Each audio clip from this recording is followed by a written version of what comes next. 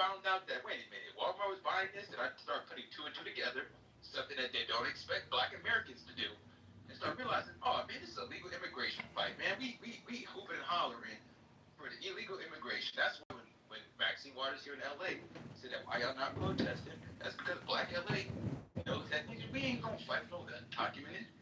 So yeah, it's not. Nah, none of this shit's organic. It didn't matter if it's organic. Like doing this to front off Donald Trump, that don't mean shit. I swear to God, that don't mean shit. Because that same thing with the BLM shit, where you got George Soros paying for that shit. $10 billion was raised, and not a money went to the Black community. Like, stop it, bro. Like, and Warren Buffett too. Black communities, if anything, Black communities ain't fighting for damn politicians. Why only goddamn political parties? Thank you. I'm touring the Black community now that George Soros is not a thing. George Soros is a thing. He's not a thing just because you say he's not a thing. He a thing. No, Sean. I want Sean to answer. Yeah, what happened? George Soros is not a thing anymore. We're not talking about him anymore. So Trump and his... He's a large donor, man. Wait, you talking about? Wait. Let me finish my question. Trump is in office. He has his people with him, his ticket fans, the cacatocracy, right? That's fine. So now that they're in office and they're doing their thing, so how much of the funds you think that George Soros supposed to have been given to the Black people? Is Trump's people doing the same thing right now? Are they giving to Black people as we speak right now because they're in power and they have whatever they got going on? Are they giving to Black people right now? I mean, we don't have. What was the question directly? Because I had to get some food. What is Trump doing specifically for Black folks in America? Please do not bring up the what do you call it, the Take Act, because not everybody's in prison, so that's not a thing. But you said, what has he done to help the Black community? Yeah, specifically to help Black people. Not everybody was getting shot by police when we was out there marching about that shit.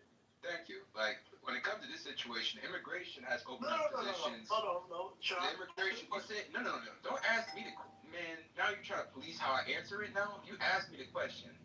I'm about to answer it.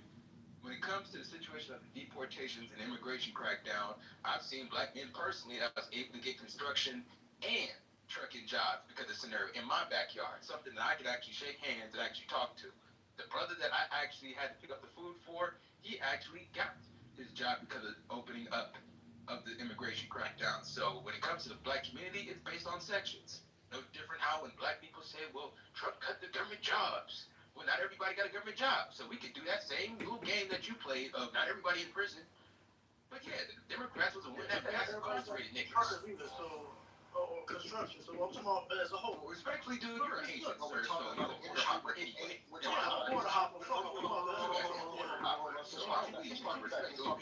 talk the facts. So we are talking about an industry that has an 8 million job gap in the labor market. Construction and trades. 8 million job gap. That's what the illegal immigration is for. So any Black American, 8 million, how many times does 8 million go into Black America? About 4? 5? 6? So there you go. There's jobs for about 20% of Black America. If we only make up 13% of America, we think we're worthy of legislation and 13% means something. So if we're getting 20% of our community potentially jobs, then that should mean something. Yeah, man, since people want to get disrespectful, God bless you, Sean. Just remember I said that to you. You shouldn't ask, what is Trump doing for Black America? You should ask, what is Black America doing for America? You know what? That's an honest question. Because let me just tell y'all this right now. We're going to play a game. Y'all know I like to play. That is a good question, King. Right? Okay. I'm answering that question. With this game we're about to play right now, it's called I Am White Supremacy. So everybody in here today, for the next 3 minutes, you are a card-carrying member of the Klan. You are a card-carrying Nazi Party USA. You are anti-Nigger. Now, if anybody was to ask you, how could you have such extreme views against the Black community, what would you say as a white person to back up your views? Somebody chime off the mic and be honest, keep it real with me. Why don't you like niggers? Because them niggers is lazy.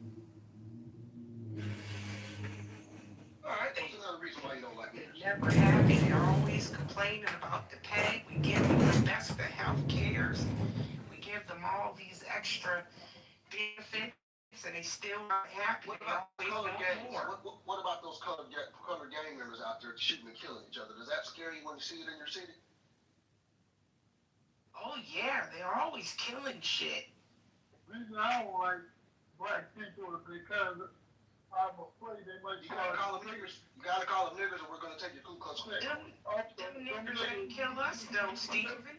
No, them niggas is going to take my dad out and then pregnant her. I don't want that to happen. And then they moving in our neighborhoods, bringing the Well, rats and the roaches. That's why I like that nigger Umar Johnson. Every time he sees a nigger trying to talk to one of our daughters, he jumps in the middle of it. So I actually like the nigger Umar Johnson. He's trying to do these niggers the right thing, gonna save their asses from trouble. Jimmy Ray's house, trying to talk to one of Jimmy Ray's daughters. I'm gonna make sure you meet this 30-6. And I ain't talking about that pussy ass gun they shot Charlie Kirk with either. This will take your whole goddamn head clean off. Although we are hoarders, them niggas sure know how to bring some rats and roaches to the neighborhood.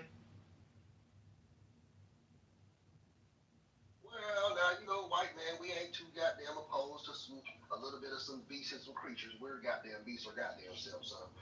You can miss me with the rats and the roaches. They was there before the niggers got there. I keep it 100 like the niggers say. And they litter. Every time I see them at the light, they litter. Acting like So that you could get into first grade, and then push along so that you could get into second grade, and so on, going up and up. And then you went to high school, and this was a great transition in life. And now the pressure is being put on. You must get ahead. You must go up the grades and finally be good enough to get to college. And then when you get to college, you're still going step by step up to the grade level to ready to go out and fall behind. And then when you get out into the society world, out of the struggle for success. See, the Jews came here with the Italianos when they started organized crime rings, robbed American lawmakers, robbed American banks, they When made you're about American 40 or 45 years taxpayers old in the middle of the life, money we had to you spend wake up one day on and say, those damn organized crime. I've arrived. I feel pretty much the same as I Now was. here come the niggers. In fact, I'm not so sure All that I this don't time feel that later. we've cheated. Now they want to be Gambino. Listen to the niggers, right? You didn't see it. They're My trying to goodness, be don't you Jews. remember when you went first to school?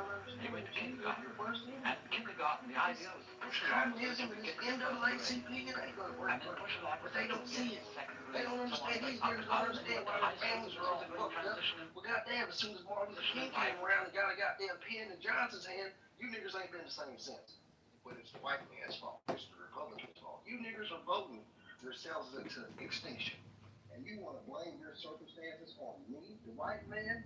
I gotta pay bills too.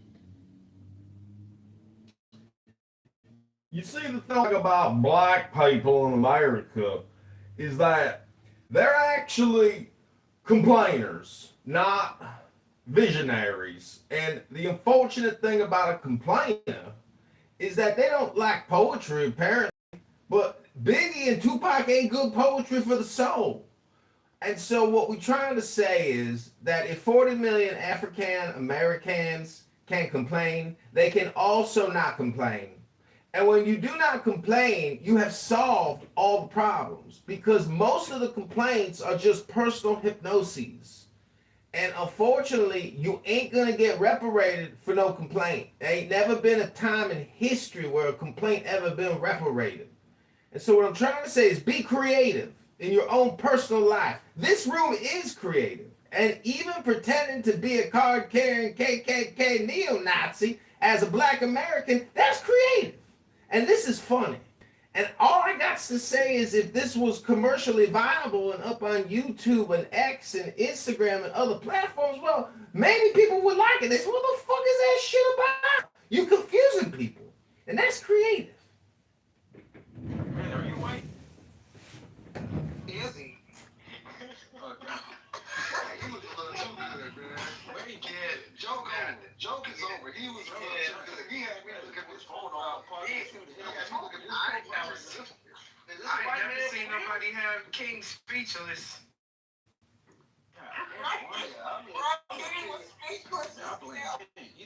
He don't know what to say to that shit. Look, he channeled an actual wind.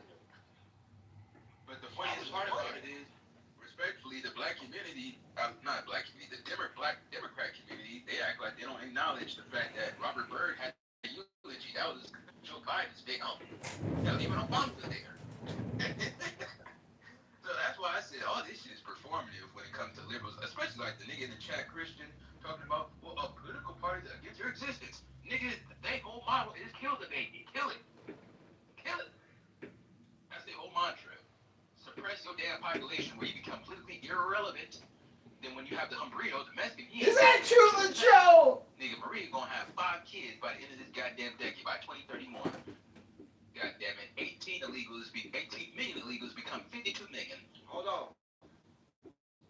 Y'all ever notice how them little Mexican babies be fat than the motherfuckers? Them little motherfuckers be good as shit. They be like, oh, come here, little Cholito, come here, little Cholito. Them motherfuckers be in the stroller. They be in the stroller. Check it out. They be in the stroller. The mama got a Louis purse. The daddy rocking the newest J's. You know, they be getting them haircuts now where they almost look like a nigga from the side. You know, a fade be better than your fade. Got a nigga looking in the mirror. What the fuck going on with it now? That nigga got on a Bulls jersey, some J's, and some jeans. The kids got on all the latest Nike, all the latest fashion. The little baby be in the goddamn stroller. 5 months, 100 pounds, with fat wrists and gold chains. You know them goddamn little Mexican babies be having them little gold little bracelets. Y'all seen them? They be having a gold little Mother Mary, Virgin Mary around their neck. They got gold, and they only be one.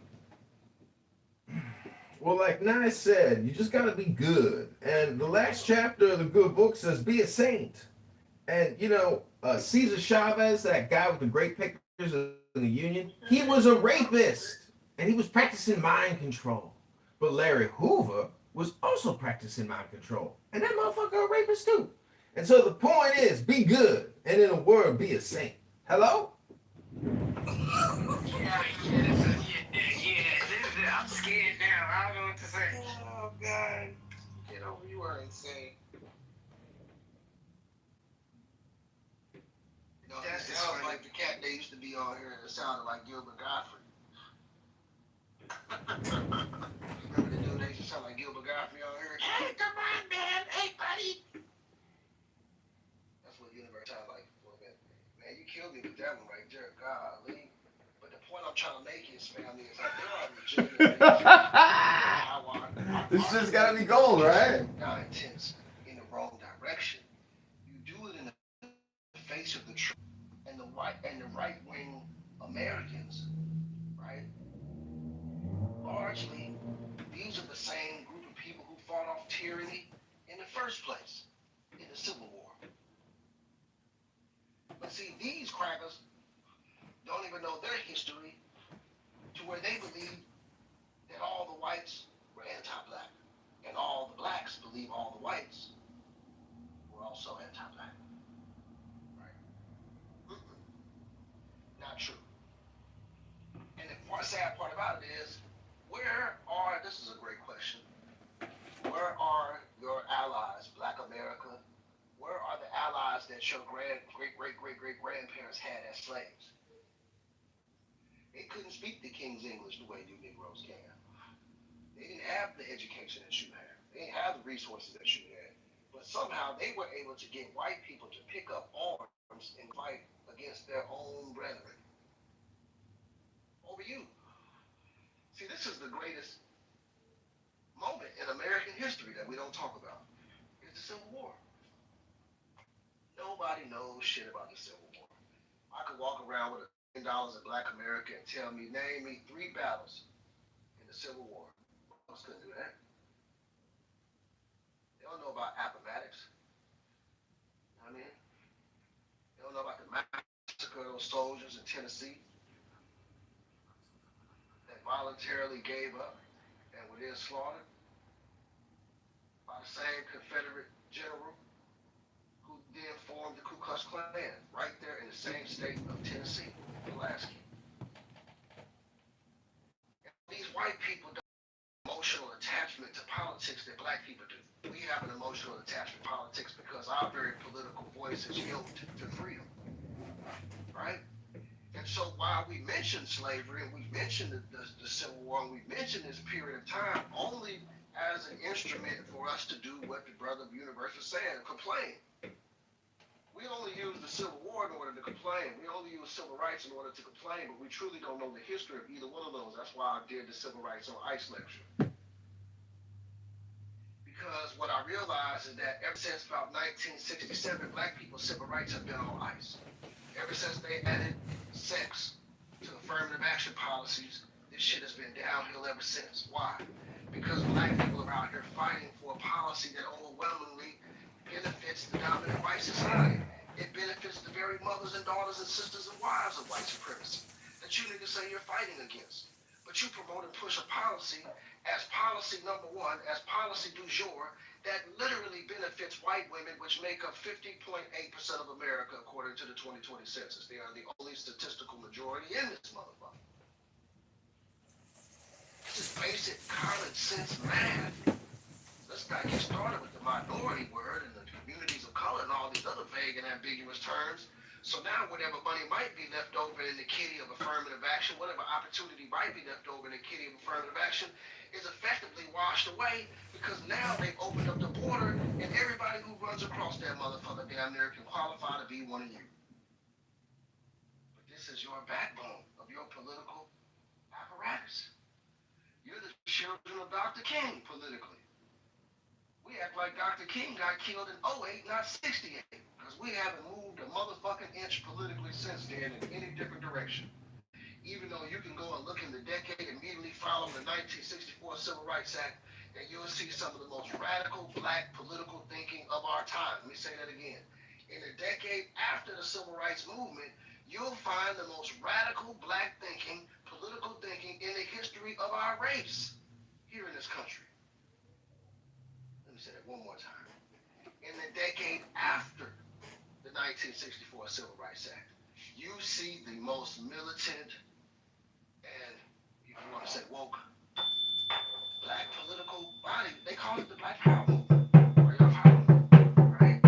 So why in the fuck today, 60 years later plus, are we still practicing the politics of 64 and 65 and 68 when the brothers in that era completely turned away from the political apparatus because they knew the solution was bullshit?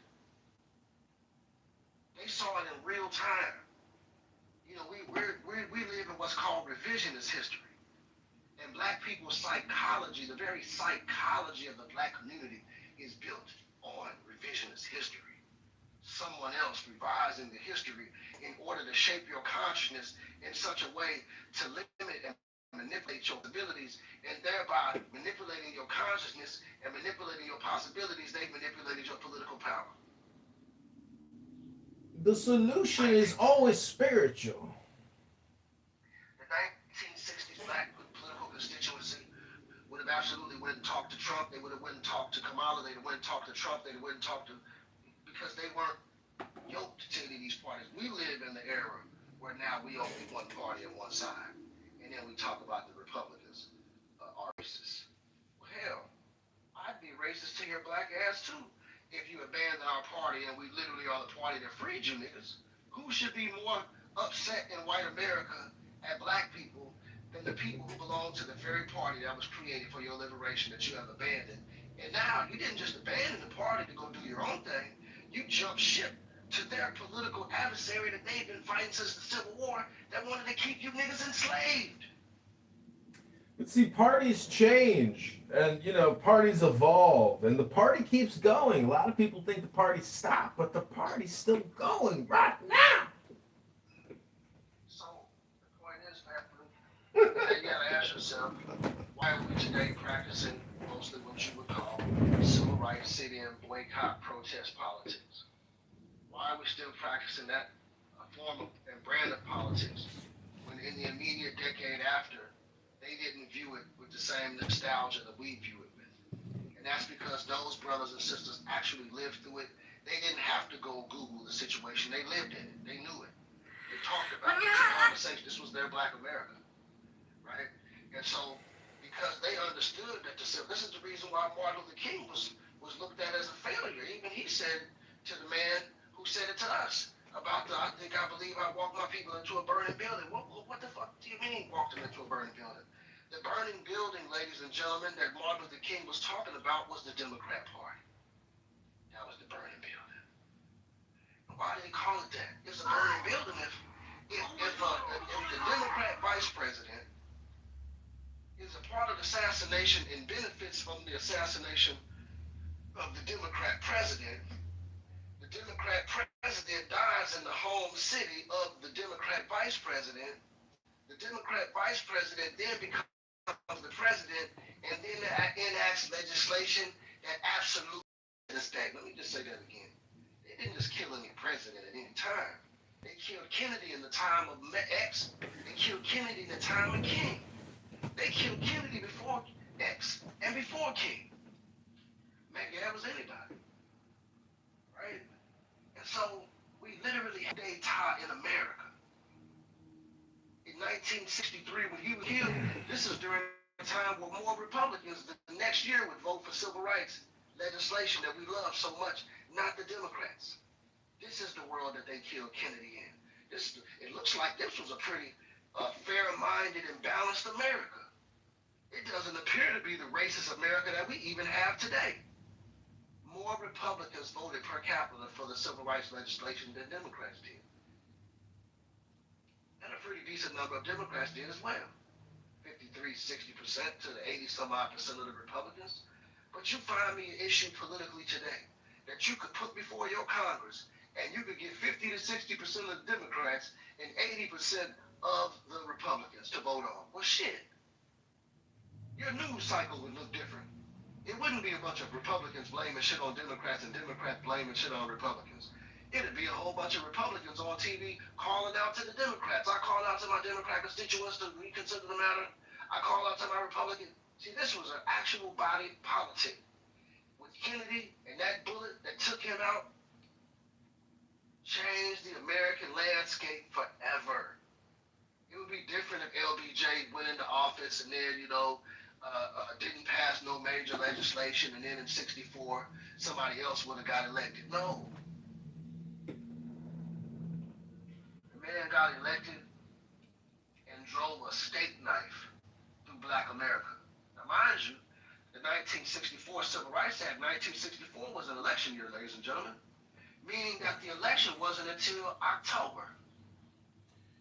But the truth always comes out. And the truth about Kennedy, about his death, that truth is out. It was the Pentagon, it was the CIA, it was LBJ, and the truth is that George W. Bush Sr. is dead, and Donald Rumsfeld is dead, and Richard Nixon, he dead, and Kissinger, he dead, and then one day everybody gonna die, and then J.D. Vance is gonna be gay, and Marco Rubio is gonna be the president.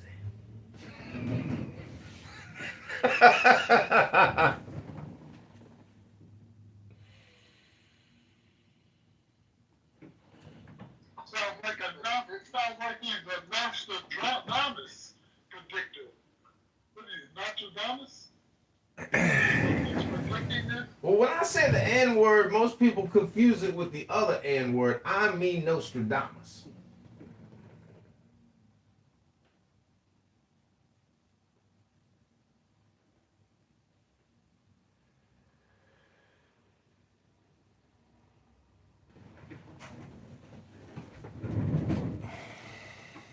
Well, Kamala Harris is gearing up to run again.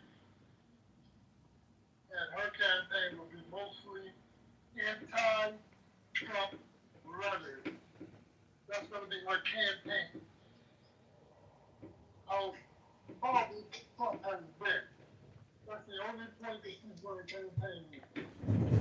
That's all she needs. You know that, right?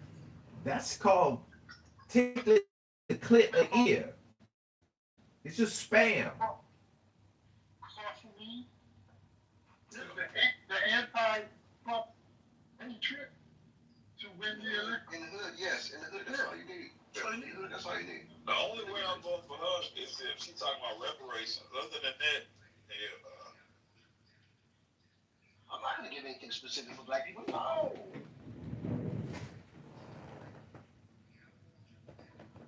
When she run again, you Negroes are going to be running to the polls to vote her back into office.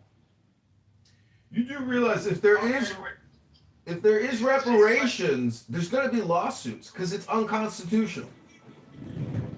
Reparations. She ain't get my vote.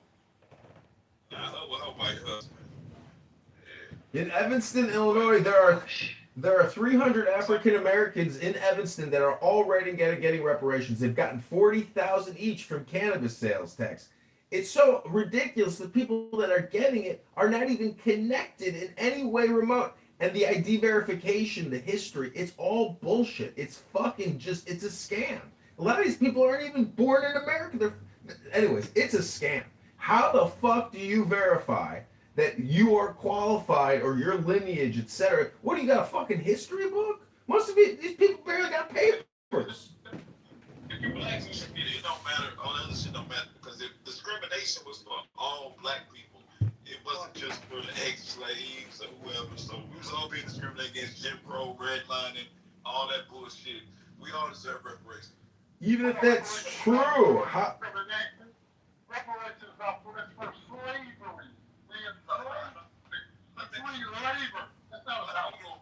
Reparations for mistreatment of black people. No. I mean, Slavery too. Like, they need to be a little extra. But yeah, it should be reparations for Jim Crow laws, reparations for discrimination, and reparations. redlining, eminent domain, all of that shit. But look, Baghdad, no, nigga. That's why y'all kind of in heat right now with this whole reparations thing because y'all trying to include all black people. It's not for all fucking black people. Now, personally, personally, I don't think that niggas, and I do mean American Negroes is gonna get anything from slavery because them funds is already allocated to the slave owners at that respective time. But for shit like eminent domain, in which a lot of the motherfuckers wasn't even over here for, up in the 50s, shit, even up until damn, I can't even remember. Fuck that, it don't matter. Even mass incarceration. Like, we should get reparations. The massacres up in the early 1900s. Yeah, You could. The Red Summer of 1919. I muted you so one person can talk at a time. Thank you. you welcome. That's on King now, because he was just going to go into what I was going to start talking about. Yeah, but yeah, if she have a because nobody talked about reparations last time. Like, I didn't like that shit. If she talk about reparations and have a plan for it and put it on the table, then I'll look at it. If she don't mention it, I ain't voting. But then again, if J.D. Vance, if he say, hey, he doing reparations, I'm voting for his ass. So whoever pushing reparations, get my vote. Whoever not get my vote, I'm just The not going to security vote. canine is saying yes. But why would the security server? It can't make arrests.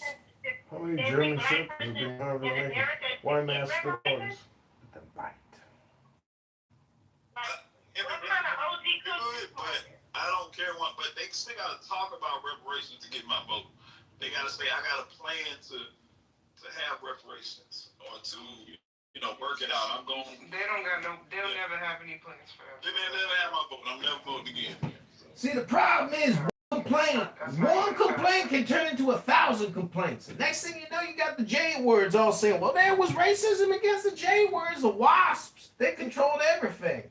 So one complaint turns into 10,000 complaints. And then you got a Chinese person, then you got a South Korean and a Vietnamese, and then you got other peoples that are going to complain too and say, what about us? Especially the Native Americans who were genocided and the whole goddamn country was taken from them. So you think a couple casinos for a few billion is enough? When the African-American community is asking for 1.5 trillion or 100 trillion or 1,000 trillion? Hello? University, that's what you're wrong there, because, well, for one, a lot of that shit It's hilarious. But for two, all of them communities that you just named all got reparations for whatever the fuck that they so they can't come back and ask for more, even though a whole nother demographic is asking for what got her fucking place. But once again, we can't advocate for reparations for slavery if that was even the case, right? We would have been got that shit fucking years ago when they first started. We would have been got that shit. They don't want to do it because they want to prove that y'all was enslaved for one. For too. I put me up there. We can't all agree upon one fucking moniker that we could go under, whether it be FBA. So I like Solani. Y'all niggas call me Solani. You just said it. You said you like what? So everybody come up with their own title. So what if somebody Solani? Solani. Hello? Solani? Kind of. I'm about to put it up in the chat. Listen, I want to ask for reparations. I want it to be known. Hold on, Universal. Because I was going to say, I don't know how we got on the reparations, but I'm going to just throw my little 2 cents in here and say this. If the survivors of Tulsa could not get reparations, and I know there's a lot of people that want to argue that shit was worded and they filed for the wrong shit, all this weird shit, whatever. I don't care if they filed or didn't file. If the survivors couldn't get it, I don't know why anybody would ever think that they're gonna allot some shit from 100 plus years ago. But that's either here or there. What about the Republican veterans that died in the Civil War and the hundreds of thousands and their descendants? Why can't they get a little bit of that cheddar? Hello? So it's interesting. The Jews are the only ones that get reparations and they didn't work for it.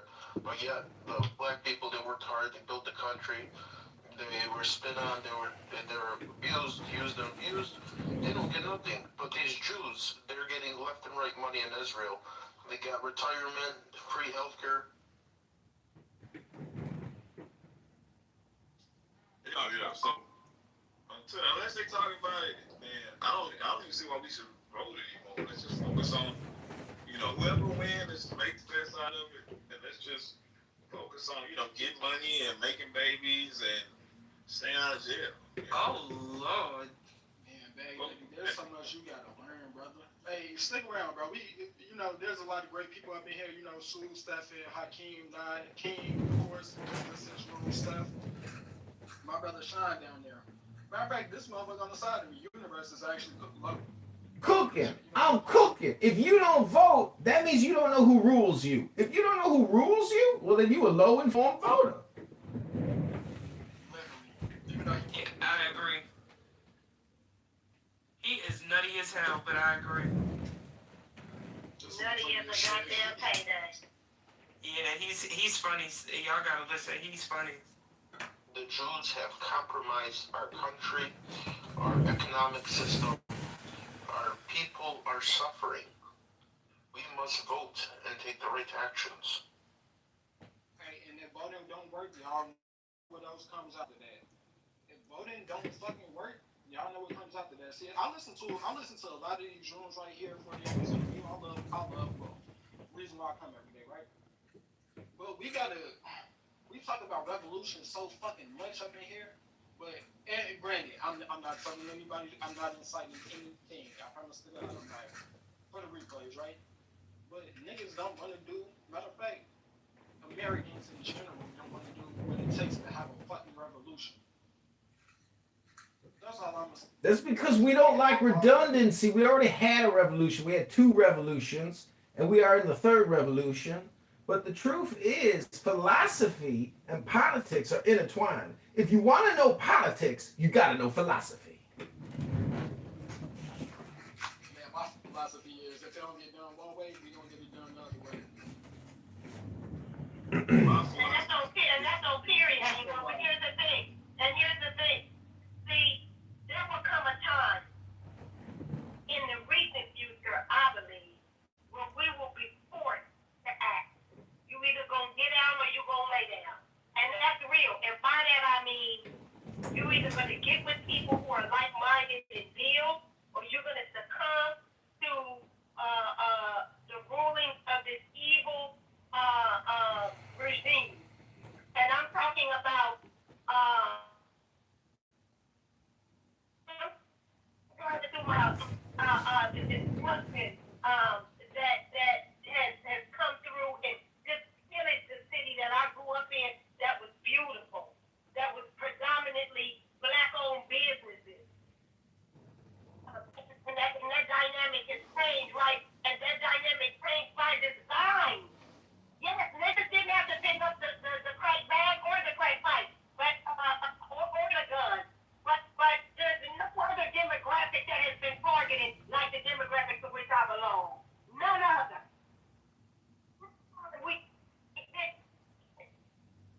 Steph, you in the Matrix, baby. The demographic war is real, as someone said earlier. When Senorita Maria has 8 children, and now the Black American is a minority, well, then you're gonna complain just like how the Palestinians are complaining or the Jews are complaining, because it's a demographic war, and you know it. And when you lose the majority, you become the inferior minority. Ain't that the fact? Hello? You only, but the only way to win is to populate. We gotta fuck our way into victory, but we don't want to do it. We don't want to have kids. Oh my God. It's like this is democracy. So I'm gonna have more people, and then one day we might look up and have a majority, and then we might vote. But until then, we ain't even gonna vote. We just gonna make babies. More kids in this fucking shit? Hey, no. So I'm gonna try to have 100 babies. He actually. My brother gonna try to have 100 I babies. hope not talking like that. Try to get them to have 100 babies apiece, and we just gonna see what happens. Yeah, no, raise your IQ level before you do that, but I'm not opposed to you doing that. Hey, so he actually kind of right in the sense, it's just not put into the right context. Yo, like I was saying up in this room before, I think it was this room, kids bring wealth whether we know it or not. Reason why, there's a lot of women, and I'm not going to put that on, just anyone, but there's a lot of women out here that is having children because they understand the benefit from it. Now, granted, right? Look, oh, damn, where the fuck this nigga go? I don't want to say this shit for him specifically, but fuck it, put it on. Look, we in a losing battle. Why? Because we're not having any children nowadays. The dominant society, they're kind of. This is probably the worst quote, and I'm gonna think of a better one. Like 5 seconds. But the only thing that comes to mind is Chuck Bass answering the phone for a girl he hates, and he was like, Georgina, to what do I owe the displeasure? And I've used that line so many times.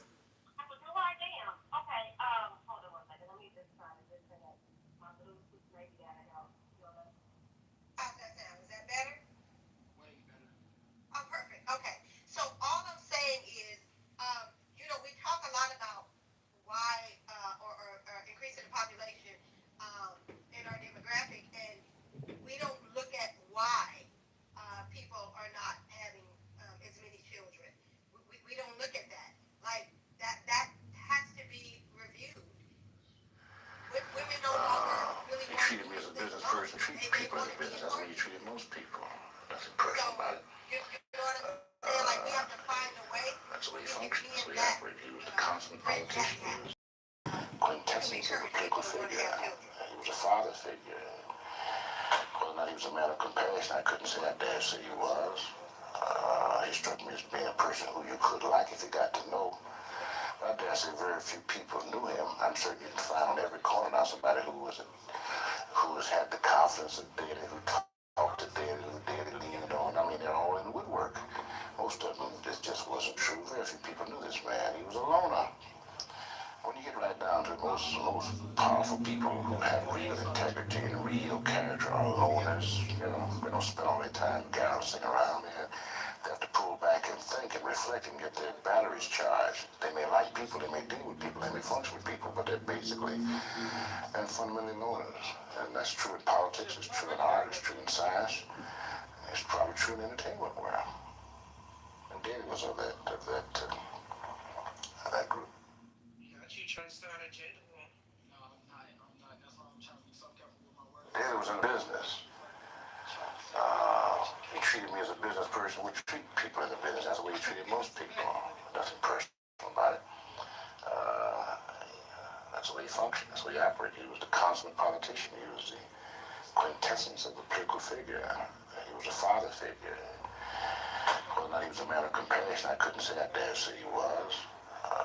He struck me as being a person who you could like if you got to know. I dare say very few people knew him. I'm certain you can find on every corner now somebody who has had the confidence of Daddy, who talked to Daddy, who Daddy leaned on. I mean, they're all in the woodwork. Most of them, this just wasn't true. Very few people knew this man. He was a loner. When you get right down to most powerful people who have real integrity and real character are loners. They don't spend all their time garrisoning around here. They have to pull back. We could say that economical strategy. David was in the business. Hey, FTO, first day out, bitch. Fuck the Fed, walked out the jail, I saw 6 months. I just got out the book. There's a real showdown shaping up between Mayor Brandon Johnson's allies in the Chicago Teachers Union and the new leader of the public schools. It's over the union's demands for schools to be closed May 1st for a day of protest and activism. I'm WGN-TV investigative reporter Ben Bradley. You might be surprised by some of the union's proposed lesson plans for that day of civic engagement. In addition to the history of May Day and the labor movement, we've reviewed documents being circulated. They include a section on youth organizing against authoritarianism. It also suggests students should be asked to describe what hardships are people in your community facing since Trump was reelected. WGN political editor Tamon Bradley pressed the union leader. Why involve the students in that? We're not trying to involve the students in that. We're actually trying to involve the entire country in on this. The benefit of making Certainly once they get reparations and they know where the funding was throughout the country, they were spit out and they were abused. The pushback is I'm looking at today's time. I'm looking at men and women now. So Congressman, you're sure Elon Musk is a fascist? I'm looking at this whole poly, quote unquote, epidemic and how women are not really in favor of that. That a lot of men today are trying to pick up on and trying to implement here that their women don't want here. So I'm looking at all these different dynamics and I'm just saying it sounds good. You know, I'm on board with you because I think I've said something similar to that not too long ago. I agree with that. It's not that I disagree with you, but I'm looking at today's time and I'm saying never gonna make it. Okay, I see where you and Steph coming from, right? Y'all not wrong at all. I think it's a difference of perspective, but I pose y'all this question though: how many of y'all did y'all genealogy and found great uncles and great aunties? A lot of them at that. Of great uncles and great aunties from y'all great granddads back. Satellites, it's coming. There's actually having your great uncles and great aunties. Of course, we can say that we found that, but it's at the end of the day, you know, that family structure is important. And at the end of the day, you know, we're not gonna, you know, I don't care about if people choose to just, you know, have their own contract or if they choose to go, you know, do it in the system. By all means, your choice, right?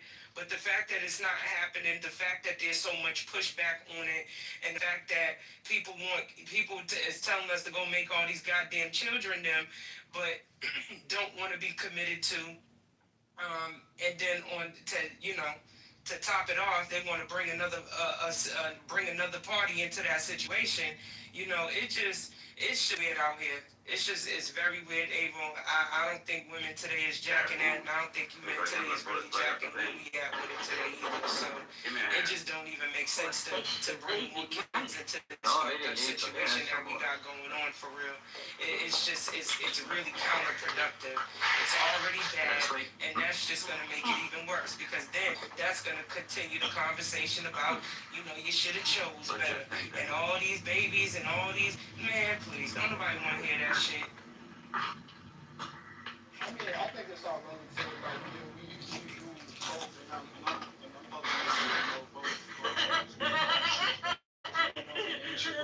before we even lay down and have kids. But this one from I didn't go to sleep. I was laying down with, and I knew I did not want to do they do the same. Now look, sweet. One thing I really on is the timing, right? So I feel like, you know, we as black people, so to say, or black Americans, I feel like we gotta dominate the industry first before we even have a population, right? Because they know fix what we're talking about. Half of it is, say, economics. I'm fed up with it.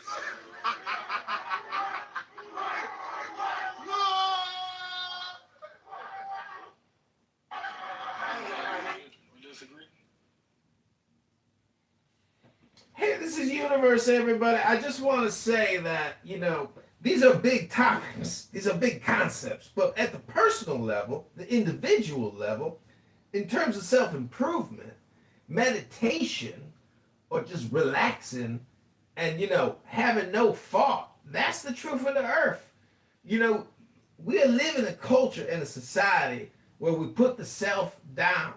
We constantly are essentially, we're racist against the self. We are prosecuting and we are bigoted against what is the self. So all I'm trying to say is, baby, that the perfect way to optimize for yourself and for your country and for the earth is meditation. What is meditation? Can you teach me a class on meditation? If you can do that, baby, you are the earth. Hello, this is Universe.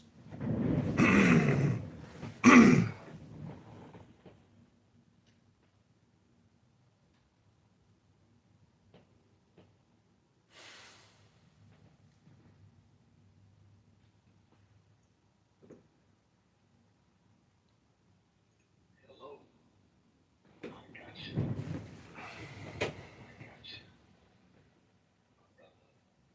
So, Avo, how do the Negro Americans and the American Indians, how do they align these two groups?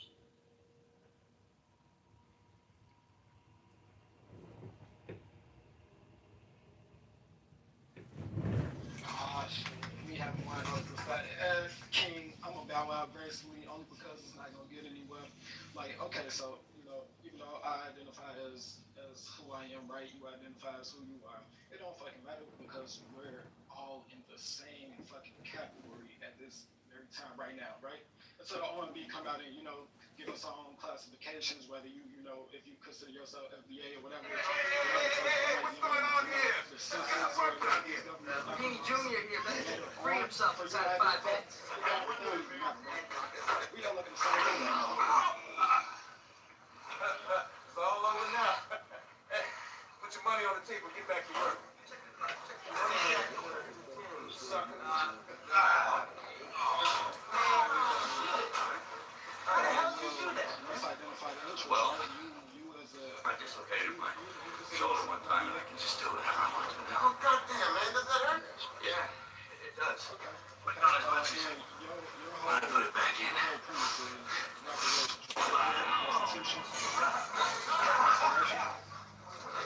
This is Sigmund Freud. Why the hell do you do this to yourself, Riggs? Well, who else could I do it to? I mean, none of them will let me.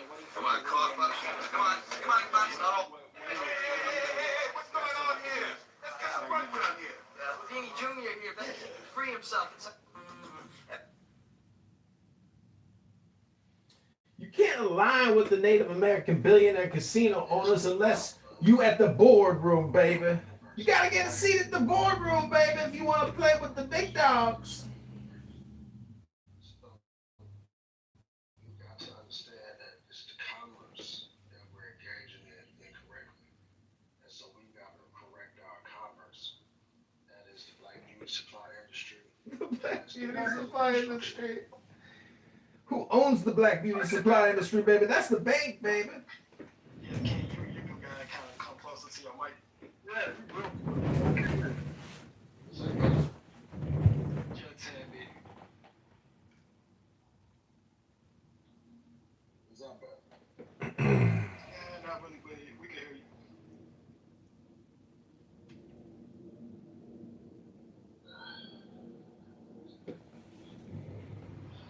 So I'm saying the thing is that we gotta have the black beauty and the commerce game change. The black church is giving billions of dollars away to white Jewish banks.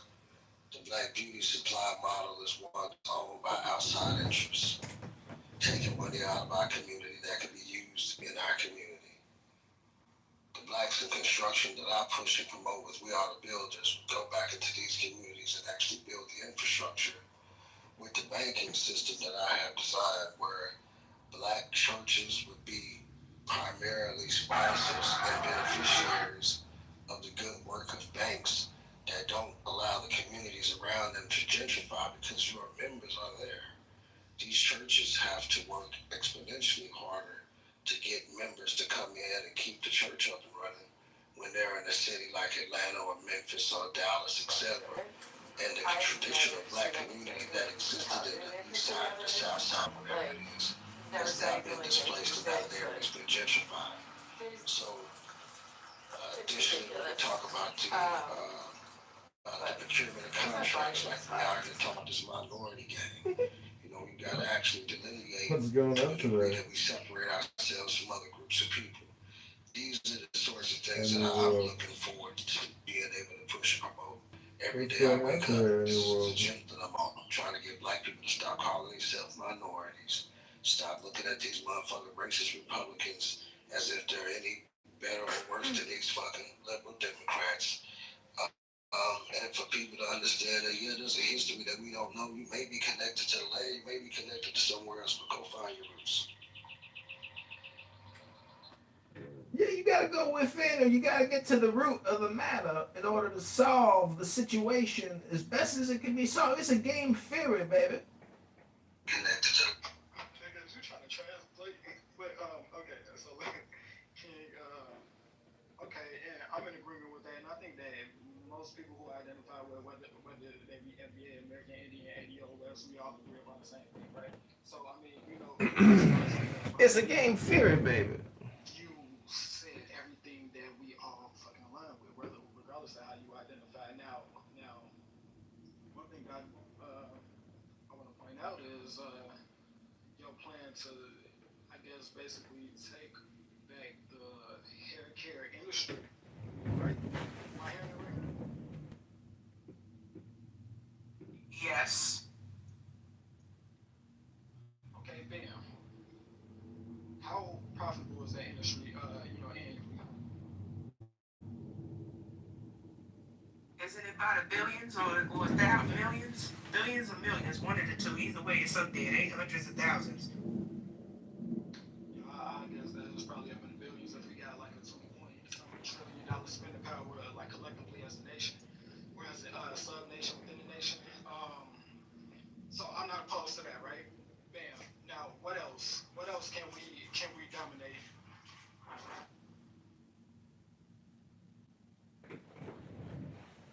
Baby, you could take over the whole fried chicken market in the whole goddamn country if you could get the people organized. Period. Well, sure can. Because when you got white people on YouTube talking about they can taste some chicken and said all of a sudden they're black, you sure can. So, culinary, like food. Okay, cool. And you know what? That's definitely feasible. Now, what I'm thinking is, right, cornering the market. Because once we, regardless of how you identify, take over any industry, there's gonna be a lot of curveballs, a lot of obstacles, a lot of fucking hurdles to jump over, right? Defunding. A lot of shit gonna get defunded. I mean, shit, we see it up in our inner cities every day. I was just talking to somebody on Facebook within Minneapolis, right, asking about a lot of our inner city schools don't have the funding that these schools on the outskirts have, right? So we know why that is. So what I'm saying is, instead of just focusing on one, two, even a few, we got to focus on at least 10. Now I could be exaggerating that number, right? But this is just how I see it. We got to focus on 10 because once one become compromised, then we got the other to fall back on. Once the other become compromised, we got the other to fall back on. Shit, we need to just even figure out a way to start creating industries in order for us, since we're so fucking far behind, in order for us. Is that my man, baby? Make a baby. Fucking wealth gap within at least like 2 generations. That's just how.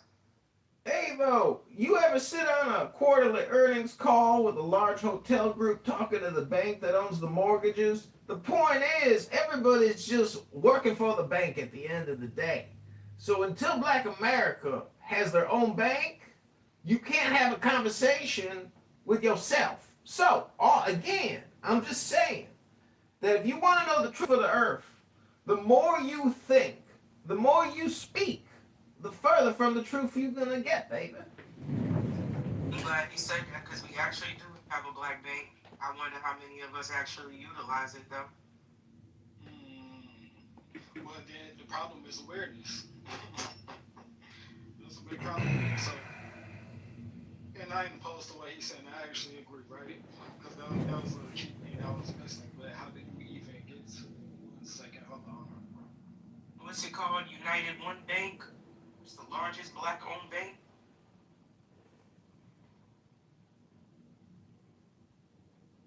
One United, not United One.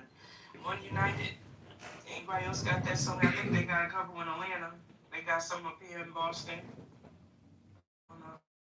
See, Black Power has to incorporate the political, the financial, the philosophical, every component of what makes Black America great. It's multi-diversified and extensive.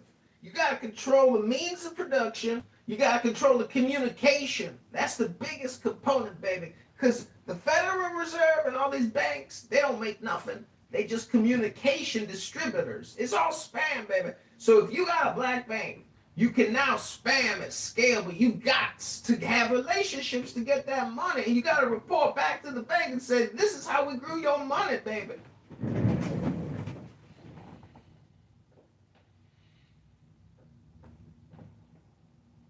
My bad. Where we left off at because I had to talk to one of my coworkers. Brother Steven's about to say something. No, I was just saying that I had put some money into that black bank. What was it, First United Bank or whatever it was? I went online. One day, I put some money in there. But then they started all these fees. They charged me and my initial principal was shrinking. I put $1,000 in there to see how it goes. But, you know, it just seemed like there's a monthly charge, this charge, that stuff. So I took my money out, put it back in the white bank, Capital One, where they don't charge me anything. Sorry. See, Brother Steven, you don't be giving things a chance. How long has One United Bank been around for? And don't it take a little time for them to build up and all that stuff? Yeah, it's been around for a while. But, you know, it's a black banking name, but, you know, it's still controlled by white folks. Of course, the industry is controlled by white people, so they can't get around that. They regulate. But, you know, I always try to support black businesses. And I went down that, did that, but they weren't supporting me. They was ripping me off. That's what I thought.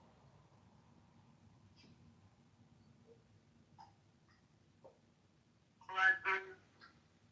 But, you know, good concept. It's all about the experience, baby, the happening.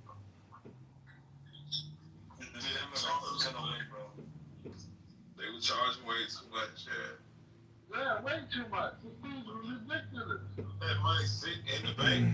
Like, I wasn't even doing nothing. I just put money in it just because it was a black bank. Like, I wasn't doing nothing with it, really. I did the same thing. I did a black bank, I put some money in it, and let me see what it do. You know, but if it didn't do anything, I would have been okay, but they gonna take it my money. Same, I would have left it in there. Yeah, but take it my money. Yeah, but Steven, look at it this way. It's just like Clubhouse. Some people get paid for content. Some people are the content. Some people don't get paid for their content. And some people will spend their whole life listening to content and never get paid for it. Hello?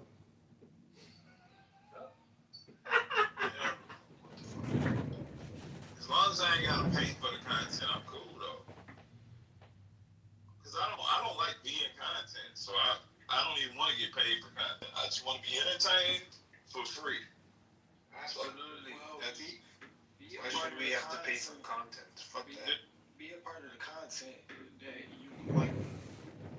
You see what I'm saying? Like, pay for the content you would like to be a part of. That's all I'm trying to say. Damn, my bad. I just want people to entertain me all day while I'm, doing deliveries and shit like that. Facts. Why do we gotta pay that. Everybody wants money now. We related to the topic. Yeah. He don't want to bank with a bank that charges him money. It's the same principle of content. Paying for it, getting it for free. Or there are people that get paid for their content. How the fuck does that miracle happen? Hello? Yeah, but I don't care to get paid for content. You know, I don't care to get paid for. I don't want to make content. I just want to be entertained for so many hours, and then you know, you niggas. I get it, but that's the food chain, baby. Because this app, the owners are getting paid for the content that we are creating for them right now. We are the field workers. Working for the white man in the White House on the plantation. This goddamn app is the new plantation. I'm start a revolution universe. Let's get the plantation. Why do you still want? The plantation. Why do you still want? Because he's waking up the slaves. He's waking us up. Oh yeah. Right, universe, you're waking us up. Sounds like he's one of us. He is one of us, but you know, in every slave plantation, there gotta be that one woke slave that wakes up everybody so we can revolt. I mean, the slaves they don't have the opportunity to get paid. Y'all got the opportunity to get paid on here. Y'all just not utilizing it right. But let's relate what you said to real life, Daddy. You just want to be entertained. That's most people's fucking problem, right? Not saying it's a problem with you. I'm not trying to attack you. I just want to, address what you're saying. Fuck, my background loud. Hold on. Yeah, but can I just say this real quick? You know what I mean? I feel like nowadays in 2026, pay for everything. That's the fucking issue. Some things you don't deserve to get paid for. If you're talking about Clubhouse all day, why the fuck you need to get paid, man? Who the fuck are you, nigga? You don't need to get paid. Well, if you everyone wants to get paid now. What are you doing? Who are you? If you're generating revenue for an app and you're not getting nothing from it, but they benefit off of you, then don't you think you should get paid? No. Go to Kick. Go to Twitch. Go to Twitch. Start your own brand. The problem is a lot of people on Clubhouse are anonymous. You don't actually have a fucking brand. Therefore, you should not be fucking paid. Who the fuck are you? Nobody knows who the fuck you are. You just chat shit. Not only that, you are the random people coming here and everybody's having a beer. If you really have a talent of creating content, then you will go on platforms where you could actually make money, like, for example, YouTube, Twitch, Kick, these places. And we're gonna see what the market really values that. But the reality, people come up ain't really that talented. I highly doubt that. I mean, I highly agree with that. But hold on, I got you. Because there's a lot of people in fact who should be getting paid for his content. He follows me, but he has his own platform. That's what I'm saying. Yeah, he got his own platforms. He utilizing his brand and putting it upon a app where he gets paid. And he putting it across a couple of apps. Now, if you don't have a brand and you don't know how to capture people's attention, that's on you. But the opportunity is still there. Why? Because the app itself pays you. Why shouldn't you get paid from an app that pays you and have the potential to? Because they tell you, I don't want to pay you, so therefore you gotta leave the app, bro. Niggas, people gotta stop begging. It's like people who drive Uber and then they demand Uber to pay them more money. Nobody forced you to drive Uber. Nobody forced you to be on Clubhouse, right? That's the thing, bro. You chose to come on Clubhouse and now you're demanding to get paid. No, fuck off. Go somewhere where you can get paid. That's how I look at it. Not everything you should be paid for, bro. Especially content. Everybody wants to be a content creator. I mean, but a lot of people are not that talented to be a content creator. So Congressman, you think Elon Musk is on that? People don't be having talent to be getting paid for shit, but then again, there are some people that should be getting paid. See, that's just not true. Everyone here who can speak English has the capability to actually get paid for intelligent communication. That means you have to open a book and read poetry. If you were to do that, it would actually you personally, and you'd be transmitting very high value conversation communication. Now, hold on one second. Listen to this. At this point in 2026, if you've been on this app for a few years, You have heard every conversation that could possibly be debated in every different way. There will be no new conversations on this app. Every second you spend here is 1 second lost to spam. There can be no new conversations. Admit it. Who here thinks there could be a new conversation that would pique their interest and say, God damn, that was a great conversation? No, everybody here has already heard every bullshit argument and debate that could possibly be had. So, if you want to bring something new into the communication, go get a poetry book, a good one. Go get a stoic meditation book, a good one. Get a good book and just read it on here to people. Because what's the fucking point? This app is like an audio book. So the point is you have to create it. But the easy way to do it is to grab a book. Hello? People don't want to read. They're too lazy. That's the messed up thing, bro. People need to be reading, but shit, it's not convenient. Even if you do audiobooks, shit, I count that as reading, but... Man, look, it's like this, bro. There's always going to be new wars. There's always going to be new things going on in society that we either disagree or, agree with. There's always going to be something to be talked about, new topics. Now, maybe you might hold the same premise that you always held to similar topics to these new topics, but it's always going to be something to talk about. But all I'm saying is that the app is giving out money, right, for those who do have the talent and do have the brain to capture a lot of people. Why not capitalize on it? That's all I was saying to Alpha before he left, because what he was saying to me didn't just make sense. He mad because motherfuckers is making money off of an app. Well, there's two variables. There's the spectrum, which is what the app does, which is aggregating large numbers and selling the data to data brokers who then sell it to the government. And so this app is a surveillance capital app. And there's no ads here, and the gold coin feature here is bullshit. It's stupid. Now, ain't nobody here walked away with $200 yet from this stupid gold coin fucking marketing scheme, which nobody gives a shit about. Nobody gives a shit about Plus, because nobody wants to pay for content. But everybody wants to get paid for content, but nobody getting paid for the content. That's why this app is the new plantation. Hello?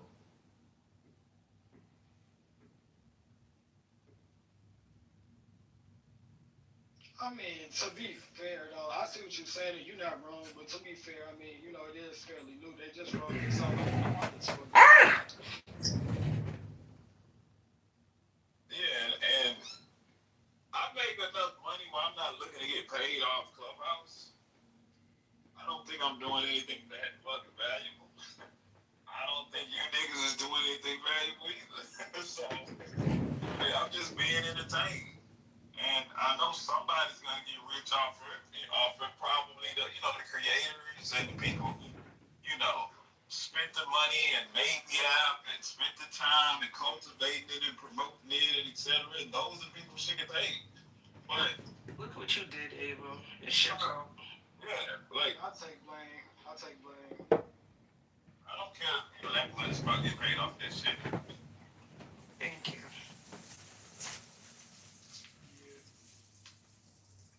We were talking about the banking system, and I wanted to hear about that, right? Because I'm not too versed into banking. I'm not too versed into APRs and YPAs, all this extra shit. So I'll give you a second.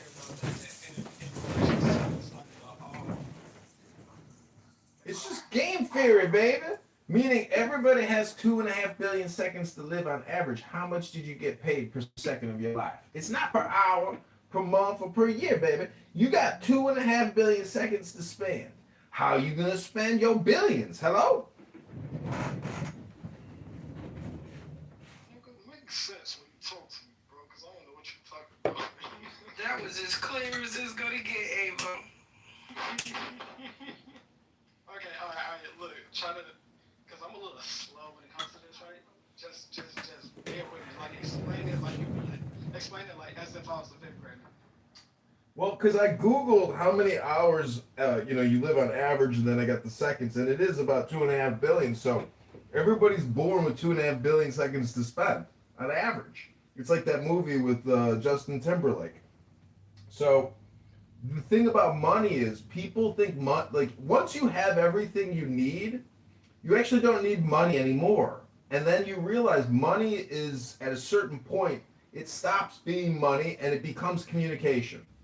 And that's what the Federal Reserve and that's what the banks do. They don't make anything. They are recipients of information. They are upstream, and everybody else who borrows from the banks and has mortgages has to communicate with the bank and confirm the situation and make sure the payments are flowing. So, anyways, I'm just trying to say that for everybody here personally, in terms of your experience or your happening, I have filled my house with books and I could read to you poetry right now. You could play music. You could drink wine. You could have fun. This app, though, unfortunately, because of all the political polarization and spam communication, ruins your experience. You need to be Michael Jackson in this life. You need to try to play music. If you don't have musical instruments, save up the money, baby, and buy yourself a flute. So, and get a good book. Look at all the no's coming at me because you're like, no, this guy's whack. No, baby, I'm telling you the truth. Have some fun. Read a book, play some music, masturbate and go to sleep. And have yourself a cheese pizza and a burger and a beer. And grab yourself some titties. Hello? That sound like a trick to the back for real. Hey, nah, all in all, though, I kind of get what you're saying. So, look, I'm focused on the communication part. I'm focused on the communication part. Now, I kind of agree with that. You got to utilize your mouthpiece, pause, you know, you got to utilize that mouthpiece in order to... Give them New Yorkers back they shit, Avo. Pause. No, but for real, you got to utilize that mouthpiece to you know, to gain commerce, to gain income. I get that, right? But in relations to banking, that's what I was talking about. I get what you're saying all in all, but in relations to the banking. Well, it's word control. If you have a complaint against white people controlling the banks, you're complaining that they control the definitions of words. And that's the truth of the earth. That's the law. He who determines what the word means is the one who controls the outcome of the situation. If you trans and you're trying to change into a different adjusted gross income and you want to get in the cum, well, my friends here on Clown House, this is your personal development moment and opportunity. You don't need to go to Harvard philosophy. You don't need to go to Brown law. You can open a book and just read it here on this app instead of listening to people talk for years. That audiobook sucks. You have to create your own audiobook if you want to change your situation. It's called using the brain to improve the brain. That's the value of the brain. Hello? Damn, I ain't gonna lie, bro. Like, funny as hell, but nigga, you worse than these word science temple niggas, bro, because I don't understand what the fuck you No lies detected. Like, goddamn.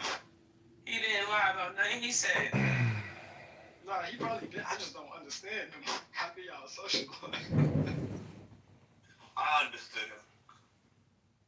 Man, somebody make it plain to me, bro. Like, this He sound like King 3.0. Facts. Yeah, he lost me at getting in the cum. Like, man. Because you was worried about the wrong shit. Over here, Mr. I want 100 motherfucking kids. You was worried about the wrong shit. You wasn't paying attention to the other shit. Exactly. We had a core message and you guys are distracted. That's true, baby. If you're going to have a kid, that's going to take away from your opportunity for your brain to educate your brain. However, if you got a kid and you ain't reading a book to your kid, well, then you are stupid. The point is, a book is the liberation that you are looking for. Ain't no man, ain't no woman, ain't no horse, ain't no dog, ain't no cat, no chicken gonna give you the liberation that a goddamn book can. And if you think God can liberate you, well, where the fuck do you think God lives? He lives in a goddamn book. Hello? Wow. So, why you ain't talking like this? What's going on here? Facts, man. All of y'all saying you see the face, bro. That's just not true, man. Wait, hold on. Our ancestors was working off the damn land and didn't know how to read a damn thing, bro, and they was striving. So what? For intelligent communication. That means you're not all of ours, but argument,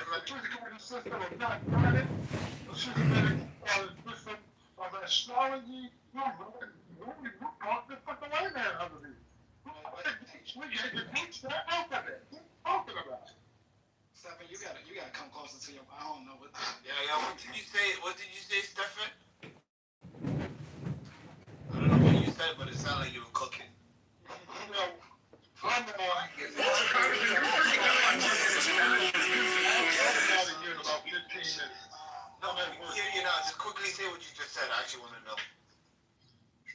Our ancestors were scholars.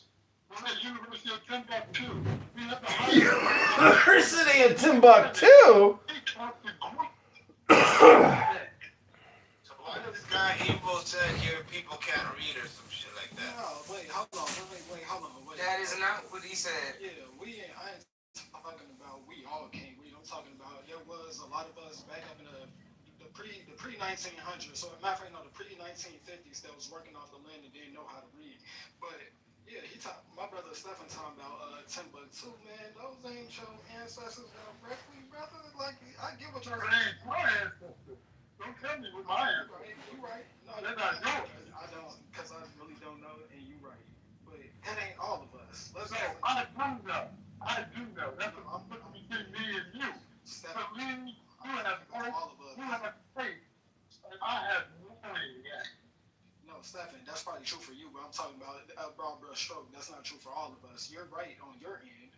It's just not true for everybody. But look, that's a whole different topic, though. That's thousands of years ago. What I'm talking about is of recent, like the last. But who's Timbuktu? I actually want to know what that is. Hold on, Alpha. Let him finish. I'm talking. Listen, let's go back to what Universe said, because he was cooking in a way, but I just need to understand what the fuck he's talking about. Y'all say that y'all understand. Tell me what the core of what he's talking about. Well, let's start when he was talking about Banks. What did you gather from when he was talking about Banks? What did you hear him say? Communication, and the flow of communication. I would have to concur with that. What you about to say, Brother Stephen? You know, he talk about everything in a book. Everything's in a book. I don't get it. But I don't know. Is this a black guy? It sounds like a white guy. It's a white guy. He's been in here since we started the room, Brother Stephen, and we was actually engaging with him. King was engaging with him when we started the when King was asking the question about let's play white supremacy or something like that. Do you remember what he was saying then? I was looking at the phone, but okay, so he's been in here since then. We've been laughing and building with him since then. I think I know what. Go ahead. No. I'm still at work. He basically highlighted the importance of banks and how they basically control everything and how we need to get more involved in the banks, right? And I said that we actually do have a black-owned bank, right? And then he started to talk about, give me a second, brain fart. Brother Stephen said that bank was charging him all kinds of bullshit fees. So he dumped them motherfuckers. His experience sucked. His Google review was 1 star. And when you mentioned reading books and stuff, Universe, can you reiterate what you said? Because I can understand the crazy shit the others can't. I can understand it. Go ahead, say it again. It's whether you read a book or you listen to an audiobook or you listen to Clubhouse, it's an experience. It's content. So you have to program your contentment, and if you want to change the game, you can't listen to Clubhouse. Clubhouse can't change the game for you. It's the same conversations repeated 1,000 times, 1,000 different ways.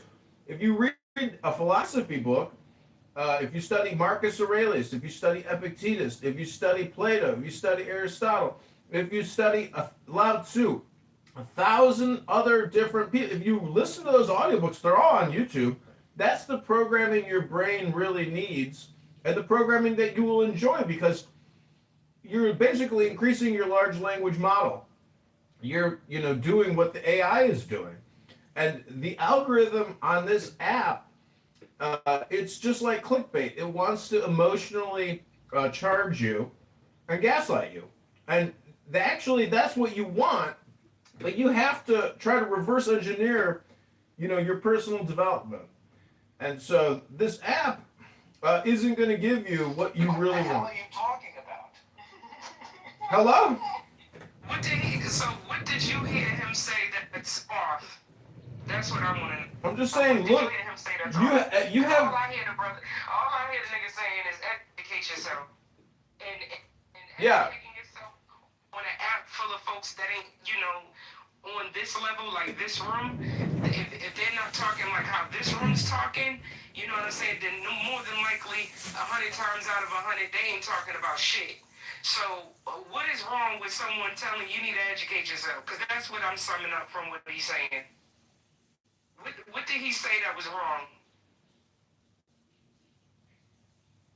He said, read a book, fucking, listen to music, masturbate, and go to sleep. Brother Stephen, that's what you translated it to? That's what he said. That's what he It's said. crazy. That's what he said. I don't repeat what the man said. Sounds crazy. Bro, all I'm getting from this is we are the commerce that these banks capitalize on. That's kind of what I'm getting from what Universe talking about. On top of like the last Friday he said, right? Go read a book now.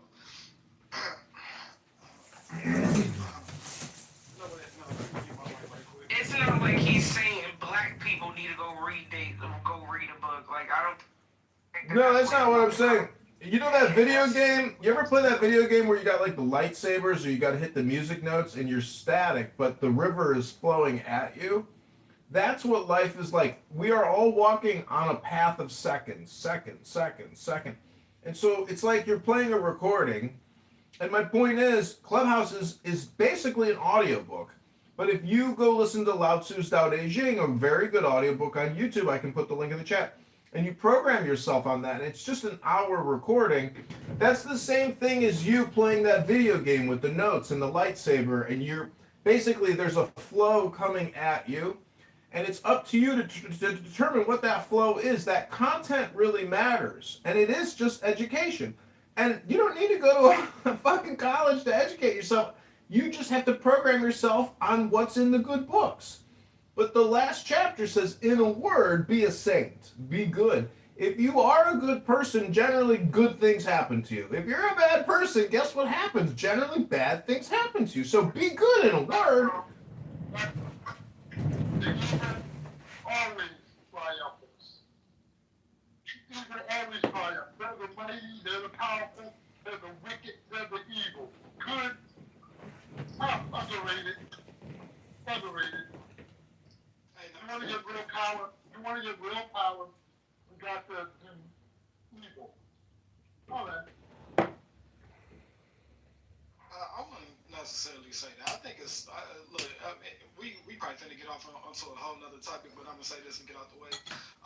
Ain't nothing really like truly evil or truly good. You feel me? That's just based upon perception. Now, whatever your moral compass leads you to is wherever it leads you to. I get what Universe is saying. It's all about what's within. You could be a quote unquote good person, right? All your actions is good, but your intentions is fucked up. So that's what it is in life, right? But yeah, and vice versa. Now, relating this to what you're talking about, Universe, I kind of get what you're saying now with the whole, like Guitar Hero analogy where you got to press the buttons at the right time and you catch what you catch, right? The flow. I get that. But you were saying that, I get that with life, right? But you were saying that in relation to the banking as if it was like the answer to like the question that I asked. Yeah, the banking is a part of liberation, but again, it's just a hierarchy of communication. And if you want to reverse, see, the whole thing deals with personal development. It's not about modifying your destiny or understanding interconnectivity between large organizations and the individual. I'm just trying to say that there are books. I'm going to put a link in the chat. Just listen to it. It's called the Tao Te Ching. Basically, it's a mystical journey book. And, your life is a journey. This app is part of that journey and experience. But what you listen to matters, because what you listen to is really what you are. You have two ears and one mouth. I'm just saying that there's a program that you can utilize, and I just put the link in the chat. It's a program. You could use the Bible. You could use any basic. You could use any book to try to optimize your situation in life. But the book that I just put in the chat, to me, is a very good one. It's from China. Wait a minute. Go back to the banks. Go back to the banks. Because that's what he was asking. Go back to the banks, universe. Yeah, the bank is the center of communication. That's all it is. That's what people don't understand. It's a communication center. It's an accounting center. So what does that mean? Because I'm an accountant. They're at the center. They're at the center. Bank of America, Chase, Wells Fargo. You're saying communicate with these banks, the relationships with these banks, just so we can get what it is. Is that what you're saying? I think he's saying, I think to add to that, that the banks are the center of communication, global communication. That's what I'm taking away from it. The financing is the center of communication. Okay. Now that when you say it like that, that makes sense to me. Yeah. Because we do know without these banks, these motherfuckers can't bust no moves the way that they've been busting moves for real. These banks pay shit to move that we exactly. Yeah, so They're have a relationship with these banks. They're the real wizards. Can I ask a question to someone made the statement earlier, and they said that true power is that you have to do evil in order to obtain true power. Was that the statement that was made? Yeah. Yeah. Even said that. Yes, it was. No, I was going to say yes, it was, and then I was going to ask Kenny was where in history where that wasn't a factor. Well, I was going to ask. So when you say true power, can you explain exactly what you mean by true power? Because you're saying that in order to get true power, not just general power, you're talking about, so this is the type of power that you feel like can only be obtained by doing evil. So I'm asking, what is true power? True power. True power is love of the law. Stephen failed to fully explain it because you got to look at the word love and evil. They're intertwined. Evil is love backwards. Love is evil backwards. So Stephen just failed to mention a couple key words there. But his point is by destruction, by chaos, you can create. And that's the theory of destroying nations or terraforming. Through destruction comes birth and resurrection. That's the philosophical point. Hello? Hello? Yeah, but I'm not understanding how that answers the question of what true power is. So I understand what love is, but I'm asking, what is true power? Not Divide and conquer. What is true power? I think he summed it up just fine. But brother Stephen, you still on the plantation? True power is mass mind control. Meaning when Donald Trump at 2:30 in the morning says, I'm doing what no other president has ever done before. I am independently taking this country to war against Iran at 2:30 in the morning. That's true power. And when he has destroyed 100,000 soldiers, and so my point is, mind control is communication control, and that's the true power. Because all this money is irrelevant when you are yourself are a simple sheeple, and you will do as you are told. Hello? Are you describing, when you say mind control, because I'm trying to, if you could be more precise with your words, when you say mind control, are you referring to political influence, or are you referring to actual enforcement power? Those are two different things. So one, hierarchical loyalty. for example, Loyalty and hierarchy. Universe, Hello? I could argue, universe, that the individuals who are pulling on the strings of the puppet Donald Trump, the lobbyists, the bureaucratic sort of system that we have, are kind of pulling on his. So are you saying political influence? No, historically the true power players are the warlords. Hello? Can you repeat after me the word warlord? Okay, so the enforcement arm. So you're saying the individuals who are who have power to kill, essentially, those are the ones who are in true power? Technically, politically, yes. Unfortunately. Okay, so would you agree that if we're looking at so Hitler would have been an example of someone who had true power, right? Any historical leader that has, notarization, as you just suggested, has a historical notoriety. But the point is, I don't know what your point is, Kenny, but the truth is, love is the law. Hello? I'm asking questions to press up against this worldview of true power. So you agree that Hitler, in fact, had this true power? No. Stephen is making an all or nothing statement, and we all know that only Siths deal in all or nothing statements. We can't speak for what Stephen says. We gotta let Stephen answer for Stephen. Okay. I thought he was speaking for Stephen. No, he another man speaking for another man. I don't know about that. You gotta get your answer from Stephen. So right now you're getting your answer from Universe, and I'm just, for the sake of conversation, I agree with what Universe said. Yeah, I don't necessarily disagree either, but he's not necessarily answering the questions I'm asking, which is fine because it's not the proper. He didn't make the proper. You originally asked what is true power. Correct. I asked what was true power, and he gave me sort of a combination of answers, which is fine.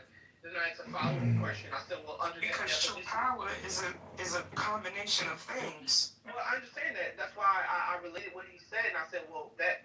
If that's what true power is, then I asked him a question. I said, was Hitler an example of someone that had true power? And I didn't get an answer to that. So does Hitler check off a combination of things that, Kenny, the point is, I know this is Clubhouse, and I know you want me to be polite to you, but I don't have to answer every question thrown at the universe, because I'm the universe. The universe decides what questions the universe wants to answer. I'm the oracle, baby, and as the oracle, I don't have to respond to every single question. Hello? Alright, so then universe don't. Yeah, don't answer. You don't have to come off. That's easy. You could let somebody else answer. This dude is hilarious. He is. He's had us cracking up for the past hour, y'all. Damn, and I missed a lot of what was said, but Kenny, as far as your question about what is true power, I think like total power. That's how you worded it. Yeah, because I was trying to get to the bottom. Stephen said the only way for you to amass true power is to do evil, and I was asking him, well, what does he consider true power?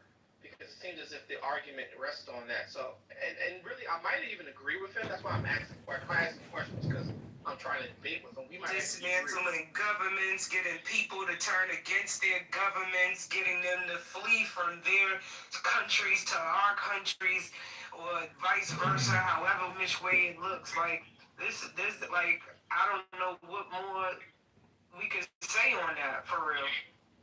So that's because it all goes into. Oh, he here now. He here. I want to hear what you say. Yeah, I just gotta let me get in my car and let my Bluetooth. Give me a minute to let my Bluetooth catch up to me. Okay. Get that Bluetooth together. Hey, yo, chill out. But yeah, I mean, that's some real powerful shit right there when you can get, these different nations to turn on their own fucking government. And come and go ahead, Donnie. And that's political power right there. You got economic power. I mean, you got military power. Those are just three big forms of what we could say, whatever it is, true power or total power that y'all was saying. And I believe all three of those were taken by force. So, that wasn't my original statement to start with. I believe that was Brother Stephen that was saying that. But in terms of the people who actually controlled those three vectors of power, they didn't take it by unanimous decision or democracy. They took it by force. Right, which can be classified as quote unquote, as Brother Stephen said, evil. Which So all of what y'all just explained is influence, is what I'm trying to get y'all to realize. Total power is influence. Now, what solidifies total power is, execution of plan, but influence. Stephen, you there? And how do you get influence? Through communication. And you have to remember always that every technological development of science ultimately creates communication technology. And this app, right now, as you experience it, is the complete and total output of human ingenuity, creativity, scientific, electrical, technological innovation. But look what it is, communication. So true power always rests in who controls the levers of communication. And the censors are real. Censorship is so pervasive. There are topics you can't talk about. And so, anyways. Hello? Man, bro, you remind me of dude, what's his name? Zero. Yeah, that's his name. You remind me of that dude Zero out of San Andreas, bro. Brother Steven, you there? You got your Bluetooth together? You got your Bluetooth I'm taking away from it. I'm trying to get fucking navigation apps to come up. I like the speed. I like to know where the police are. Let me get back to this pure evil.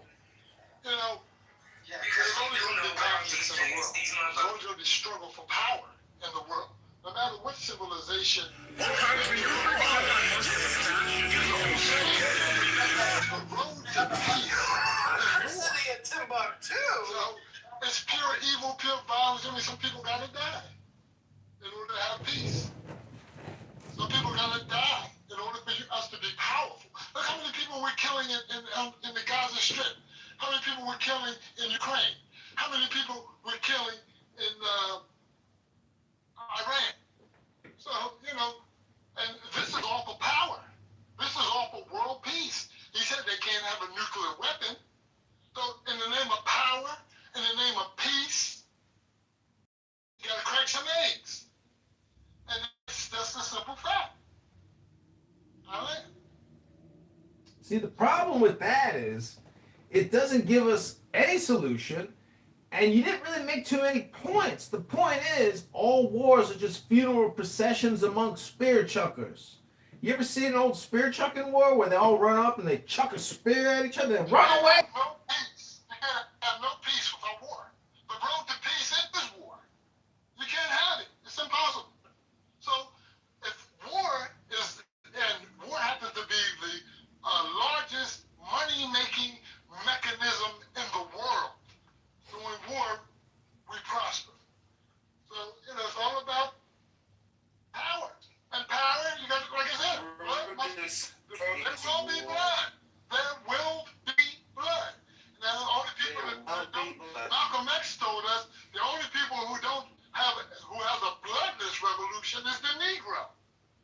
We're the only ones that don't have a blood revolution. So I'm just saying that to say that on the world global stage, in order for us to be powerful, for any nation to be powerful, they must inflict evil, not good. I laugh.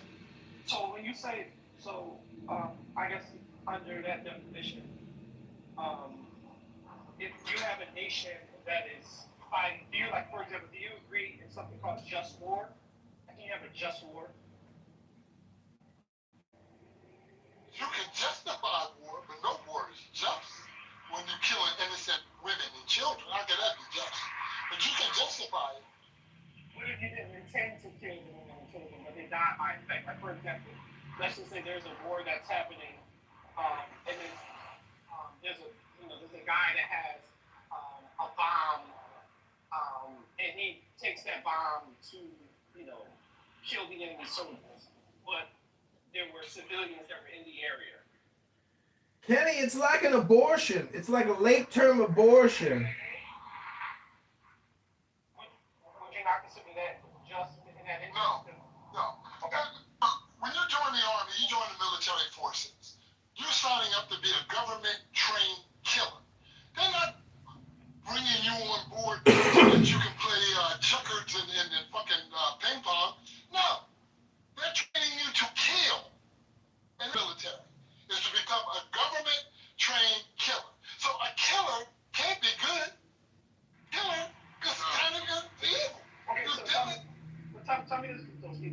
Why is killing wrong? Kenny, when they perform an abortion, they don't mean to kill the baby. That's just part of the process. They don't want to kill a baby. When you kill the innocent. Yeah, but I'm asking you why. If you kill them, that's different. Okay, so I'm asking you a question. If I'm a person, I believe that killing an innocent is a good thing. From my perspective, just because I believe it could be. Why would you tell me I'm wrong? Why is it wrong to kill an innocent? Because common sense tell you that when you take innocent lives, this can't be right. I mean, where's your moral compass at? Yeah, but do white people have to give you a moral compass? I mean, come on. No, that's a fallacious argument. You can't argue from common sense because basically what you're doing is just restating your preference. So what's the argument that it's wrong? And the reason I'm doing this, Stephen, is not that I disagree. I told you the reason it's wrong is because you take innocent lives. I know, but that's circular. That's a circular. You're saying it's wrong because it's wrong. But I'm asking you, why is it wrong? You're saying the circular reason of why it's wrong. Kenny, you can just put it. You can put it in a formula. You know what a formula is? All right, I'm gonna give you the Google answer just for the sake of conversation.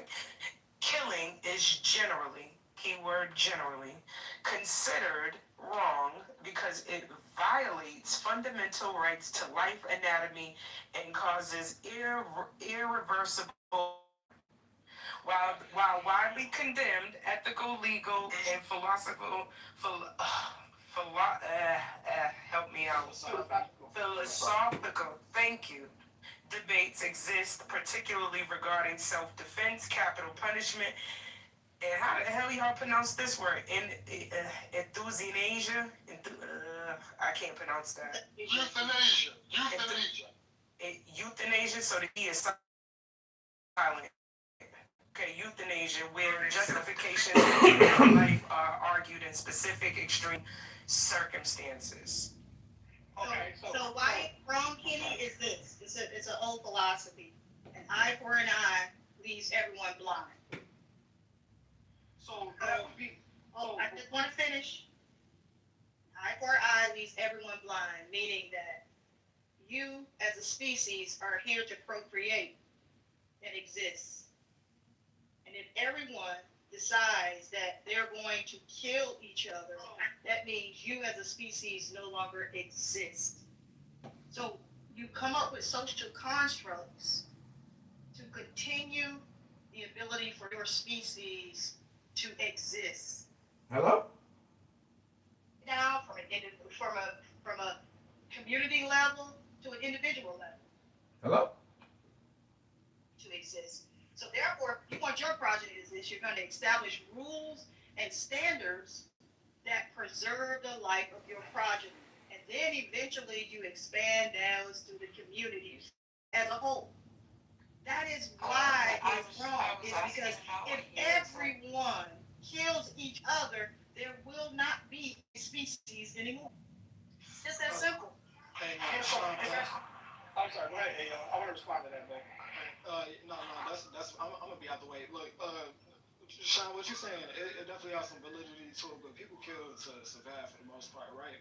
So, like, Brandon, I think what we're talking about is indoctrination that we somehow had downloaded into our subconscious, which connects to our nervous system, right? Our moral compass, right? So, which we now believe that it is wrong to kill, but yet we will all sit around eat burgers, chickens, fucking lamb chops, motherfucking goddamn all type of animals that was already killed and not feel nothing from it. Why? Because I mean it's not innately it's not wrong to.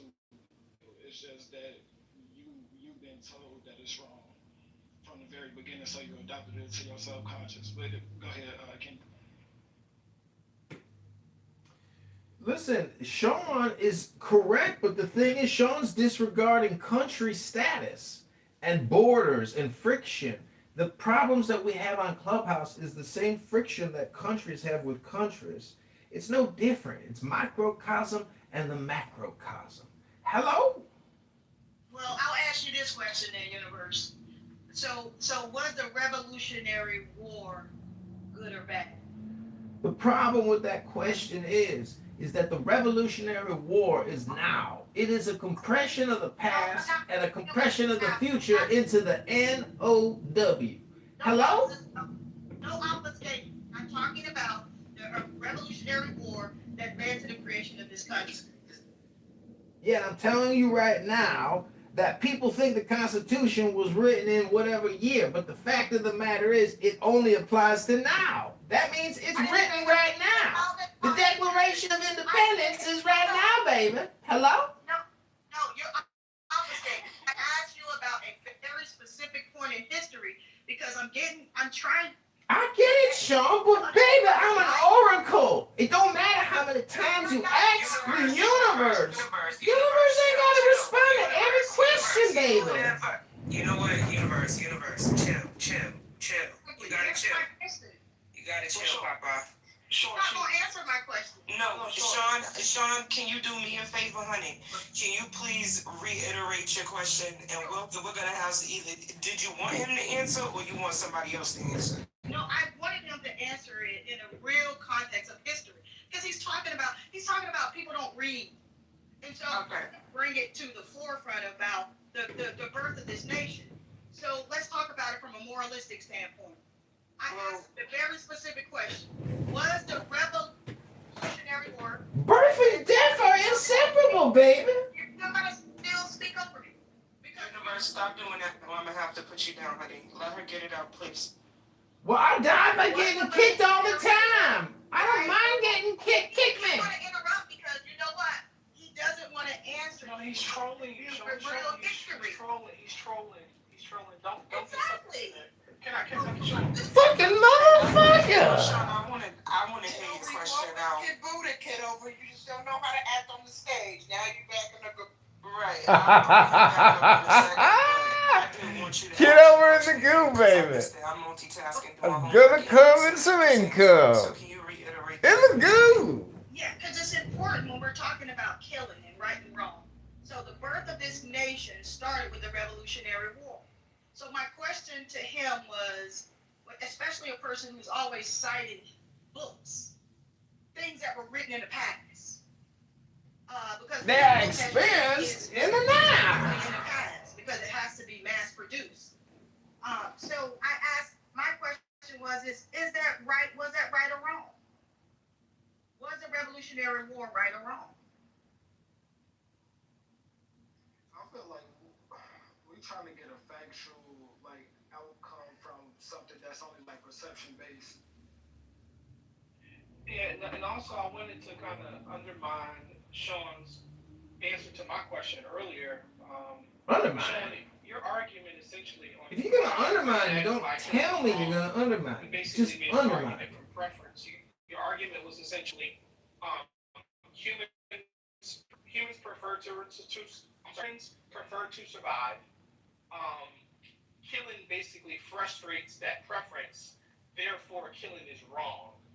And that's sort of a preferential utilitarianism, and that doesn't necessarily satisfy what I was putting forward, because my question would then be, if in fact that's the preference, why does that preference of non-killing generate a moral obligation? For example, if I were to say I prefer for everyone in this room to be silent, and then you would just say, I prefer for everyone to speak, neither of those produce what's called a moral ought, meaning that everyone ought to do it, because it's preference-based. So even though I understand the logic, by the same logic, I could say, well, I prefer for society not to survive, and I want to kill everybody.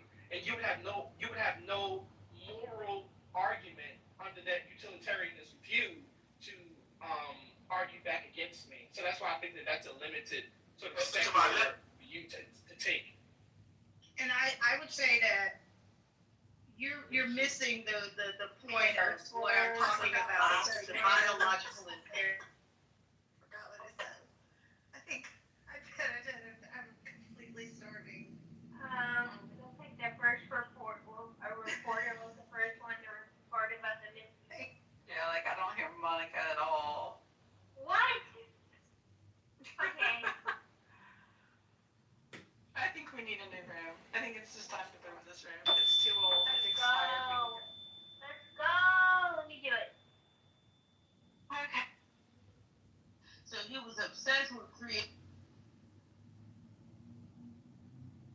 Brad. Unlike many others, though, my dad's job kept us on the move a lot. Moved a lot. Dude, from what Joe B told me about him, his cryptography for what, 30, he said 30 plus years? I think is what he said. Cryptologist, yeah. Yeah, and then you followed in his footsteps, dude. Like that's, and then you have your brother to do the same thing. Like No, he was active duty. I mean, he was in the Desert Storm. Never mind, I won't make a point. I don't know what Ronnie was supply. Ronnie had supply. Dude, but it's all one team, one fight. Nobody can get it all done by themselves. The instantiation of that metaphysical. Hold on, let me write this down. Okay, so say it again. I want to make sure I got this right. The claim of having grounded, consistent moral values in the world, in the Christian worldview, the theist worldview, for the most part. Wait, the Christian or the theist worldview? Like the Hindu worldview? Is itself an instantiation of that metaphysical grounding. So you said a bunch of nothing. Are you ready to say something substantive now? I mean, did you have to push back for what I said? Well, I want you to say something substantive that's worth writing down. I have my pencil in hand, but I haven't written anything. So then, what could I say that would be substantive for you to write down? I want to know what you mean by metaphysical grounding. Metaphysical grounding is that which is non-physical, unchanging throughout eternity. Okay, unchanging throughout eternity and not physical, right? So it doesn't involve physical things? Correct. Okay, so it doesn't involve human minds or anything? No, it wouldn't involve the mind, otherwise it wouldn't be grounded. Wait. It does or doesn't? It would have to be. So it would be a non-physical thing that involves physical things. Okay, hold on, let me write that down.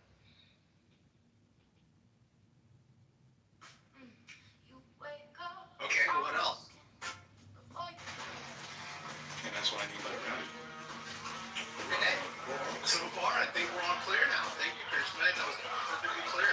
I've learned so much. Thanks, Regal, for having me stop and listen. Do you have anything to follow up with? Yeah, so if your position is that you reject my metaphysical grounding, okay, for the intellectual values of the human experience, compassion, hatred, anger, that we just look at that in a moral sense. If you reject that, then what you would have to counter it is the reasoning by which you are making that conclusion. And then, on top of that, you would have to give a grounding for the normativity of the reasoning that you use to arrive at that conclusion. And without a godlike metaphysical entity to ground it on, you're left to absurdity, because it ultimately self-refutes. In other words, you'd be affirming that which undermines the very foundations on which you're building your current. Oh, hi. We're at McDonald's. You have a position. Good job. Cool. Hey, thank you so much. I really appreciate it. Cringe tonight. You have been very enlightening today. Really appreciate it. Thank you.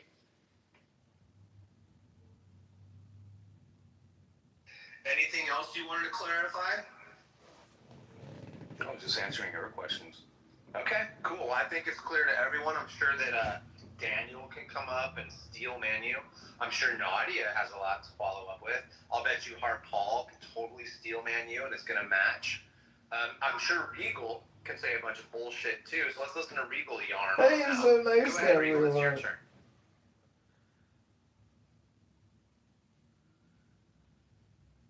Regal, go ahead. That's between you two. wanted to call out Crimson. I love how You wanted friendly to have the Honey is. discussion with them. You guys can interlock and do that. We've done that. We've locked horns, and now I'm separating myself because it's time to shed that. And I welcome you now, so you guys can talk. Why don't you guys clear up? Do you have any disagreements with Crimsonite on that, or are you on board?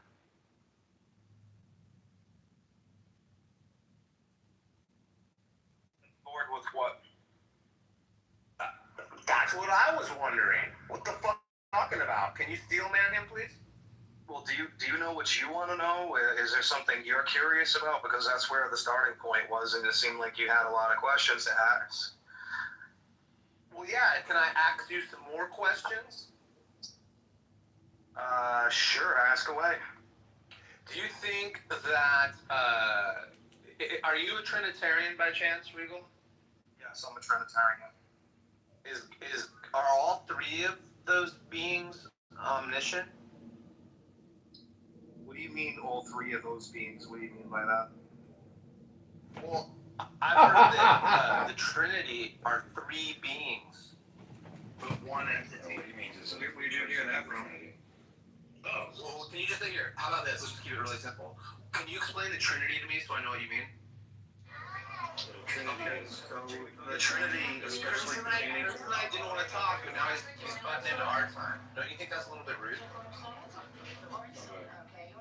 Okay, yeah. Why don't you mute up while you finish your quesadilla, dude? Come on. So when we refer to the persons in the Trinity, we're referring to who God is, how God reveals himself. So if you've heard that there are three persons, it's not the person in a sense of a being, an individual in that sense. It's the concept of how God reveals himself, who God is. So if you've heard that from somebody else, I'm assuming you probably heard this from Muslims, they tend to conflate the who God is with how God. So they explain God through essence and attribute distinctions. They don't have a... Why are you talking about what other people say? They don't have a distinct category for who God is. I hope that answers your question. Did that answer your question? Not what other people say. Did that answer your question for you, Roger? I'm trying to get a straight answer from you. What is divinity? Please explain. I just did. Okay, I'm sorry. I heard you talking about what other people say.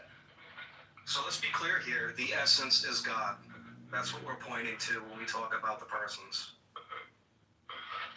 Which persons? Father, Son, and Holy Spirit. Okay. Are those the Bazios from the missing person? Is that me? Like walking in LA? That kind of stuff? The fuck does that mean? Gentlemen, Regal, I know this is new management, but put me in the queue. I know the Honey Show is exhausting sometimes. Thank you. Yeah, no problem, man. You're in the queue. So, Honey Badger, I hope that clarifies that. I have explained that to you. Do you have any further questions? No, I'm totally up to speed now with what the Trinity is. Thank you so much. I appreciate it. Okay, cool. So now you know the difference between Tawhid and Trinity. They're both two things in common. The only thing that Tawhid doesn't have is the who God is. So when I ask a Muslim, who is God, they have no means of explaining that whatsoever. And I dare you to ask them one of these days, who is Allah? And they'll defer to the essence and the attributes of God, but they won't explain who God is. So when we explain who God is, we explain the factor that God revealed himself to Adam, Moses, Abraham, in a personal way. So they don't have that in Islam because the way God is revealed is through a person. For an example, coming from God, he sends Gabriel. So then that Gabriel tells Muhammad what he tells him. So there's no who God is on that basis. Okay. So who is God to you? The Father, Son, and Holy Spirit. Are they all omniscient? Yes. So they don't talk about anything? Well, that's how you know that they're not a solipsist. That's how you know God's not a solipsist. Oh, God's not a solipsist? That's right, because he can know himself. Interesting. That's really cool information. That was really informative too. Thank you. Yeah, the Muslim God is a solipsist, though.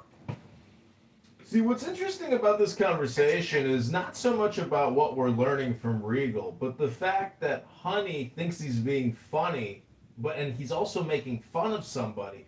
And it's funny that some people probably aren't in on the inside joke. Am I correct? Hello? Hello?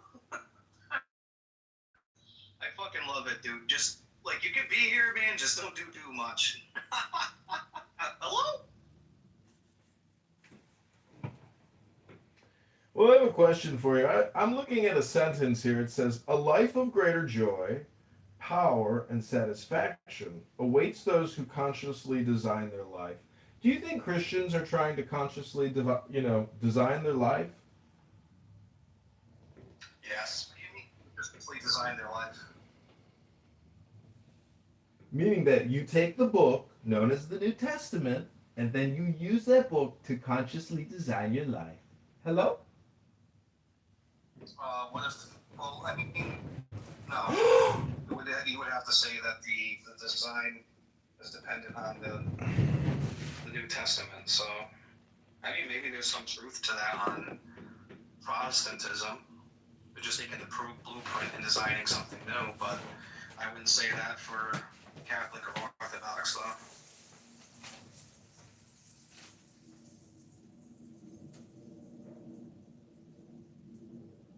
That's cool, Regal. Yeah, no doubt, man. So are you interested in becoming a member or a catechumen, Honey Badger? I'll tell you something interesting that I learned. I learned that Miley Cyrus did a cover of Blondie's Heart of Glass, and it's fucking rockin', dude.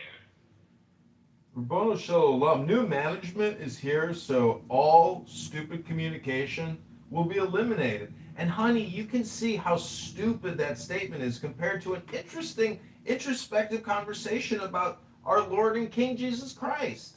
You're failing to see the finer things of Christianity, honey. You're just verbose and vulgar and crude and immature. Grow up, young man. Hello?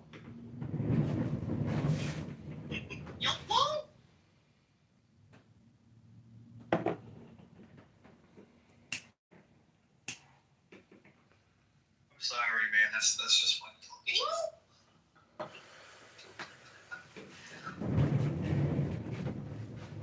I think people like Paul Rags to Riches, I don't know if you're familiar with him, John Kitover, but he's consciously designing his life through Scripture and Christ. Do you agree?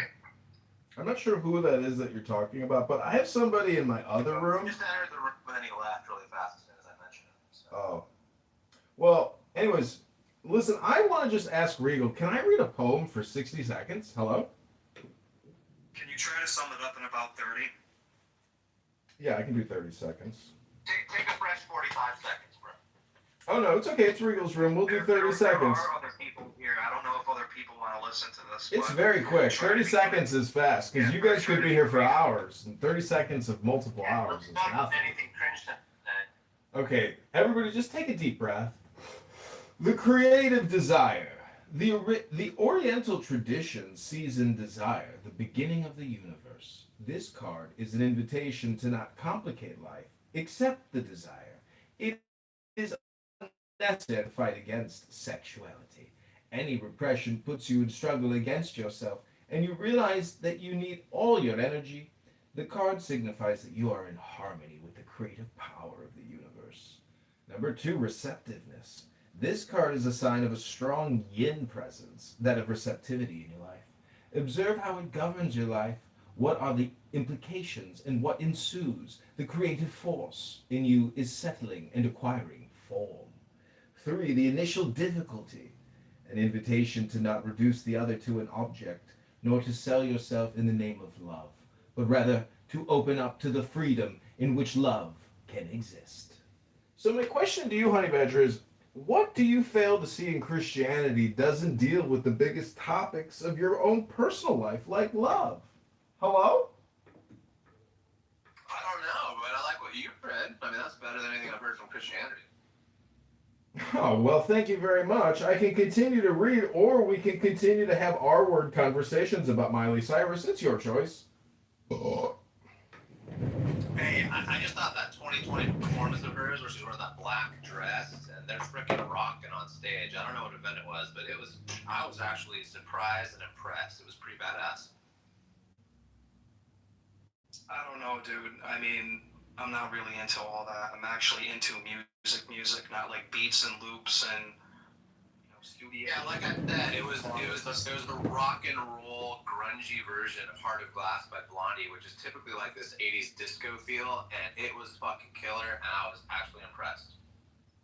I mean, yeah, sometimes, musicians come out with good covers and samples and shit, but how come she can't make her own music? Why does she have to, why do all the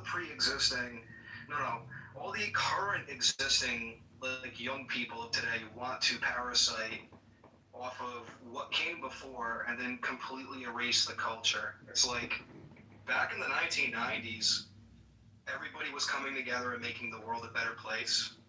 Everybody was trying to stop pollution. Everybody was getting together and getting along.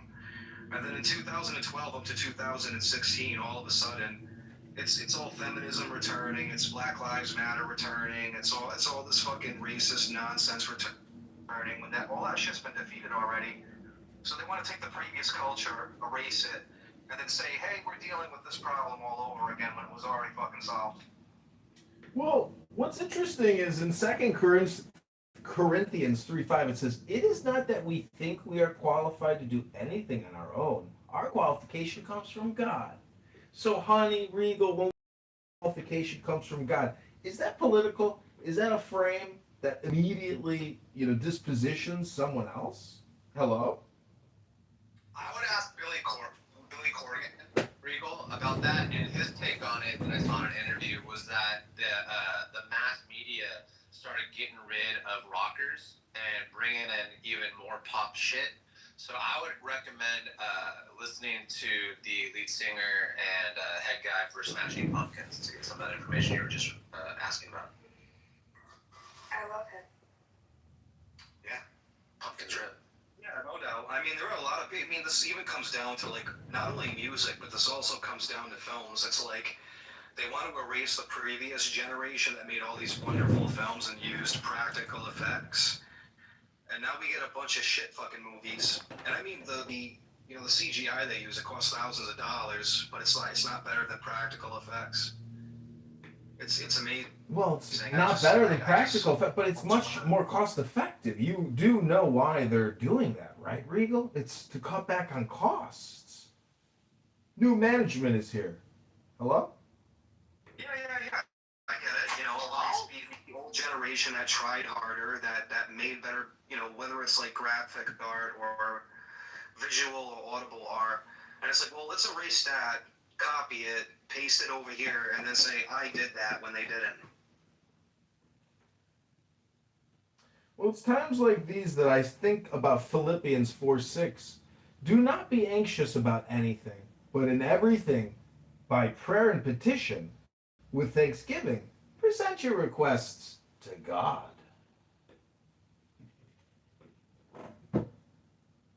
See, honey, it's all the same thing. Whatever program I deliver to you, you're going to like. Because honestly, it's the way in which I deliver it, and it's the content of the message itself that matters. And the truth is, new management is here. So everybody's got to start coming into office on time. And you can't take more than a 30-minute lunch break. And at 5 o'clock, you got to leave. There's no overtime, baby. Hello? I love the performance. It's very theatrical.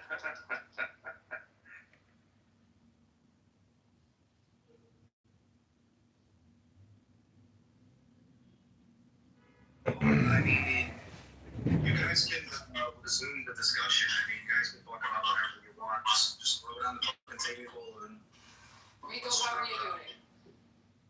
Nothing but drops of ice cream here. Just basically prepping dinner for later. Yeah. I don't know what I'm making. Pretty much ate all the food in my house this morning because I'm quitting smoking. So Did you have any bagels and cream cheese? Oh, bagels and cream cheese. You know, technically a bagel with cream cheese is really just a pizza. No. We're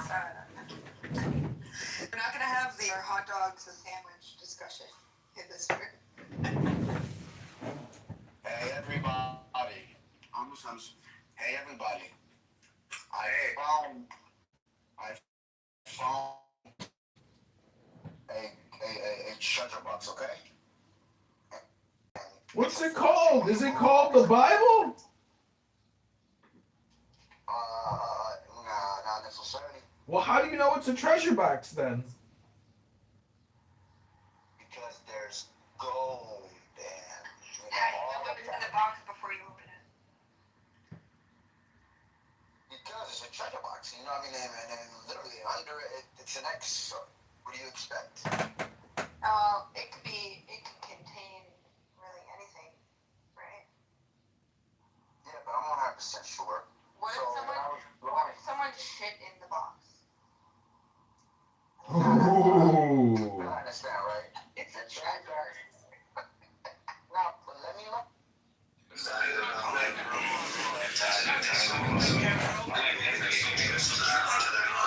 Now listen, let me tell you what I did. I seen this white bitch, this older white bitch,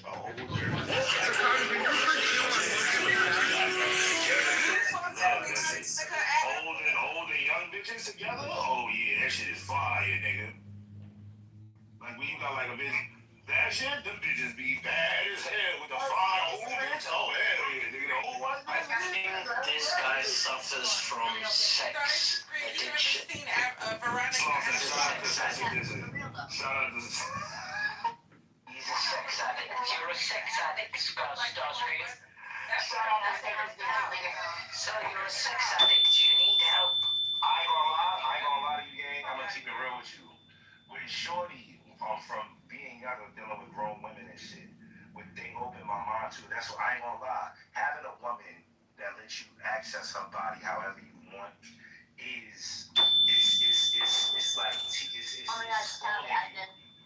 it's spoiling you. Like it's spoiling you. Like cause like a lot of women, after I started fucking with grown women. Man, nobody wants to hear about how you stick your dick in a woman's asshole, man. What the fuck is this point of this conversation, baby? The fuck?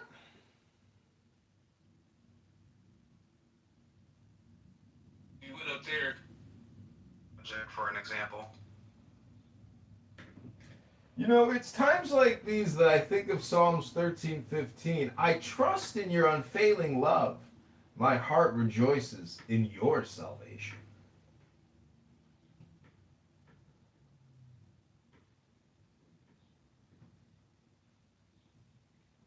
Sorry, John. You gotta take a break for a little bit, dude. I do appreciate you, though. I do like having you here. So what's up, Nargis? Nothing much. Just reading up some. What happened last night? Like, were you guys like really intolerant of like, you know, my dogmatic notations on Catholicism? Because I sit there and listen to all of you guys for hours on end without speaking, and it's like none of you guys seem to. We wasn't listening to me, but I have to listen to you. You just want to like pop in and out here and there and just pick and choose your beliefs. So it's like when I have a backbone, it's like, well. Control freak Regal. Look at this dogmatically in this way. Why does everybody have an issue with that? Your backbone was a bit too stiff for us. Whoa, you got too stiff of a backbone. Soft, valuable. Damn, roasting Regal time. Time to roast the Regal. I'm giving you Jeremy, Sedaka. I'm giving you Sedaka. Right? And the second that I don't want Hans in here doing his stupid Muhammad rhetoric stuff, and I'm like, you know, this whole Christ died on the cross thing, it never happened. It just, God made it look like it to appear that way. I don't like that narrative, and it's insulting to my religion, and that's okay. So I can't kick him out. That was not the topic. The topic was like, you were denying reality. No, I kicked him out of here, right? And all of my friends that I thought were my friends that hang out with me, that I give this room charitably to, were my friends. And they all just ditched me last night because they want to be intolerant and bigoted to me, when I'm not bigoted to anybody else. Well, this is sounding a bit emotional for me right now. No, I'm not emotional. I'm fine. I sat in this room by myself. No problem at all. Like, you guys can leave anytime you want. Yeah, so we did. But don't have this, like, expectation of, like, charitability. I'm not getting it the same way. No, I don't think anyone expects charity because we didn't come here for charity, but we did come here. Charity club. Yeah. So I'm supposed to peel my ass cheeks apart and let Muhammad, like, fuck me? Is that what you want? I mean, it would be a nice experience if you had like a lot for it, but. Okay, well, it's never gonna happen. Like, I'm sorry, I apologize. Like, it's just never gonna happen. And that dude's a fraud. You're using an argument that never happened and never existed. Yeah, here's the argument. The argument is how does the infancy gospel of Thomas end up in the Quran if Muhammad himself was not a plagiarist? This is not the topic. We were speaking about. Caleb is here actually. Caleb, are you here? This is being completely twisted around. Are you going to explain that to me or like not? This is not what we spoke about, and I think you're using. So Muhammad plagiarizes the infancy gospel of Thomas, which is the forgery, and that ends up wrong, and then Muhammad repeats it. Does it make sense to you that Muhammad copied that from somewhere, that he didn't get it from God? That's the argument. May I please remind you that most of the myths and legends you have in the Bible also come from sources prior. All right, I'm not interested in that. I'm not interested in the Muslim tap dancing about this instead. What about your Bible? Like, if you want to answer the question and accept the challenge and actually like explain, like accept the challenge. You know what I mean? Muhammad got this like infancy gospel of Thomas. Okay, he repeated it. It ended up in the Quran. Reconcile that. That's the challenge. If you don't want to do the challenge, then you know it's okay. We can talk about something else.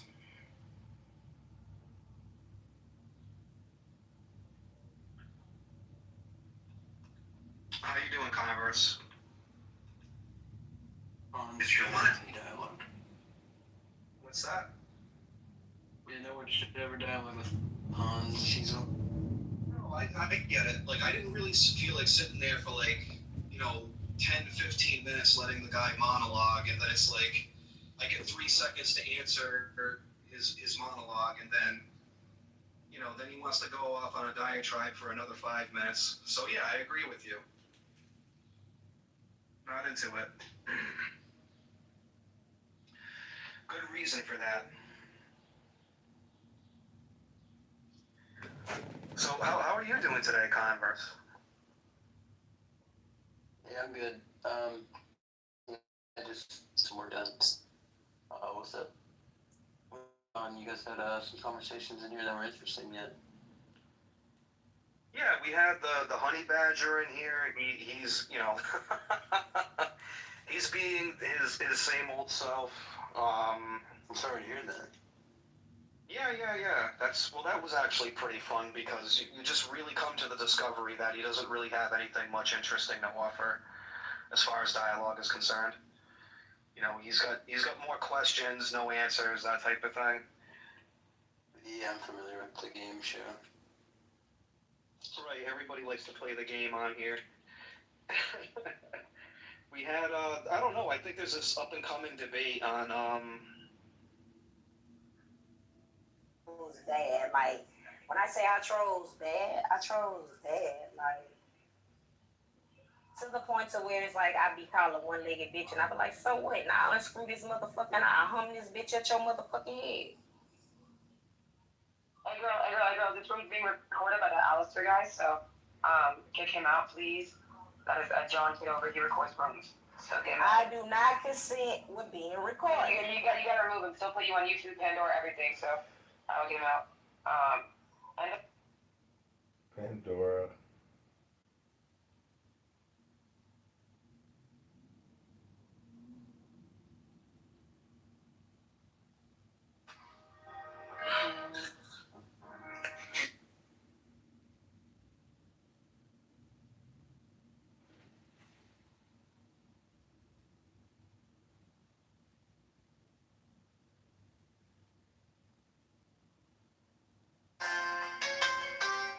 object of most of the foregoing practices will not at first be clear to you, but at least who will deny they have trained you in determination, accuracy, introspection, and many other qualities which are valuable to all men in their ordinary avocations, so that in no case will your time have been wasted. That you may gain some insight into the nature of the great work which lies beyond these elementary trifles. However, we should mention that an intelligent person may gather more than a bit of its nature from the following books, which are to be taken as serious and learned contributions to the study of nature. And then that's multi-task. It's super infinite. The Ye King has been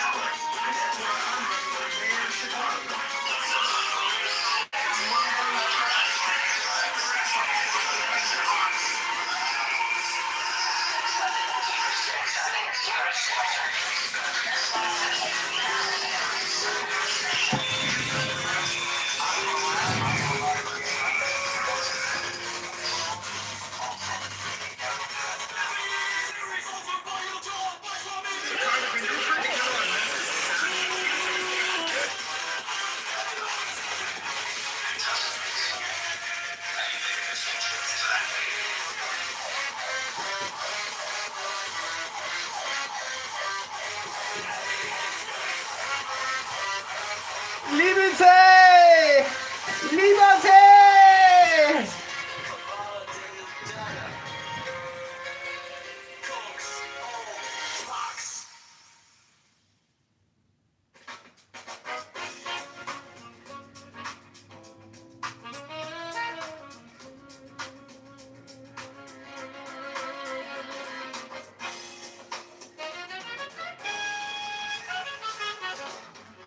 City lights are glowing amid dust. Streets are humming low with a restless trust. Skyline cutting gold, lakefront shimmering slow. Dreaming of a better day, just let me through. Yeah, let me through. And the wind on my face, it feels like a spark. Talking about a future that can light this dark. Got my 2 feet on this land. Reaching out a hand. Oh, this wind chase serenade. Playing through the streets. A hopeful song where every never leaves. Voices rising strong and bold. Stories of a city told. Yeah, the rhythm of our hearts, a promise we keep. Whisper of change serenade, rising so deep. Flying so deep. Days sunshine, every skyline in sight. Dreams of every block.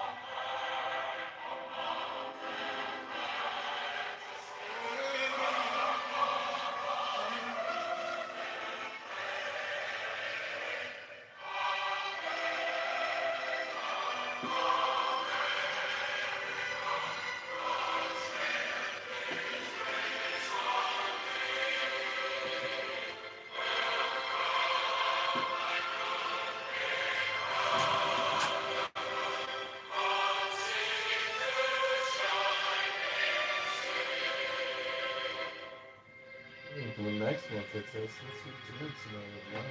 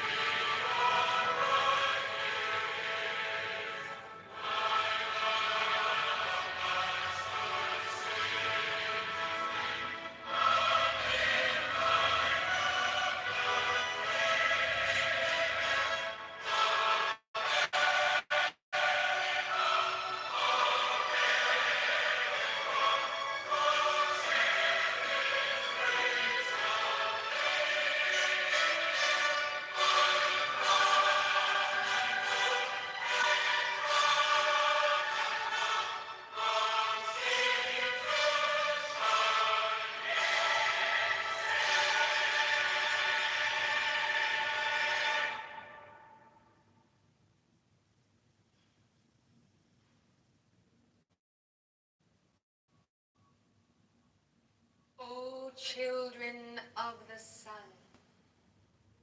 the councils of the brotherhood have assembled to be with you in this hour of the reckoning. As men reckon time and space, so the law itself, embodied in the person of the lawgiver, does reckon as one who measures with the rod those who are in the inner temple and those who are in the outer court. Our God is a consuming fire of love. So is his law manifest, as above, so below. Understand then the equation of life and of crisis within life as the crossroads of time and space bring before the world community both opportunity and decision. Understand that the law is impersonal, yet most personal in its application. Those who are with the consuming fire are drawn of the Holy Spirit.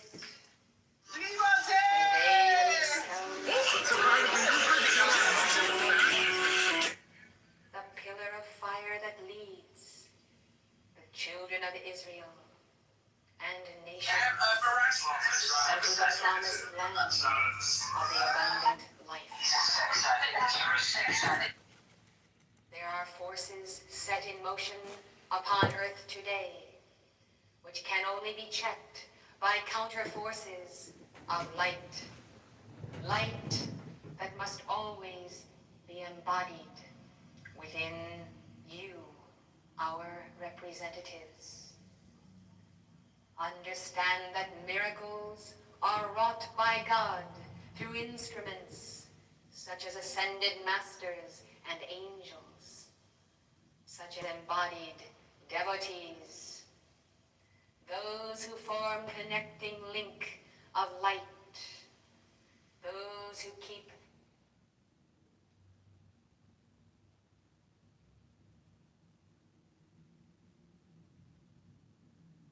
Hello?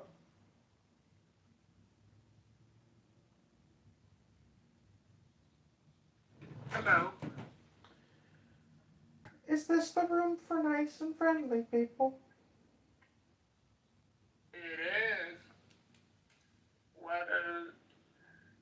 Yes, it is. Joy, joy, I finally found a room on Clubhouse that isn't toxic.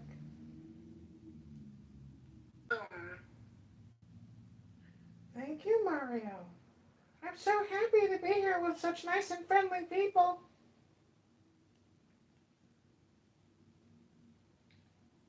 Glad to have you here, Universe.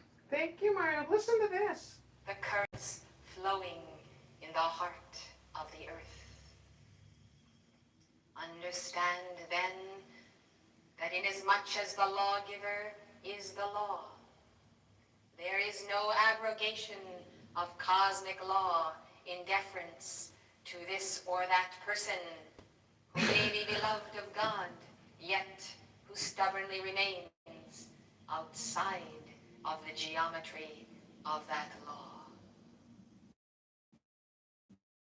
God loves himself in every part of life. Every child of his heart is beloved. And all that has proceeded forth from him, even energy itself, contains the very magnet of his love, whereby that substance, that will, that force, that energy, and that very mind will ultimately return to him. Now then, there are individuals today, through ignorance, through manipulation, who are aligned with force fields completely outside of the nucleus of God's law.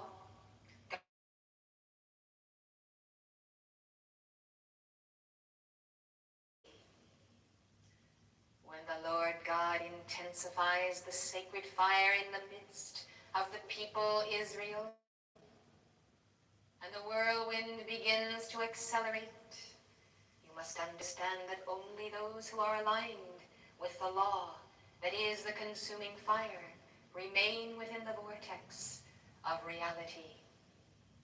Those who are unaligned or misaligned. So this is like some crazy chick from 1979 who had some kind of cult called Camelot, and it's this Ascended Masters teachings on YouTube. And they released it 21 hours. It's very crazy. It's like super cultish, but the setting is pretty beautiful. But this chick is like really far out there. Hello? Those who remain at the periphery of life itself are thrown off by the very force itself from the whirling action of the sacred fire. These are laws that have ever been at work in the matter spheres. If they were to be violated by the Lord for one or for another, then the entire system of universal law would break down, and those who have abrogated the law and worshipped the lesser self in place of the greater self could then find passageway into the very midst of the garden and the tree of life. You must understand then that the hour of reckoning is the hour of summoning your own God consciousness centeredness in the mother flame. Great wisdom comes from understanding what can be changed lawfully by cosmic law and by the intercession of miracles of grace through individual life streams. And then again, wisdom is to assess what cannot be changed because the majority of the people have aligned their free will with the non-aligned energies of the mass consciousness. Thus, free will is ever preserved, for without free will, there is no evolution,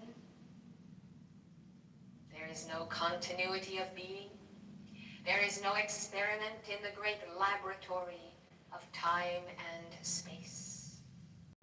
When free will is withdrawn, time and space collapse. Yes, I said, when free will is withdrawn, time and space collapse. Time and space themselves are the manifestation of the free will of the Creator within the creation. They are verily coordinates of universal creativity. Thus, should the Lord God determine to enter the mainstream of life in violation of free will, that free will would be withdrawn, and therefore the entire opportunity for the law of transcendence to be outpictured within the individual. This law of transcendence decrees that every individual manifestation of the Godhead has the divine right to transcend himself. Understand the meaning of this, that the spiraling flame within you, God ordained, has the right to spiral higher each day, and the soul has the right to decide to identify with that spiral, to become the spiral, and therefore to transcend the former state. This law of transcendence is the very foundation of life, of evolution, of expansion within an expanding universal God consciousness. You will note how the fallen ones have attempted to deprive the children of the light from self-transcendence.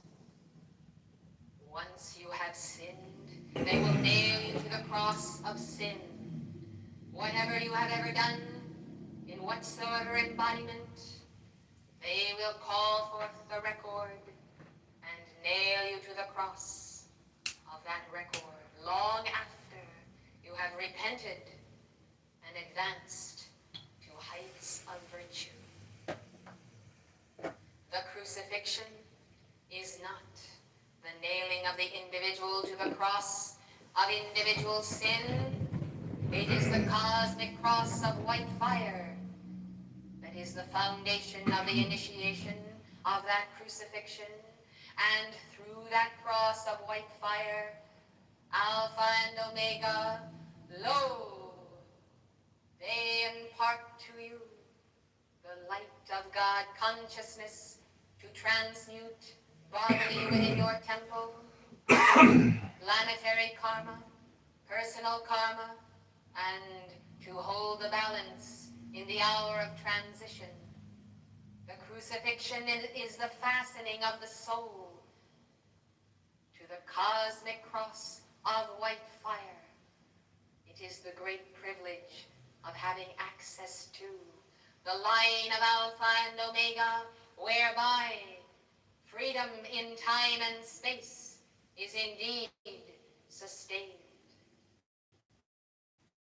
Therefore, you can understand that crucifixion itself is the means whereby the soul transcends itself into higher dimensions, namely into the great spherical Godhead. This is liberty. This is the fiery core of the torch of liberty that will pass understand how the fallen ones have attempted to bring you the very path of initiation, and to use sin and the sense of sin, struggle and the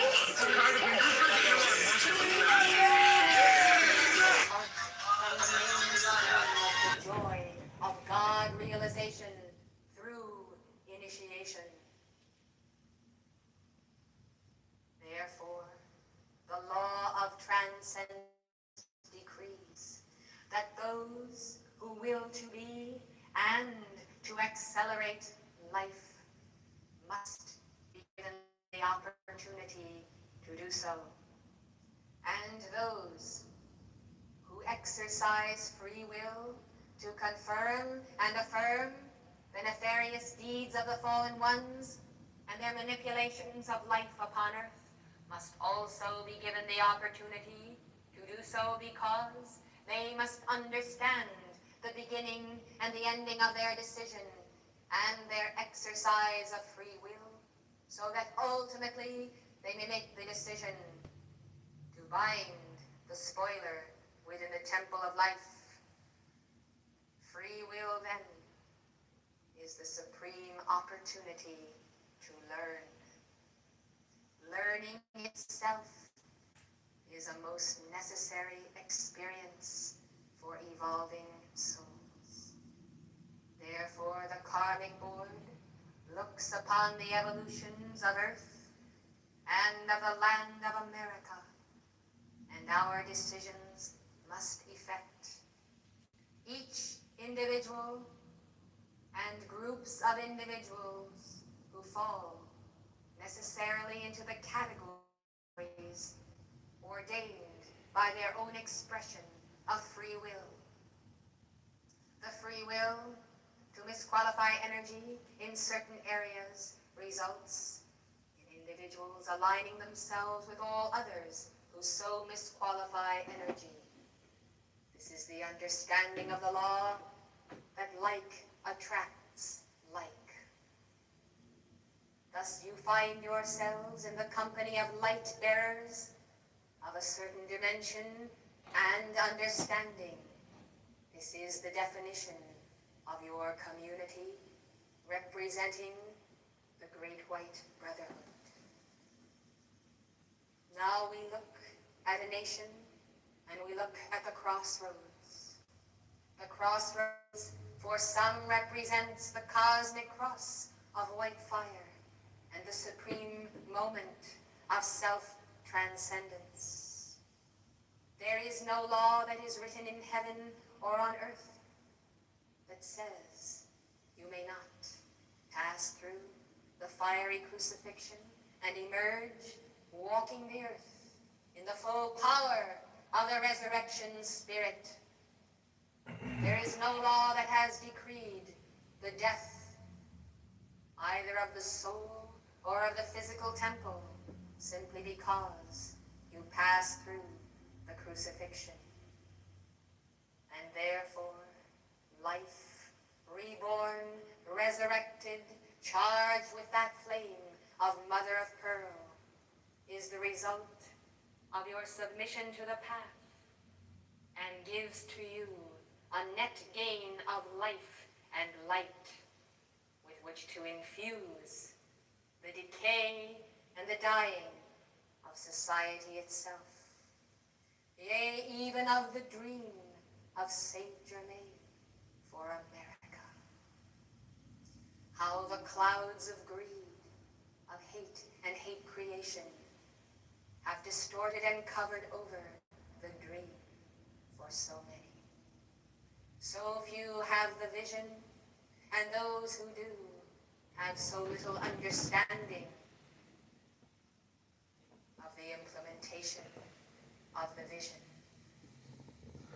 Therefore we come, that you will understand that God has set you aside as a peculiar people.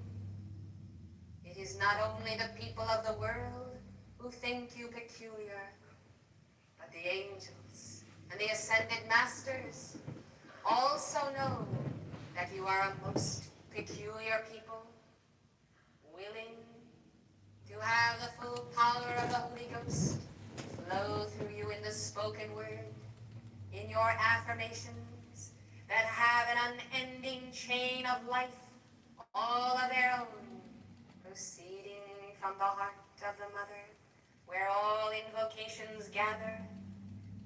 This chain leads to the very heart of Alpha. It is forged and won by every prayer, every dynamic decree. And the calls of keepers of the flame are that certain frequency of light, charged by the Holy Ghost, the Father and the Son, united as one through the mother flame. This chain of light is a two-way street, a cord of love. It is the opening of the way of life descending. It becomes the umbilical cord of the earth itself, whereby the child in gestation, not yet even born, is nourished with life. And all of you collectively give birth, ultimately, as it is God's will, to that universal man-child within the planetary body as the Christ consciousness of the few and hopefully the many. Thus, the lifeline of energy, sustained by those who have never lost the memory of the word of Sanat Kumara, is ever the hope of the karmic board, and therefore we come in our concern that this lifeline be not cut inadvertently by any force whatsoever, most especially not by the ignorance or the absence of preparedness or readiness by the children of God. We have proceeded upon a course of parallel line in the past 7 years. We have determined that this company of light bearers should be prepared for survival in the octaves of matter, no matter what the conditions of change or turbulence or transition upon Earth.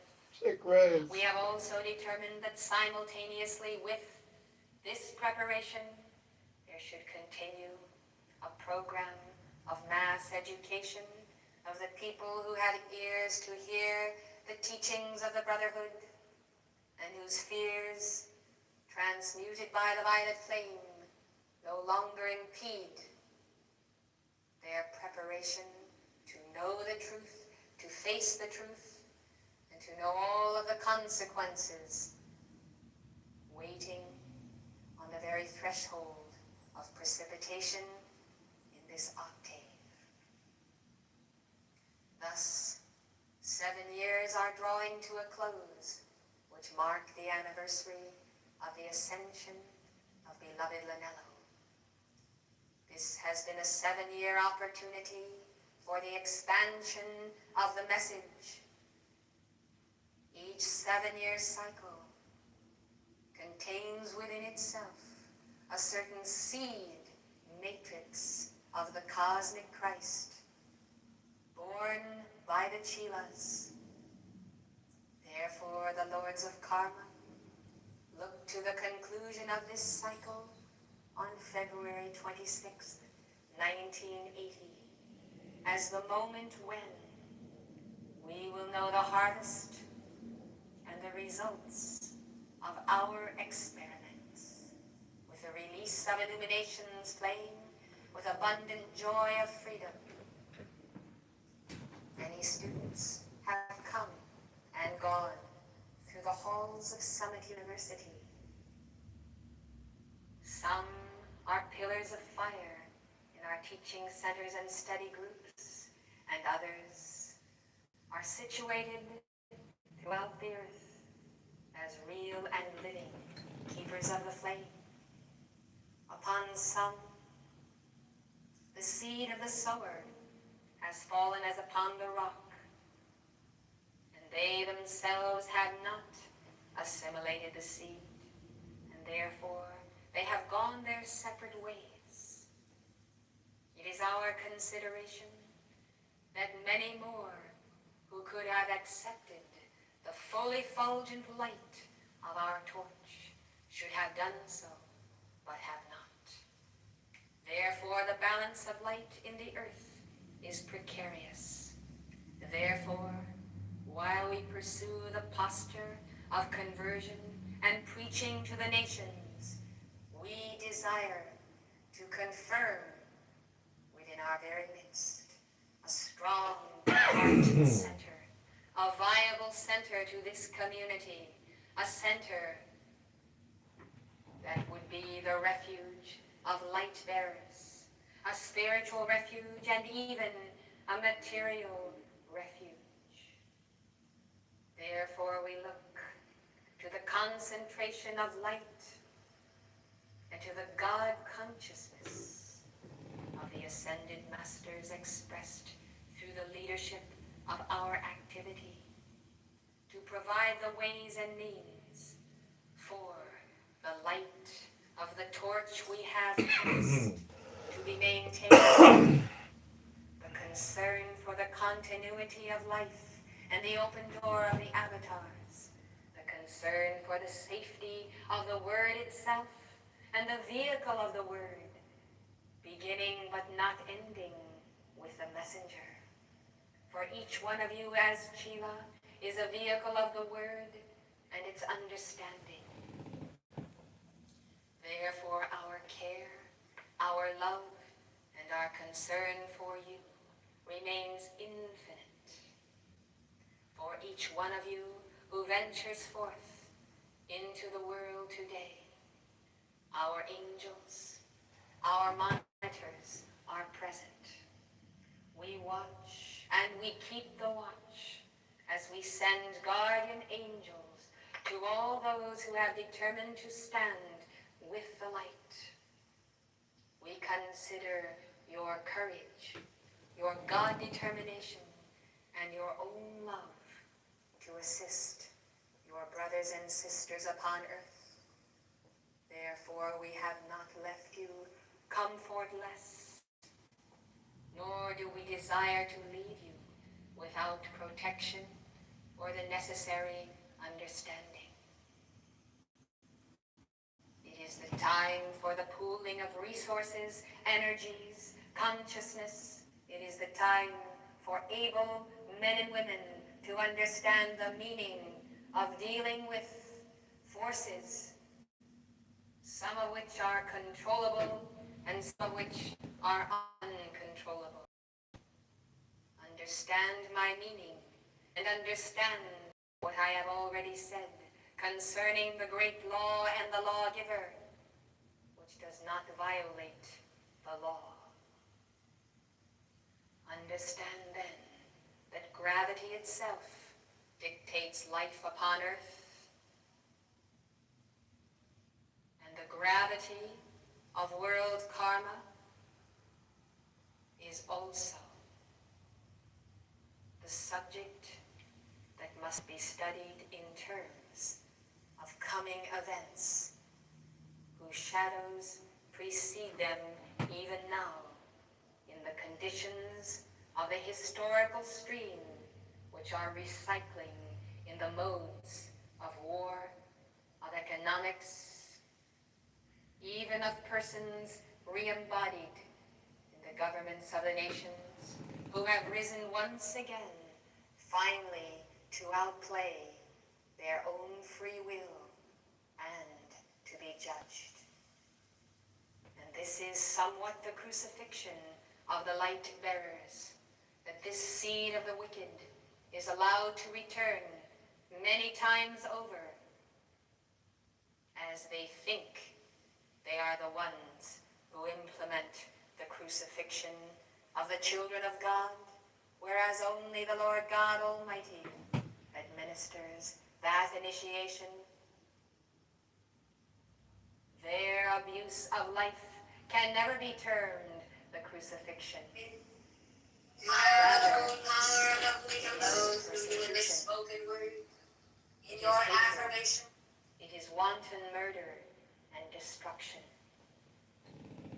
Nevertheless, the children of the light have interpreted such conditions as the crucifixion, for they have not understood that the crucifixion is neither death nor pain, but is life and bliss. Therefore, my beloved, while these individuals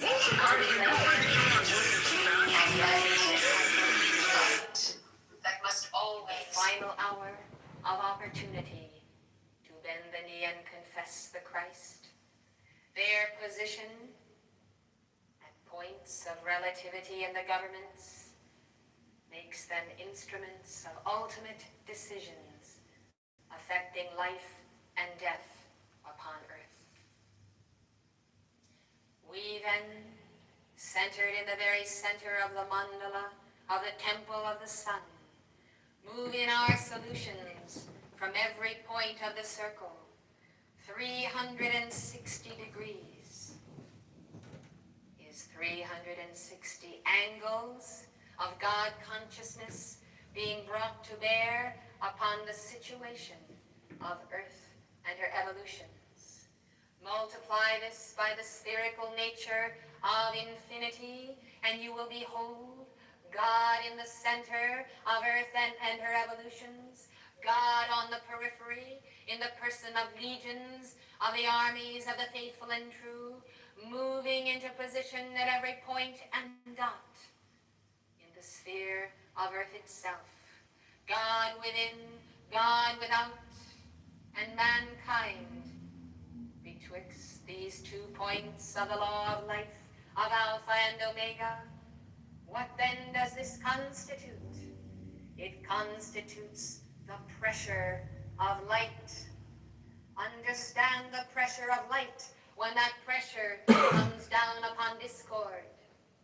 It is very simple. Discord increases, is forced out of itself, is forced to the very surface of the planetary body. All karmic conditions. Thus the turmoil, thus the chaos and the confusion. And in the midst of all of this, the tension of light, the pressure of life itself results in God coming into manifestation in his sons and daughters. Your own advancement on the path, the increase of light within you, could only be the result of such cosmic conditions unprecedented. You have seen the miracle of the Holy Ghost within your very own temple and taken it almost for granted, as though the moment you should place your attention upon God, such miracles would occur. My beloved, this is no ordinary manifestation that souls of light could come into our midst and drink at the fountain of the messenger herself and receive that light for which she is the vessel of the light in the center of the sun, and the vessel of the light of the armies of the Lord. This light transferred to you is like a giant pump, pumping air, pumping the sacred fire, pumping living waters until you are so filled with light. It is as almost as in the early church when they were drunk with light, so joyous with light, their cup overflowed. This is indeed a phenomenon of the centuries that occurs only at preordained moments, only when the pressure of the brotherhood and cosmic beings comes to earth again in the course of cycles for a harvest. This is the hour of the harvest, when many will ascend, and others who are resurrected by the very force of the light itself resurrected to the final judgment. Now then, with these conditions advancing and intensifying, you must understand that certain conditions, as Saint Germain has always told you, are unpredictable even from our octave because of the nature of free will, because of the nature itself of the human consciousness. But there is one thing that is certain: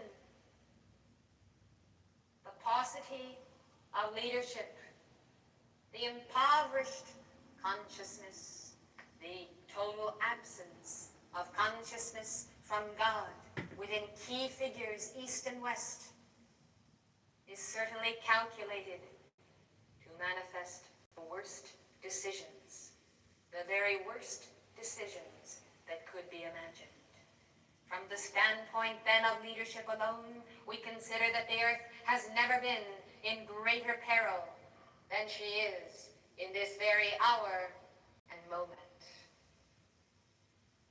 The peril being great, the countermeasures for the protection of souls must be great.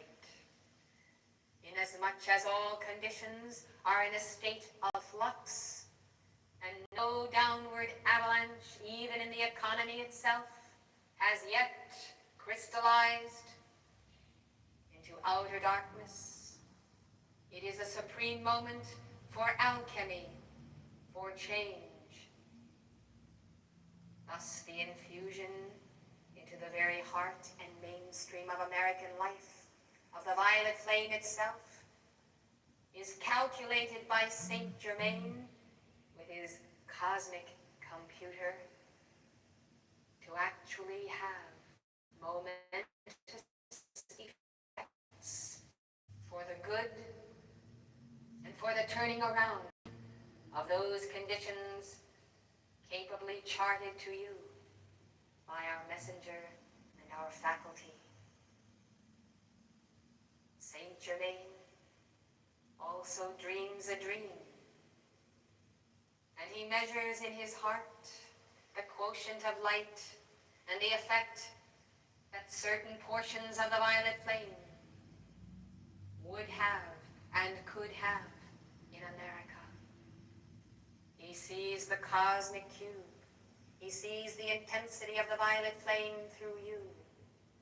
And he shows us not one or two, but many, no less than 360 alternative outcomes in coming months, dependent entirely upon how the spark of freedom and of liberty is received as it is being transmitted. Understand that in one sense, freedom has never been so free, and free will has never had such a moment of opportunity. Free will in the heart of the light bearer is still the opportunity to become God and to resurrect a sick society and a dying world. All of this within the realm of possibility and even probability. The equations then differ, but none of them change according to the will of heaven or the brotherhood or the law itself. The equations themselves change only with the acceptance of embodied light bearers and the mainstream of humanity at large. The outcome then is entirely dependent on how light bearers implement the wisdom, the joy, the love, the law, the freedom itself. It is as though there were silence in heaven, as a hush is come upon angels and ascended masters, as they listen and wait and look to see what will be, what friends of freedom will arise in answer to the tremendous charge of energy sent forth from the altar of your heart. center of our sanctuary. If mankind wait to see what the superpowers will do, I can assure you that heaven waits to see what the superpowers, in terms of those who have the greatest light, will do.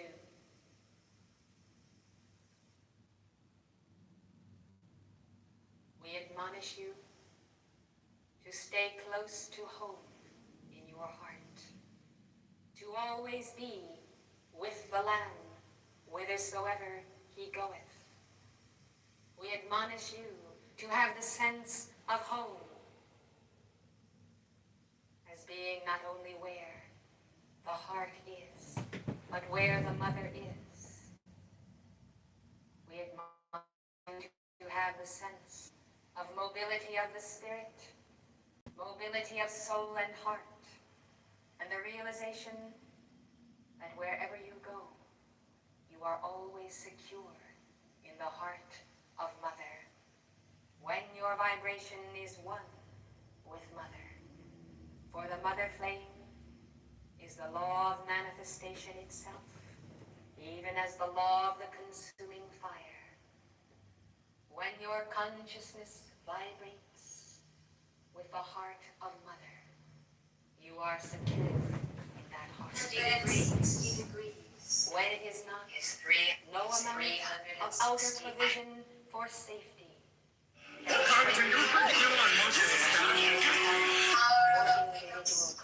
Flows through you in the smoke. Some have supposed that an idolatrous relationship or an outer tie would suffice.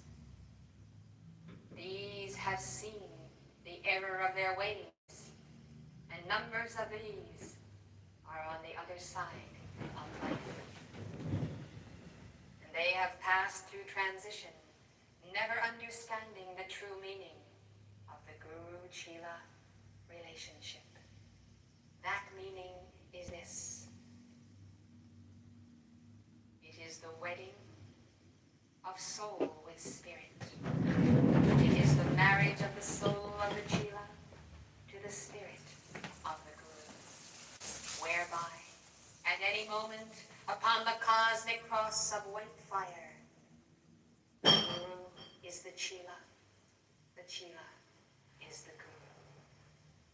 This is the cosmic interchange. This is the love of community.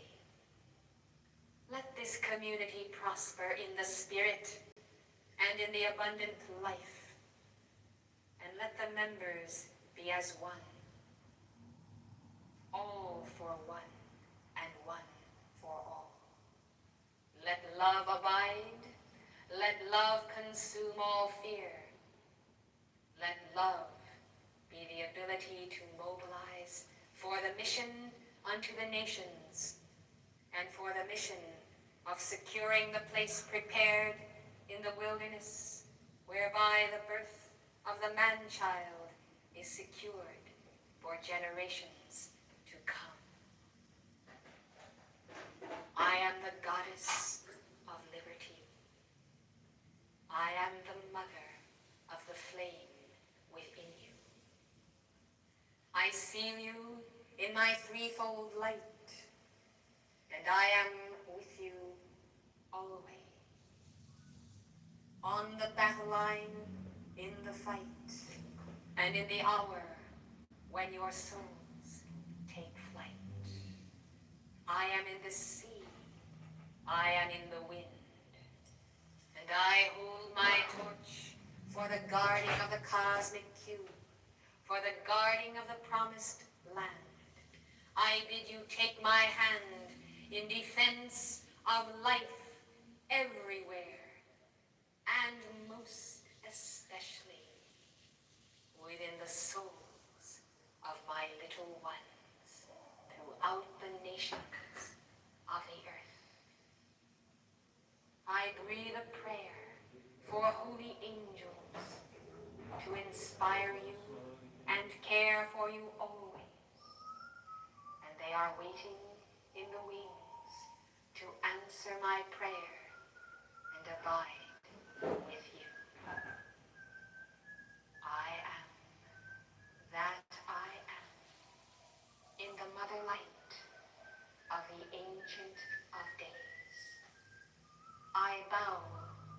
Sanat Kumara and his divine plan, sealed in the heart of the great divine director for the fulfillment of the mission with you. Amen.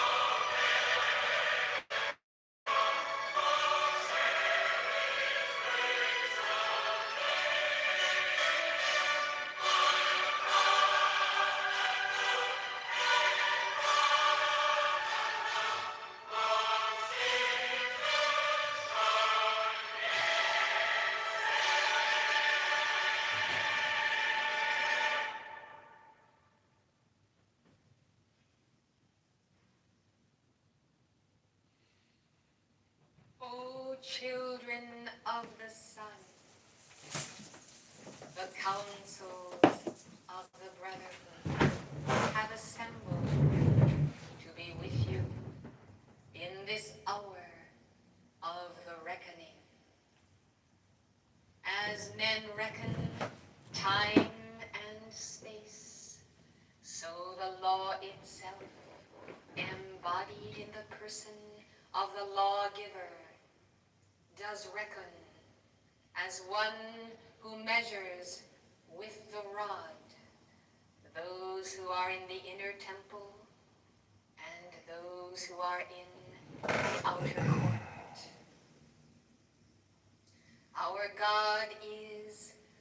consuming fire of love. So is his law manifest, as above, so below. Understand then the equation of life and of crisis within life as the crossroads of time and space bring before the world community both opportunity and decision. Understand that the law is impersonal, yet most personal in its application.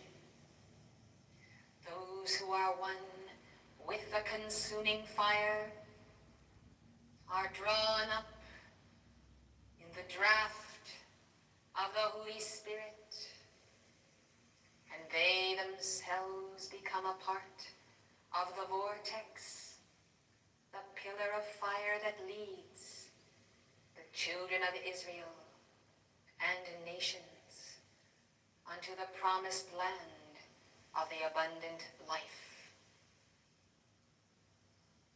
There are forces set in motion upon earth today which can only be checked by counter forces of light. Light that must always be embodied within you, our representatives.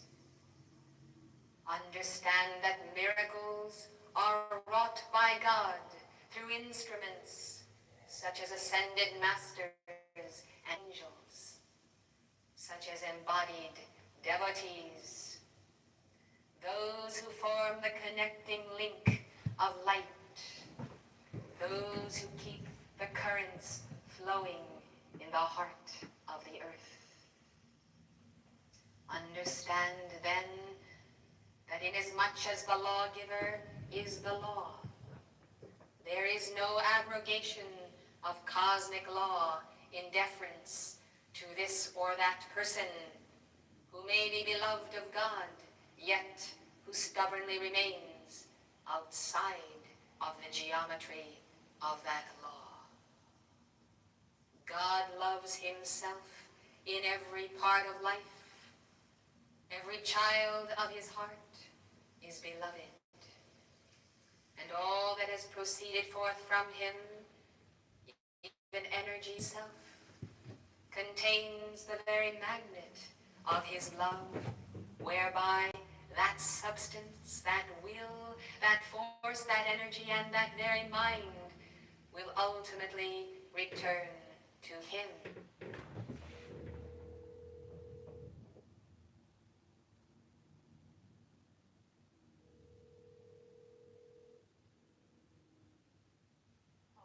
Hey Nasha, it's John. How are you doing?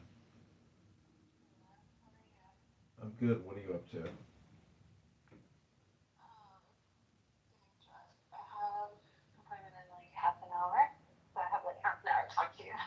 A half an hour? A whole half an hour? You think we're gonna chat for a whole half an hour?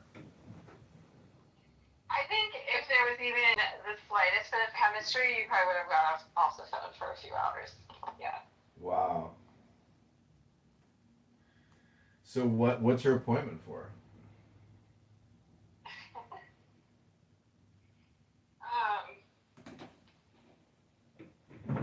Good question.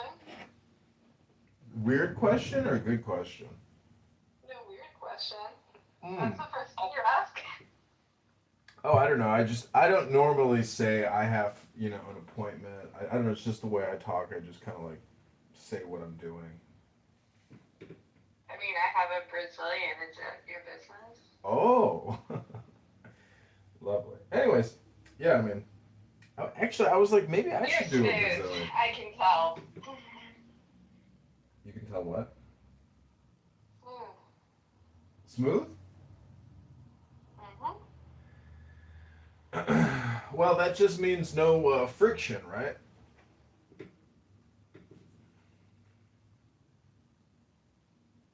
Okay.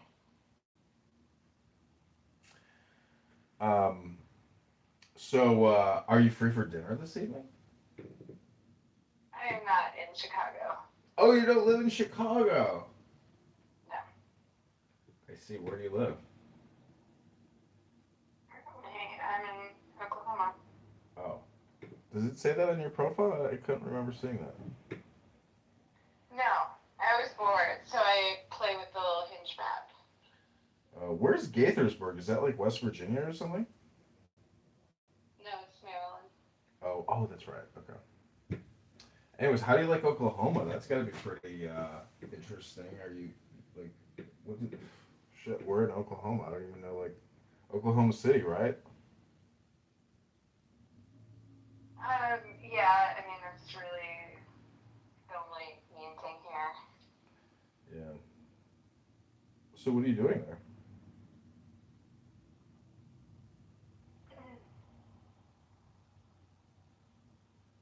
I might be really new to online dating because I only downloaded Hinge like 2 weeks ago, but this feels weirdly like interrogation-y. Oh. Well, anyways, I mean, I was like hoping to take you out for dinner tonight, so I apologize for my surprise in discovering you live in Oklahoma, but I'm not trying to, like, interrogate you or go any further. Actually, I am admittedly like new to the whole dating app thing, so it could just be like a learning curve, I guess, on my part. But also, given that I'm in Oklahoma, are you surprised that I used a dating app to kind of look outside Oklahoma? No. That makes perfect sense. Where is... Sorry, I'm looking for something. I think that's like the... I feel like there's less value for a dating app looking in like your own community. I think actually this would be, in my mind, the most valuable use of it is like being able to, in the same day, like have conversations with people hundreds of miles away.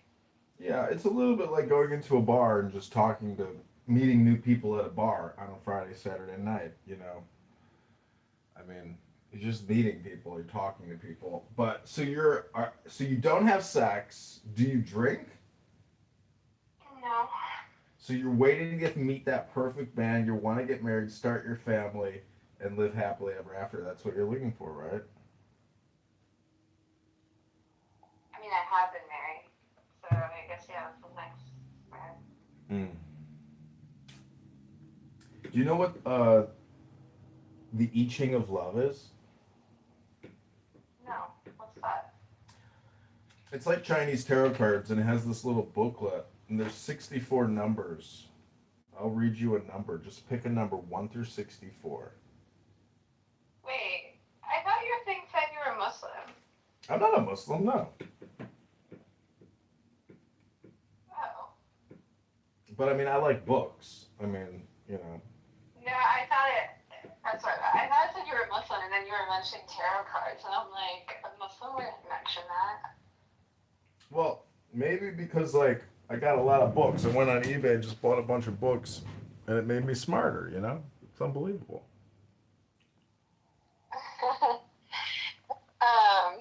Yeah.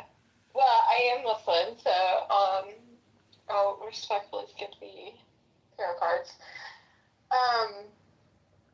Okay, so I guess instead of asking me about me, tell me about you.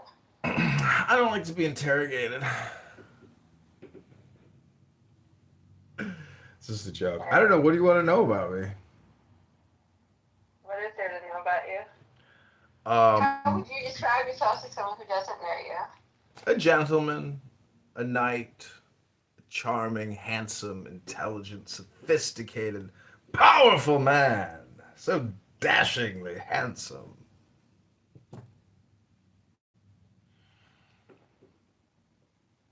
Okay. How old are you? So the law itself, embodied in the person of... Hello? Sorry, I'm 43. I'm just in my kitchen getting some coffee.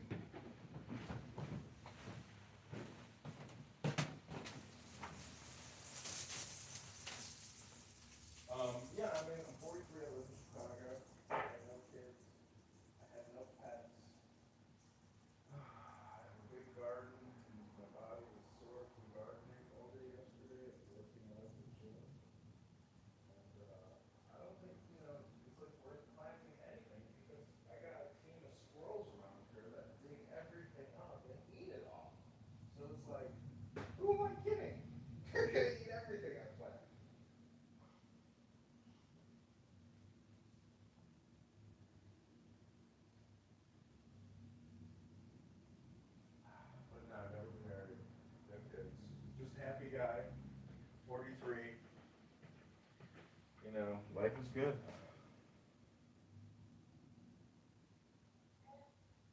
Yeah. So do you go to the gym? Are you like a workout person? You look like you're in pretty good shape.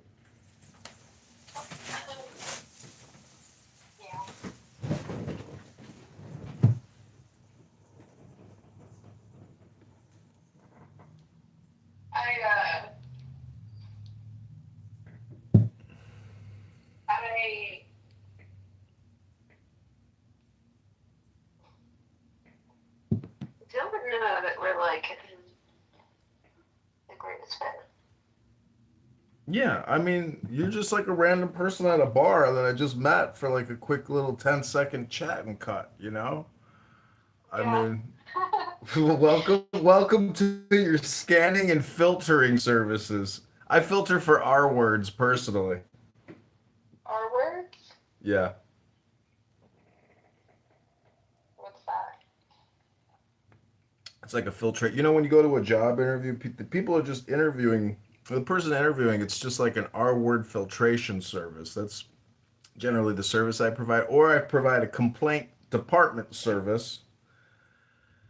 You know, this is kind of the way I look at relationships. R being the relationship word, obviously, not the retard word.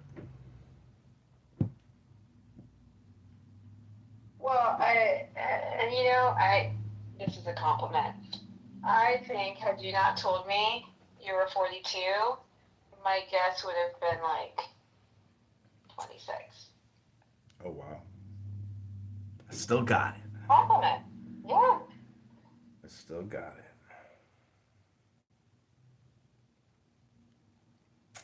So how do you keep those eyebrows looking so fleek? Jeez, you're like all eyebrow.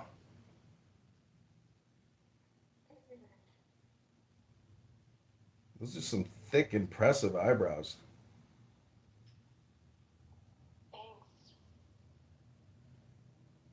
Yeah, you got some amazing hair.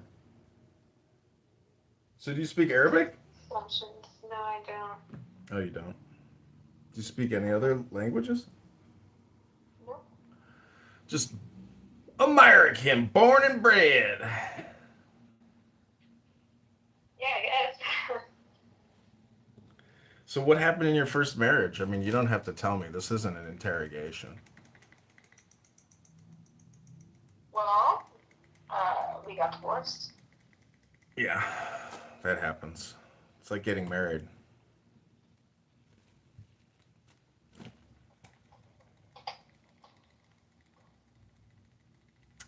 Well, I think I'm gonna, go for a jog. I know you wanted to schedule this call for 30 minutes, but now since you've determined we're not a good fit.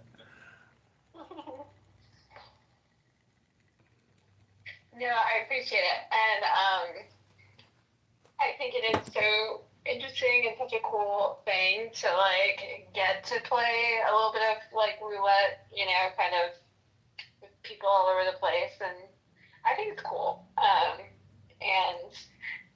I do think, and I mean this in a genuinely complimentary way, that like you come off very young.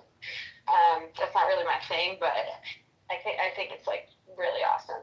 And No, I'm a social person. Like, I'm a nice person, and I go out and I meet a lot of people all the time, and I'm nice. I try to be nice to everybody because, like, what's the point, to be like a disagreeable person, yeah,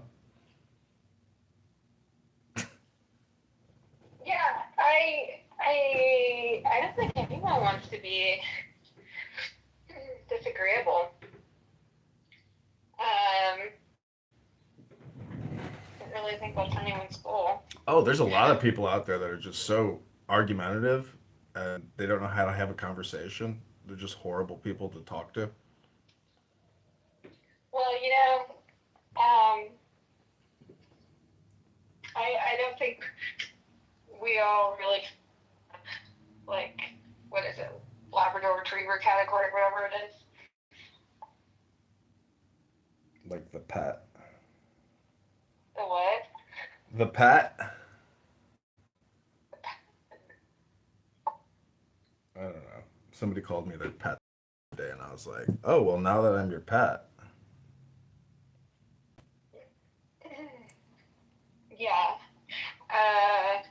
Well, I mean, you are extremely friendly, like you said.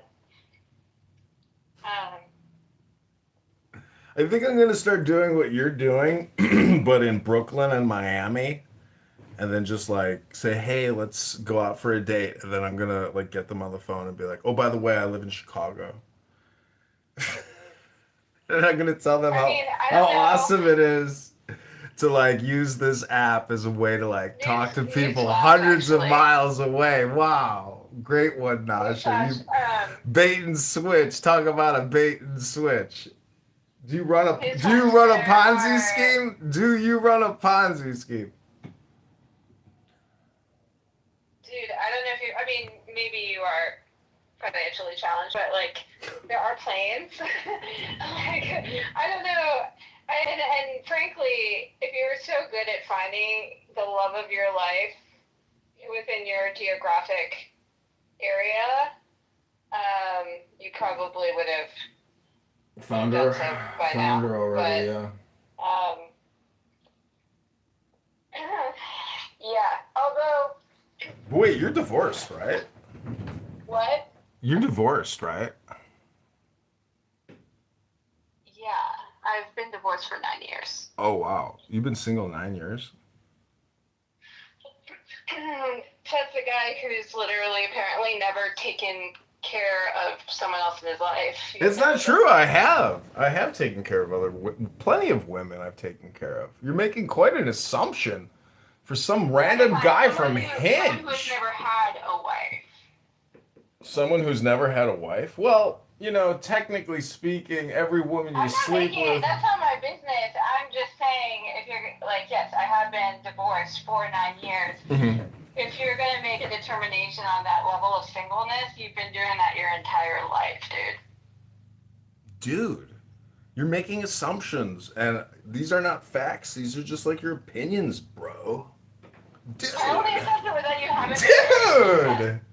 Dude, listen, dude. I know we're not going out to dinner tonight because you live in Oklahoma, but bro, I mean, like, dude, these are just your opinions. I mean, truthfully, if you wanted to, if we had hit it off and you wanted to, that dinner probably would have been in the realm of the next couple weeks, which actually for me is preferable than the same night, because if we're gonna have a lack of compatibility that I can determine over the phone, which, see, possible, then I would save us both the trouble. Dude, so I actually excellent analysis. Dude, you're listen, dude, I understand your filtering, dude. Okay. Good one, dude. Anyways, listen, dude, have a great night. I'm gonna go to the gym. I know you wanted to schedule a 30-minute call, but I hope 15 minutes is good enough for you. Nasha, health, wealth, love, peace of mind, happiness, and strength. You know, joy and love and all those positive, super positive vibration words from me to you, from my heart to yours, Nasha. Thanks. Do you know what the difference between a message and a massage is? A massage?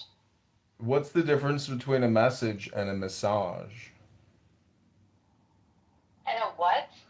A massage. Are you drunk? No, a message versus a massage, meaning when you give a massage. I'm actually asking, are you drunk? Or is this your normal? No, I'm just having fun, but I am about to go work out. I'm just sipping coffee.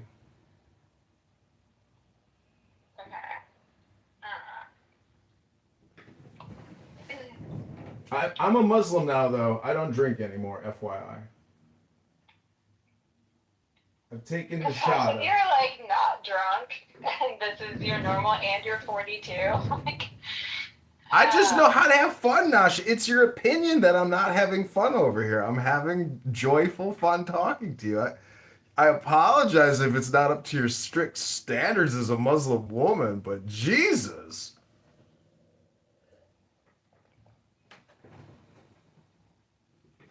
No, the Muslim thing was separate. I think I missed you. I just hadn't. That was my bad. But that's not really relevant to the rest of this. Is any of this relevant? You don't even live in Chicago, and you live in Oklahoma City, and I know you want to talk for 30 minutes, and then you have an appointment. But right now, I'm hanging up the phone. Chicago wasn't so backwards. So yeah, I live in Oklahoma.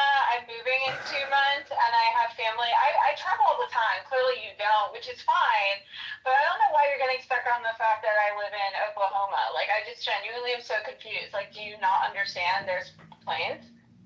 Do you not understand that I'm going to hang up the phone because even though you want to schedule a 30-minute call before your appointment,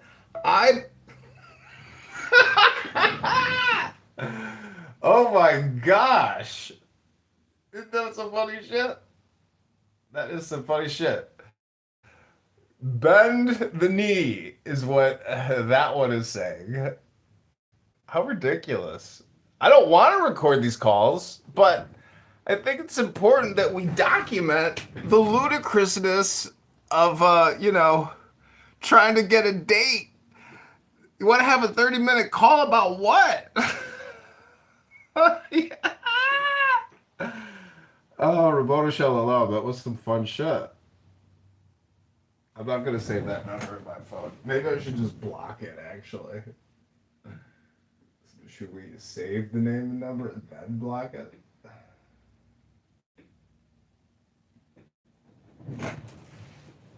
Nasha interested.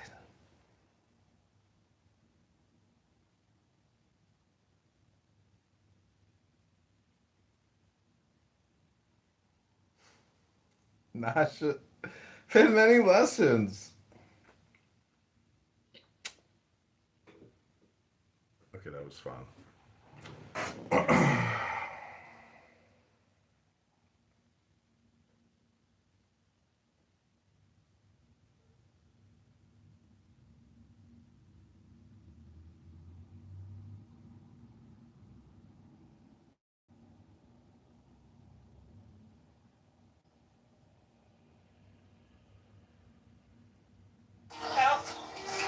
A woman will fuck you over every time, every day. That's my favorite quote. Oh shit. You're lying.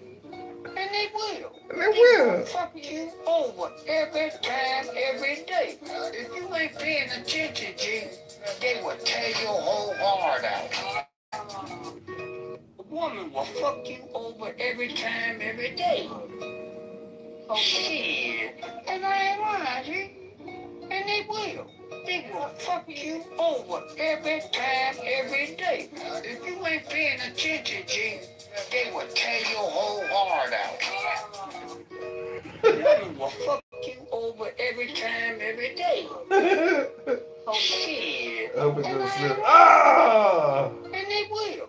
They will fuck you over every time, every day. If you ain't paying attention, G, they will tear your whole heart out. A woman will fuck you over every time, every day. Oh shit. And I ain't lying, G. And they will. They will fuck you over every time, every day. If you ain't paying attention, G, they will tear your whole heart out. A woman will fuck you over every time, every day. Oh shit. And I ain't lying, G. And they will. And they will. Fuck you over every time, every day. If you ain't paying attention, G, they will tear your whole heart out. A woman will fuck you over every time, every day. Oh shit. And I ain't lying, G. And they will. They will fuck you over every time, every day. If you ain't paying attention, G, they will tear your whole heart out.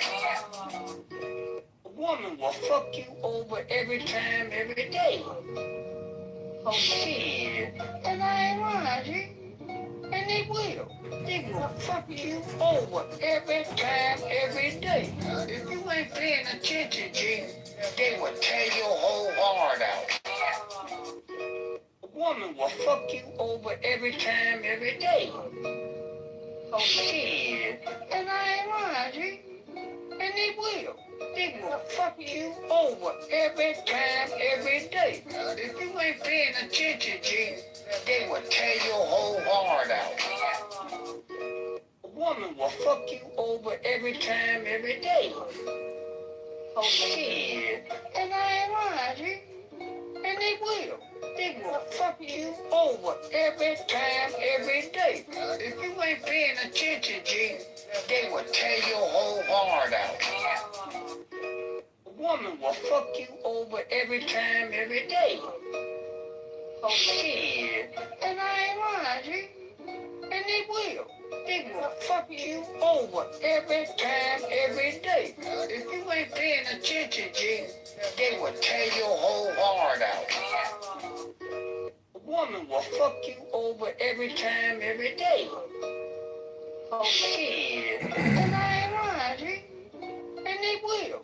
They will fuck you over every time, every day. If you ain't paying attention, G, they will tear your whole heart out. A woman will fuck you over every time, every day. Oh shit, and I ain't lying, G. And they will. They will fuck you over every time, every day. If you ain't paying attention, G, they will tear your whole heart out. A woman will fuck you over every time, every day. Oh shit, and I ain't lying, G. And they will. They will fuck you over every time, every day. If you ain't paying attention, G, they will tear your whole heart out. A woman will fuck you over every time, every day. Oh shit, and I ain't lying, G. And they will. They will fuck you over every time, every day. If you ain't paying attention, G, they will tear your whole heart out. A woman will fuck you over every time, every day. Oh shit, and I ain't lying, G. And they will. They will fuck you over every time, every day. If you ain't paying attention, G, they will tear your whole heart out. A woman will fuck you over every time, every day. Oh shit, and I ain't lying, G. And they will. They will fuck you over every time, every day. If you ain't paying attention, G, they will tear your whole heart out. A woman will fuck you over every time, every day. Oh shit, and I ain't lying, G. And they will. They will fuck you over every time, every day. If you ain't paying attention, G, they will tear your whole heart out. A woman will fuck you over every time, every day. Oh shit, and I ain't lying, G. And they will. They will fuck you over every time, every day. If you ain't paying attention, G, they will tear your whole heart out. A woman will fuck you over every time, every day. Oh shit, and I ain't lying, G. And they will. They will fuck you over every time, every day. If you ain't paying attention, G, they will tear your whole heart out. A woman will fuck you over every time, every day. Oh shit, and I ain't lying, G. And they will. They will fuck you over every time, every day. If you ain't paying attention, G, they will.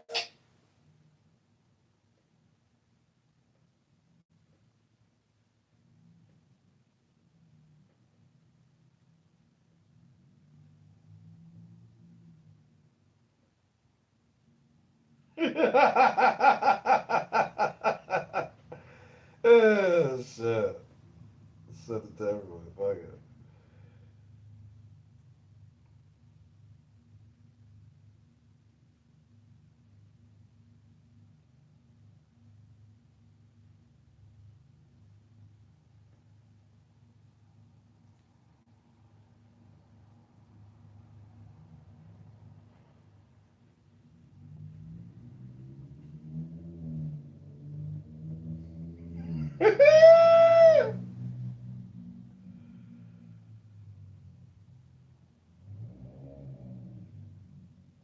attention, G, they will tear your whole heart out.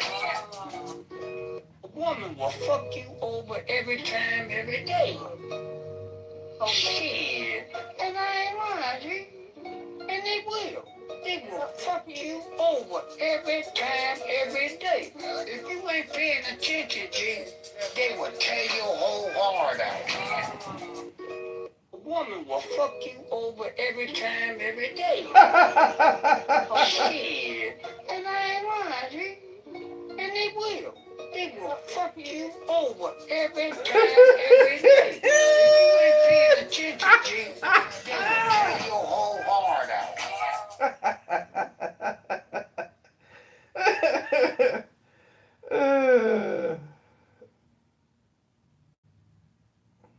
A woman will fuck you over every time, every day. Oh, shit. And I ain't lying, G. And they will. They will fuck you over. Attention, G.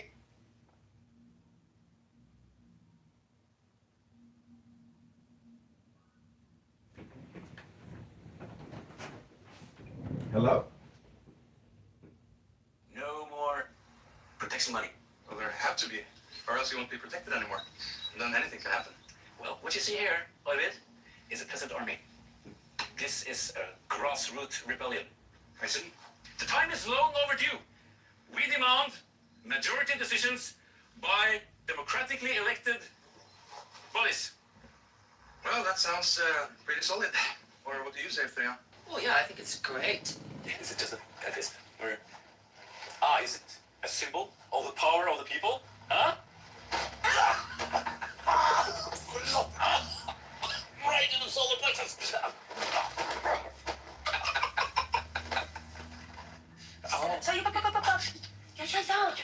Oh, don't. Do you agree that this peasant revolt is over? Yeah, absolutely. I'm sorry if we maybe took a little too much, but we're going to the thing, so we're gonna need a little extra. Yeah, I understand. Yeah. Excellent. All right, see you later. Yeah, see you later. No more Protection money. Well, there have to be. All right.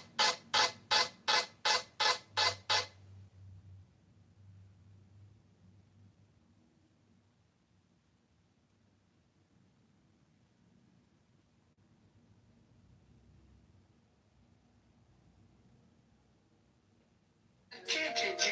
I celebrate. Nike is looking for people. I'm unbeatable. I can't be beat. It's impossible. You condemn me. You can damage me. You're never ever gonna beat me. Why be normal when you can be the best? I don't want to be normal. I want to make the difference. So everything I do, I want to make the difference. Because when I make the difference, I'm the best. I'm unbeatable. I can't be beat. It's impossible. You condemn me. You can damage me. I am the best. Why be normal? What do you mean my post?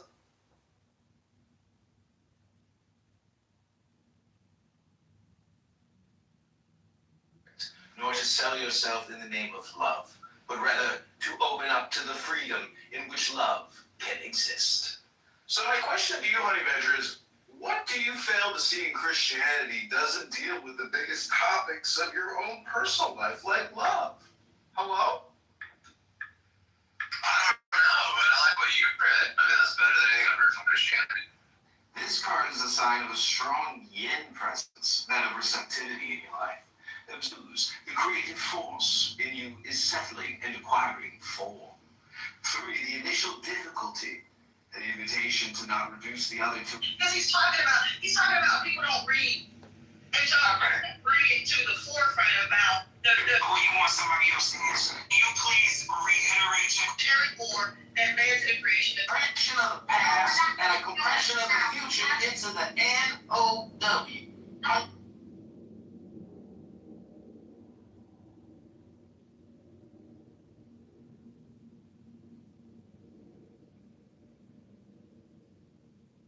What do you mean? Excuse me. How do you read so many books? This is my king. Sweet Lord, every day.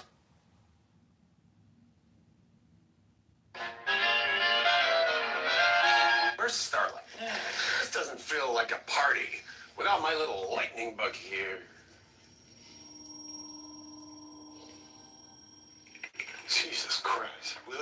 you've got a viper's nest in there. I heard about it, of course, but seeing it for myself, it's incredible. I mean, disgusting, of course, but it's beautiful. What you've done to yourself, what you've become, and you did all that for me. Now that is devotion. You know, William, I know we're not exactly equals, but I'm compelled to say you are the only one that's ever challenged me. And there's a part of me that will be sad to see you go.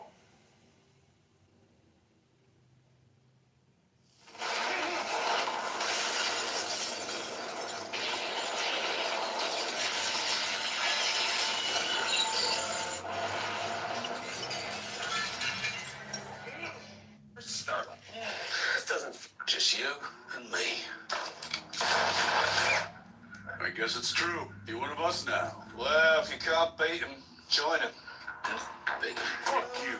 We had a deal. You sold me out. Put me back in a fucking box. Homelander's the one fucking you have, mate. Did he mention that we've got an uber virus strong enough to kill every suit on the planet? Bullshit. Things this virus can do. I can diabolical. Why do you think he sent you here? You're a sacrificial cunt. Again. I guess we'll see. You don't get it, do you? Everyone fucks you over. Do you want to know why? Because you are a dumb fucking twat. Just you and me. Okay, this is Men in Black. Fucking ho-hum. Yeah, it's me. I don't... We got into this war. Fucking ho-hum. Yeah, it's me. I don't miss... She's fake fucking good shit. Tell you the truth. I'll stay with the fish. Why'd you go to that psychic last year, since you don't dwell on this shit? But that was different. Chrissy was shot. That was a paranormal event. What the fuck are you talking about? That psychic told you those guys were holding you, the guys that you, I love that. Fucker like a brother. And he in the ass. Well, that's the difference between puss and the others. Them you loved. The world don't run on love. It was a rat bastard. One thing you gotta admit, he made a great Santa Claus. He did. In the end, we got into this war at the...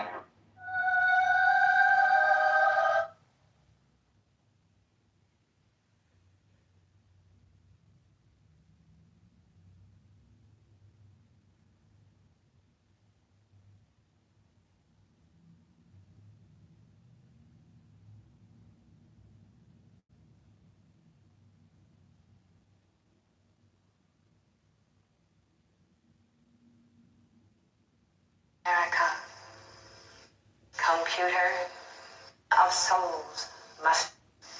But there is one thing that is the hour of the light to our midst, and daughters of Alpha and Omega, upon the city to bend the knee and there, in the condition of resources, the concern for the of light.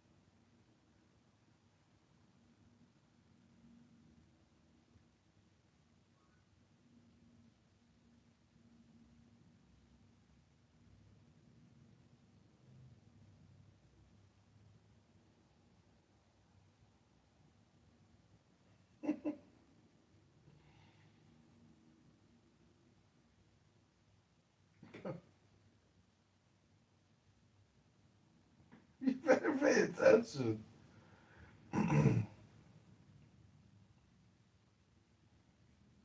When are you coming back to Chicago?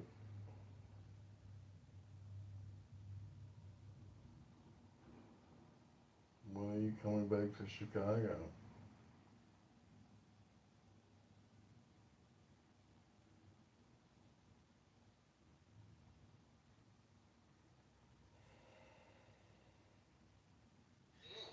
But basically, these niggas understood that the Messiah would look like Jesus, act like.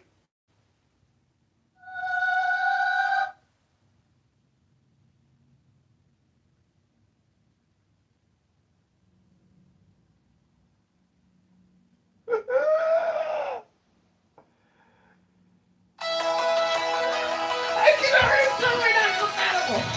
Okay.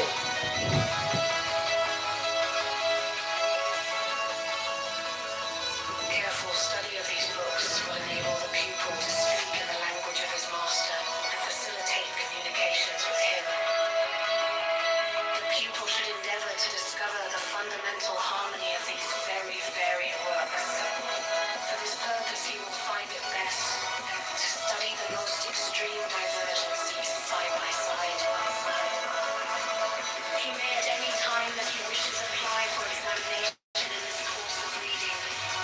During the whole of this elementary study and practice, he will do wisely to seek out and attach himself to a master, one competent to correct him and advise him. Nor should he be discouraged by the difficulty of finding such a person.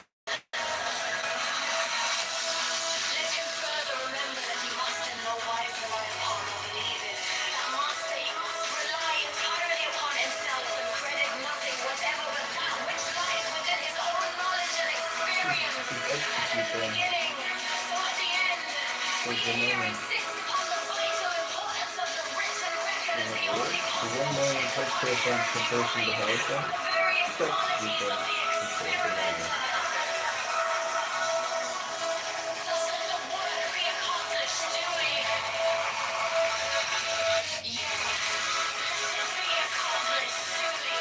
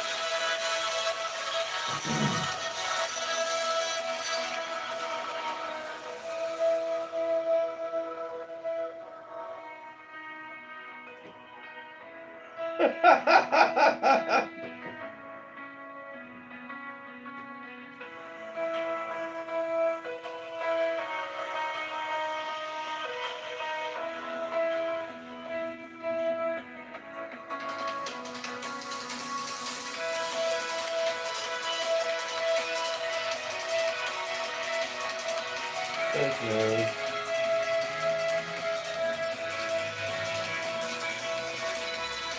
Best in both.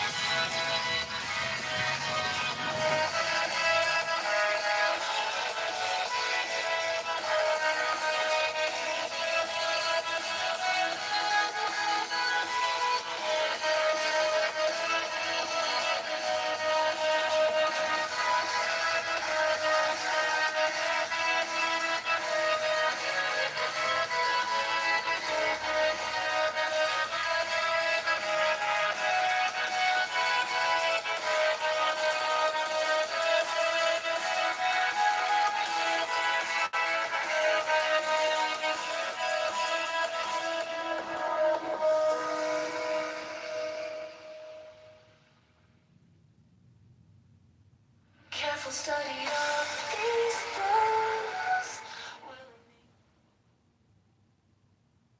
enable the pupil to speak in the language of his master and facilitate communications with him.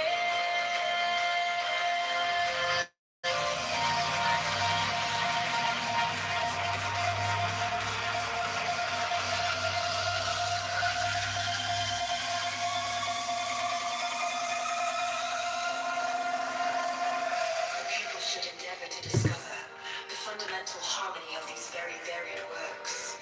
For this purpose, he will find it best to study the most extreme divergencies side by side. He may at any time that he wishes apply for examination in this course of reading. During the whole of this elementary study and practice, he will do wisely to seek out and attach himself to a master, one competent to correct him and advise him more. Should he be discouraged by the difficulty of finding such a person, let him further remember that he must embody his own believe it, that Musa, he must rely entirely upon himself and credit nothing whatever for that which lies within his own knowledge and experience as in the beginning. So, at the end, we hear insist upon the vital importance of the written record as the only possible check upon error derived from the various qualities of the experimenter.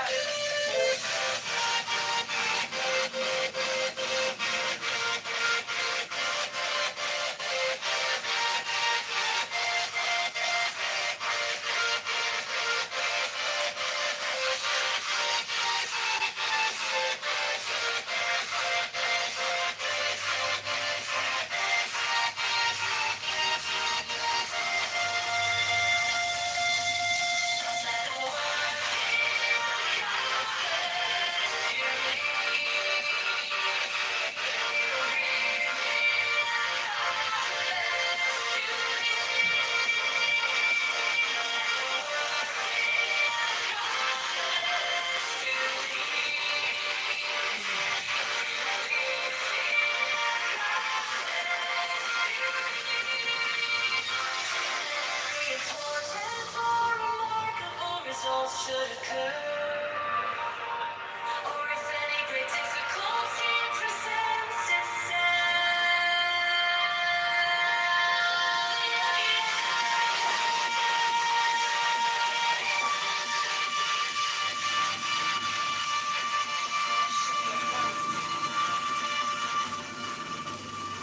informed of the circumstances.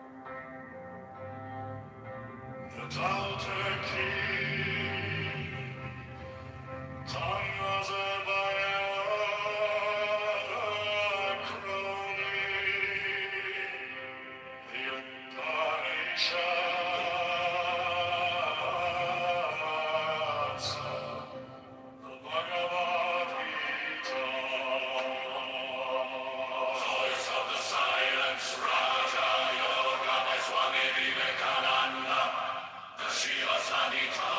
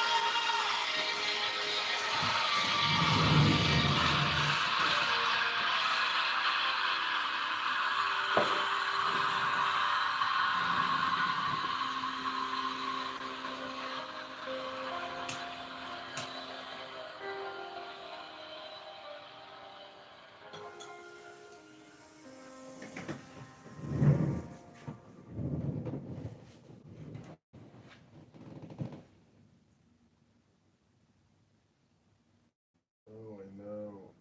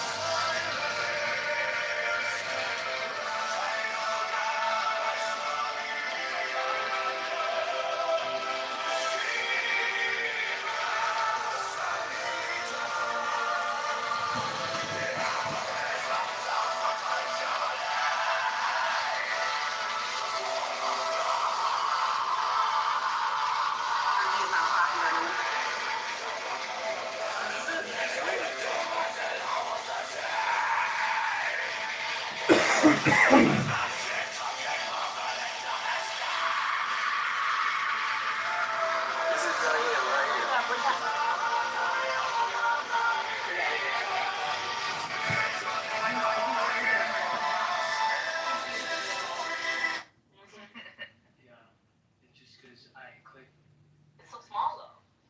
John? John Hello. said yesterday. Hi, hello. John, yesterday we were talking to Rico about again, how like we're all sort of connected on some human level, you know, and how like most like scriptures will have also the same stories kind of repeat themselves, like with different, you know, Simon was there with different like names and different this and that. Bro, he started getting so intolerant and saying Jesus is the only way, the only solution, the only like so he was doing his whole freaking only Christianity, only Jesus and nothing else, exclusivity, right? Caleb came up and he tried to explain. Bob and Daniel were like, bro, you're acting weird, man. And then Hans came in to like give his freaking 2 cents. He was kicked out of the room.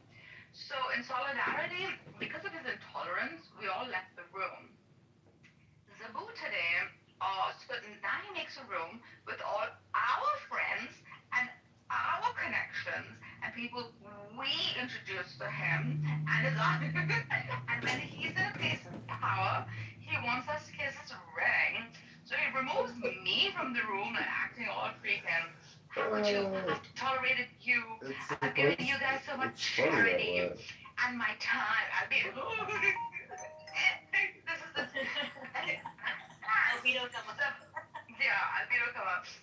last name? Huh? I said nice name. I know.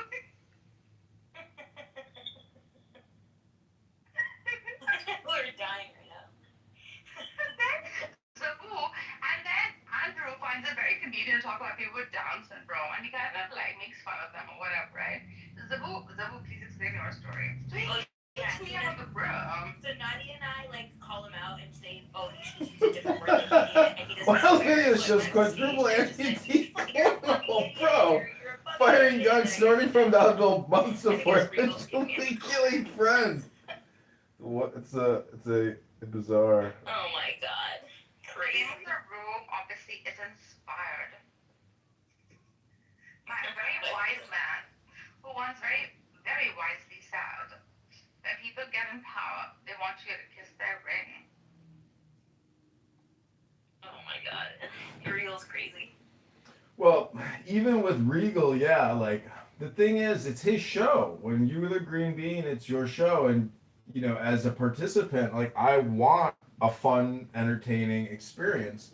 And if like you're a sourpuss and you don't know how to have fun, and you're demanding people specifically discuss your, you know, strange theory or opinion, like not everybody wants to participate in your experiment.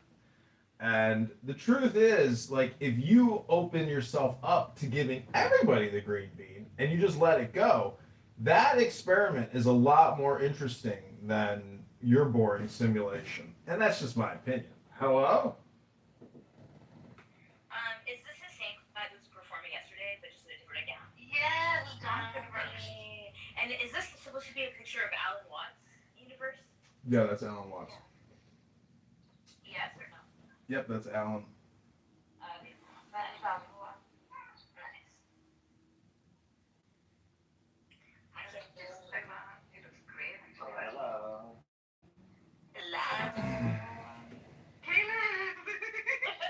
Wait, so then when I got kicked out, I came here, and then we just pinged everybody from Andrew Regal's room to here.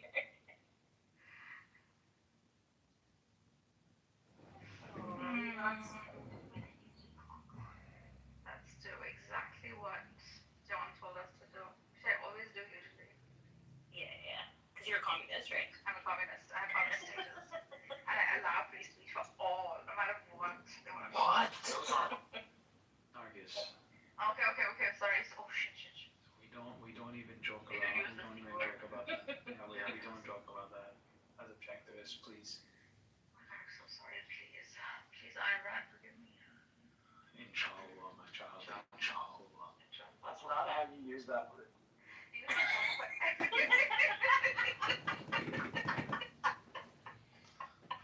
Caleb, we've already had multiple Muslims tell you.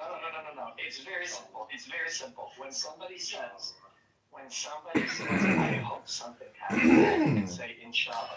It was December 1950. Forgive me. And you said inshallah, which is a nonsense. Now, here's the good part. Yes, if God willing. Facing impossible conditions, chose to stand their ground. Okay, no, that's fine. I think he used it okay there, although he could be like. It is. Could be more specific. He could be more specific. Yeah, he could be more specific. Inshallah. Yeah, God willing. Yeah, see that doesn't make any sense right there. Like you can use words like Alhamdulillah, which is like praise be to God. This is when someone says, how are you doing? You don't say inshallah, you say Alhamdulillah. But you didn't ask how I was doing. You don't use the word the other Allahs. You just use inshallah for everything. That's the problem, Simon. Exactly. That's how it's meant to be used. No. No, that's not. That's what Caleb is telling you. That's not how it's meant to be used. Caleb, did we even discuss like Regal's butt cheeks, Muhammad, or Jesus? No, we did not. Never, and I mean never say, sorry to bother you. Sorry to bother you.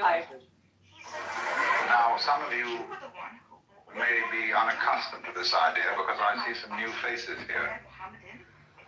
But it's my fundamental philosophy that the universe is essentially a game. but we use the word game or we use the word play in varying senses, and it may give the wrong impression because very often people assume that when such a word is used, it indicates something trivial. As we say, it's only in play, or only a game. And then when you consider what an appalling amount of... Yeah.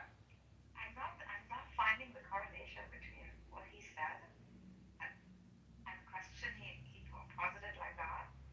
Regal was just questioning his sexuality and that he took the moment to be open about it. Regal's actually gay. It's a sexual Christian repression attack. Yeah.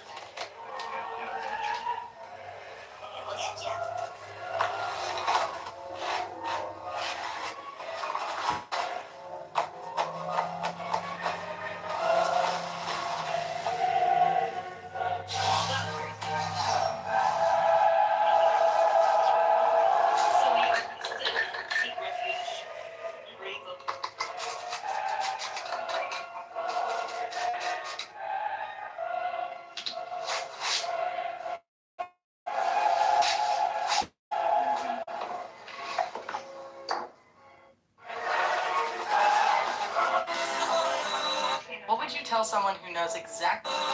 So what is it about human nature that when it reaches the slightest bit of what it wants, it completely neglects those who have helped and supported him to come to that position? Is it because he thinks that, especially a theist, right? Simon is not there. Like a theist who believes that it all comes from source. All position, mind, goodness, and all else is generated from source, the source, right? So how does a theist become This is what challenges arise. Regal's like the patriarch, right? Part 2. And The view from above. Marcus Aurelius. And he wants to gain more power in this manosphere of Clubhouse. Introduction to the meditate. Make room for the fresh souls which come Use to it dwell as there. a will. And this is the answer which Isabella. Stay. Heathcliff, let the poor thing go. Can't you see she must hate you? She says so 100 times a day. Isabella, if I leave you alone for half a day, won't you come sighing back?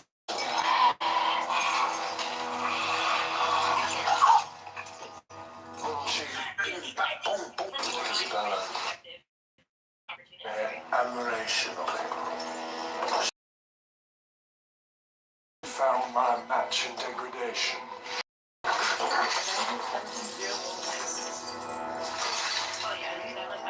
Isabella, let me take you out. No, I mean, Henry, I am home. Isabella. I'm sure it does. That's probably why he's on here all the time, because no people talk to him anymore in real life.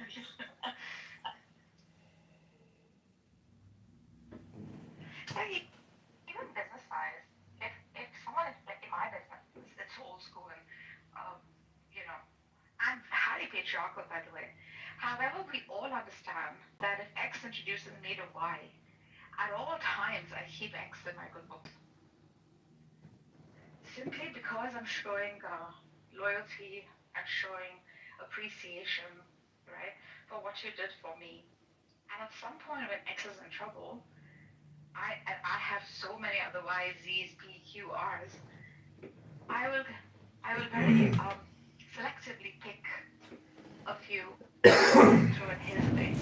So you never forget the first stepping stones by which, like you climbed up. It's very distasteful in the jewelry industry if you do such a thing. Like as a group, you're kicked out. As a group, you are freaking alienated once you behave like that. It's people are very careful about like sharing that power and allowing all to benefit in that pot.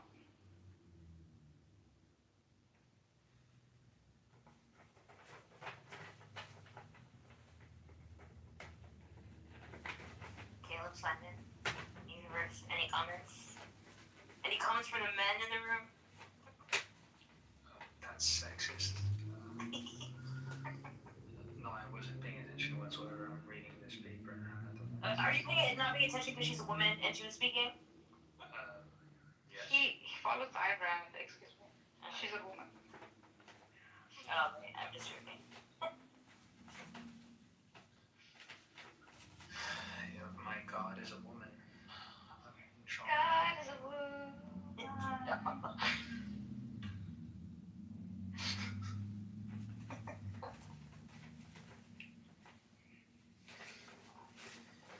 What would your reputation be against eyebrow and her theory of individualism, which is so supreme over all other philosophy? What's my reputation with? If you were to refute, hey, don't get me wrong, I'm not, I'm a radical objectionist. But if I were to refute her, I have a few refutations. Maybe one. You do have anything to refute? I mean, I can still man the Real collectivist argument, but I mean, there is no actual to refute individualism is to negate your life. So it's like it's not in your self-interest to allow to justify, not even allow, to justify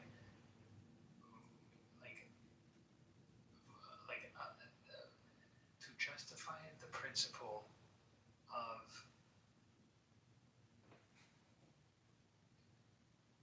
accepting. Holy fuck, I can't even speak right now. I'm on like 2 hours of sleep.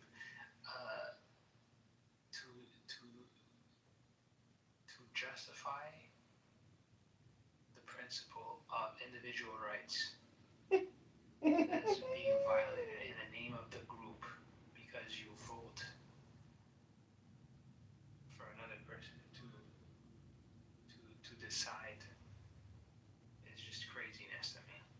It's so anti-life. It's so anti-life. What's it like just like making no point, or in what you say? It's like I can't detect any point whatsoever that like you're just like using words, but I don't understand what's the purpose of it. Hello?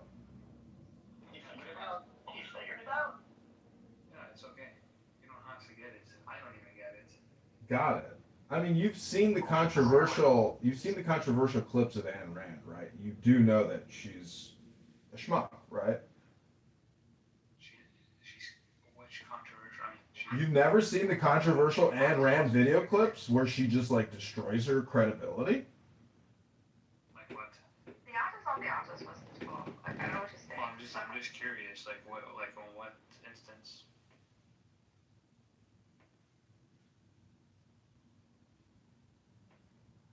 Where she just destroys her credibility. Just curious.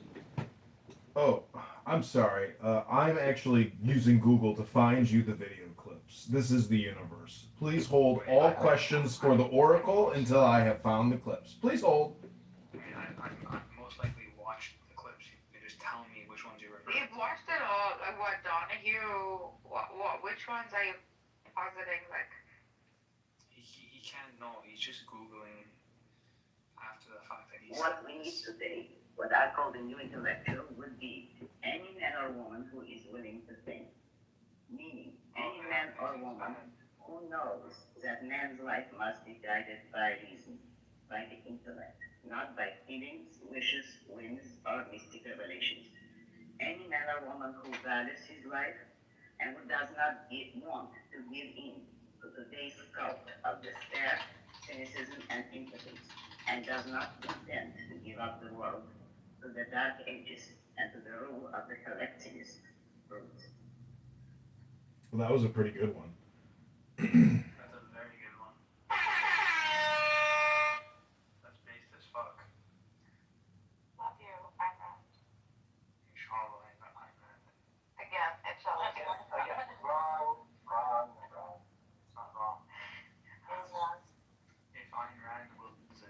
No, like, Well, if it's random, then why is it? exactly. No, have I shared like a secret with you guys?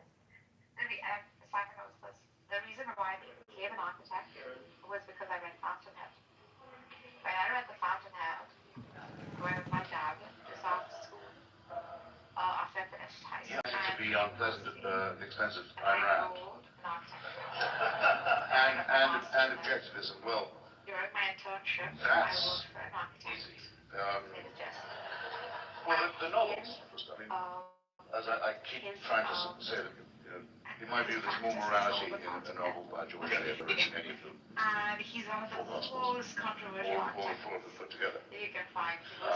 I care very much about literature as the place where tiles, like these terracotta tiles. the real dilemmas, ethical dilemmas are Right? met. He would use them as So to have novels as transcendently awful he as would At make the Shrub structures of Nothing that we undermines my project. And then, though I have some respect for the virtue of selfishness and collection of essays, and I've argued about it with the chairman of the Federal Reserve, as a matter of fact.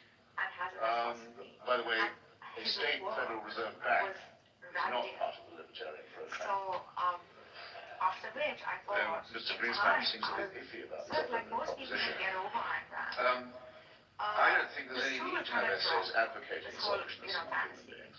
I don't know what your impression has been, but some things require no further reinforcement. The first thing I want to do is to join the I said Lillian Hellman was once in the declining years on some campus, and she would peer around over the crowd. saying like Very Ayn thick Rand glasses. is a love-hate person. There was a squawking question You either love her somewhere in the back said, Ms. Hellman, why haven't you endorsed or gay you rights? freaking spit on her. Lillian Hellman said, Which much of the world does because of her whatever idea of selfishness, drew herself up and said, being a well, virtue, etc.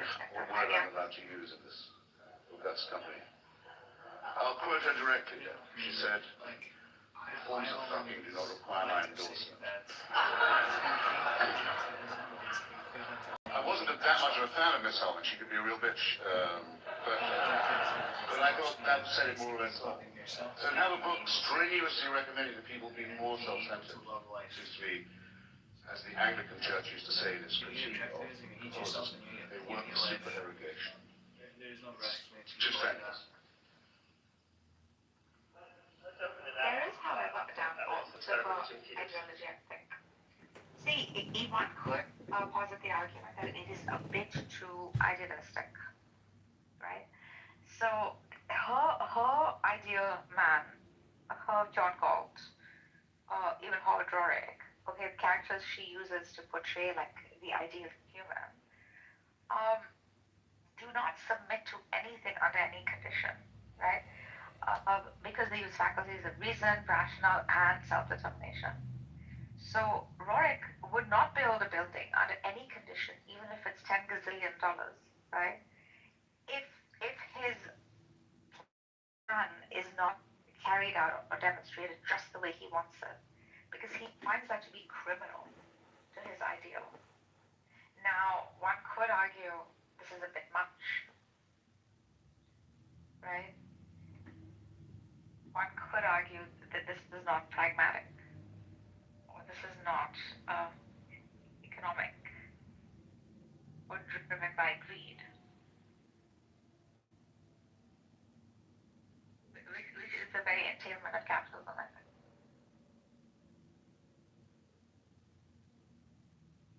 Well, Rabboni Shalom, thank you for that incredibly insightful opinion. I have the I Ching of Love in front of me. Does anyone want to pick a number? A mystical number of revelation? Yeah, John, the video you sent is not interesting whatsoever. Neither is Ayn Randyism, the cult. The cult. Okay, that's fine, but it's not a cult. Oh, it's not a cult? You're not in a cult? You sound like you're programmed. Generally monotone people who get 2 hours of sleep and think they can put together coherent sentences, which they're not. Those people are generally brainwashed in a cult. And some people claim Ayn Rand is a cult. The cult of Ayn Rand and her books, her little novels. Ooh, a book club. I like a lot of books, but I don't just like one type of book by one woman. lot of books in my life, just like different types of pizzas. I love ranch on my pizza. I love pepperoni and sausage and jalapenos and giardiniera and garlic and onion. And I like a lot of toppings on my pizza, just like I like my book club to have a lot of books. Hello? Inshallah. Inshallah. Don't encourage him to stop. I also just posted debates from Christopher Hitchens debating actual objectivists and getting absolutely eviscerated. So yeah, no, he doesn't destroy the cult of objectivism if it were actually a cult. Well, see, I'm at that point personally. Well, hold on. Personally, I'm at that point in my life where even debating these things, it's just pointless. There's no reason to even discuss or debate what we're talking about. That's just the truth. Hello?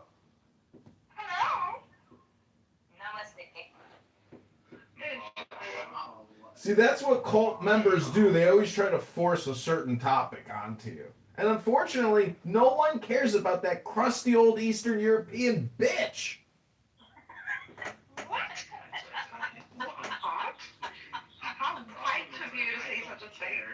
Like again, like philosophy is for like people to live their lives. Like I don't care if you have like bad ideas that lead you to bad lives. Like bro, that's on you. Like I'm enjoying. I get it, bro. Good thoughts, good outcomes. Listen, you don't have to explain what good means to me. I'm trying to be a saint over here. Hello? The last chapter says be a saint. And that means be good. Hello? I'm not gonna wait for that point. I'm just making sure because you're starting to yell out. Oh no, I think I just put the mic a little closer to my mouth. That's what she said. Zabu, do you want to see my septum piercing, Zabu? I do, that's what she said. I do want to see your septum piercing. Okay, please hold. You do not have a septum piercing. That's the fuck I'm talking about. If he shows a septum piercing, I'm officially declaring John a psychopath. Why? Like he's not already. Why? I have a septum piercing. What's wrong with that? I have a septum piercing. I have a septum. I have a navel. I have some other piercings. I have 2 nose piercings. I have 10 ear piercings. Oh my god, I have 2 nose piercings. But you lived in India though. So what? So what? That has nothing to do with where you live. It's not even cultural. I like tattoos and piercings. I love tattoos and piercings. Me too. I don't have any tattoos or piercings. You should get a tattoo of Iron Man. You should get an iron on your arm. You should get it on your ass. You should get it on your ass so that when you spread your ass cheeks, like you go through your mouth. Objective is she would be against tattoos and piercings. Why? I have an objective. God damn it. I want to get a piercing. I want to get a piercing of Iron Man's teeth and the gap between his teeth. Oh, I have a gap between my teeth. It's so cute. I have a gap too. I love that. My sister used to have a gap. I'm gonna get Iron Man's teeth exactly the way they are, with just the front 2 teeth and the gap in between them. Right on my heart. This is just absolute trash. My sister's got it too. So pretty it looks.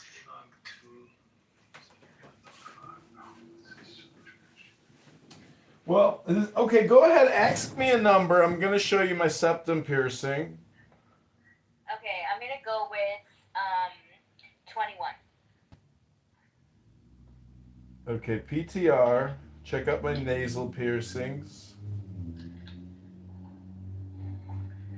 I can't see it yet. Just put that on. Okay, number 21. Oh, it looks wonderful. Looks fake as fuck. Yeah, they look like little balls. Okay, this is called betrayal and jealousy. I have a septum piercing. I'm not jealous. Are you experiencing the dark side of love? Allow yourself time to assimilate the betrayal. In those desperate moments, it becomes absolutely clear what you loved in the other. Observe it and learn from it, maintaining the knowledge within yourself. In these moments, grow, evolve, Become yourself. Why has all of this been spot on? Like, the other ones are so different from the ones he gives me. Like, they're so spot on, it's insane. Dude, this is freaky since last night. He's been It's giving me so insane. I'm not even like, freaky spawn shit. Wallahi, hand on my heart, he is using ones that are very, very specific. Okay, inshallah, let's try 19. John Kitover. Okay, PTR. I zoomed in on my nasal cavity.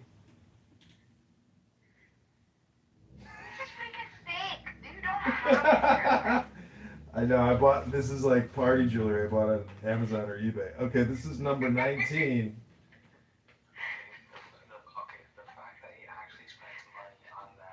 This is just a gag. You go out to a bar, you put this in your face, then people look at you and they're like, what the fuck are you wearing on your face? Universe, do you have a partner?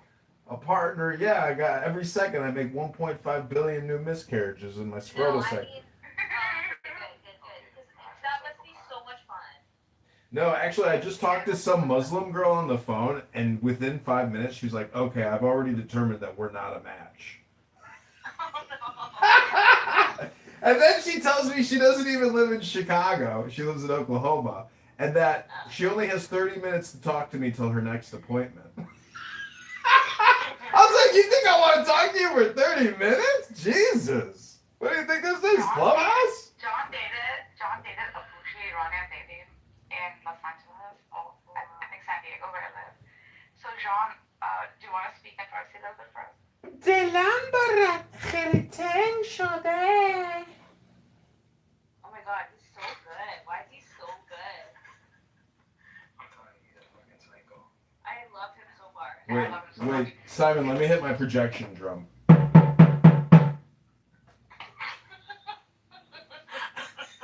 This is the kind of experience in my life. Dude, John Kitover is amazing. This is so funny. I can't believe you haven't met him, Zabu. No, I'm sure. Like, I think I've like left the rooms that he was in, but like I haven't stayed enough to like participate. He also gets kicked out of every single room.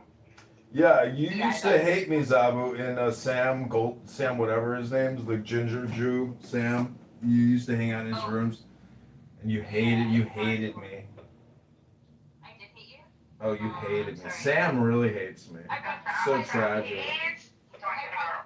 I probably had to hate you because I was dating him at the time. Ooh. And I'm no longer dating him.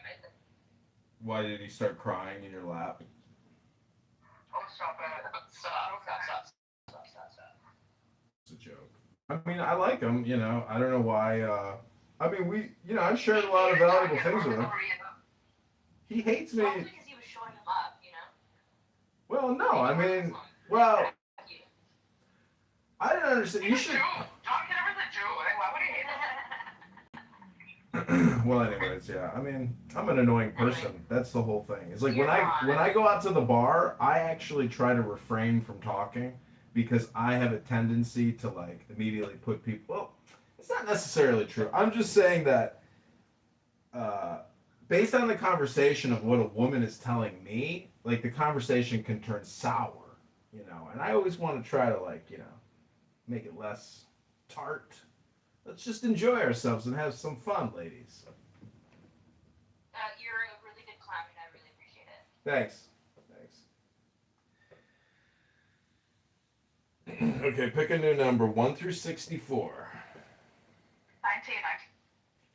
You want 19? By the way, this comes from the I Ching of Love. Somebody said this was better than all the Christian rooms put together. Listening to each other. The oracle gives an omen of prosperity.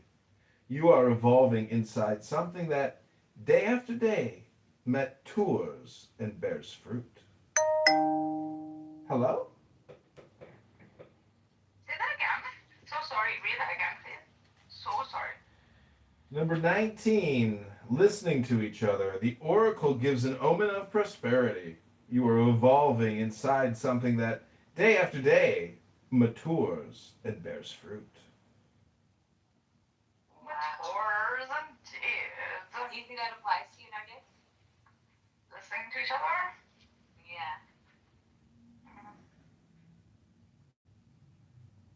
listen to you? Yes. Okay. I think you listen to everybody. You wise perennialist. Oh, shut the fuck up. I listen a bit much. I don't fight back. You listen too much. You listen too much. I listen too much. I need to learn ways, guys, my friends. I need to learn ways to fight back. I want to learn how to fight back. You do fight back. What are you talking about? No, and I get very quiet when someone is being mean to me. Or is saying things that are mean and unjustified. I quieten down in shock, I think, as to you, my friend. Like, why are you saying these things? I didn't do any such thing, kind of a thing. And so I don't retaliate back. And I think I don't fight. If it's false, I don't fight back. Yeah, usually fighting back implies that you care about what they think and that you want to maintain the relationship. But you meet a lot of people who are like, who say, like a lot of the mean things that people say to you, they're probably really dumb. Yeah, they're not related to truth. Yeah. This is why, for me, it's bizarre to fight something that instead of saying, but I did not, but I didn't, I find that petty and small. Like, I'm not gonna take names, but I have a good friend on this app, right? And she was feeling a little bad about, not a little bad, she was very angry. And she'd introduced me to a bunch of really good people, right? And then who I gelled with very well, especially in a time where, like, my country is suffering a lot of trauma, as well as we here in the diaspora sort of feeling a bit cut off. So it became like a very good, cuddly group to be in and to discuss politics in, right? And to know of each other's welfare and stuff like that. And then I did not agree with a couple of political stances that he or she or they had. And then and this made them tell me stuff like, how could you do this to me? These were my friends, the people I introduced you to, blah, blah, stuff. Like, I found that a little bit like maybe childish or something. And I didn't fight back. And I kept hearing more and more that came from it. You manipulated my friends, you took them over, you forgot about me. I mean, I found it to be a little high schoolish. So I just let it go. And I heard it. I felt hurt. I felt like fighting back. It was too teenage for me to do it, so I did not do it. Should I have done it? No. Is the question. No, because it's not, I don't think it's, I think given what you've told me about the situation, you've explained how you felt and it was unheard by her. And you have to be, she has to be willing to listen to you in order for there to be a compromise. Like, she's not offering you anything. That, I can see why that would hurt for sure. Like, I would find that hurtful. Absolutely. And it went on to further, again, it was repeated. And that is probably because she wants a response or a retaliation. But I will not encourage that behavior for the sake of her. For her good. So that she drops it instead of addressing it. Do you think she has that kind of level of emotional intelligence? Perhaps not, but I can hope that she will. Yeah, so then it's just a matter of time, right? Yeah. Like, I don't even do it with my kid. Like, although she's a teenager, she'll never, like, say stuff like, oh, you like my other friend more than me, which would be, like, a normal thing, right, for, like, a young kid, because her friends really love him, whatever. But she doesn't do it. She has that intelligence to, she knows it's a bizarre statement to make. Just because I don't agree with you on a political stance, right, it doesn't mean I don't love you or I don't value you as my friend. Yeah. And then if someone new comes in and I'm siding with them or I like them, what the heck? This is so childish. Like, I can't engage. I just can't get myself to engage in it. Is it wrong that I'm not engaging in it? Caleb, what do you think? I was zoning out for a little bit, I'm sorry. Oh my god, men, fucking open your ears. But that's probably I should have been listening. Thanks. Well, think you could do an experiment where you try one more time to say something. Like, how many times has Rumi knocked on the door? 3 times? How many times have you knocked? Rumi's knocked like 5,000 times. You're kidding me? Buster, come on up, baby. He's like, it is me. No, it is I. It is you. Like, he did this like how many times? You know? A million times for many years. Rumi kept knocking on Layla's door. So, and every time she said, "Who is it?" he said, "It is me." But are you expecting her to have that response to you?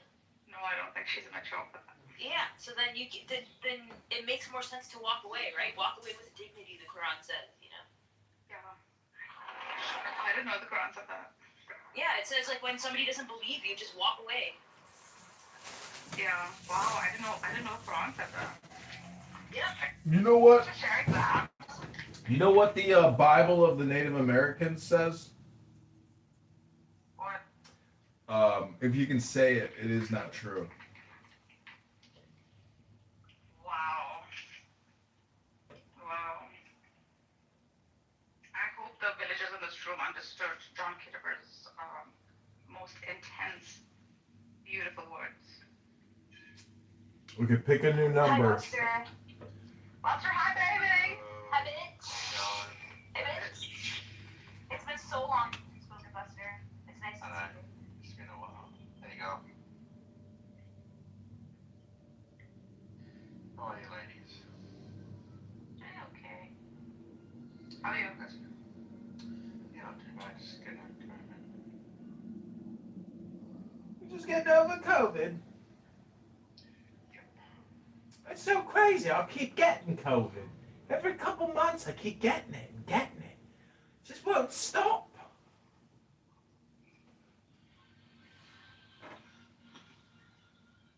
I hope you feel better, Buster. Minneapolis. Oh, I do. It's just, I'm getting over it. Like, it's just got a cough now. Minneapolis, this whole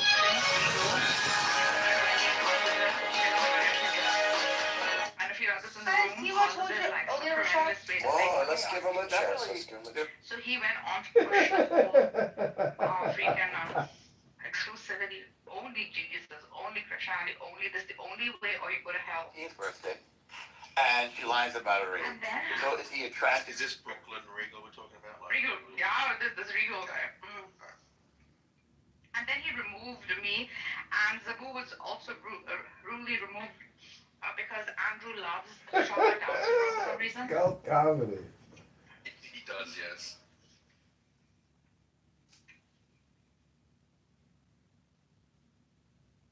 So yeah, we're in here to The kiss story. Yeah, I got kicked out because Andrew. Which ring are we talking about here? Is it very like? Pardon? Which ring are we talking about here? Like? Oh yeah. Gosh. No. He would be so lucky, you know. Yeah, I'm not a fan of Regal, to be honest. At all. But see, that's the thing. It's a you choice if you want to play his game. And the truth is, it's boring. So, you know, if you just keep playing a boring game, well, does that just mean you're boring too? And also, the one thing you don't really know about people on this app is like, there are people on the spectrum on this app. And they're not like the most social people in the world. And this, for them, is like, experimentation. And you give them a little grace, but don't be mean. Just if somebody else is mean, doesn't mean you have to be mean. And if you want to tell somebody what you mean, don't be mean. Because you don't win when you're mean. And I can tell you all my problems in life, it's all because of anger and maybe being a little mean. Maybe not the mean part, but the anger part. So it's like, I avoid anger at all costs. Like, if I'm in a conversation with a beautiful woman and she's intentionally trying to get me to be angry or something, I don't fall for the bait. It's like, I'm happy with myself. You can't, change my aura with your words. But the problem is sometimes I respond and it's just not beneficial. So it's so much better to just be silent. And when you start talking, you actually delete the mystery, meaning I'm no longer interesting. When I sit there and I just talk, because the truth is in the silence. Hello?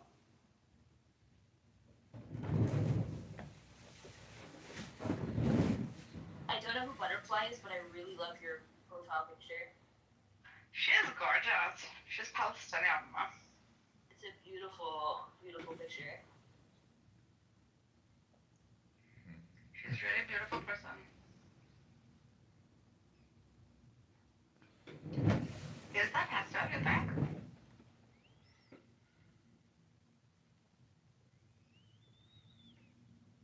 I don't think so. It's, I don't think it it's could be. It could be. It is. Look closely. Yeah. So, But it looks like it's disco. who were the pregnant listeners you were telling me about? There's one person, Vigo. He's an architect, right? He's the kind who will not accept that. Perhaps like other scriptures too, will have a sort of common theme, right? I mean, I find that to be pretty absurd to not to deny that when it's like one of the most blatant sort of evidences we have. I just think he hates everyone who's not a Christian, to be honest. Yeah. If you're not a Christian, you go to hell. But see, he's in hell right now. If that's his opinion, that means he's psychologically not happy. Are we right or are we wrong? Yeah, you're right.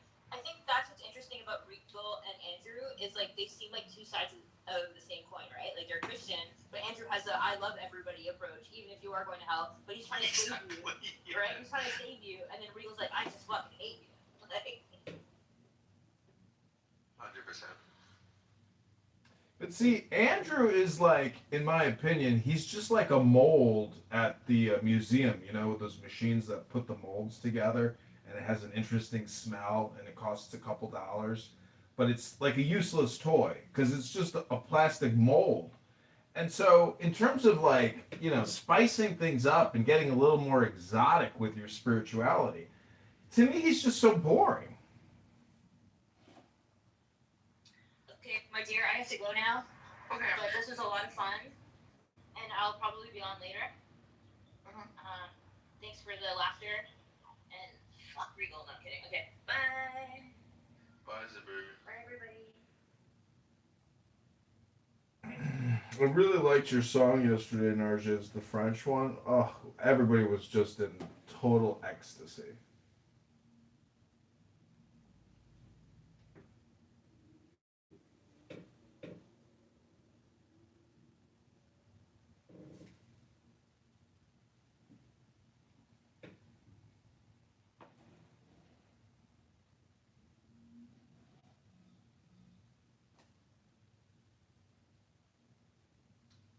Okay, so here we are.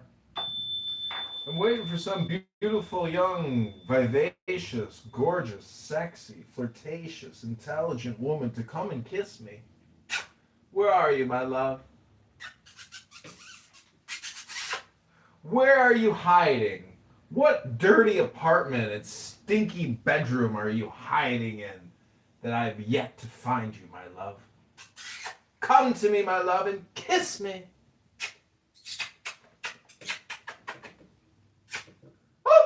Ravish me, love me, kiss me, desire me, love me. Where are you, my love? Hello?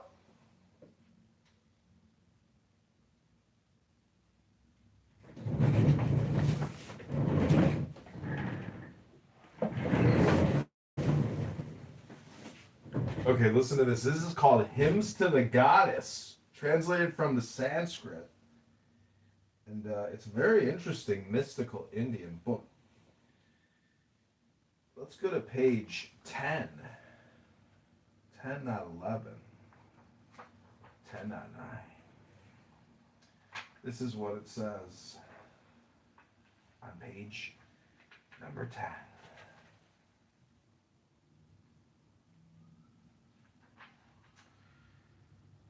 These are but some Only of her endless forms she is seen as one and as many, as it were but one moon reflected in countless waters. Subnote Brahmavindu. She exists too in all animals and in organic things, since the universe, with all its beauties, is as the Devi Purana says, but a part of her.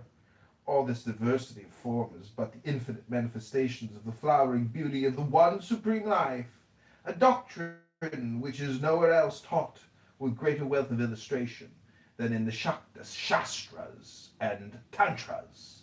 The great Bharga, in the bright sun, and all Devata, and indeed all life, and being worshipful and worshipped, but only as her manifestations. Subnote 1. See chapter 3 of the Shaktananda Taraganini, where it is said the Parabrahman, Devi, Shiva, and all other Deva and Devi are but one, and he who thinks them different from one another goes to hell. And he who worships them otherwise is, in the words of the great Bhagavata, like unto a man who, with the light of a clear lamp in his hands, yet falls into some waterless and terrible well. It is customary nowadays to decry external worship, but those who do so presume too much. The ladder of ascent can only be scaled by those who have trod all, including its lowest rungs. The Shakti Terihasyasa summarizes the stages of progress in a short verse thus: a mortal who worships by ceremonies, by images, by mind, by identification, by knowing the self, attains Kaivalya. Before Brahma Bhava can be attained, the sadhaka must have passed from Puja Bhava through hymns and prayer to Jnana Bhava, the highest worship for which the sadhaka is qualified adhikari. Only after external worship, and that external form known as sadhara is described as Naradhara. Therein, pure intelligence is the supreme Shakti, who is worshipped as the very self, the witness freed of the glamour of the manifold universe. By one's own direct experience of Maheshvari as the self, she is, with reverence, made the object of that worship which leads to liberation. Thank you.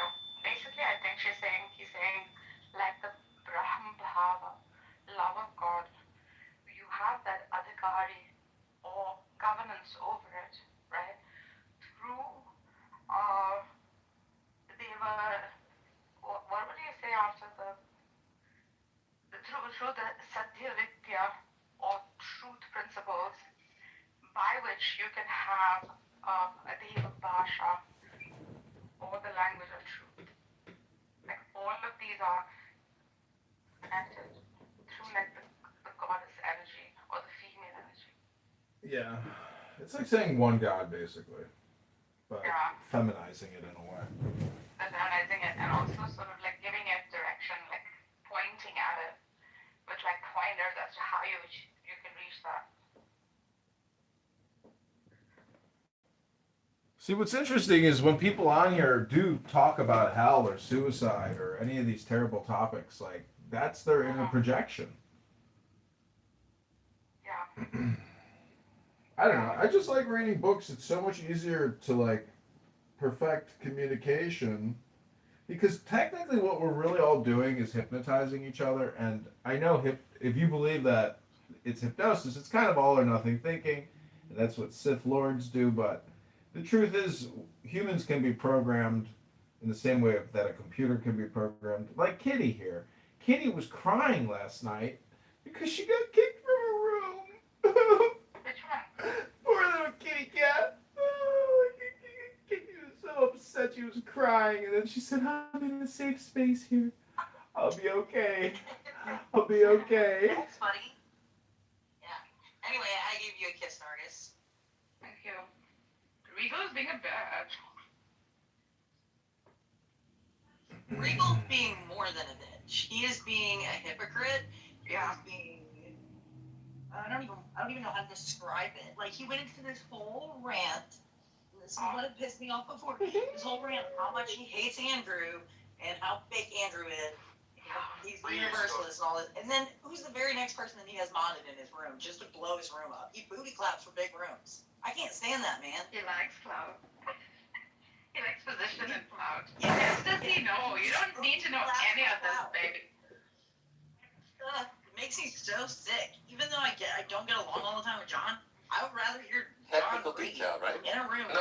We're talking about the facts. Listen to that. Yeah. And it'd be real. We're gonna play music or some shit. I like facts. I'm gonna look up the definition. Yo, wait. Is there a yes or no question? Let him look it up. But it's okay, I guess, because like small minds rise when they like. See, John Kitover doesn't have to change his personality, even though he gets kicked out 500 times from the room. In the world of artists, from where I come from, John Kitover is always celebrated. It's natural to be John, right? There's no need for opportunity. You are who you are, and you'll always have a fan following. And that is how it is.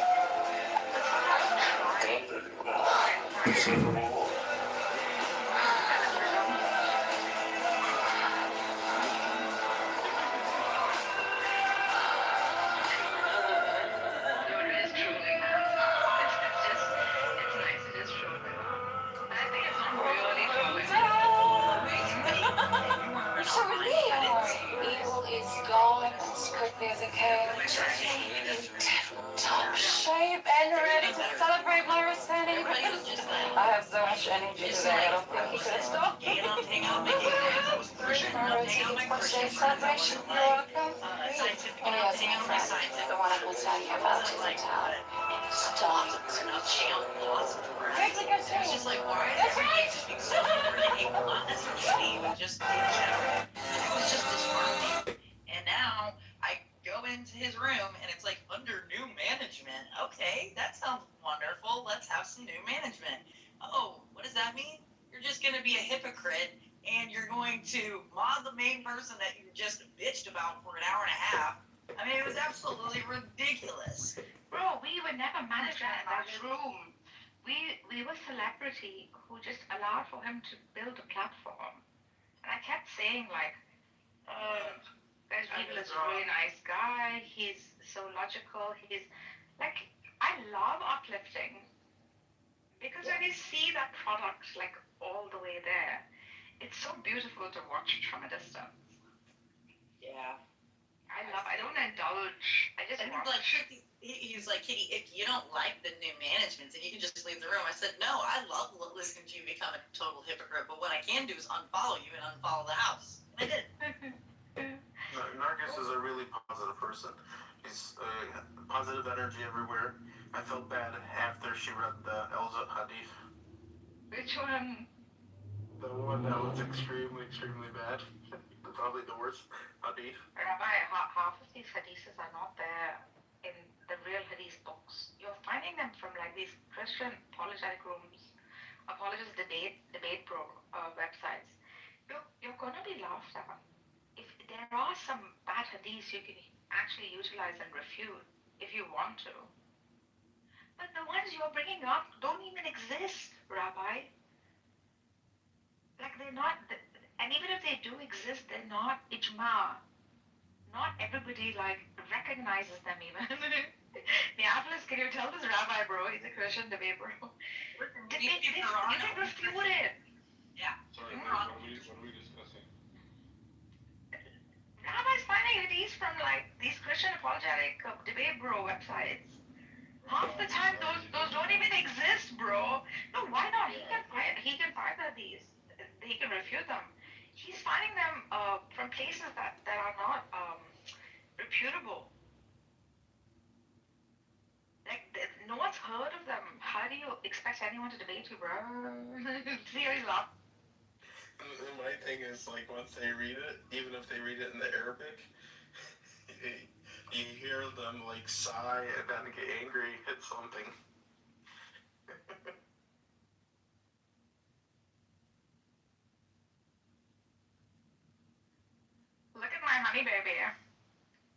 Raja.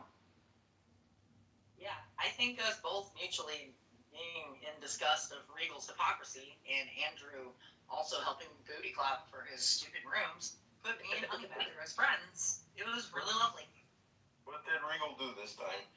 I mean, he's never. Not get angry. He's somewhat patient, I think. But he No, has to do something. not He has to have anymore. his way. Not anymore. When he's gained power, he's asking it against the ring. He's not anymore. He's under new management.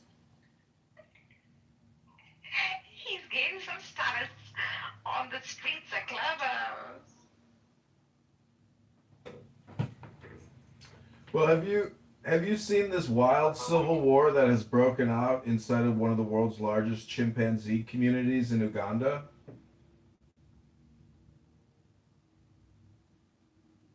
An actual chimpanzee civil war, yeah. Hundreds of chimpanzees are waging a civil war against, they're killing each other. So anyways, just remember, your life's happiness depends on you, not some fucking loser with a social autistic disorder named Regal. What does that have to do with the chimpanzee communities?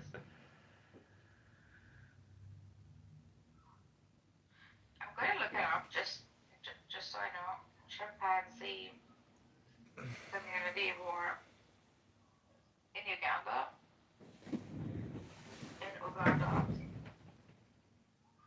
Africa. It could just be a territorial thing. The Ngoko chimpanzee community in Uganda's Kibale National Park is the largest known wild group, featuring nearly 200 individuals studied since 1995. I'm not seeing any unrest amongst them. Well, you're just not. Oh, yeah. Oh my god, I'm reading it. I'm so sorry. The ongoing conflict is described by researchers as a one-sided route where the Western faction of the chimpanzees, despite being smaller at the start of the split, successfully killed off members of the central group. What the bloody hell? So they started off because they were the originals. They were first brought in, and they're smaller in group 2. And they split into the central and the western. Bro, we are chimpanzees. Hoats. Darwin was right. How come Canada and Australia never had a civil war?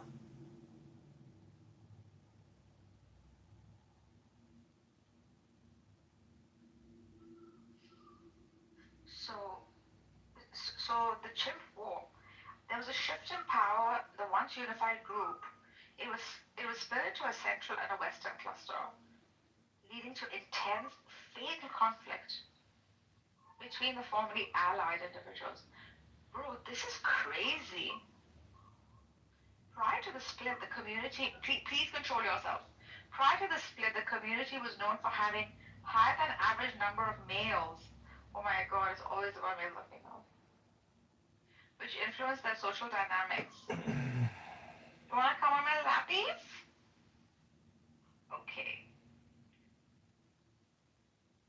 But you're tiny. You're so tiny. You're so tiny.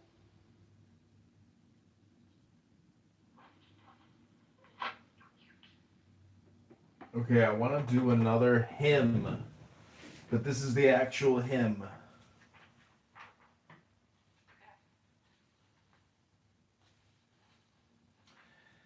I shall never forget her who is the giver of happiness. She it is, O mother, who in the form of the moon creates the world full of sounds and their meanings, and again by her power in the form of the sun. She it is who maintains the world, and she again it is who in the form of fire destroys the whole universe at the end of the ages. Men worship thee under various names as Narayana, as she who saves from the ocean of hell, who manifests in earth, water, fire, ether, the sacrificer, the sun and moon, and who destroyed the body of Manmatha, Oh, mother. Men only worship the triple streamed Ganja because she shines in the matted hair of Shiva, which has been purified by the dust of thy lotus feet. As the moon delights the white night lotus, and none other, as the sun delights the day lotus, and none other, as one particular thing only delights one another, thou, O mother, delightest the whole universe by thy glances. Although thou art the primordial cause of the world, yet art thou ever youthful. Although thou art the daughter of the mountain king, yet art thou full of tenderness. Although thou art the mother of the Vedas, yet they cannot describe thee. Although men must meditate upon thee, yet cannot their mind comprehend thee. O mother of worlds, those who have reached that birth amongst men, which is so difficult to attain, and in that birth their full faculties, yet nathless do not worship thee. Such, though having ascended to the top of the stairs, nevertheless fall down again. O Bhavani, such as worship thee with fragrant flowers and sandal paste, ground with cool water and powdered camphor, gain the sovereignty of the whole world. O mother, like the sleeping king of serpents, residing in the center of the first lotus, thou didst create the universe. Thou dost descend like a streak of lightning, and attainest the ethereal region. Thy body, having been moistened with the nectar flowing from that, thou dost again reach thy abode by that way. O mother and spouse of Maheshvara, they in whose heart thou glitterest are never reborn. It goes on and on and on. It's a pretty big book. It's called Hymns to the Goddess by Arthur and Ellen Avalon. Published by Ganesh and Company, Madras Private Limited. Hello?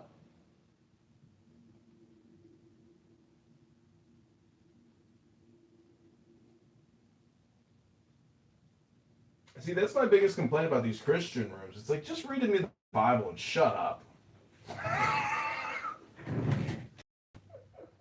I really don't care about your opinion.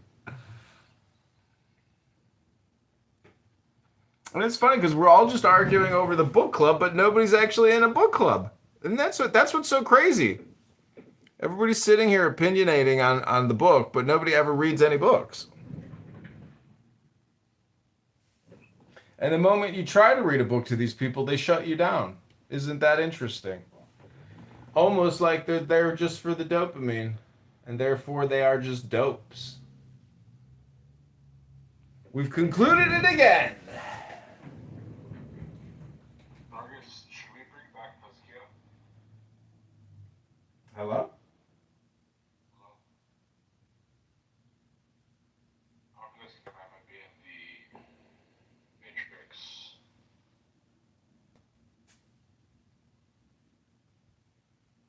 Narja Marcus, is, are you there? she's on a pee-pee break. She's taking the dog for a pee-pee walk. Take for pee-pee. Take a pee-pee.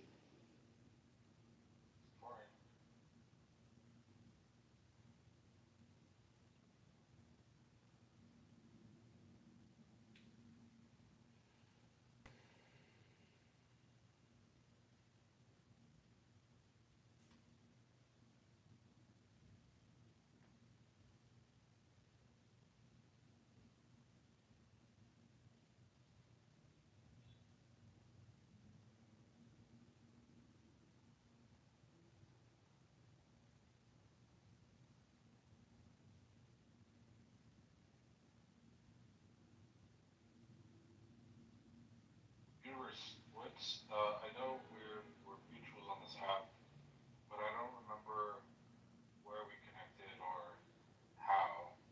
Do you? Yeah, cosmically, of course.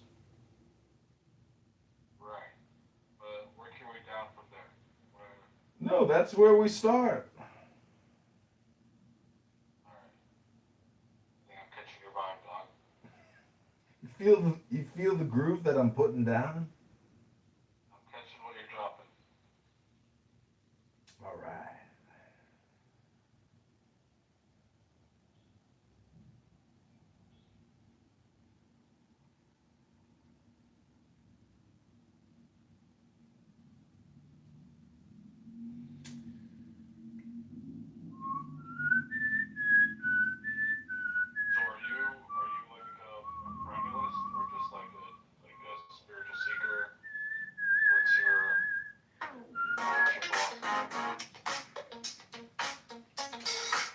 Will you accept an answer in music form?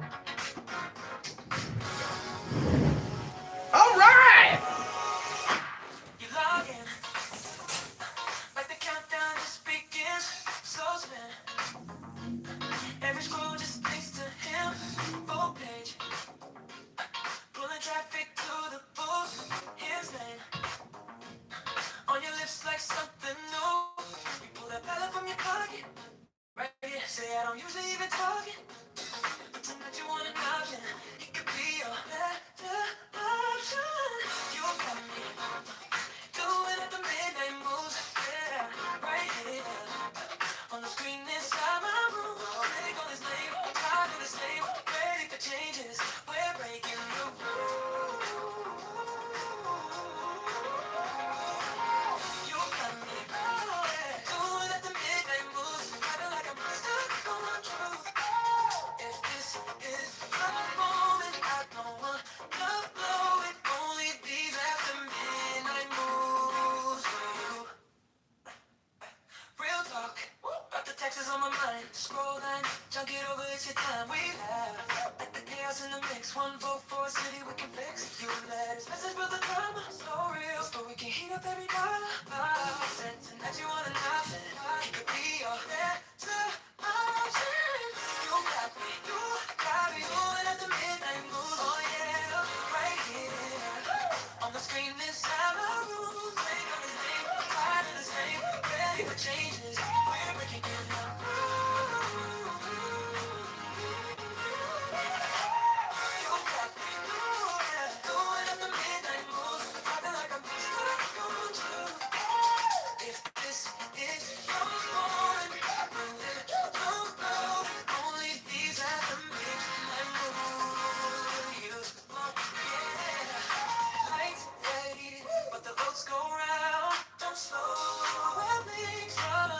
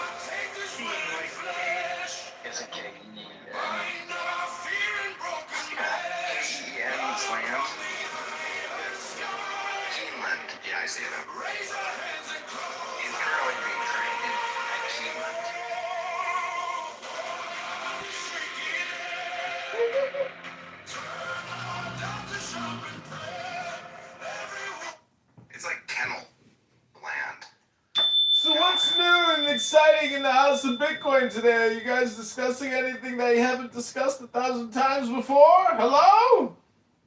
Nope, same shit.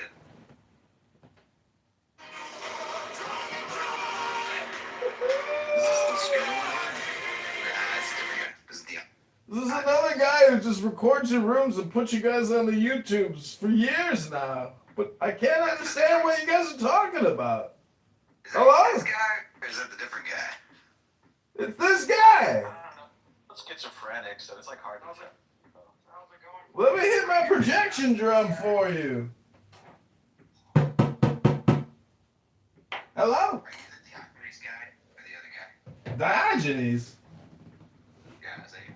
Diogenes? No, that's a racist, anti-Semitic neo-Nazi. I'm Ashkenazi. Why do you like randomly recording the clubhouse rooms and pumping them out to 0 follower? Because I'm building a plantation of plantation workers. You guys are here working for the plantation. What do you mean? I'm trying to recreate the platform of plantations. We're your slaves? We're your slaves? I'm in the master's house recording you right now. How many different phones do you have? 60 different phones recording you from every direction. I believe him, he does have 60 different phones.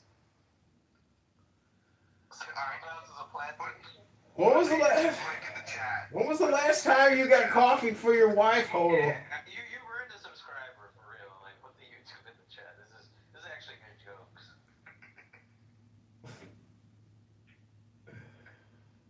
He's bald. Man, what is the plan though? That's what I'm curious. What's the plan? It's just an art project at the end of the day. Oh, okay. So it's less schizophrenic than I thought it was. Yeah, it's not schizo. It's just neurotic. It's still relatively schizo. Well, the thing about people who use the word schizo all the time, like, it doesn't really mean anything. Have you ever actually met a schizophrenic and, like, hung out with them for a couple hours? I have actually. What was the hygienic experience like exactly? Well, we're hanging out right now, so digitally. Can you smell me through your phone in the way that I can smell your farts? No. Although you do those weird videos where you're like doing push-ups shirtless, right? Is that you? You're the same guy? Is a fart just air passing over a turd? I think it is. Okay, pick a random number 1 through 64. I'm gonna go 41. Okay, this is called sufferance. Step by step, each joy condenses, hardens, becomes literally of stone. Also, these joyous impulses lessen. It is a natural law. And this is living too. We would wish to harvest only joy, but it is the sublime ecstasy of love to unleash the most atrocious agony. It do be like that. It's hard, but it's not retarded. Okay, pick a number 1 through 64. 64. 14. This is 64. Mystic Union. The Oracle, known as the Universe on Clubhouse, speaks of a missed encounter. One looks forward to something. One hopes, but resolution doesn't come. It is a warning. In the intimate communion that love with a lover generates, one can see the possible fusion that is completion and achievement. It is a flash of intuition, precious but elusive. Thus, once again, it is good to link love with meditation. Universe. Tarot cards or something? Universe, what's your favorite clubhouse that you frequent? Because you listen to like every clubhouse room. I like the one where I can set up my camera at 8 a.m. and then return the next day at 8 a.m. and they're still going. That's pretty epic. Is that one of any of the Iranian rooms or like the black BLM rooms or anything? Like, what's your on all of them. Yeah. Yeah, but what do what have you sort of like learned? You know, because you are doing sort of art project experiment, and it is interesting. Like, do you have any insights to this like chaos on this app? There are observations which do seem to be natural law. For example, if you're on Hinge, Bumble, or Tinder and there's two girls on the first photo, there is a 100% chance that the ugly girl is always. So there's little things like that that you also see here on Clown House, but the biggest thing is obviously projection. So if I was, do you know what an NFFN is? It sounds like, is that a two dudes and a chick? No, NFFN is a nigga, faggot, nigga. So if I was an African American and I was a homosexual and I was screaming at somebody else on this app and calling them a nigga, nigga, but I was an African American and gay, that would be an example of perfect projection. But when well, there are other forms of projection that are not so perfect. So anyways, I'm just saying there are. I don't think, well, okay, but hold on. Projection is just like commonplace on the internet, right? Like every internet app is projection. I mean, every human interaction, really. But like, literally used for marketing, yeah. Yeah, what I'm asking is, what specifically have you learned from like Clubhouse? You know, It's all deals with alpha there. It all deals with communication. So basically, every achievement in human technology or science, ultimately, at the end of the day, seems to deal with communication. Whether it's the Federal Reserve or a bank, those are just centers of information and communication. They don't make anything, as you all know. What was that? Well, I'm trying to teach a group of Bitcoin maximalist utopians about communication theory. Clubhouse rooms right now. Hey, go tell that other Clubhouse room they're nice. Tell that other Clubhouse room we hate them. Rivka, they're saying you're annoying. Hey, this guy's a base. Okay, so this is a. How many tripods do you have? This is John Kitover, by the I way. got a lot of tripods. We know. Okay, so this is the other thing I want to tell you about, which is called supernormal stimulus or super stimulus. See the fake nose piercings in my nose and the gay fan and the stupid hat? That would be an example of being extremely annoying for the sake of trying to draw attention. It's the same thing as peacocking with Dr. Strauss and the stupid pickup artist game. So what I'm trying to say is there's a lot of people on here. I don't think that guy's a real doctor, by the way. Well, no. Anyways, you get the point that people essentially, do the flash game. It's just communication 101. And the example MAGA. How many times do you hear stupid people on this app talking down to MAGA people who are actually just Republicans and they don't even know MAGA's a slogan? They think MAGA's like a political party or something. So we're talking about dumb people here who really don't understand the difference between opinions and facts. And their whole existence here is trying to project their shitty opinions and then rudely make people accept them as if they're facts. Hello? Yeah, well, that makes sense. Listen, you got to be here in the morning when we hear a lot of that stuff, lots of negativity. Now, tell me about negativity versus positivity in general. Like, what have you experienced? Okay, so as the universe, I don't actually have to answer every question, but this is another observation. That this app is actually an ESL app for people that don't speak native English like yourself. That is one of the most fundamental observations about this app, is that people are here practicing their English. If you're ever in a room with a non-native English speaker, you will realize there's no point to the conversation other than to let that shitty English speaker talk their stupid, boring shit at one word every couple seconds. That's why they always come up and they go, they're like Indian guys, and they come up and they go, hey, bro, bro. And we're like, why are they coming on stage? It doesn't make sense, but now I get it. It's the ESL thing. Yeah, Universe, we've been seeing a lot of these in the mornings. Like, have you been noticing any patterns, like a bunch of like Iranians and Indians showing up, just kind of saying bro or whatever? Like, have you been seeing that? Have you ever talked to a stupid bitch from Hinge that calls you dude or bro? Universe, Universe, how many tripods do you have? I don't know, maybe like 40 tripods. So what I was doing is I have 4 recording studios here in my house, and in every room I have a different clubhouse room going with 4 phones pointed at that room.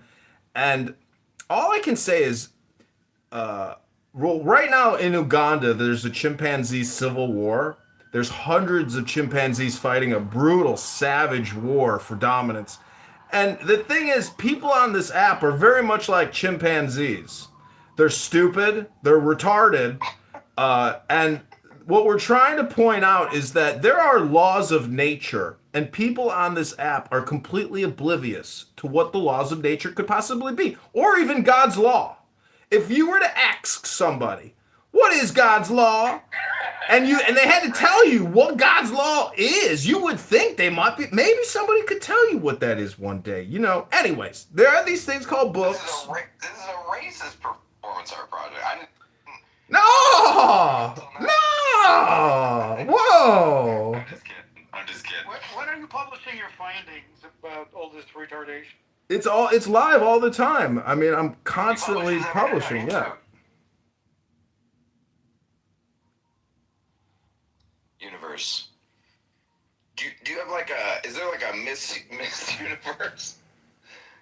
I'm working on that tonight, but I just matched with this Muslim girl on Hinge. You can't acknowledge that.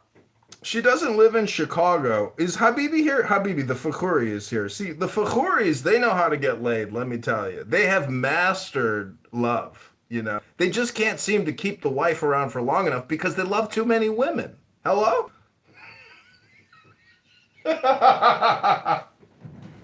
Shots fired. And if you have to get hair plugs instead of dressing well and going to the gym and having a good tan. I hope you win marriage. You deserve it more than Lori Lightfoot, that's for sure. Listen, if a retard can become a mayor of one of the most largest major cities like New York or Chicago, anybody can run for mayor. That's just the truth of the earth. Eric Adams has Albanian citizenship now, so have that to look for.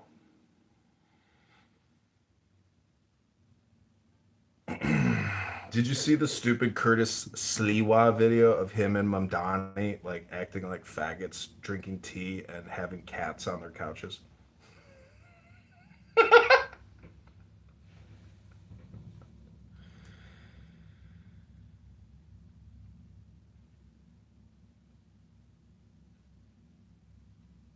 Sliwa wouldn't do that to me, bro. There's no way. Okay, but I have come to the conclusion that talking about the national debt, even if it's 40 trillion or 100 trillion, it really just doesn't matter because it's all relative to other currencies around the world. But also the fact that if you can create debt out of thin air, you can delete debt out of thin air. Pens and wands. So debt resolution, lawyers, and politicians, it's all just a civilizational game. It's just game theory, and it's political. Vaccines are political. The debt is political. The plastic in your food is political. This stupid app is political. My left testicle is political against my right testicle. That's why you're running for Congress or something, right? No, I'm running now for the mayor of Chicago. I heard something.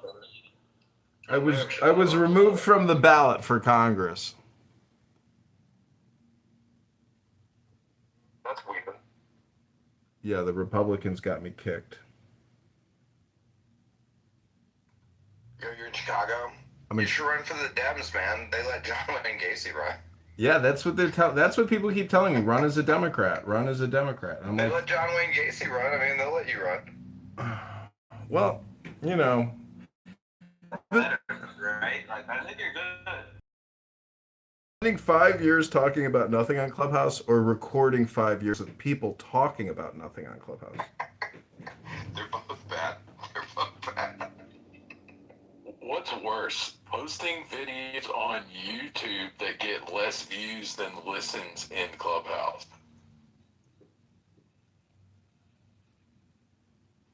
So that's a performance art project that some LLM will find to be very useful training data someday. That's interesting. Is in the YouTube settings, it says, "Do you want to let AI companies use some of your videos or all of your videos?" And I say, you know what? Let's do all of the videos of everybody on Clubhouse being fed into all the major LLMs via Google, YouTube. Let's do it. I think though that Clubhouse has beat you already because we know they're selling our voice data. Like, I'm assuming that I'll be talking to some AI like GPS assistant, and it'll just sound like me, and I'll be like, "What the fuck?" You know? They're definitely gonna do that. No, what the only way that this app can stay alive is through third-party data brokers. And guess who the largest data broker or buyer of data brokers? It's the government. It's the facility in Salt Lake City. It's the FBI. And the thing is, they're just spending it because their executive and their rep at Microsoft just keeps telling them to buy the data, but they don't even know what to do with the data. And it's all just redundant nonsense. This is all great training data, though, for AI voice modules, obviously. Yeah, but to what extent? To where we can now commercialize this proprietary IP of people talking about nothing? It's all. They kicked me.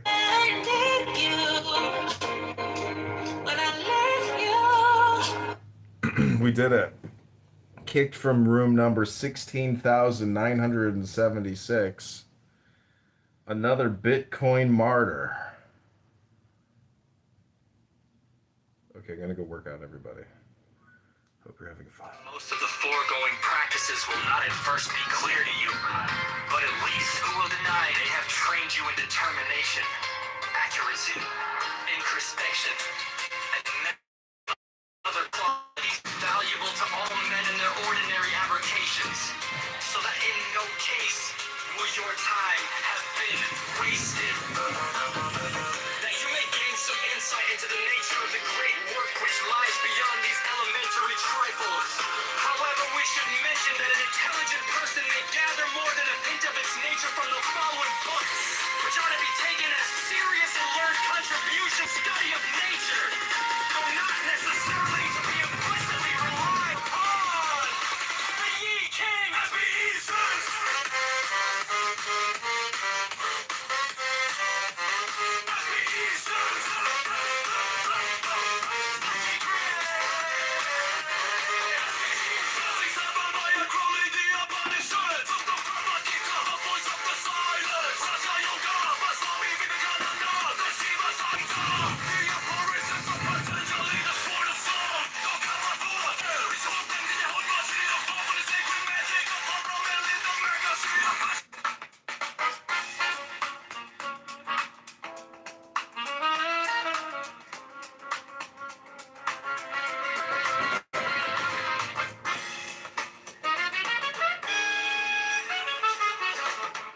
City lights are glowing amid dusk.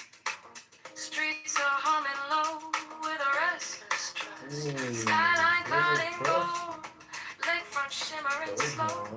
Dreaming of a better day, just letting it grow. Yeah, letting it grow. And the wind on my face, it feels like a spark. Talking about a future that can light this dark.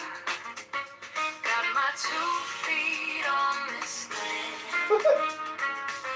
Reaching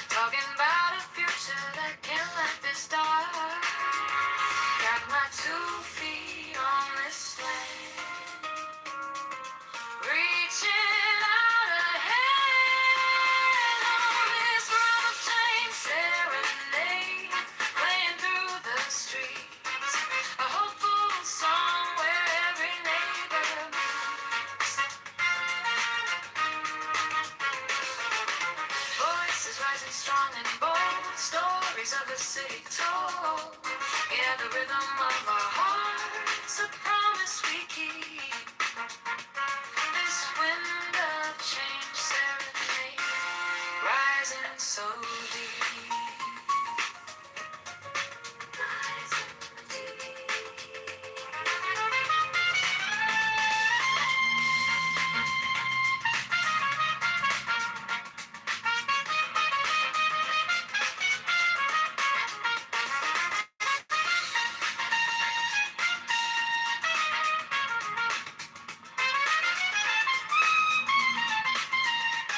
It's a slow shift in the breeze, put our worries at ease. Yeah, the sound of the city calling out to be free.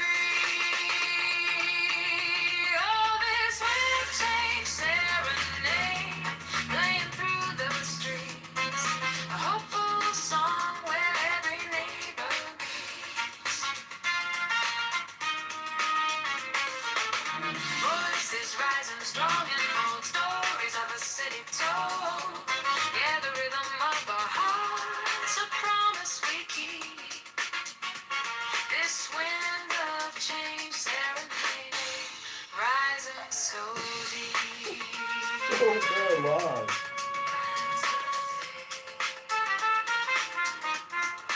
Wind of change, serenade.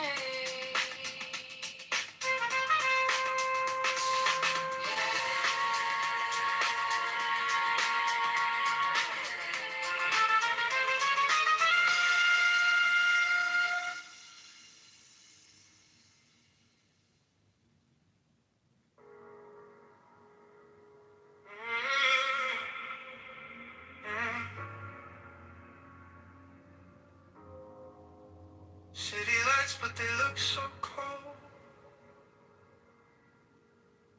Every promise already sold. Running circles inside my mind. Dreaming of a freer time. Maybe we're just scared to try. Maybe we believe a lie. Holding back what we can't ignore.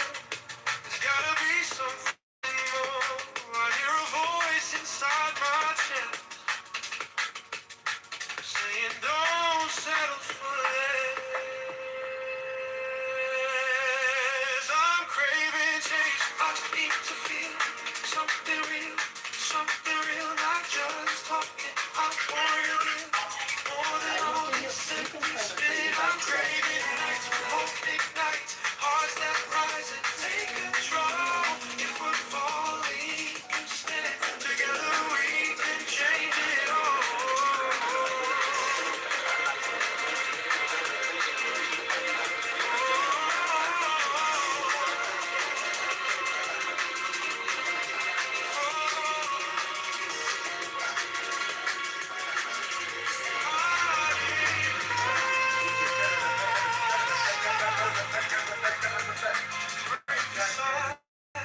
Break chain, raise a voice in every lane, in every vote can turn the tide.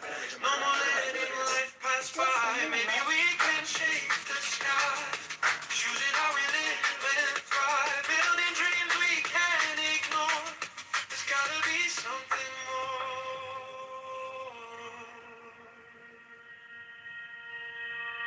I'm craving change. I need to feel something real, not just talking. I wanna give more than all this empty spin. I'm craving nights, hope ignites, hearts that rise and take control. If we're falling, we can stand together. We can change it all.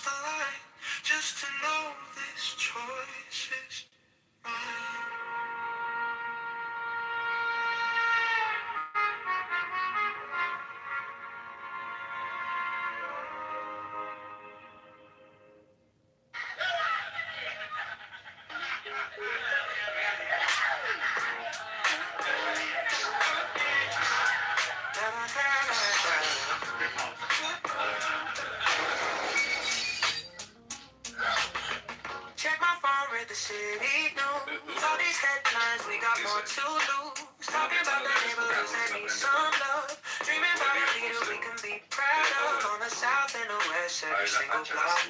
Time to build it up, time to talk that talk. We're trying to move on, trying to find our way. Lift the whole town up every day. The rhythm's here, the vibe is strong. Voice of the people gonna sing this song. Now we filling up the empty space. Every street and every place. A little bit of hope, a little bit of change. Rising like a beat in the pouring rain. Go to Chicago, they all over.com. Go Chicago strong, keep pushing on. Go jump, it's over, lift up every space. John Kitover, 2020, saving for this heavyweight champion from the West Benny, to the finish on the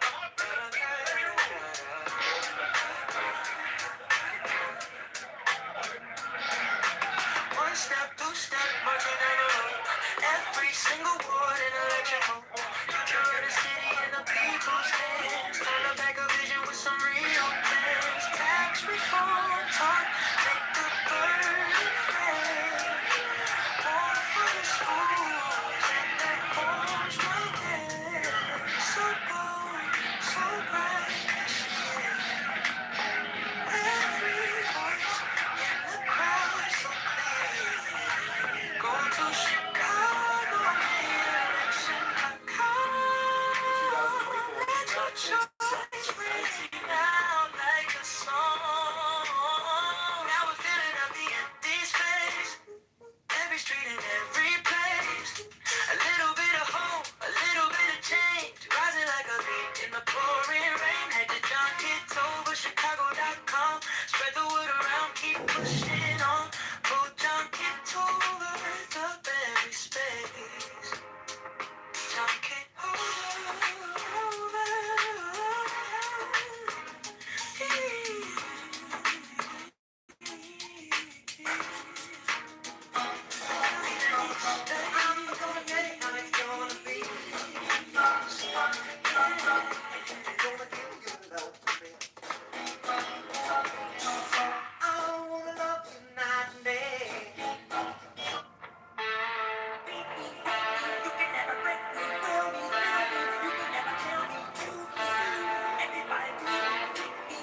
John elections coming Tuesday. By Thursday, suns are on. See the posters on my corner. Name in red and white and strong. Phone lights up with all the headlines. Futures calling, streets undone.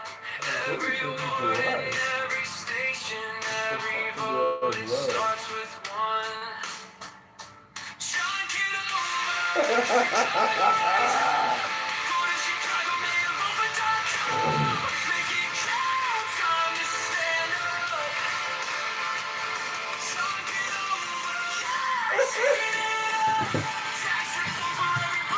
Tax reform.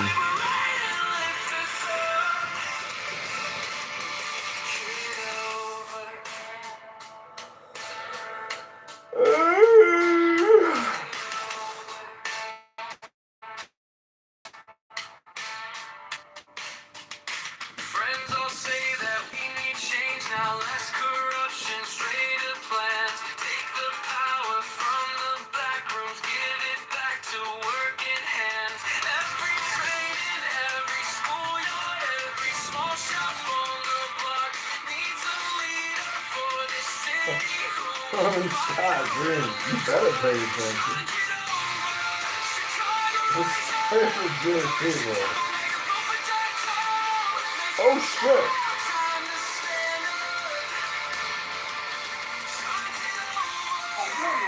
Oh my bad. Okay. Oh my bad.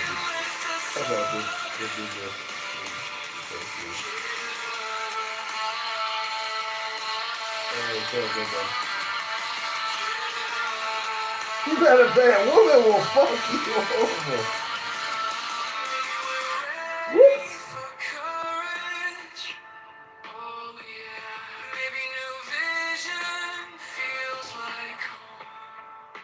Tell myself my vote won't matter. Then I see that side again. Woman will fuck you over.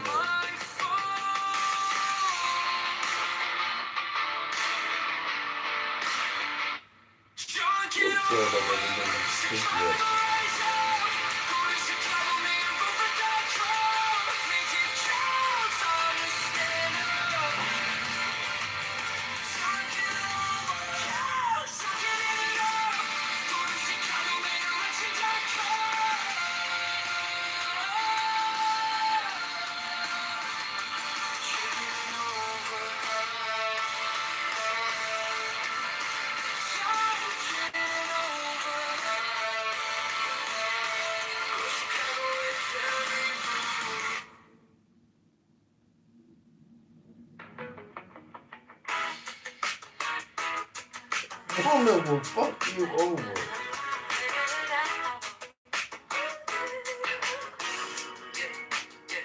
I was waiting for a sign to start, like a map drawn out in the dark.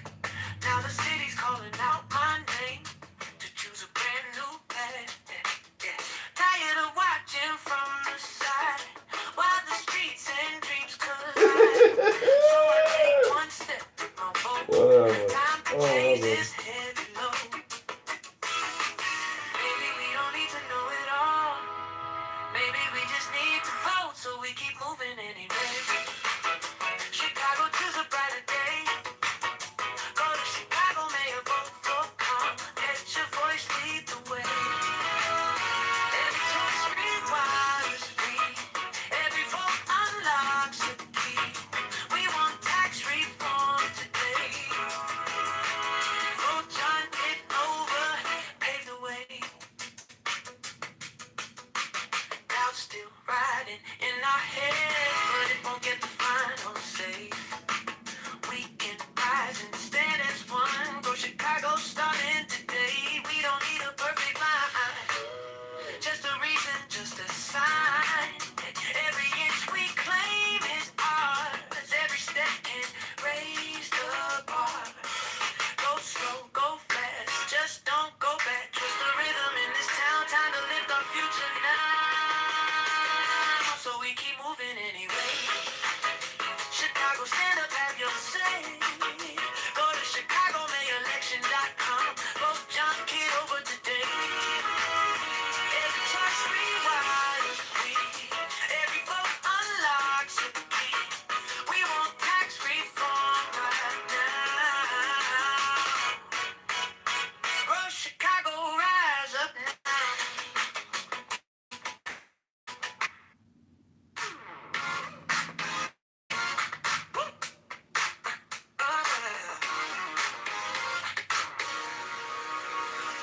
You're walking like the pollen places lit, slow grin.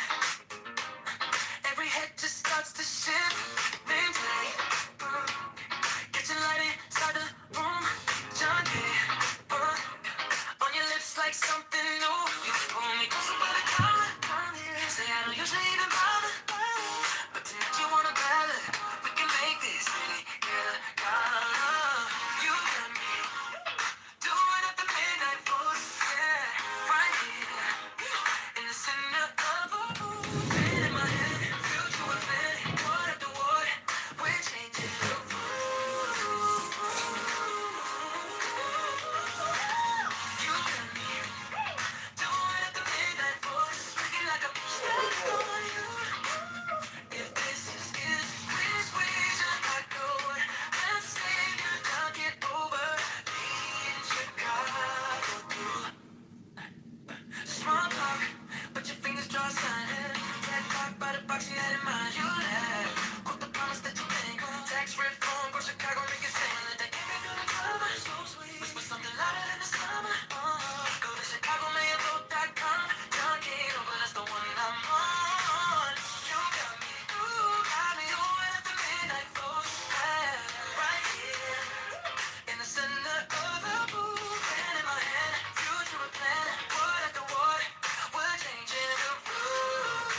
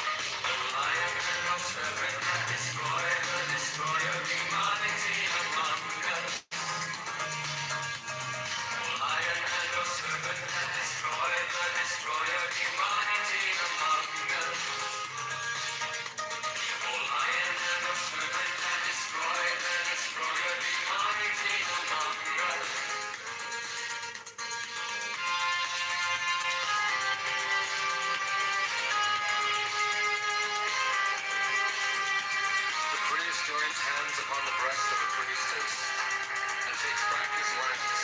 He turns to the Puano, lowers and raises the lance, and makes upon them. Do what thou wilt, shall be the whole of the law.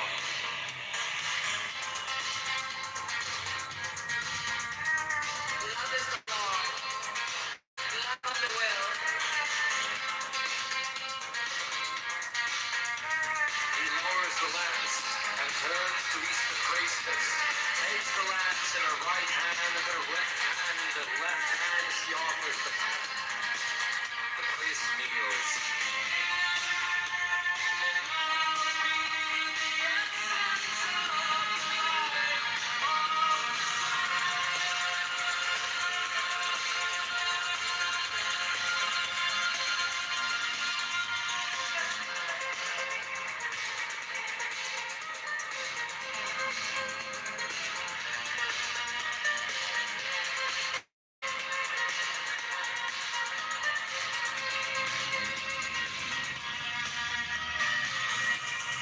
He takes the host with the right hand and makes with it on the paten and consumes it. Silence the priestess takes, uncovers, and offers the cup as before.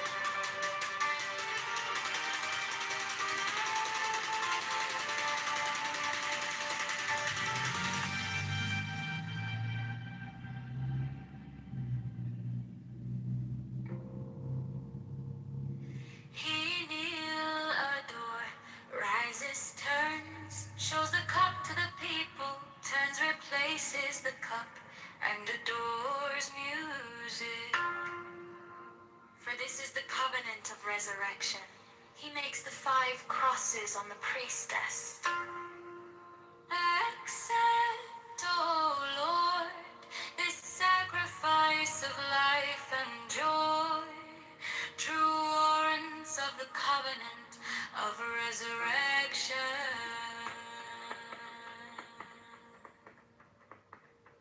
The priest offers the lance to the priestess, who kisses it. He then touches her between the breasts and upon the body. He then flings out his arms upward as comprehending the whole shrine. Let this offering be borne upon the waves of aether to our Lord, and Father the Son that travelleth over the heavens in his name on. He closes his hands, kisses the priestess between the breasts, and makes 3 great crosses over the paten.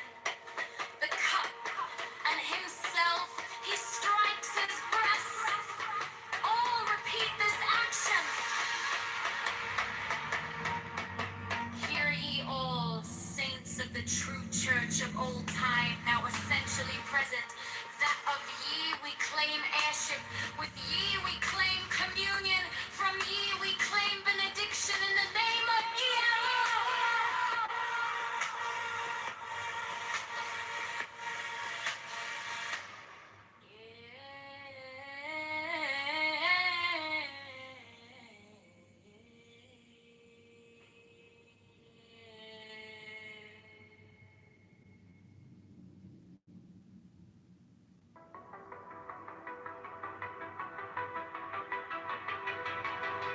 The principles.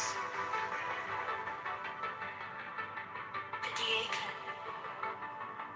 Mysterious energy, triform, mysterious matter, in fourfold and sevenfold division. The interplay of which things weave the dance of the veil of life upon the face of the spirit. Let there be harmony and beauty in your mystic loves. That in us may be health and wealth and strength and divine pleasure according to the law of liberty. Let each pursue his will as a strong man that rejoiceth in his way, as the course of a star that blazeth forever among the joyous company of heaven. The people.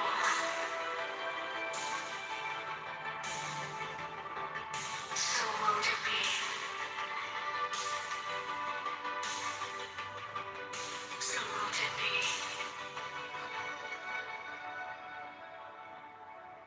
The people.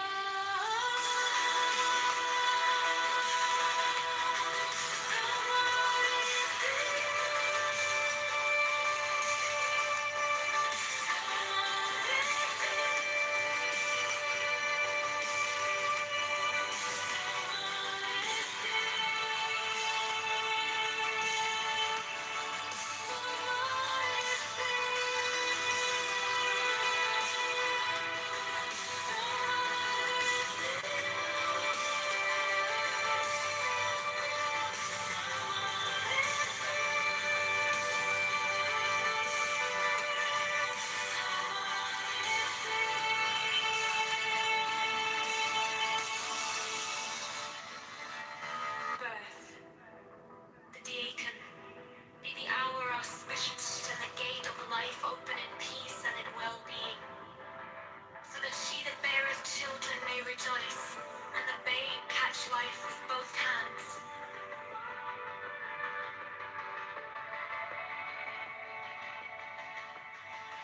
So mote it be.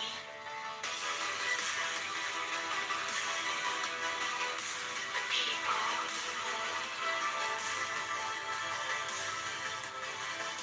So mote it be.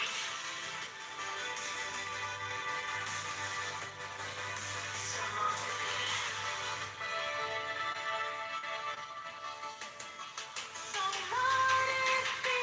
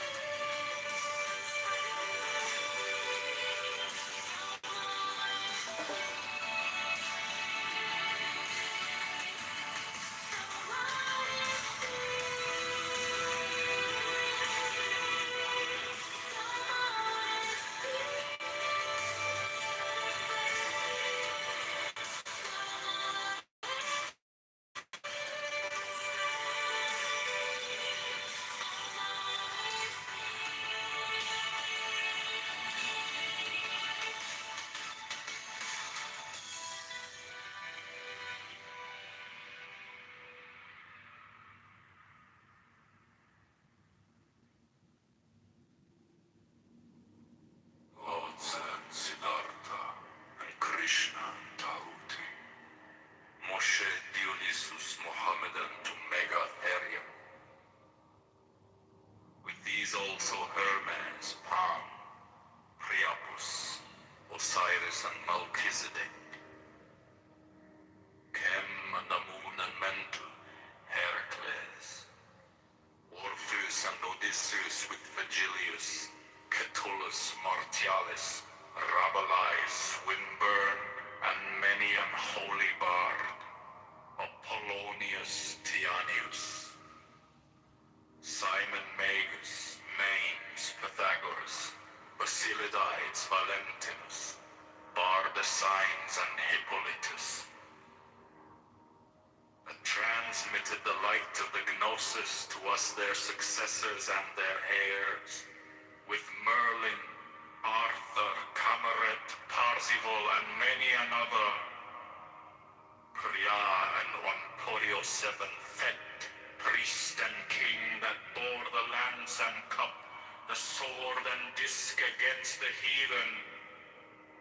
And these also, Carolus Magnus and his paladins, with William of Shiren, Frederick of Hohenstaufen, Roger Bacon, Jacobus Burgundus, Molensis the Martyr, Christian Rosenkreutz, Ulrich von Hutten, Paracelsus, Michael Mayer, Roderick Borgia Poi, Alexander the Sixth, Jacob Boheme, Francis Bacon, Lord Verulam, Andrea, Roberus de Fructibus, Johannes D, Sir Edward Kelly, Thomas Vaughan, Elias Ashmole Molinos, Adam Weishaupt, Wolfgang van Goethe, Ludovicus, Rex Bavaria, Richard Wagner, Alphonse Louis Constant, Frederick Nietzsche, Hargrave Jennings, Carl Kellner,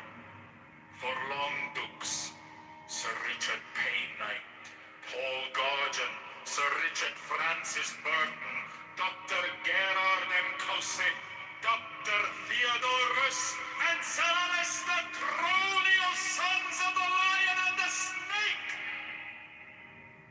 With all thy saints we worthily commemorate them, worthy that were and are to come.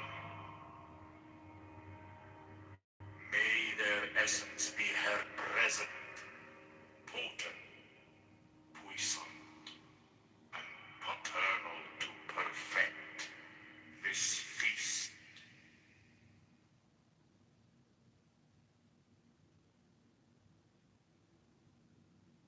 But to love me is better than all things. If under the night stars in the desert thou presently burnest mine incense before me, invoking me with a pure heart, and a serpent flame therein, thou shalt come a little to lie in my bosom. For one kiss wilt thou then be willing to give all. But whoso gives one particle of dust shall lose all in that hour. Ye shall gather goods and store of women and spices. Ye shall wear rich jewels. Ye shall exceed the nations of the earth in splendor and pride. But always in the love of me, and so shall ye come to my joy. I charge you earnestly to come before me in a single robe and covered with a rich headdress. I love you. I yearn to you.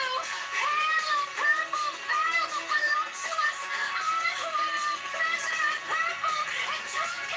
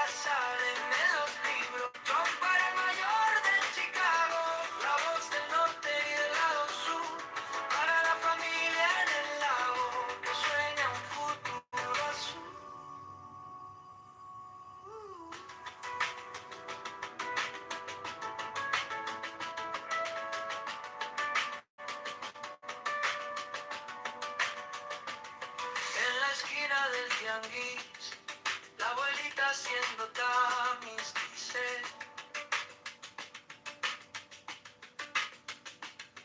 quiero ver la luz en la escuela de mi Luis. Taxi lleno, tráfico, un suspiro cínico. Si votamos esta vez, cambiará lo que se ve. Dímelo. John para el mayor de Chicago, para los voters, para el barrio, para las personas de las peoples, pagando cuentas con su ritmo. John para el mayor de Chicago, la voz del norte y del lado sur, para la familia en el lago que sueña un futuro azul.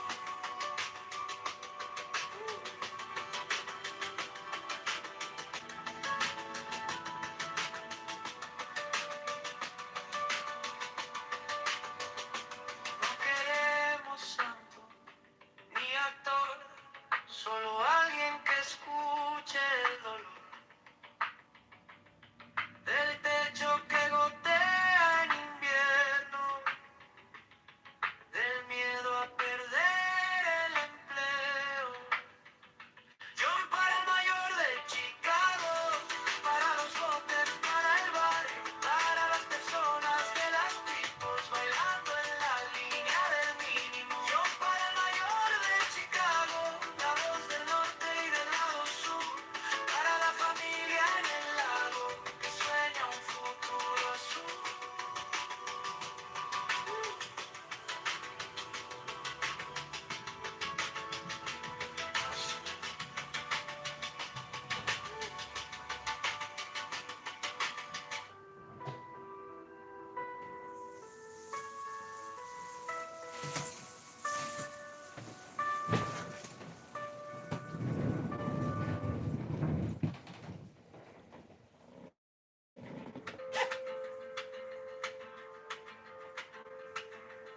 En la parada de luz, la señora con su cruz me pregunta: ¿y este tal John de verdad piensa en los blues? El chaval con su café, 3 trabajos, poco pie, dice: quiero a alguien que al fin se parezca un poco a mí. John para el mayor de Chicago, para los voters, para el barrio, para las personas de las peoples que nunca salen en los libros. John para el mayor de Chicago, la voz del norte y el lado sur, para la familia en el lago que sueña un futuro. And should not attempt to be. The only concern a man should have for other men is respect for their rights. A man should never expect another man to sacrifice for him, nor should he sacrifice himself for other men.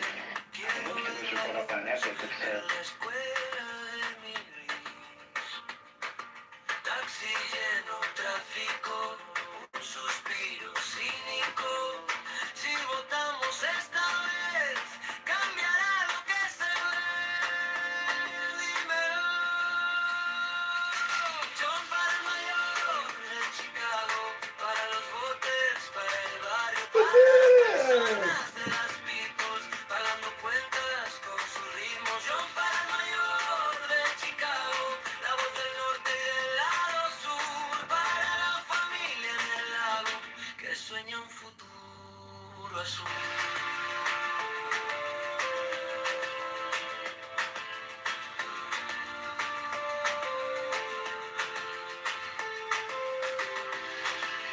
No queremos santo ni actor, solo alguien que escuche el dolor del techo que gotea en invierno, del miedo a perder el empleo.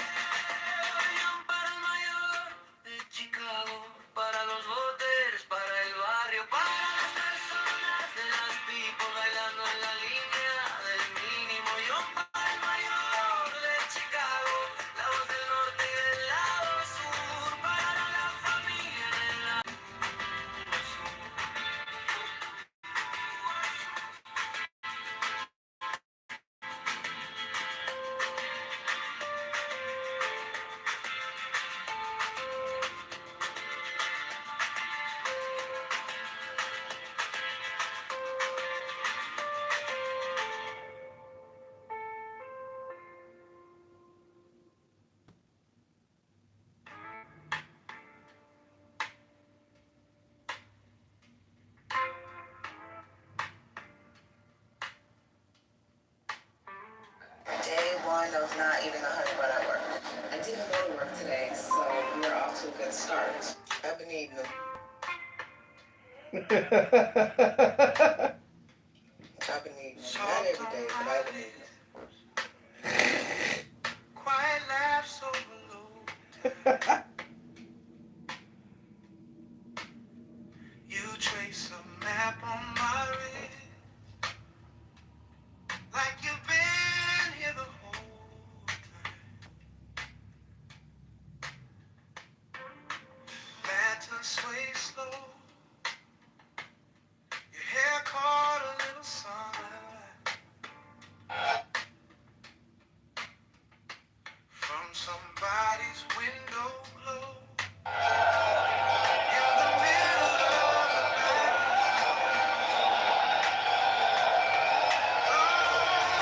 this moon in our bed, breathing you like a secret told. Every small touch feels like a spell. Right here, right now, where the warm waves swell. Under this moon, I could lose my name. Only your heartbeat calling me back again.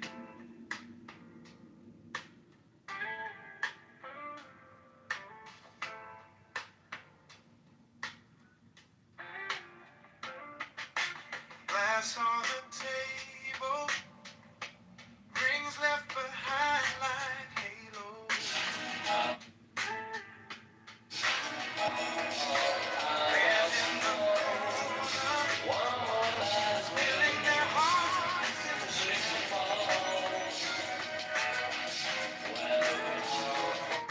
Your head on my shoulder, see how it goes when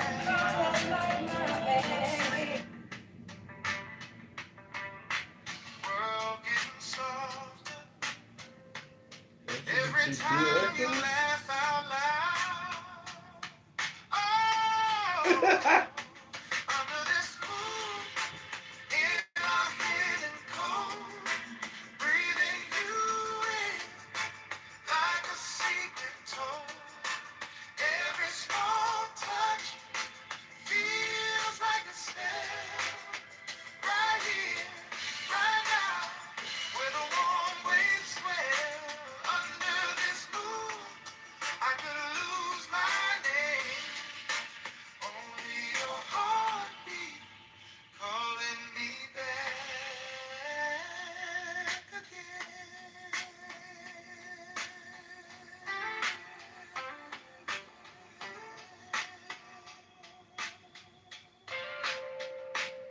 If the tide creeps in, let it cover our tracks.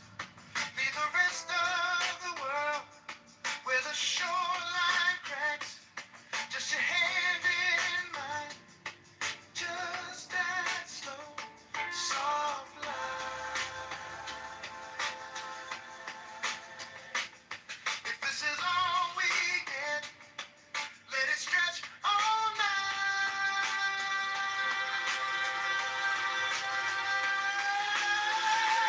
Under this moon, in our hidden cold, breathing you in like a secret told. Every small touch feels like a spell. Right here, right now, where the warm waves swell. Under this moon, I could lose my name. Only a heartbeat calling me back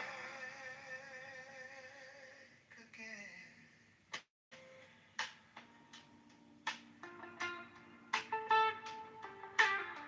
Incredible stupidity and waste of time.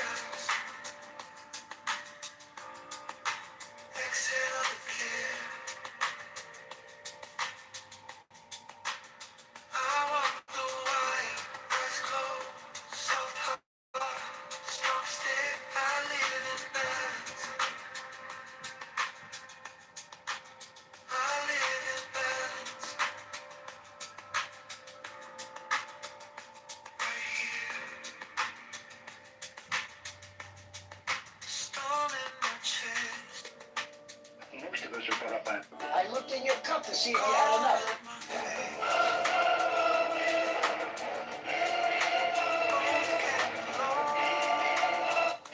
Attitude is callous.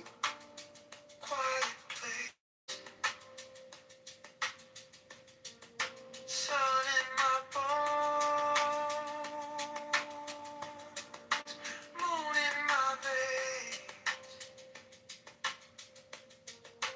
I hold them both, let them dance through the strain. I find the middle, right here, right hand, left hand, same hand. Inhale the chaos, exhale the care. I walk the wire, eyes closed, soft heart, slow stay. I live in balance, I live in balance. Right here.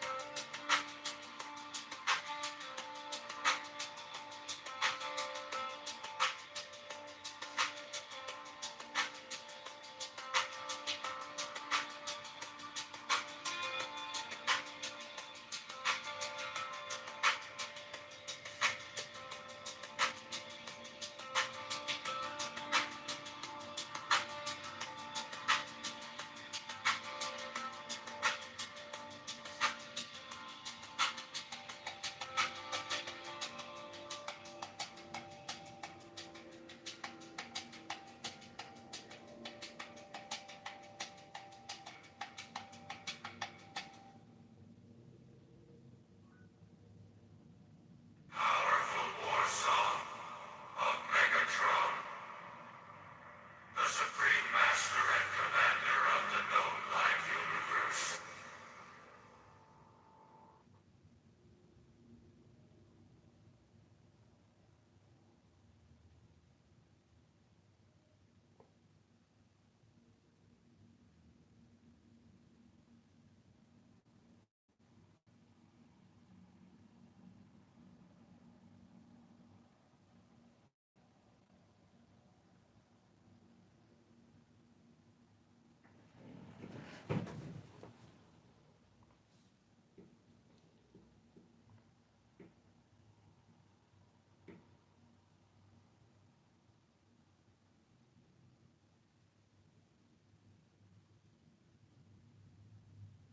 You know. Yeah, so we'll run HODL harder next year. Let's go, baby. Hopefully we'll be having some good Bitcoin price action then. Oh yeah. How for president? That's right, baby. My son confiscated Junson's rolling pin and said this is my beating stick. Jun says, I got your wood dowel, which is posing as a rolling pin. Do you see it next to an actual French rolling pin in my PTR? I do.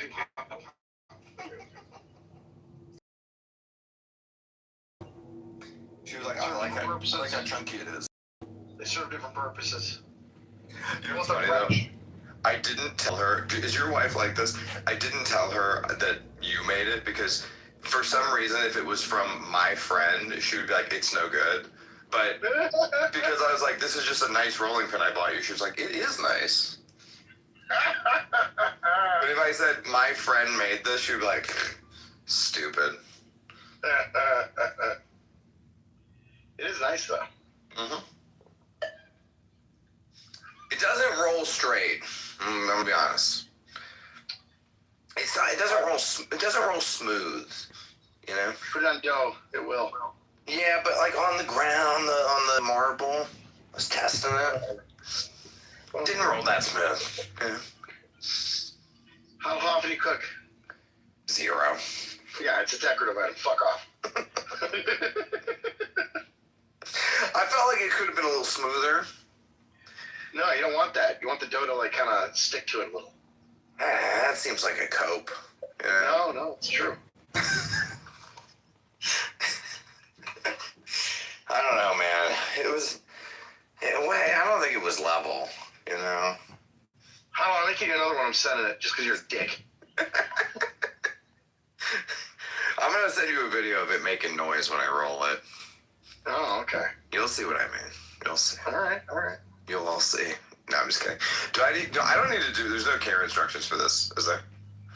No, not really. Yeah, just roll it around on some dough. It's not like you'll ever use it, so. I never will, but my wife does. My wife bakes, so she'll use it. Oh. She'll use it. I got her one of those fancy KitchenAid mixers, and I have to tell you that's the best investment you can get your wife, because even though they're very expensive, it just inspires cooking. You know, I love those things. we got a red one. Yeah, that's what I got. Candy apple red. There's the thing is like I was watching a video yesterday about them that says why yours won't last forever but your grandma's did, and I didn't get to like finish it, so I don't know the actual answer yet. But it seems like there's They like some feel very well made. I mean, I don't know. the same made. Yeah. I mean, for 15 years, so They feel made. You know, there's an even more expensive commercial grade one you can get. Is it a But whole bar? No, it's a KitchenAid. It's like $1,000 KitchenAid versus I think the one we both bought is like $600. But it only comes in like stainless. It doesn't come in all the cool colors or whatever. Interesting. Yeah, but that one's even beefier. I don't know. It feels like one of the best quality items we own in the kitchen. You know. A lot of these places don't believe that they would have clients at that level, and they don't make them pretty. Right. And they're sorely mistaken. Well, just making it pretty in and of itself, it'll become a thing that women buy just to have in the kitchen because it's an aesthetic thing, you know, whether they use it or not. The $1,000 one, like as a dude, if you're like not rich, you're gonna look at it and be like, I'll take the cheaper one. But if you're rich, you're like, I want the best one. Yeah. And you're gonna look and say, why is the $1,000 one's $300? Well, I guess you get the $1,000 one, and it's a candy apple red, just like the other one. You're like, okay, that's what my wife wanted. Whose white baby is that, Jim? What is Laney and Jimmy thing? Hey, that's a Asian baby, dog. Whose white baby is this, bro? That's a Asian baby if I ever saw one. White Asian baby, bro. Who's that, bro? I'm sorry to tell you, but it's not a half black baby. She's cute. She is adorable. She's got the Junsa smile there in picture 2. That's right. You can see it. Yo, you look like in 20 years you're gonna hear her on the fucking speakerphone in Vietnam. Why you fight for your country, D.I.? You don't need to die for your country, D.I.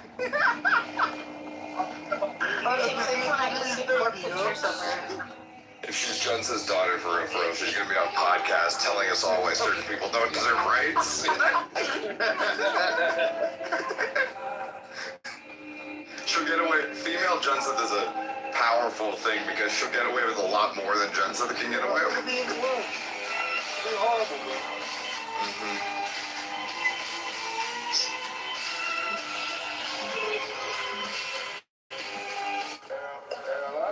That's crazy. Baby Junsa is just Junsa for the inheritance. That's fucking horrible news. That's horrible news. Junsa with resources and carte blanche to say what he wants. That's...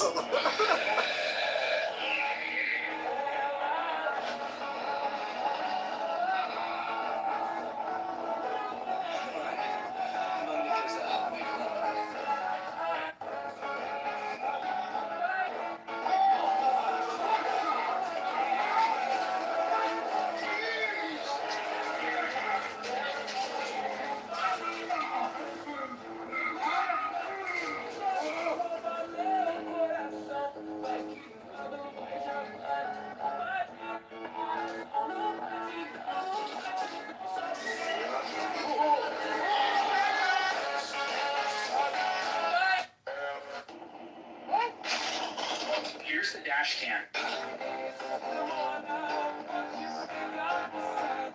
You know, June says, now that I think about it, if that's how your babies come out, I don't think you're allowed to say the N-word, bro. I don't think you can say it, bro. Brown as fuck, bro. Nah, bro. Like, he's a white passing baby. They're not invisible except for your teeth. Listen, if she ever says, I have no black in my family, everyone will believe her. My babies cannot say that. At least they look like, at fucking Hops Dominican. It's still Dominican, they're black. I know everybody's gonna try to speak Spanish. One of these things.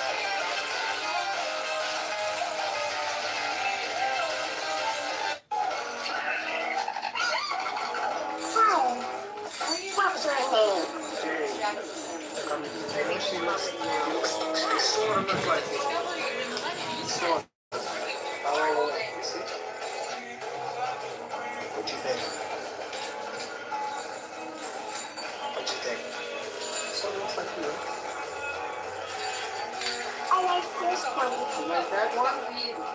Hey, Jason. Yeah, what? My baby likes the bottom right picture. It's a favorite.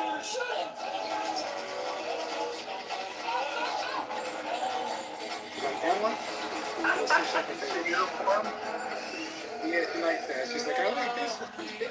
What's the other one?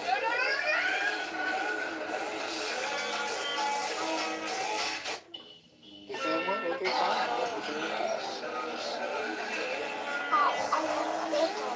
The big one? Yeah.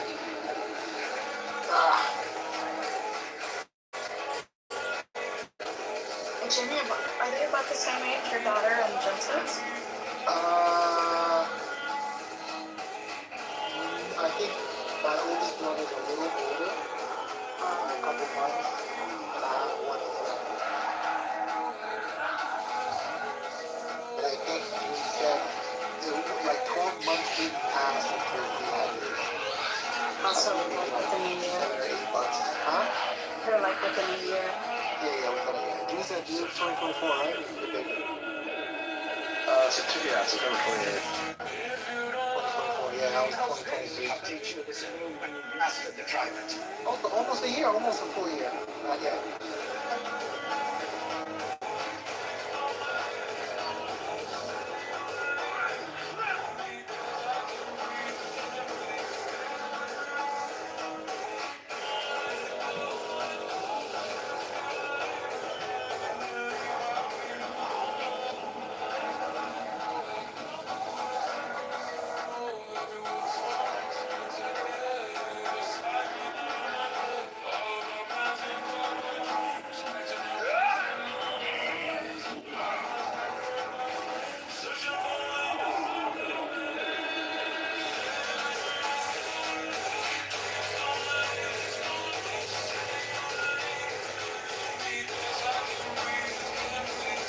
I called you yesterday. My phone's a mess. What's going on with it? Oh, it sounds like I got 162 viruses.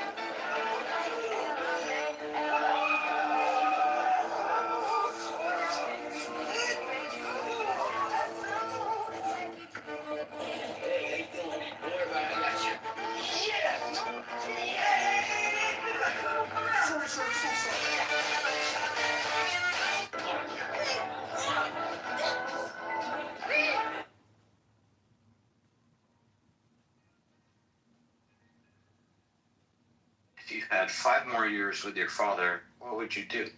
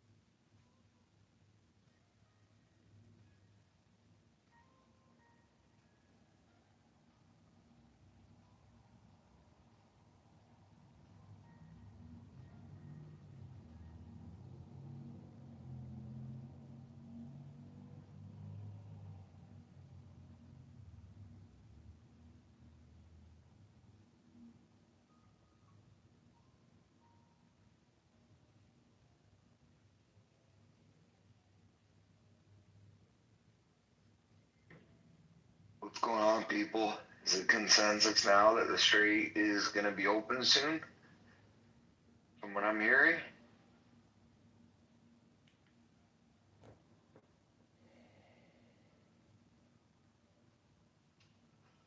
No one wants to say yes because it makes them go crazy. It looks like it, though. For the first time, really.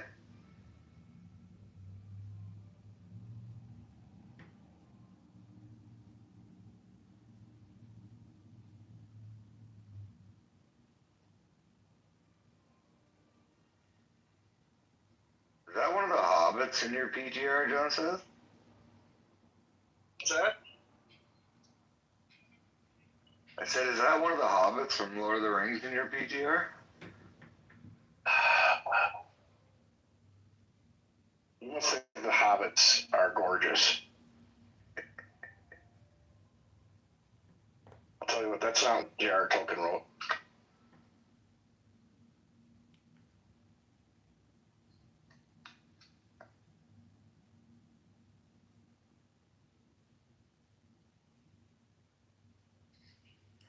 He's a cute kid, John Seth. Agreed. 5 years from now, does the Republic survive or not? I think it's an open question. It's so funny because, like, it's like if, I don't know, I feel like she's not gonna have that problem that you have, John Seth, where, like, She's ugly all the time because she's way cuter. She's like John Seth if he was adorable. Good looking. Yeah. I found a wife. Don't forget that. Oh, I don't. It's impressive. Wow. Personality goes. It's always the same supporter.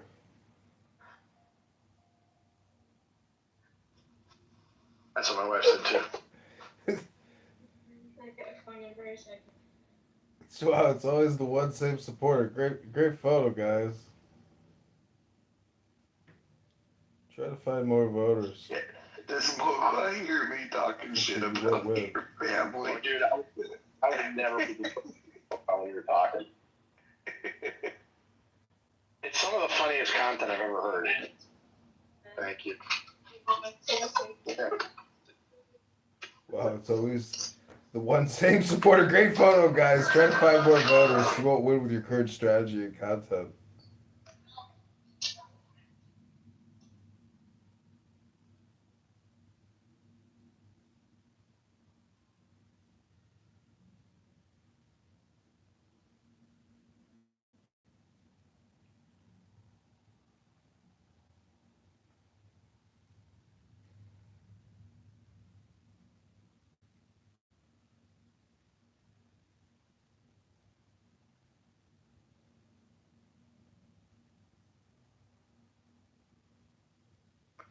So I cut myself open. My mom said the entire living room was covered with blood. She told me later there was not one area that was not bloody. And I'm already cut up. My arteries were cut.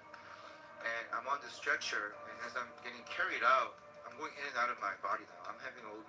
The 1 minute I'm in eternity, 1 minute I'm back on earth. And I was like, oh my gosh, I'm dying. I just knew.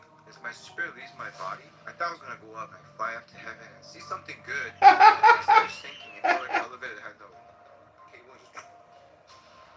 I'm like, oh my gosh, did I make a mistake? Like, this is not heaven. So I fall.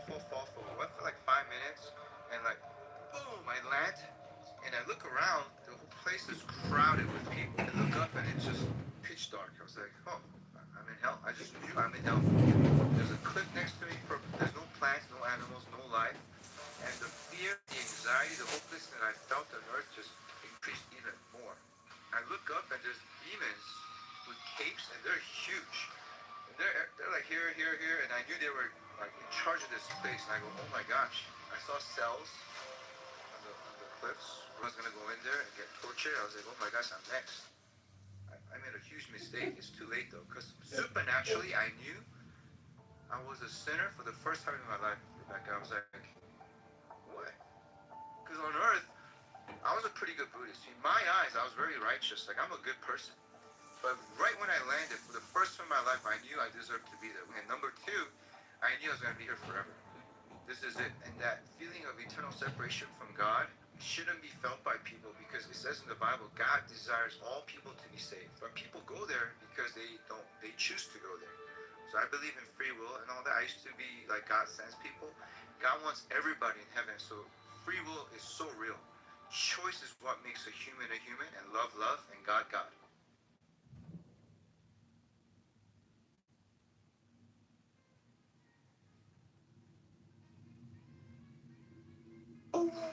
I send you to hell. Yeah.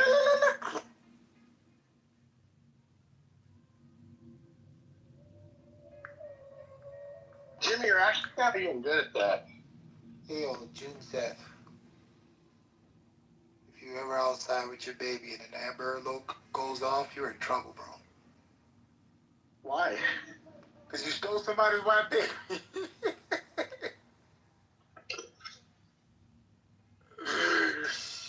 Where'd he go? Why did he disappear?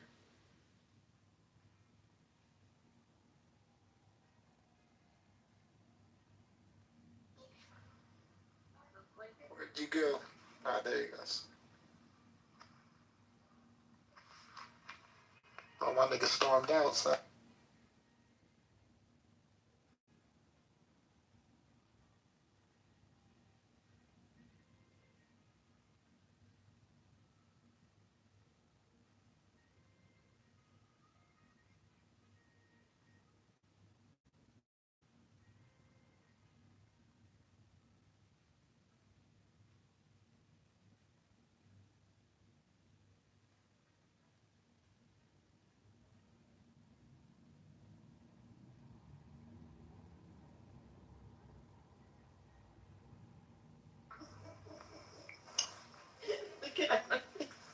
Why is Laurel's name Laurel Junsa? I don't know what happened there. Yeah, I don't know either. But I want to say to Jimmy, when I come, I can decide what rate of being will like I put into the sperm. What? I'm just saying, don't be out when the Amber Alert goes off. You're in trouble, bro. If I was a state trooper, I'd stop you, bro. That's how Amber Alerts work. That's why you're not a state trooper, Jimmy. I hear that fucking sound on my phone. I said, stop that black man with that white baby right there. That's not how Amber Alerts work, stupid. Stop that black man right there. That's not how Amber Alerts work. Amber Alerts are for divorcees. That Negroid with that wonderful white little angel. Stop that Negro right now. And the first question is they'll say, "Are you divorced, sir?" And I'll say no, and they're like, "Oh, it's the wrong person." Oh wow. You think black people are divorced? No, I think Amber Alerts are for divorcees, and one of whom doesn't like that the other one got custody. So 99% of them are just that. It's a child dispute, essentially, what he's saying. They're not giving your black monkey ass custody. Jimmy, they give black people custody now. They ain't giving your black ass custody. Who in the NBA or NFL has custody? Do you not like that I gave her all of my English and Norwegian blood? Does that offend you?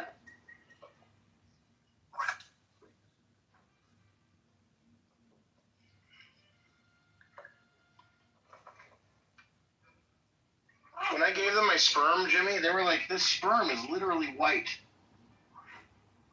They called it? They couldn't see it. They couldn't even see it in the microscope. You gave them albino sperm? Just pure white sperm. Use CRISPR. You use CRISPR. It's CRISPR. He said, make sure this motherfucker.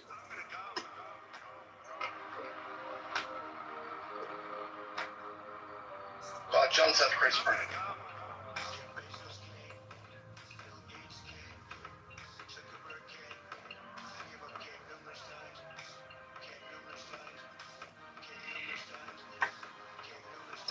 Everybody's coming. Do not come.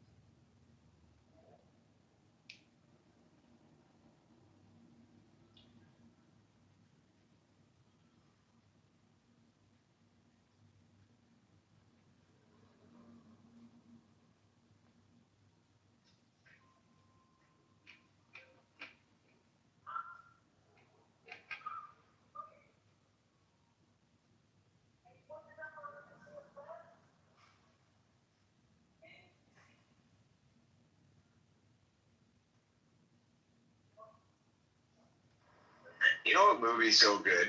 Moneyball.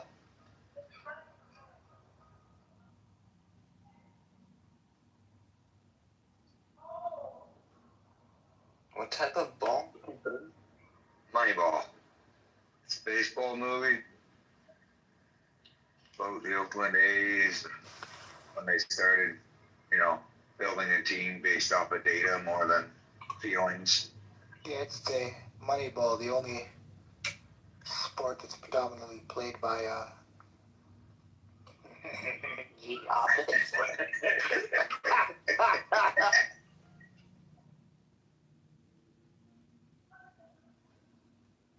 It's too easy.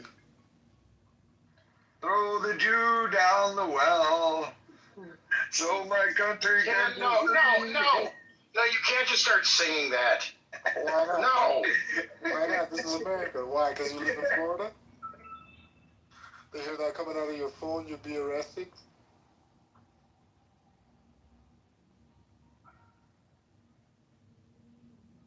It's such a funny song, man. It's so funny. Oh, what do you got? Tino over? I should go to fucking Florida and just say something anti-Semitic, get arrested, and just be in jail like, set me free. Oh my God, this guy.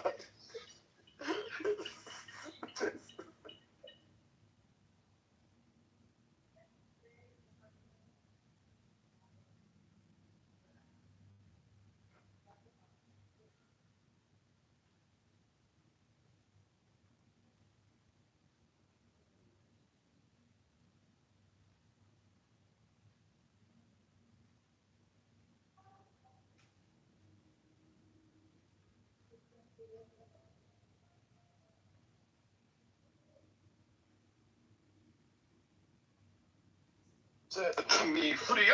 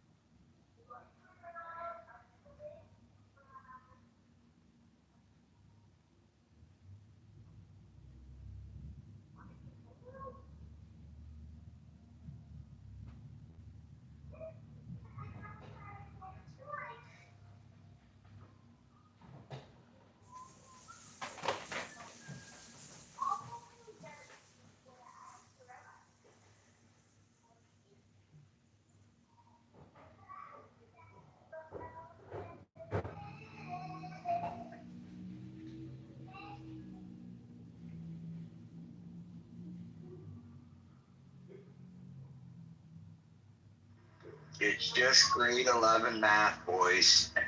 It's grade 11 math.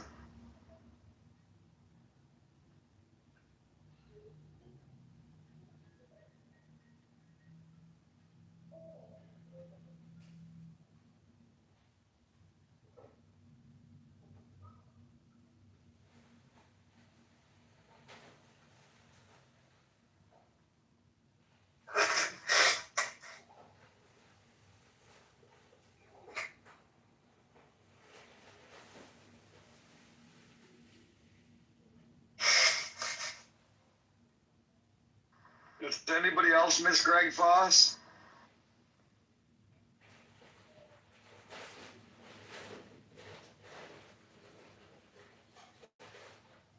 No. Oh, him and Lawrence Apart were like two old men in our industry that were just cute.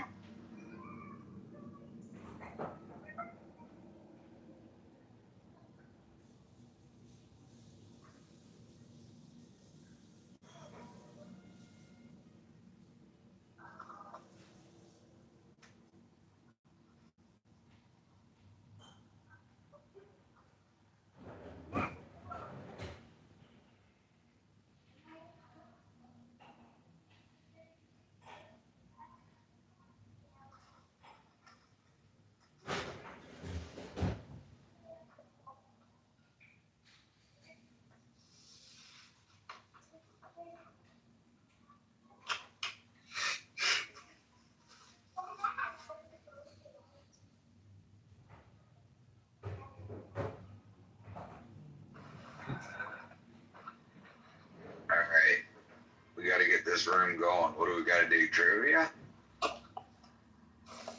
I'm gonna tell you something, man. Every time I walked in this bitch and there was trivia going on, I wanted to kill each and every one of you motherfuckers. Yeah, well, obviously the people who suck the most at trivia are not going to like it. Absolutely horrible behavior. Trivia was great.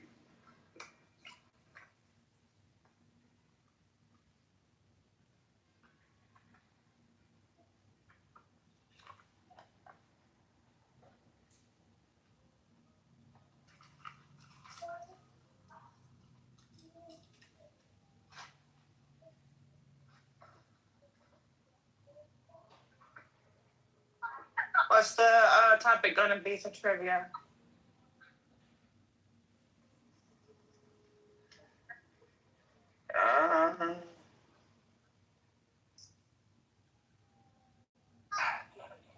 I need some entertainment. I got a 16-minute walk. Can you look up a trivia? No, I'm busy walking. Oh, okay. Did it last time. No, you didn't. You did it like 18 times ago. It was just the last time you. No, I just did it. I basically did Miguel's trivia. That felt like trivia hell. Trying to help him study for his test, and that was like a week ago.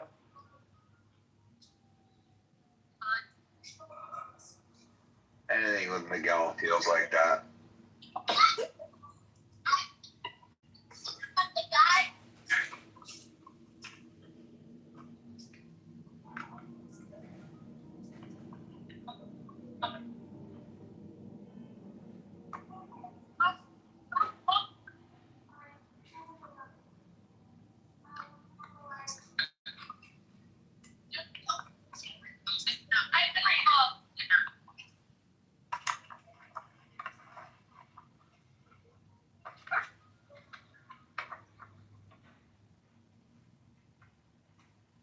Which animal in the ocean existed before trees? Saltwater crocodile.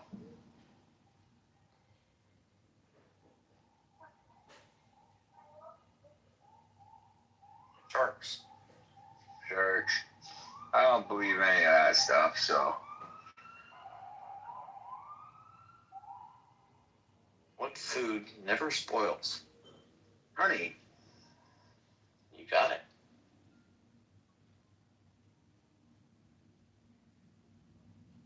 How long was the shortest war? I don't know, probably 10 minutes, but. As long as it took the French to drop their rifle. Is it like the 12-minute war or something? It was 48 minutes.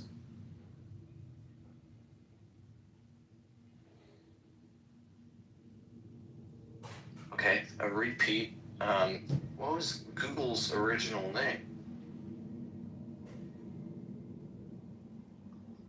Something back.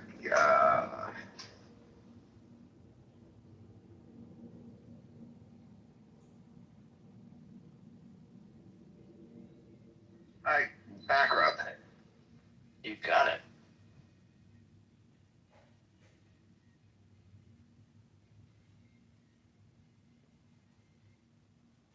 Can you hum with your nose closed? Yes or no?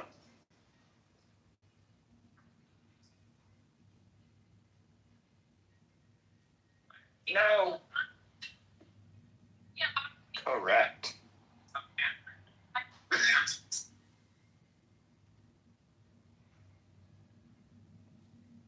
What was the first CGI movie?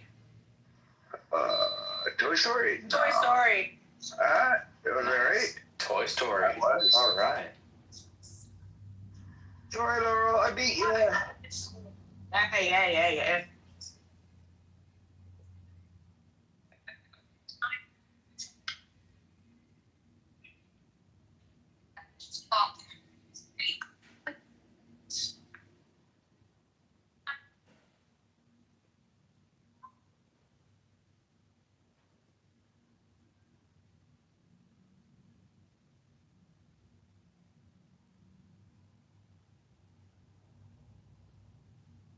Which animal has 3 hearts?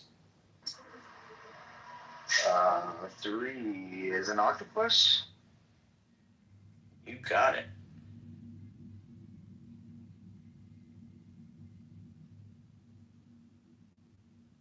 You're lucky I was on another app. I was gonna say that too. What's the capital of Australia? Canberra. No, it's something like Canberra.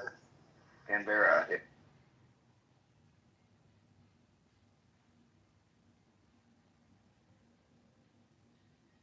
When did humans first land on the moon?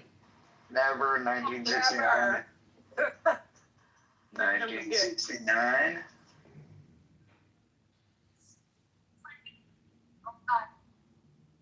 Correct.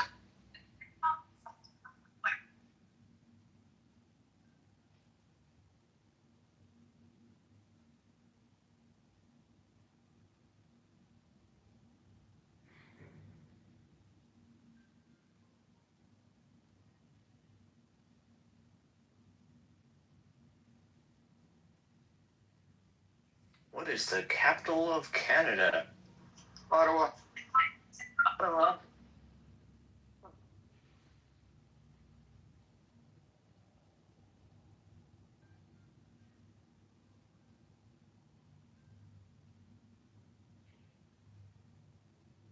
What is the boiling point of water in Celsius? 100. These are too easy.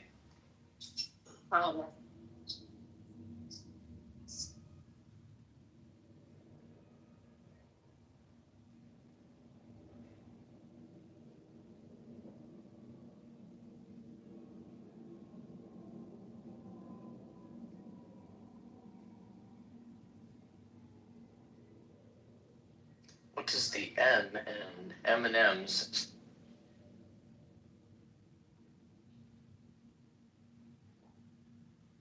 Nothing.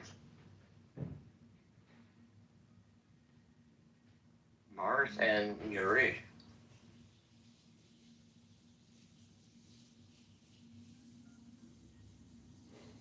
The last name of the company founders.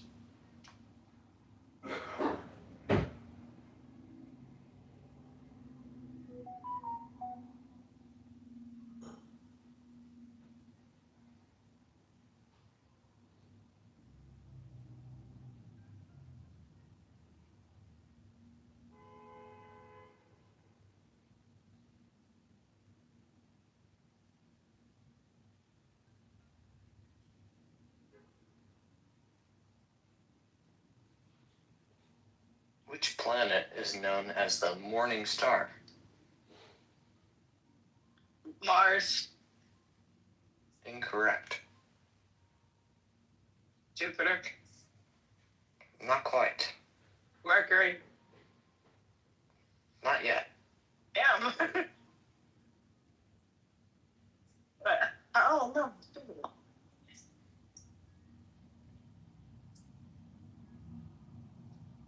Anybody? Is it only me and Dave? Venus? Correct. Sorry, I didn't even hear the question. I was busy replying to some messages. Hey, did you see Avis Rent-A-Car stock went from 100 to 300 in the last 2 weeks? No. Fuck? Yeah.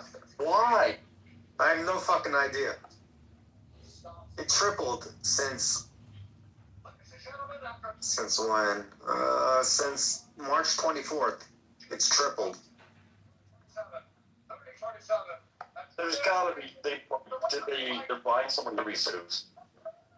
I got no idea why. But, I wish I saw one Bitcoin 2 weeks ago to buy fucking Avis Rent-A-Car. I wish you did too, Jeff. Yeah. Well, that makes 2 of them. You would have bought that 3 times the amount, and you would have pumped Bitcoin. Yeah. What the fuck, man? I gotta find out why. To buy it? What? Would No. would you? I'm not chancing out, but yeah. But if I saw it was up like 20%, I would have thought about it. I had no idea it was on this kind of move until just now.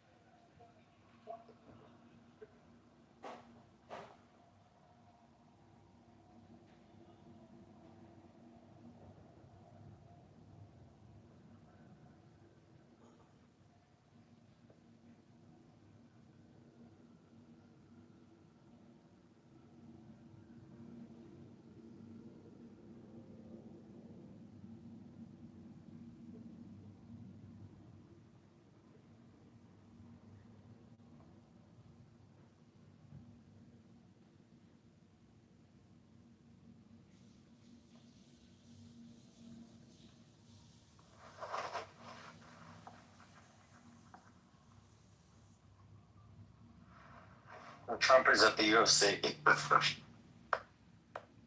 Miami.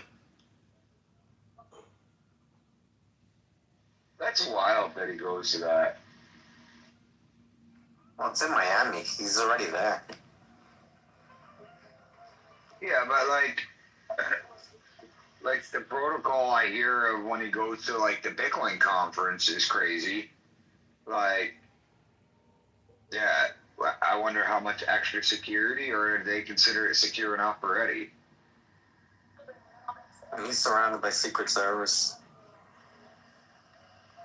Yeah, it's still like everyone at the Bitcoin conference had to get vetted to be there, you know? I'm not sure.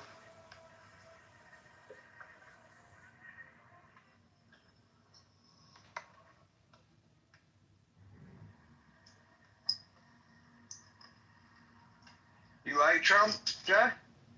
Yeah, are you happy with him? I'd be happier if fucking Bitcoin was not $73,000. Yeah, but other than that, I don't care. Yeah.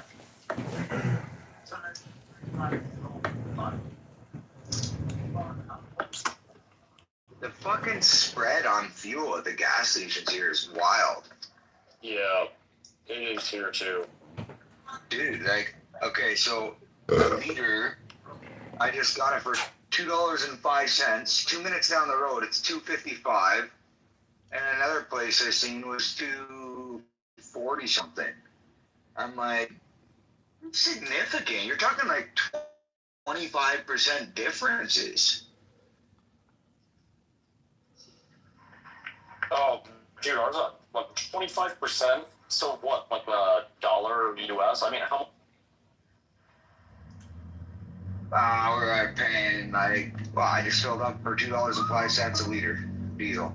Oh Jesus, we have to do 2 conversions. That's 2.5 Canadian. Yeah, it's probably $10 American a gallon. It's how much? It's probably like $10 a gallon American. Oh, that's fucking crazy. I don't know. I'm guessing, but it's high. It's 2.05 Canadian.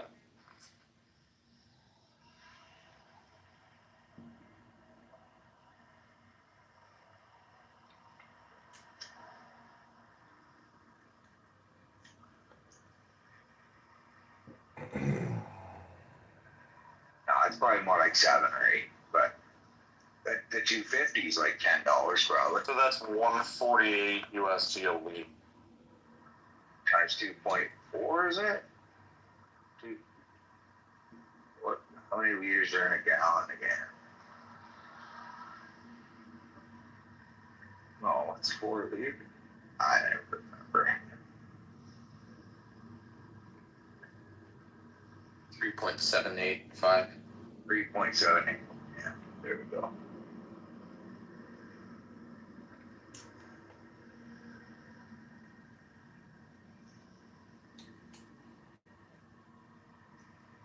What'd you come up with, Fish? 560. 560.0. A gallon? Yeah. Okay. And then another place I seen was 250 something. So, yeah, 25% more. That's be like, pretty wild. Yeah. Yeah, because like our swing, you know, it'll be like you can get like 390 or like 425, you know, which is a pretty big spread, but like not that big. Yeah. I wonder if the price dropped so much, some of the places got the old fuel still and the new ones are cheaper.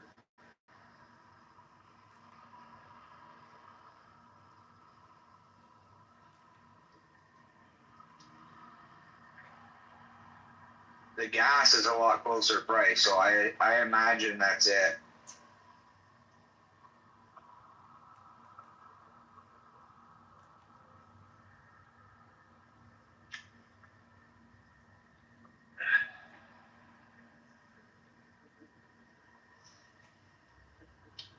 All I know, Fish, when I bought this truck, I was paying $100 to fill it up, and now I'm paying like $270 to fill it up.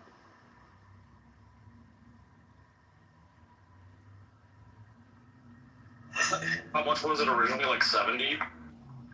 70 cents a liter, yeah, probably something like that. 80 cents a liter. It's I think I put the most money I've ever put in my truck, and I only put like 18 gallon, like 75 bucks. Yeah, I hold 130 liters, so what is that in gallons? Times 130 liters is how many gallons? No, yeah, 3 point something, 3.84 or 74, whatever. 3.5 gallons. How many? 33. Yeah. Okay. How many gallons is your truck? It's like, I think it's a 25 gallon tank. I've put like 4.5. Yeah, I know mine's a bigger tank than most trucks.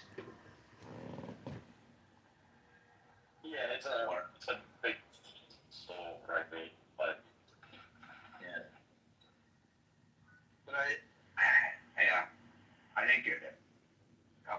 Is this what depression looks like when you talk about the gas prices on a Saturday night? It's just a question. It's not my opinion. Hello?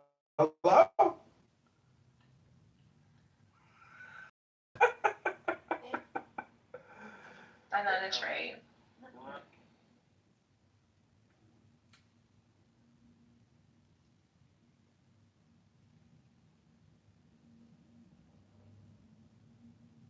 He's saying, okay, now this is another. Can you get on mute real quick? Yeah. Let me answer his thing, and Bert, just hold on a second. All right, so you want me to look up bias and bigotry? Gotcha. Just give me a second here. Hello. I'm going to the actual. Hey, Alistair. I'm going to the actual one. All right, bias. This is singular, an opinion about whether a person, group, or idea is good or bad, which influences how you deal with it. For example, some employers have a bias against women. Analyzing data, you must avoid having a bias toward any particular result. That's bias. But being biased is, for the adjective version, is unfairly preferring, there's that word again, preferring one person or group over another. The referee was definitely biased. Biased news reporting. And then we go to bigotry. I don't think it was bias. I think it was I know, but hold on, Kalina, 1 second.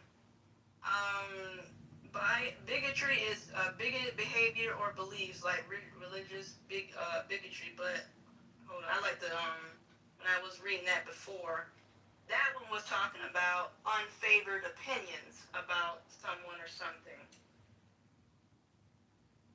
But again, the bias is most likely like a nature versus nurture. Someone told you, or you you're making something I agree 100%. It's about your nature, your nurture, and your ethnicity and your culture. Yeah, we weren't talking about that. Well, because you have your biases and your preferences doesn't mean you're a racist because you were raised a certain way. Nobody said that though. Nobody's saying that. Yeah, you did. That's exactly what you said. That's all you've been saying the whole time, Bert. You've been calling me a racist the whole time, Bert. Come back on mute, little fat boy. You are.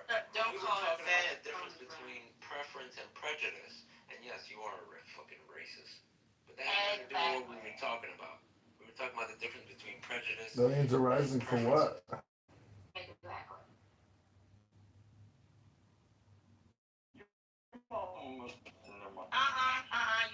You know that's against the rules, Brian. You've been doing kind of well today. No, but Bert's being a dick on purpose. You have a case already. What is this? He's 16 not being a beer dick. you're on? We really were talking You're a about fucking drunk, a piece of shit motherfucker who doesn't understand the context of the conversation. I do. You can't do it without yelling at people and acting like you're the high school principal. Fucking yelling at people and No, you're acting like you're the high school principal, like you're the end all, know it all, be it all. You won't even let me finish the sentence, bro. tell us we are talking about? where are we? You're mad as hell because I know more than you about two fucking words. I'm so happy for you. You know more than me. Preference and prejudice. You fucking idiot. That's what you're mad about. Wait, one more time. And I'm edifying you, bitch. Okay, one more time. And be edified. Okay, one more time. Reread these definitions for bigotry. Behavior or beliefs that show that you have unreasonable opinions, especially about race or religion, and that could go with other things as well. Preference. If someone has a preference for something, he or she likes it more than another thing. That's the first part. The second part is to give or show preference to someone, like to treat someone better than you treat other people. Yeah, but why do they not like the other thing? Is it irrational why they don't like the other thing? Let's It doesn't tell you. Right, but we can talk about that part now. Right? That's the whole point. It's all subjective. It's Going out all with friends. how you feel and how you allow the world to affect you and what you give back to the world. You're a fucking idiot. No, I'm pretty sure that I've done well in my life. Cleared up, and like you even earlier conceded to all this definitions and shit. No, you told me I conceded, but that's not true. Because you had like 7 more beers since then, and now you're like fucking forgetful. No, I probably had like 10 more since then. You fucking drunk piece of shit. Still as articulate as ever and keeping up with you. You can't keep up with the conversation. You don't even know what the fuck you're talking about. We were talking about prejudice versus like bigot versus biases and preference. Idiot, you fucking cuck. That's literally what we've been for the last like half hour. We're not so pressed about that. That was just our thing that we were talking about. Yeah, well, we were talking about that in this room before y'all even showed up. Whatever. It's just our what's it called? Like we talk about something. That was the thing we were talking about. So it's not a big deal. Hi, everybody. This is Alistair. I'm just wondering, what's this room about? Hello? Oh, I know who you are. I got something special for you. Just give me 1 second. Hello?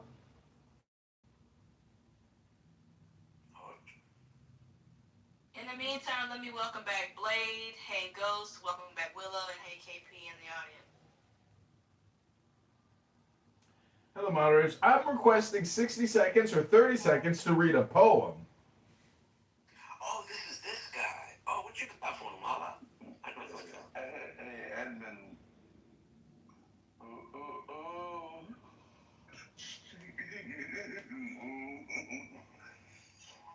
shit. Hey, welcome back, HP. We're not moderators. I can't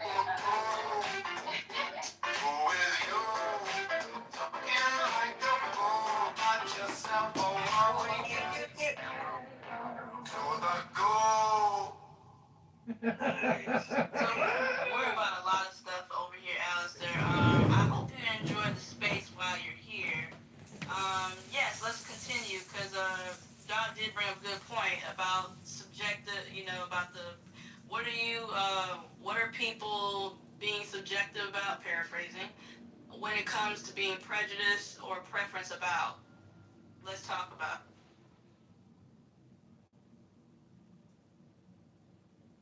Yeah, but like, I get that if I prefer vanilla ice cream over chocolate ice cream, it's not because I don't like chocolate ice cream because it's brown. I'm not being prejudiced to it, but like, I am prejudiced to chocolate ice cream because it tastes really bitter compared to how sweet vanilla ice cream is. Like, if they're all subjective feelings on how I feel about how I choose what I want in my life, they're all on how I feel. And if I'm not adding like melanin into the relationship and like looking at people and races and humanity, then racism isn't even a thing. They're just my biases and they're my preferences, or my bigotries and my prejudices. It doesn't matter. They're all the same thing. All right. Stay on mute, Brian. Let me ask the room. What do you guys think about that? Would you like to challenge what he said? Would you like to agree? What are your thoughts? And this is for the room.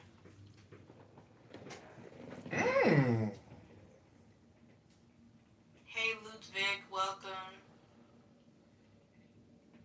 I don't know, I kind of agree. Like, it could be prejudice, but also could be your preference. People take it the wrong way, so it's however the person hearing it takes it, I guess. That was my whole point. It's subjective.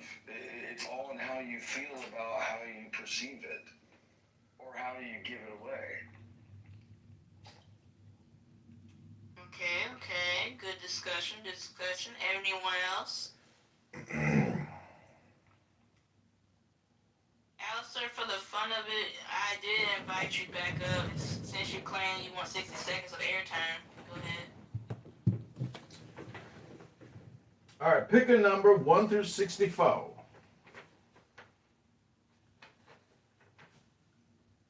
What's your magic number? Number 10? All right, your inner guide. The oracle invites you to remember that inside of you there is a guide, able to make you take root in happiness. You just don't use it to the point that you are no longer aware of it. Don't worry, it can be rejuvenated, and it must be, if you wish to live love in fullness.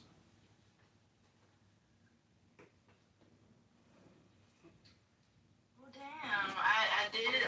Actually, out of all the poems I've ever heard Edmund say, that was actually pretty effective.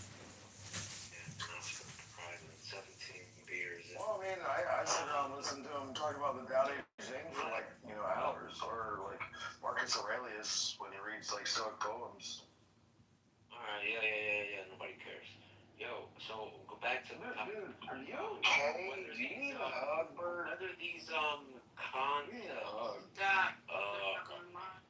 whether or not these concepts, right, that you seem to think are subjective, which means what, based on personal feelings and opinions, or objective based on what, Doc? Observable, measurable facts, right, Doc? Are you still? Yeah, can you observe and measure my biases? I didn't need you to answer that.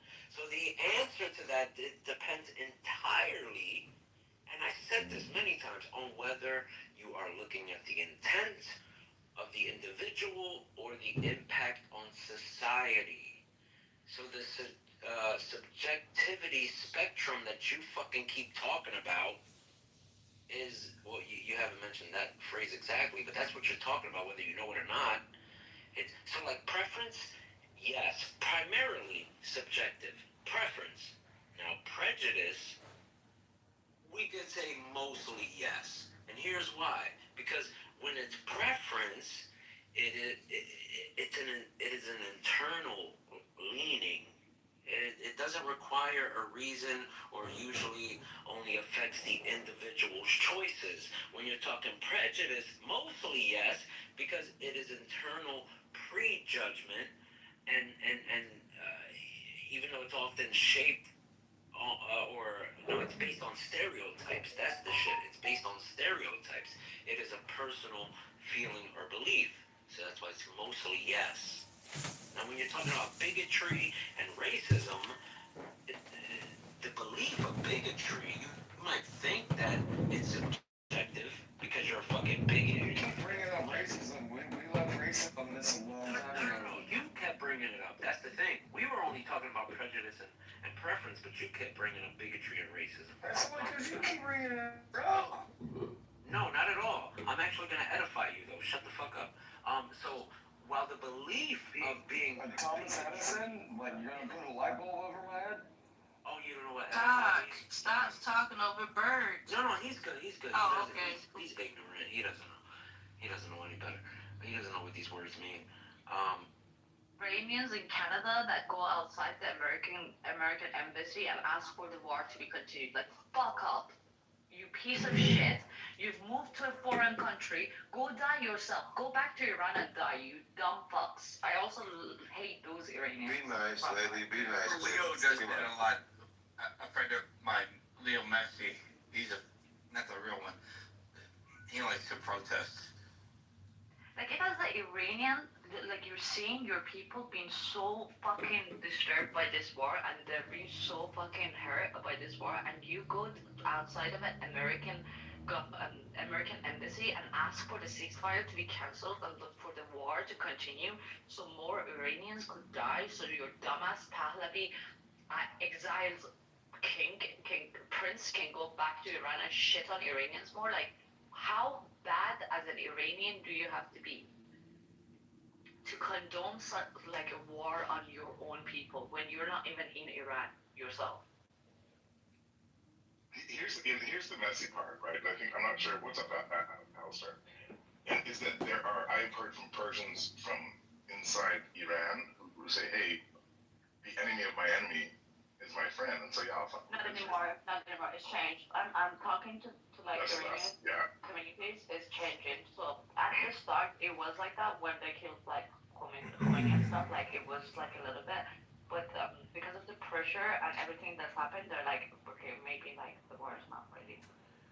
1927. I think maybe the Iranians need to get cloak wireless to protect their identity since they have so many billions to hide. Maybe they need to get in touch with Jeremy Green.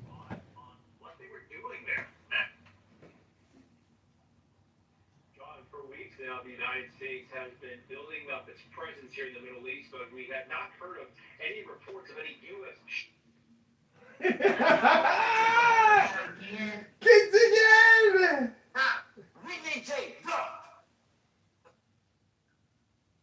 Per hour, and then highway is like 74 miles per hour on a highway. Highways different here. It depends what state. Like, It's a mixed bag. It's a mixed bag. Like, the whole state of Rhode Island is 50 miles an hour. Other places. I put it at the top of the room. I put the shit at the top of the motherfucking room. Shut up. My last car, got a new one, didn't ask nobody for money. The fuck? Got married, didn't ask nobody for no fucking money. And y'all motherfuckers every day, what's some cash out? Cash out me some money. Y'all need to get a fucking job. The fuck? Talk your shit, it seems.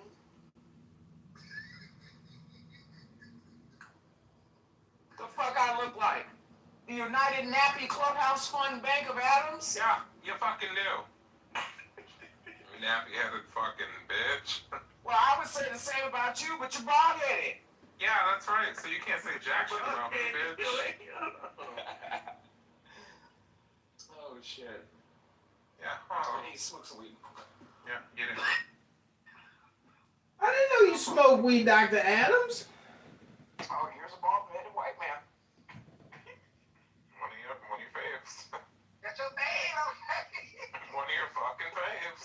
It's your car. When you crashed your car, did your husband buy you a new car or did you have the money yourself? That's a great question. Mm-hmm. Here to answer. Mm-hmm. Latina de la cada cow. And what is it about?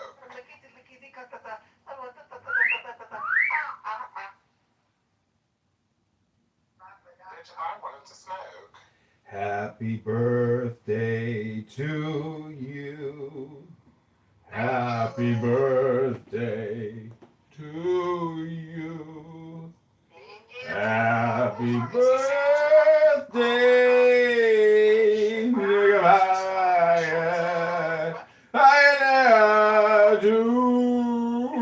you. What's your husband's first name? What's your boyfriend's first name? What's your... No, we're not doing that. He's singing and shit. Happy birthday? He's singing and shit. It's comedy. It's comedy, Vakawia, comedy. Well, do you remember when the Nazis occupied the United States during World War II? Oh, wait, that was your country. Yeah, that was yes, that was because of the guns and not because of you being separated like the Do you think I know you don't have this experience because you're not a Dutch, but do you think if every tall, big dick, blonde-haired, blue-eyed Dutch boy had a gun, they would have occupied them? What do you mean? I don't think so.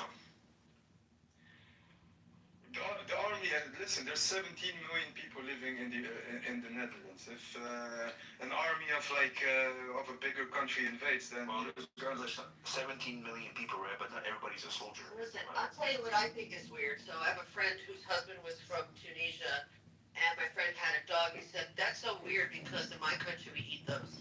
So I think that's what it is. What do you say about Switzerland, where everybody owns a gun? Everyone in Switzerland owns a gun. Yes, but I trust them. Yes, but I trust them with guns. Oh, come on. Not you. You I don't trust.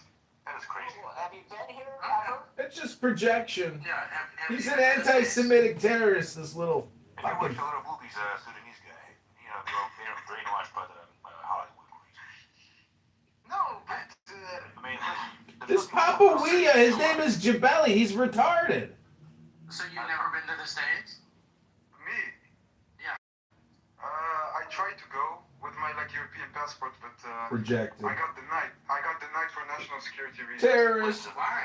He's a terrorist. Because you look Arab or why? Huh? Because you look Arab or why? He's a terrorist. I wouldn't say because I look Arab. It's because he comes on Clubhouse and makes anti-Semitic Jew hate remarks all day long. He's a piece of shit, that's why. They do, Darius Price. It depends on where you were from. Did they give you a reason or they just said no? No, they said denied on entry, human piece of shit. yeah, sorry. Listen, there's nothing wrong with guns if you use it right, okay? Like, that's not a danger, okay? It's a tool. If you use it right, Okay, you guys aren't letting an answer. Why did they deny your entry? I'm curious. They didn't give a specific reason, but they did say national security reasons. And I think. Did you make it to the U.S. and they denied you at the airport, or they denied you before you? They denied me at the airport. I'm sorry about that. I think his backpack was sticking or something. I don't know. That's great news. That means our security apparatus is working. What I think it is I visited in the last 5 years. I visited Algeria and Libya. Right. So I think. Okay. Oh, you went to a terrorist training camp. No, it's just. It's just. No, it's not a terrorist training camp. It's exercise workout regime. They train you how to use M16A4, hand grenades, Claymore mine. Yeah, it's just for fun. It's like a summer camp, friend. Really pricey though. It's a pricey. Where were you going to visit in the U.S.? Manhattan. Darius, I looked it up. I looked too it bad up. you didn't get to go. I looked it up, Darius. If you have an EU passport, you have to state if you had a Tunisian nationality on the application to come to the United States, and that can be a reason for you to be denied. I can understand that. What about Belgian passport? Now that's going. Why would I? What about being a low IQ terrorist, Jew hating piece of shit like you are, Jabali? Well, I didn't know he was all those things. Yeah, he's a piece of shit, this one. There's a reason why pieces of shit can't come into the country. No, it's but you guys really missed out. I'm gonna be honest with you. State the reasons. Better be safe than sorry. You're missing out. What, in the gay community? The LGBT didn't get a piece of that ass? I would say that Jabelli hates Jews much less than the average North African. Okay. Facts. Are you kidding me? Listen, I'm very enlightened and distinguished. I mean, nothing wrong with that. Are you Jewish, Jabelli? He's very westernized. I'm sorry? Are you Jewish, Jabelli? No, I'm not. Oh, okay. No. But I am Muslim. Alhamdulillah. Okay. But I put a broomstick up your ass, you fucking faggot. That sounds painful. but would you like to go on a fasih date with me? You know, in Manhattan, men kiss each other on the street. What, for men to fist? In Manhattan, yeah. So what? That's not my. That's not my problem. It's a delicacy for me in Egypt. I love fermented fish. Why would you? Wait, Doris, why would you feel the need to mention that? I don't care. What the fuck is that shit? Because you're cute. They might wink at you and want you to kiss them back. I would say it's not interesting, but What would you rate this? The rise of this Sudanese guy on a scale from 1 to 10. Who's the Sudanese guy? He's I'm not Tunisian. Sudanese. He's Tunisian living in the Netherlands. Yeah, that guy. What's in the cart? I think he has a very cute face. If that's really him. Is that Do you agree with that? Jabelli, do you agree with that? Well, that I'm very cute. Yeah. The rice I find you cute. Yeah, okay. See, I live in Michigan, and there's a lot of Arab men here, and so I've hooked up with lots. Do they sell their asses for money? I've hooked up with lots of them. I believe in solving the Jew-Israel divide one-on-one, individually, and intimate, private. Income you trust. Ellie, would you go on a date with the amazing Derisive? Well, you don't advertise. No, I would. Why not? He's not gay. Because it's not my craft. Jabelli, what are your life goals? What do you want to achieve in your life, Jabelli? That is a great question, actually, coming from Alistair. I get the feeling you're actually... I get the feeling you're very immature still, that you still have years of personal development ahead of you. What do you think? That goes for everybody. You know what they say, you never stop learning until the day you are dead, you know? Yeah, that's what they say, but what are your personal goals? He gave you an actual good answer. No, he didn't give us an answer. I guarantee you that this guy is going nowhere quicker than, I'm going out tonight. Where do you want to go in your life, Jabelli? How would you know that, John? How would you know? It's a gut instinct that there's nothing there cooking underneath the surface. You know what I'm saying? Untrustworthy gut instinct. Joe, go take your makeup off. Did you feed your cat, Carmen? No. Because your cat looks really hungry. Poor fella. He's dying. Oh, poor fella. So, Jabelli, if you can't make it, Jabelli, would you come to America and sell yourself to the LGBTQ to survive? Why would I do that? Because you're unemployable, obviously. Who would hire you to do what? Clean toilets? Listen, I don't understand why you are making my balls so much. Jabelli, let me ask you a question, buddy. I'll step on your balls with my feet. Jabelli, let's say you move to the U.S., right? What's the first job you would accept?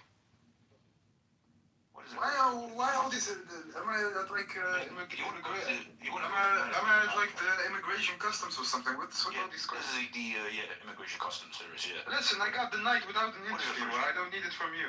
What would be your first job they would do in the U.S.? My first job? Yeah. Anti-Semitic parade protest organizer. Journalist, 100%. Oh, what do you want to journalize about? What do you want to... History of Papa Whitebeard's Because I know this piece of shit. He's an anti-Semitic, Jew-hating, Nazi piece of shit, this one. Well, you are throwing with terms, but you obviously don't understand. Are you a journalist in Europe? No, I'm not a journalist in Europe, but I would make that career switch if I were to become a journalist. What would you like to write about or report about? Free Palestine! everything. Just what happened in the Florida Man. Florida Man. That's what I would like to. What is it? Title? So that must have. I want to go back to this. So that must have sucked so bad. You did the 7-8 hour flight to New York. Yeah. And then New York City is one of the most exciting cities in the world. Everyone wants to go to New York City. It is so much fun as a tourist. And then you get to the airport and you're excited, and they tell you have to go right back home. Wait a minute, did you fly here or did you not get a visa to come here? No, listen. If you have a European passport, you have an automatic visa to go. Okay. Like you can go without a visa. But when I came there. Oh yeah, so you actually did travel here and returned away. Yes. Okay, thanks for clarifying. I didn't get that. Sorry, derisive. I missed that earlier. What state would you choose, Jabelli? Like what state in the U.S.? Which 50 state would you choose? New York, 100%. New York! You want to see Spider-Man? Why? Because of the movies, New York. Oh yeah. New York is so fun as a tourist. So fun. It has a really nice vibe. That is true. They didn't even tell you why you were rejected. They just said, sorry, you gotta go home. We think you're a piece of shit. Basically, they said that they didn't give me the specific reason, but they said for national security reasons. Yeah. That's like What saying state do it. you think is the worst in the U.S., Jabelli? I don't know. I've never been. I don't know. What is the worst state in the United States? New Mexico. You ever been to Skid Row? I don't know. Maybe Alabama. No way. Alabama's actually pretty cool. It's more about weather than anything else, and things to do. There are plenty of places there's nothing to do. So any major city in any state's going to have things to do. I mean, weather sucks. Who wants to? Oh God, let's not talk about the weather, please. But Brigham. Brigham Young? Brigham, what do you think about that I got denied entry? What's your take on it? It's great I news. think that there's a pretty big likelihood that it was related to Clubhouse. the fact that you didn't disclose that you're from Tunisia, and Tunisia doesn't exactly have fantastic relations with the U.S. We regime changed Yes, them. but I came. Listen, I came with my Dutch passport, so that shouldn't play a Well, role. this is a reason for that it can be that I don't personally think that it is right. Why are Europeans immigrating illegally to the U.S.? Okay. No, you're not going to come in and derail the conversation. It's silly. Did you know that they needed to know that you just intentionally didn't disclose them? What do you mean intentionally didn't? Why would I need to do that? I came with my Dutch passport. I'm a Dutch citizen. I live in the Netherlands. What's your motivation, Chip? Why do you want to move to the U.S.? What's your motivation? I didn't even want to move. I was. Who was you working for? Who you work Well, for?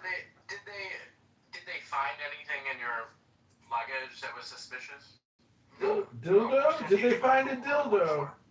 Did they go through your luggage? Yes. Wait, they found explosives? Like, what do you found? Dildo. Did they go through your phone? Illegal firearms? No, they didn't go to my phone. No. They found the dildo. A big black dildo made of silicone. What's this? It's a handmade wooden dildo. What? No, if he had a black dildo, they would have let him in. Oh. So, in conclusion, as we have discovered, if you want to come into America, all you need is a huge black dildo in your carry-on.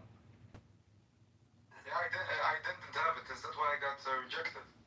Exactly. It has nothing to do with all the hate speech you spread for years here.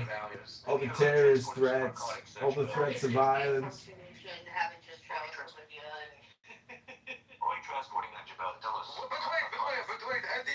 Even though if I was Tunisian and I went to Libya, that's none of their business. Why would they care? their business because they Yeah, it is. They have a right to be here. Yeah, exactly. If they want it to be their business, that's their business. That's what they want to know. Mm-hmm. No, but then You basically have absolutely no rights at the border. Well, they saw you had a Dutch passport. They took one look at you, realized you're not Dutch, and then they wanted to know what was the story. Yeah. How's your... You're Muslim. That I'm a Dutch citizen of Tunisia. What's your dental hygiene like? Dutch men are 6'4". They have blonde hair, blue eyes, and big. Ooh. That I don't know, but objectively, Hackers just say no, definitely not Dutch. Maybe it's because you use the word objectively all the time. Objectively, Objectively. Why did you want to come to the U.S., Shabi? Objectively. Oh, so they denied you a tourist visa? Yes. Objectively. Probably it could be a funds issue.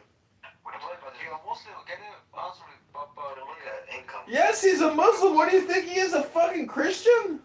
What do you want to visit the U.S.? He answer. You're a Muslim? I'm sorry? What do you want a Muslim place? Connect. What place you want to visit? U.S. One at a time. I'm getting like a short circuit. What place you want to visit in the U.S., Jabilly? Hooters. He said 5 times he wanted to go to New York City. He wanted to go to Hooters. There's actually a building like Times Square. What does he want to? Random, do you keep like repeating the same questions to like boil my blood or something? Hooters. Yes. Yes, one at a time. Yeah, guys, one second. Like Empire State Building. What are you looking for? Just like Times Square, but everything. I'm there. It's not one specific thing. Okay, definitely Muslim. But I'm sorry. Yes. Yeah. Fuck the United States. Whoa.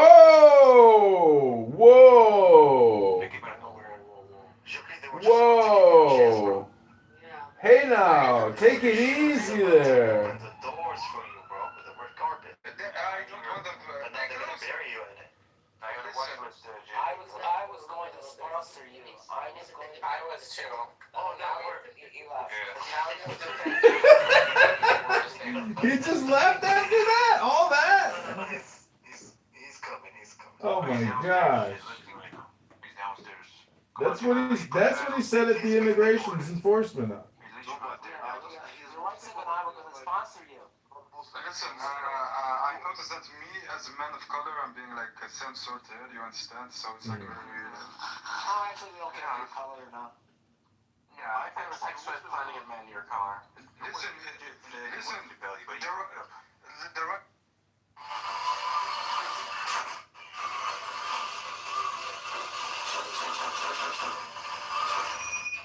Whoa, come on, motherfucker. Alistair, feel free to come on stage. Abba, feel free to come on stage. What game are you playing? I am playing World at War, Call of Duty. Oh my god. Can you believe that? What do you think's more real, the video game you're playing or the God that Christians, Jews, and Muslims proclaim as the Lord of the universe? Video game for sure. So you're going, but what if I told you that the people who claim that God is real are actually also playing a video game that you refuse to play? It's a role-playing video game. You just have to show evidence of that. Yeah, it's called the religion itself. There's 3 major world religions. Really, Hinduism is probably the biggest or the second biggest world religion. I mean, not really. Not really? Is Hinduism a significant world religion? Yeah, dude, over 1 billion adherents. Yeah, so that's 4. So I've already. Buddhism is big. It's got 800 million. I said Hinduism, not Buddhism. I said Hinduism, then I said Buddhism. Well, Buddhism is atheistic. It's not atheistic, brother. Yeah, there's no gods in Buddhism. That's not true. They got gods. They got devils. Give me the name of one single god inside of Buddhism. All right, let me Google that for you. Please hold. Please hold, Donnie. So, wait, I'll defend the faith here. So, is there any logical objection to Christianity. Yeah. Okay, like what? Well, I mean, its book is internally inconsistent and contradictory. Okay, yeah. Can you give me one? Sure. So, did Jesus abolish the law, or did Jesus not abolish the law? The law, you're referring to the Torah? Yeah. No, it specifically says he fulfilled the law instead of, he didn't get rid of it, right? He fulfilled Except Paul says that in Hebrews that Jesus did come to specifically abolish the law. So it's internally contradictory. Yeah, can you give me the direct quote? Yeah? Yeah, perfect. Look it up, give me a second. Where does New Testament? New Testament.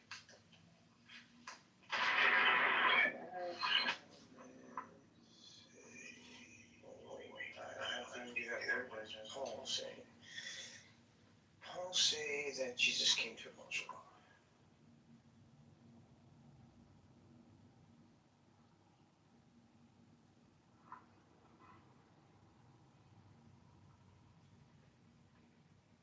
It would be Ephesians 2:15.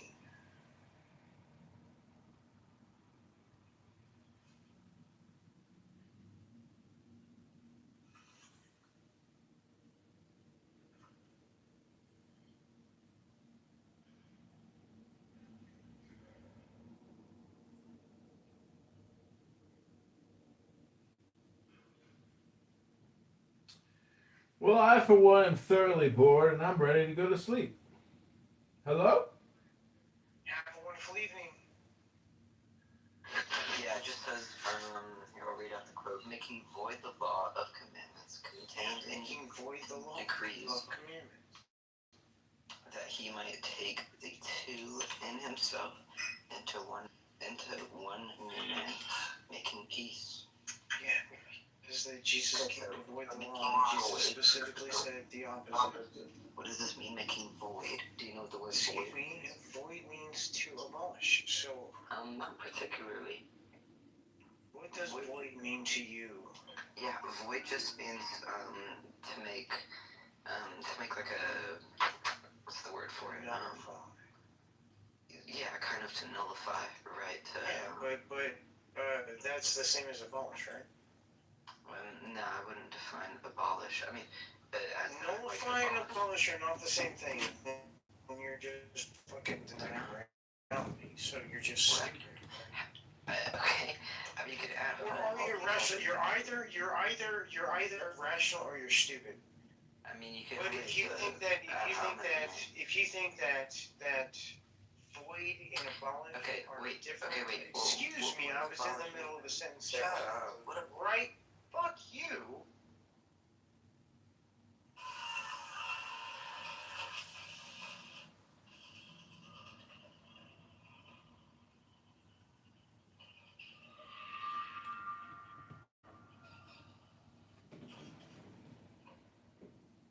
All right, well, I'm glad we cleared that one up. Great work, Donald. Another great job done. Wow, such a nice person you are.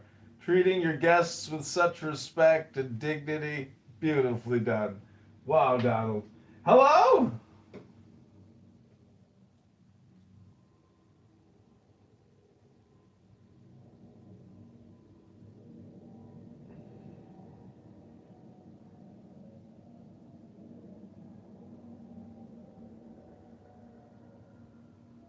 Another subject, but the point is, it becomes a hotbed for corruption. So the reason why people elected Trump is they precisely did not want someone who had been through that system. That's why he's president, and that's why everybody's so upset. So yeah, I agree with you. Generally, it's a good thing, but now we've gotten to a point where the corruption is so bad the American people wanted an outsider. That's what they got, and he's now doing what he's doing. He didn't get an outsider. Not at all. Trump He's a Democrat his entire life. He has been involved with all of these people. That's who we voted for. Right. I know, but that's who helped all of these people he has been involved with the whole time. And these are the same people manipulating who is running and who we have to choose from. I think people have to maybe part of it is people having this idea that it is their civic duty to vote regardless. So then we fall into the trap of voting for the lesser evil. And maybe people need to be willing to not vote at all and let them just ignore me. Because we have to stop letting them tell us who we get to choose for the positive. This has become a self-fulfilling prophecy. It is a repeating cycle. They fund the candidates, and then we say, oh, these are who we get to choose from? Okay, let me go choose then from who you have told me I can choose from. So then we're not choosing, are we? Because they're funding the ones that they put in front of us. So it's not us being voted for, it's the Say it, Bob. Who are they? We choose. Who are they? Okay. It costs money to run a campaign. APEC. Yes. APEC. Okay. I guess I was just trying to understand her perspective. Hold on. These guys shut the fuck up. The money runs down to politics.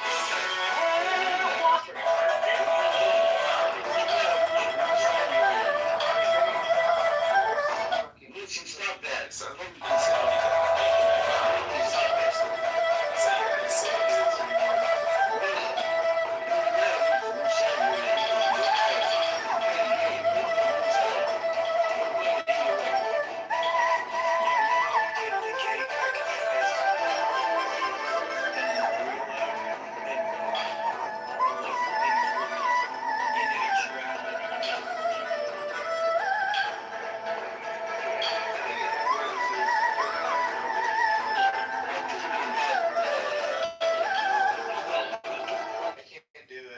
Tonight, the same. Ginger. Okay, so yeah, the topic is no, you're not coming back up, Hussein, right now. How will Trump be taken down? We're just kind of going through what everybody thinks will be a downfall of him. You think in the next, what do we have, 2 years and a couple months left of his presidency, or I mean, we didn't even go past that. If you think like his legacy is going to be, tarnished, and I got some ideas where probably going to go. But Ginger, if you have one particular thing that you think would be like the the silver bullet that would probably take him down, what would you pick out of like the things that you can think of right now? I Would think it be if like there was Epstein one, files? Would it be? Go ahead. the one thing would be clear, unassailable video evidence of him raping a kid. It would have to be extreme, and it would have to be vettable, so that there's no way around the argument that it was faked, that it was AI, that it blah blah blah. Other than him dying, it would have to be something extreme, because if there's one thing. So you want to see a video of him raping a child, and you want to confirm it's a real video? What about him murdering somebody? Is it just the rape of a child? God. This is turning into a clown show. You don't have to get upset, dude. It's an opinion. Calm down. It's just, what I'm saying is, it has to be something extreme, and it has to be something that is absolutely 100% verifiable, because there are a lot of deep fakes, and there are a lot of How will you know?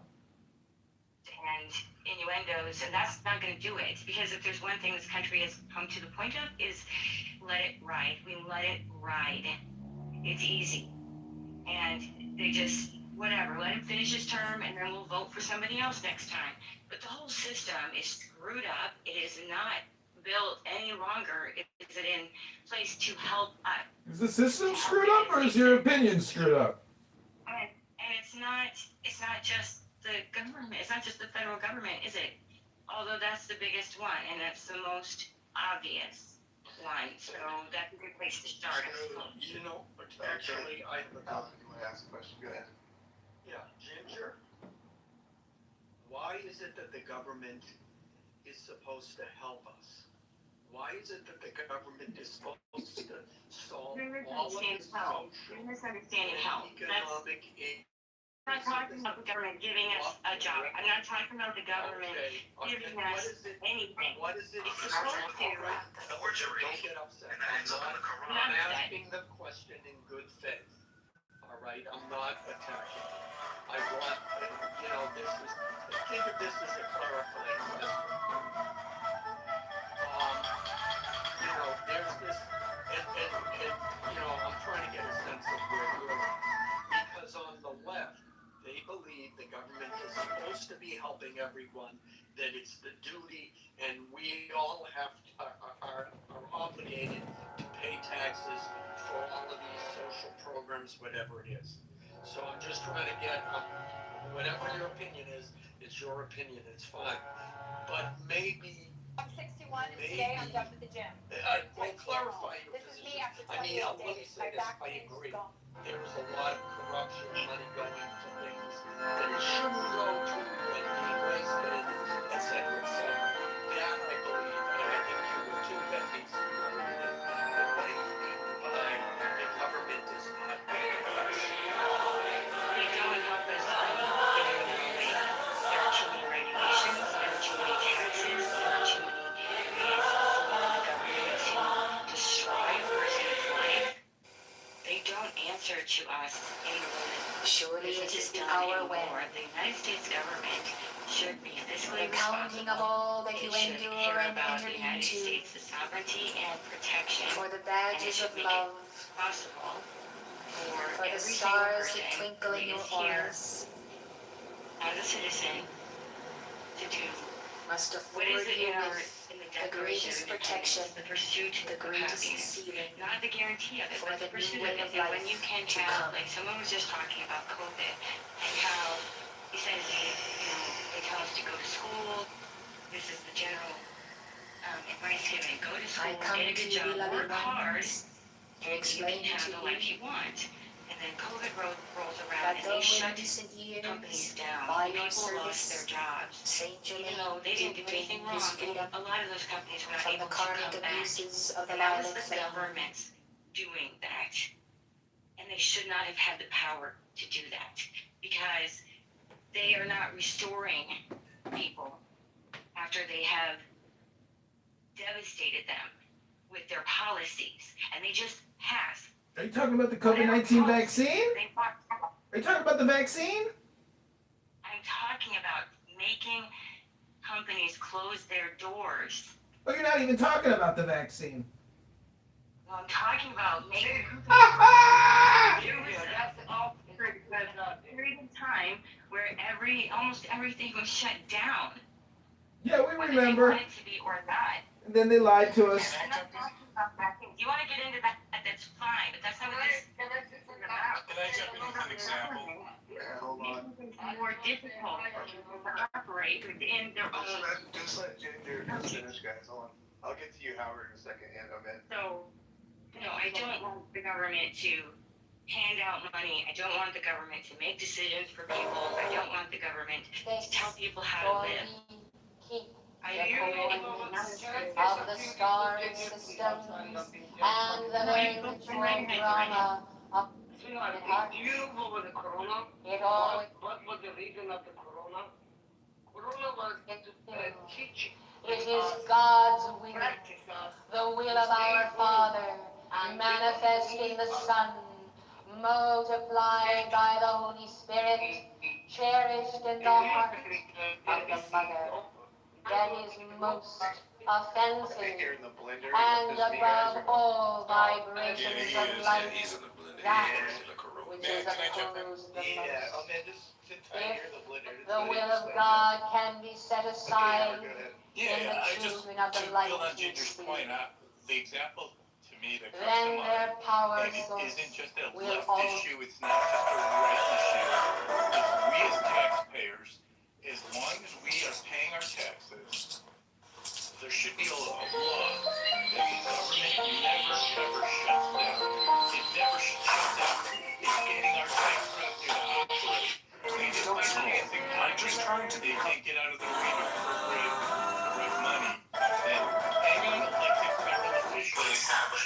get paid until the government's operational. So I just wanted to share that. That's a great, to me, an example of the government not serving the people is when it's in a shutdown mode, but yet all the tax revenue is still inflowing. And Matt, can I? Man, that's not the point that I mentioned that. You guys have time. Can anybody hear him or no? It sucks. Like your mic is always really bad on it. Just let you know. I'm so sorry. The back of my phone broke like a week ago, so I'll have to change my back of my phone. Damn, that's really bad. Yeah, I'm not bad. I thought Peter was bad. I'm sure Peter will show up here shortly, but. No, it's so funny that people say that you guys from America, you don't have no internet. From Iran, they're calling me like, oh, our internet is way better than yours. And I'm like, yeah, I'm laughing there. Okay, again, the stage is open. I actually want to hear from my fellow MAGA / Republican / conservative / whatever. Do you feel, which part do you think Trump is most vulnerable in right now? Because obviously he's not running a perfect, presidency. So I don't know if any of the things that you can think of right now that have been mentioned on stage and in the past or in the news will maybe take him out. Does anybody here? I mean, I think you're ready to go. I'm sure. Go for it. I mean, I don't know if there's anything he's done so far, but so far I think he's a lying sack of shit, and he's a fucking traitor to his voter base. I personally, I mean, to actually take him out, it's possible he makes some really dumb, maybe big blunders involving this war. I don't know. I mean, it's a fucking every president has had enough common sense not to buy into Israel's bullshit when they tried to get us to talk when they tried to talk us into invading Iran. But he did it. Let me ask you: do you think it's an impeachable offense? This actually probably could be an impeachable offense. I don't know. Wait. Let me just ask a question. If there's evidence that he is colluding with another country to, I guess, go forward with the war or on behalf of something else, I don't know yet what it is. And something else. According to all aerodynamic laws, Bumblebee cannot fly because its body weight is not in the right proportion to its wingspan. But ignoring these laws, Bee flies anyway.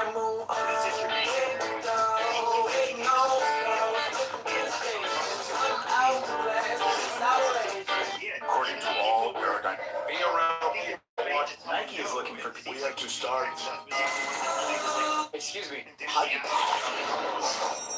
Everyone else is like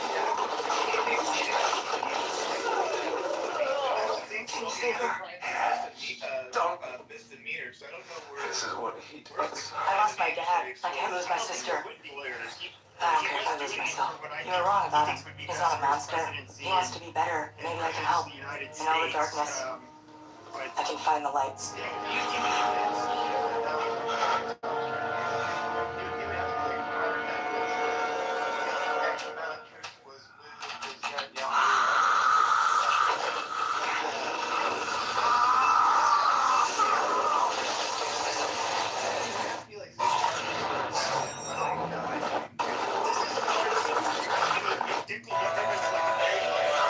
American life in particular, if we invaded, it could be that just ISIS are out of control. A bunch of things. There's already, I don't know if you see it online, there's already pretty much a civil war on the right. Right. Most of us have washed our hands with Trump. We think he's fucking worthless piece of shit, and he But that doesn't come out. he'll say anything to get elected. Yeah, I like it. He's already elected, you fucking idiot. Like, you won't be able to probably get out. His legacy is shot. Obviously, that's what you're saying, obviously, on that one, right? Pepe's not saying anything. He makes shit up, and everything Pepe says is a projection. We're happy that Trump is our president. We're glad that he's our president, and it's just Nazi fucks like Pepe who hate the Jews in Israel that hate Trump because he's supporting an ally. And Pepe's a low IQ little fucking rat.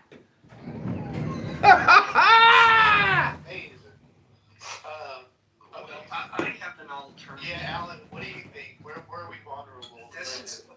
Remember, like, I don't know, when it was 8 years ago, Trump went to the European Union and told them, look, you guys are dependent on Russia, it's going to bite you in the ass. And then 10 years later, and they all scoffed at him and jeered, and now 10 years later, he was right. I'm just disappointed in your lack of faith, all of you. It's highly disappointing. Let me frame it a different way, that maybe even Pepe, whom you know I respect you, Pepe. You respect Pepe? That only entertains He can't even get a sentence out without saying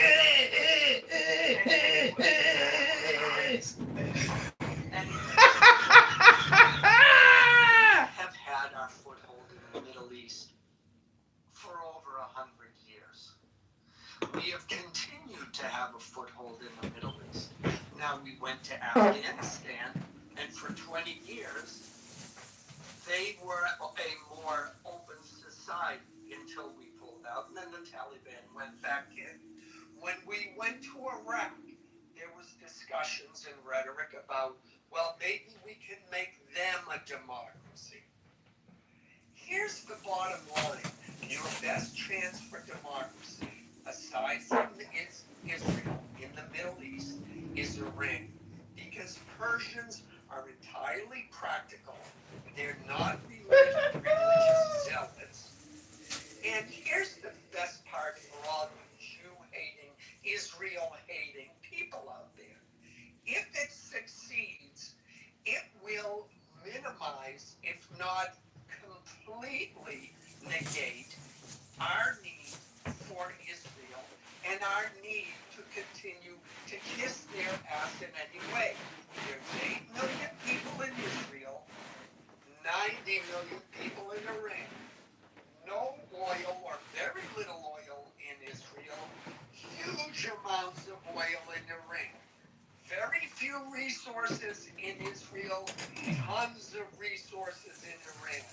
If this is successful, and hasn't Trump always turned out to be right? If this is successful, we will have a new Middle Eastern partner in the Middle East that we can add Saudi Arabia, we can add all these other countries that are already in our sphere of influence. We will add the country that has been the biggest pain in our ass for the last 50 years will now become our friend, and you won't need to worry about Alan, we get it. The point is Pepe is not a conservative. Pepe's not a Republican. He's not on the right. Pepe's actually a liberal. Just listen to him. He's not a conservative person. I'm a Republican my whole fucking life. I don't. You're as liberal as they get, Pepe. You're not. You express no Republican or conservative values whatsoever. You're a piece of trash. Republicans don't act like you. Republicans and conservatives don't talk like you. You're a fucking piece of shit. That means you're a liberal. There's so much infighting on with Republicans regarding what Trump did. We all know what his message was. Okay, he said he was not going to be dragging us into wars in the Middle East and all of this fucking bullshit. And we've literally spent the last, year and a half focusing on fucking Israel. And I get why the Israelis are doing it. This is perhaps, they have no way of knowing, the last president that will probably do a lot for them in the most powerful country in the world, for who knows how long. Might happen next term. It could be that it will be, fucking 20 years from now or never. So what are they going to do? They're going to, especially before the midterms, they're going to, Netanyahu's a smart man. They're going to try to get Trump to do what they want. And Iran is obviously the biggest security threat to Israel, bar none. Hezbollah, Hamas, all of them. You can thank Iran for that, but it's not necessarily in our best interest to just get ourselves involved in a fucking conflict in the Middle East for them. Just real quick, because I've heard this. I came up with this too, Al. I'm assuming you weren't trolling on that last part. I think you were sincere about what you said. A stronger Iran that's more aligned with our interests is a Israel. I completely agree. Pepe, I know you probably disagree a little bit. Maybe completely. I don't know. No, not at all. My whole thing was, if we could have gone in, whether it was one day or, it's okay. From what I had been hearing, and it seemed that's like what Trump's advisors even had said. It's not going to be simple, to do a regime change. And okay, if we could do it simply, yeah, absolutely do it. I think the IRGC is horrible. They just cause instability all throughout the region, which reverberates through other parts of the world. And of course, it's also even for their own people. I think that it would be just way better for them to not have the IRGC. I have zero problems with the IRGC all being, snuffed out, basically. I think that would be a good thing for the world. But at the end of the day, but at what cost? Is it going to be us having to do a large-scale war like in 2003, invading a fucking country? I don't know if we should really do that. No, that makes sense. I was just double checking that you would, if there was some way, I don't even know how you would, come up with the metric or whatever the look is on. Yeah, if I could snap my fingers and they're gone, yes, absolutely. You would do it in a heartbeat, right? Yeah, because I think the less funding for Israel, a lot less funding of Israel if we have a stronger Iran and his partners around Iran. No, but they're talking about Turkey after they've been talking. I heard about that too, that Turkey's the vacuum. I get it, but I'm just saying, I think in the long run it probably does work out. I know it's really optimistic, but Turkey's the one Middle Eastern country that would probably be the most brutal to fuck with. I mean, they have I think it was, at least it's like a decade ago, it was like the fourth largest military. They're NATO members, so they're well trained. These are. I get it. No, I wouldn't want to fuck around with Turkey. I would never want to. Yeah, I'm totally with you on that.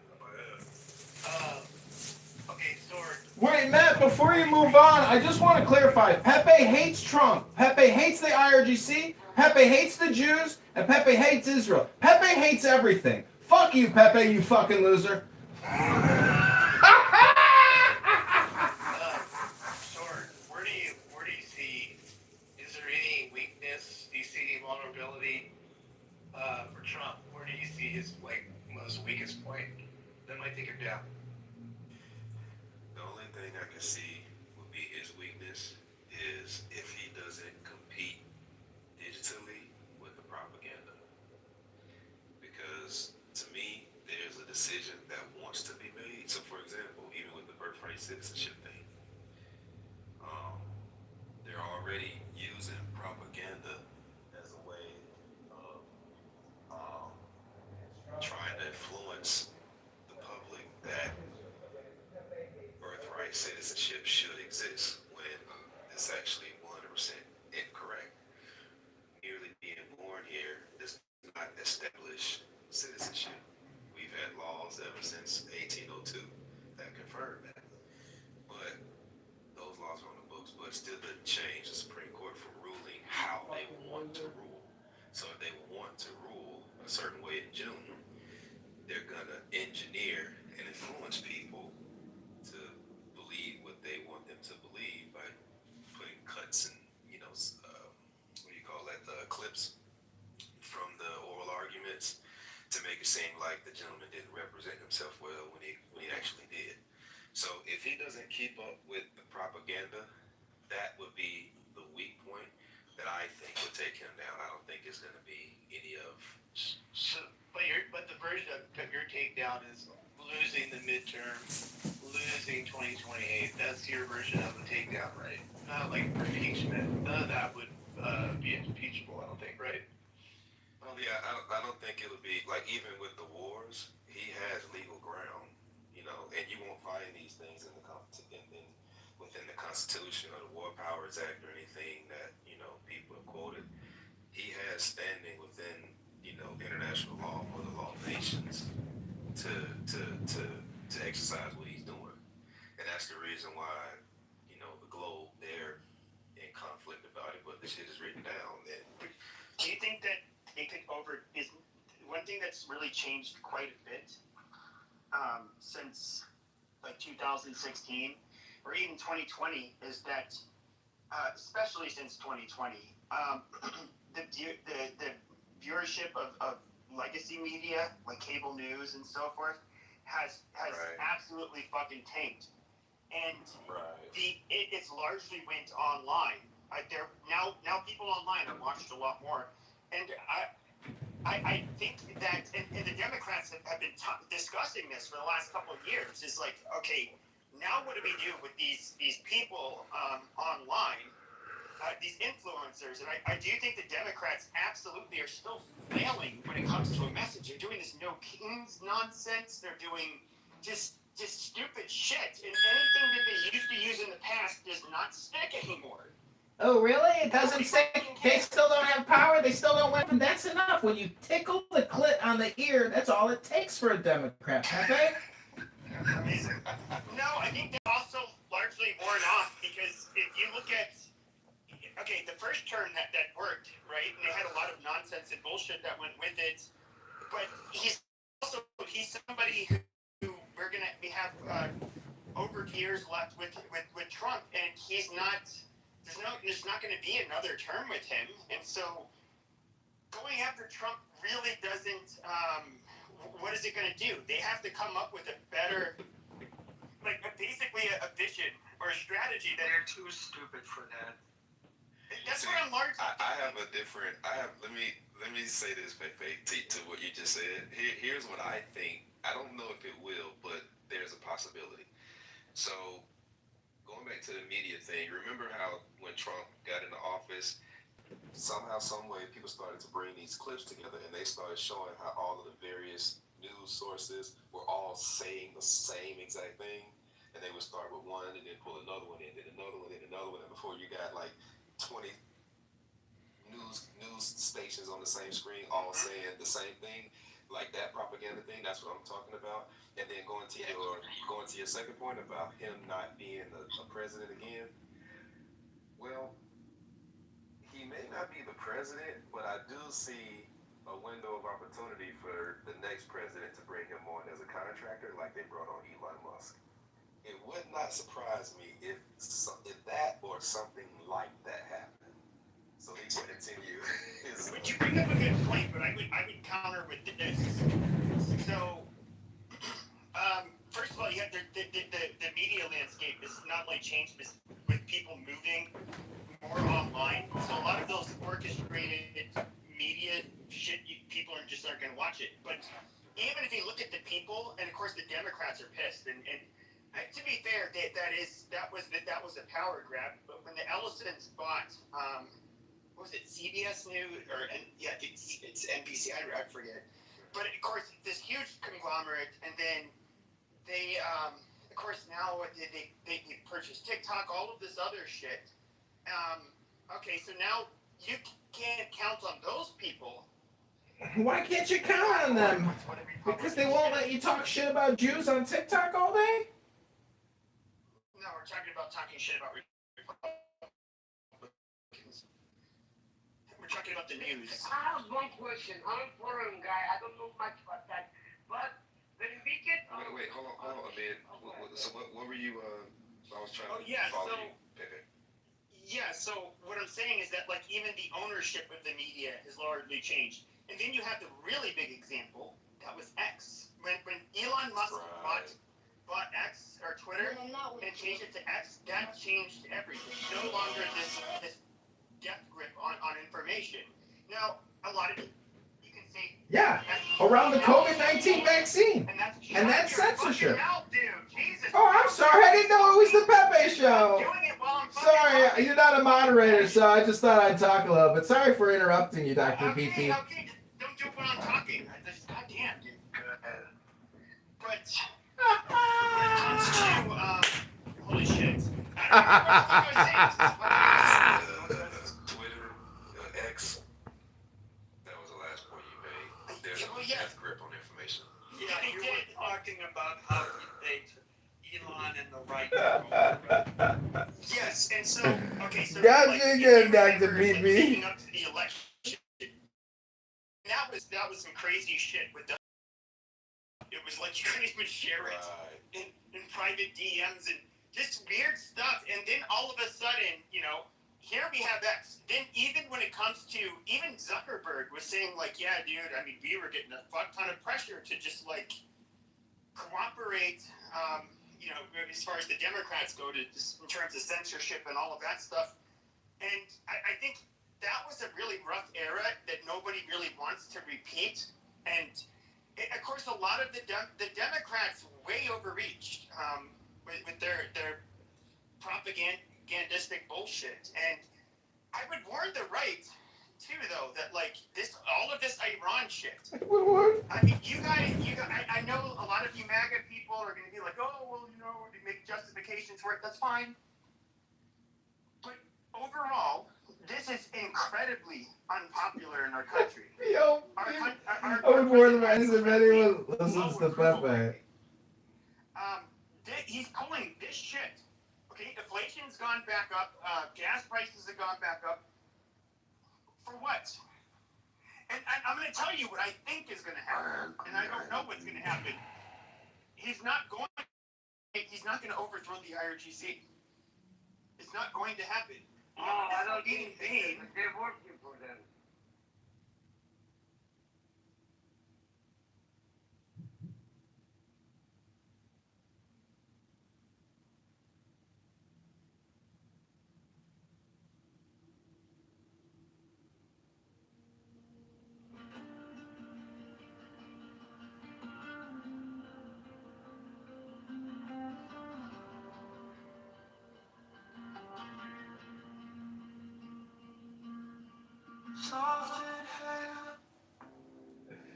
Roasting Dr. PP, one roast at a time. Give me the sign of the open mind, a riddle of shadows where whispers lie, the thorny thigh, the maddening cry. Open, open, I am aware.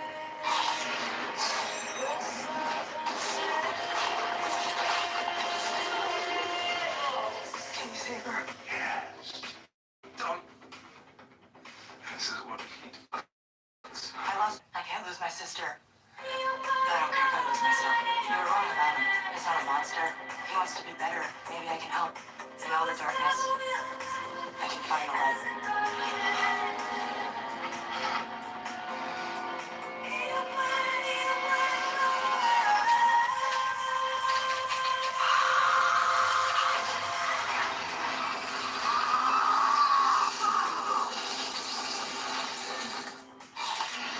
Your purpose is not what you do.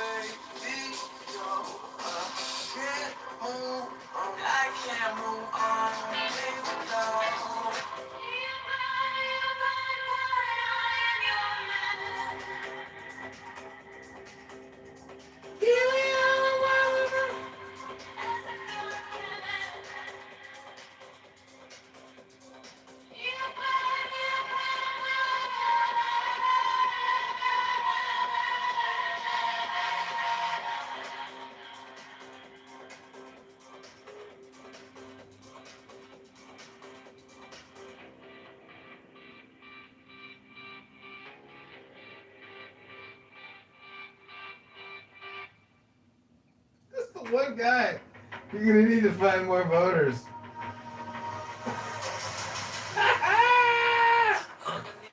Says the guy. You're gonna find more voters. Taking one photo with the same guy all the time. Shadows whisper truth as the baseline drums. The will is fire, unchained, untamed. No path is written, no soul is blamed. Thou hast no right but to do thy will. Feel the stars, let the silence fill your will. On flight, is alive.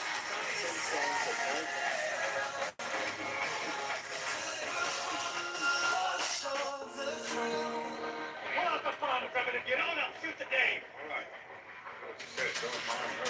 You talked about me killing anyone. And who else in the field? You shoot her and I to the top off. Right, think about it. Then you kill yourself. And everyone here. You too, Trevor, if you don't do what I say. I'll just take someone else. Give me a little complicated, folks. Let's look at this logic.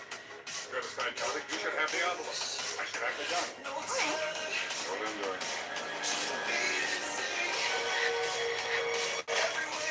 All right. Pull out the phone, Trevor, if you don't.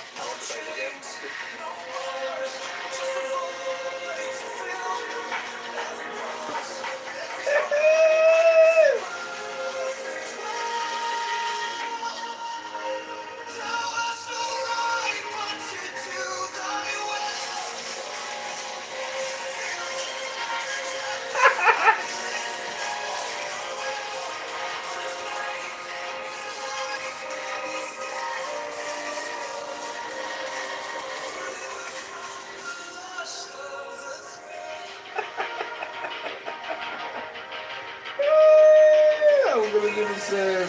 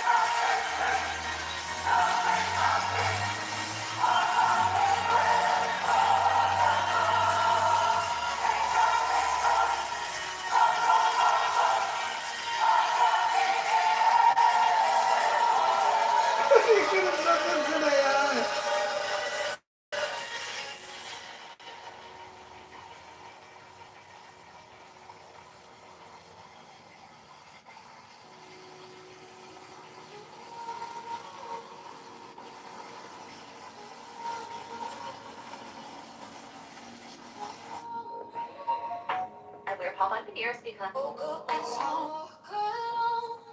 where the silence hums. No shadows chase, no voices come. The air is scared, it wraps me tight. No fear, no sin, no way to bear. The sweetness whispers everywhere.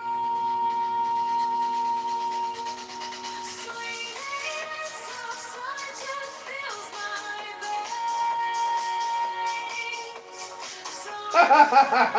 Kill him! Fucking kill him!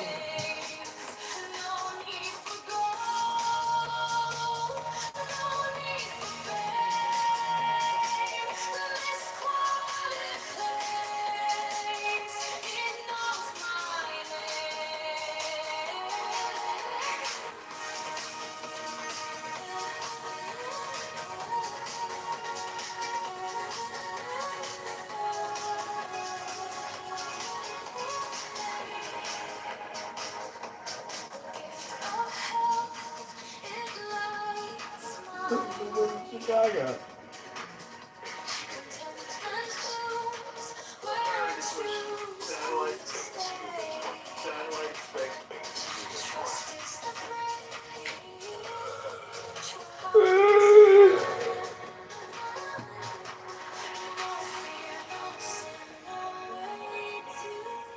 What's the purpose? I'm so sorry, Pepe.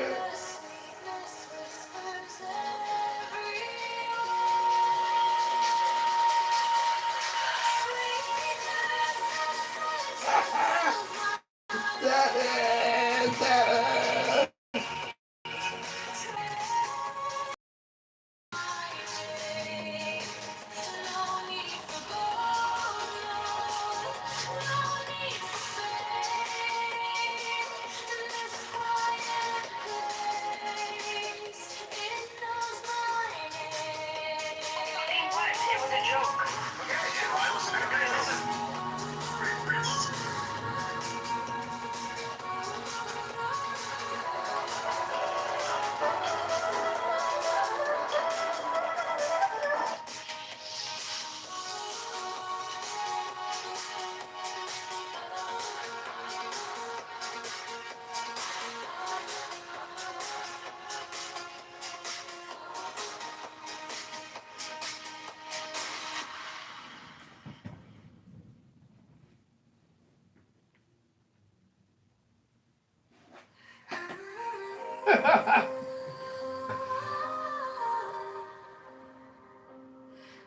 Yeah, Coachella, huh? You're gonna need to find more voters. This is true. You're gonna need more. You never be mayor, Bozo.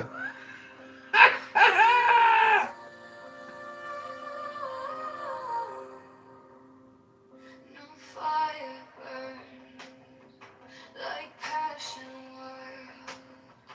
No losing through like hatred piled.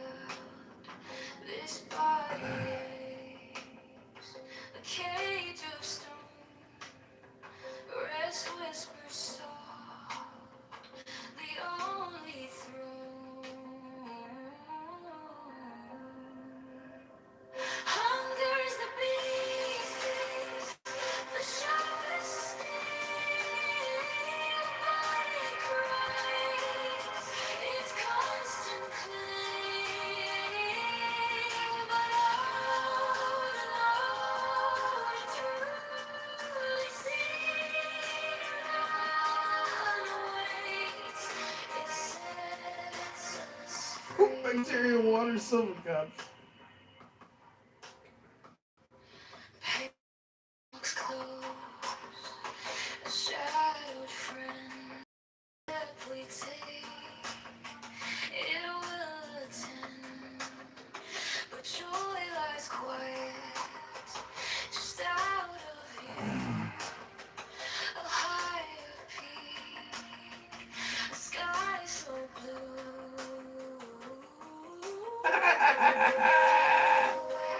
Feel it break. Find more voters. I was supposed to follow the same guy trying to find some more voters. Yeah, you're so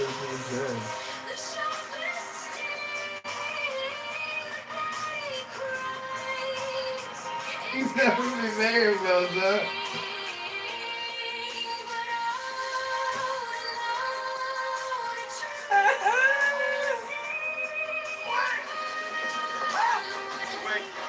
Our company has come back on the cold, hard ground.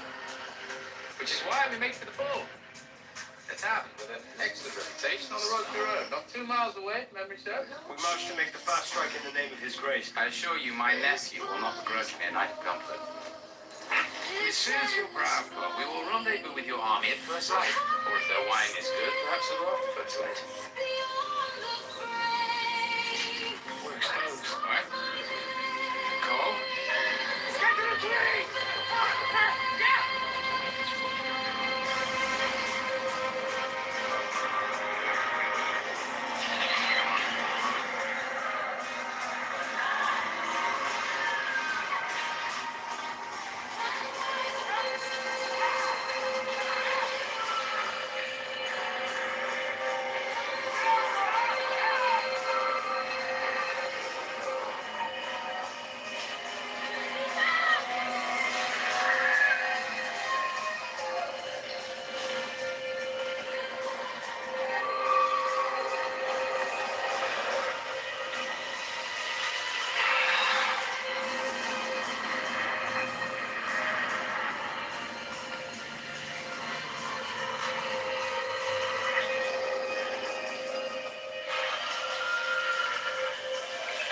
Insurance person. I'm in your debt. They know we're abroad, they'll be hunting. We must move under the trees in my cover of dark starting tonight. And no fucking ends. Wait! Help! So wait. Our company has come back yonder. On the cold, hard ground. Dragon. Which is why we make for the bull. Cloud. A tavern with an excellent reputation on the road to road. Not 2 miles away, memory serves. I can take a picture of any book. You have to fight your one.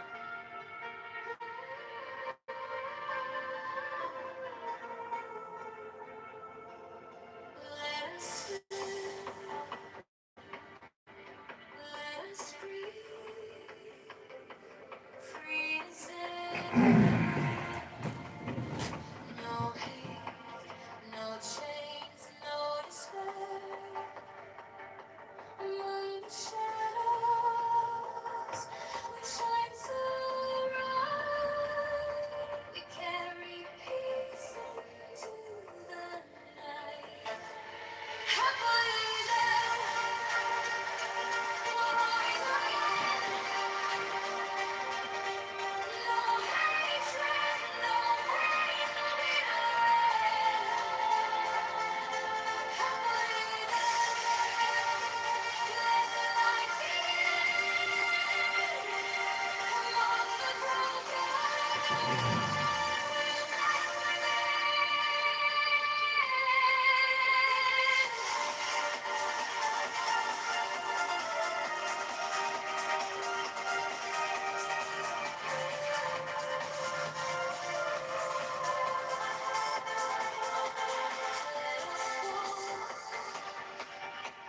Let us heal, free from strife. No wounds cling, no weight on life.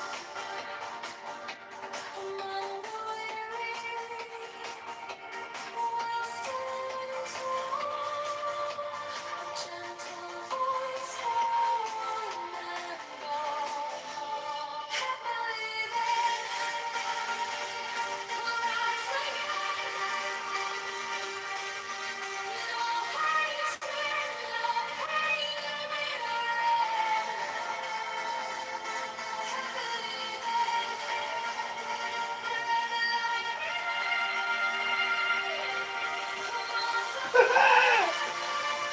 The hood is fucked. The hood is cooked.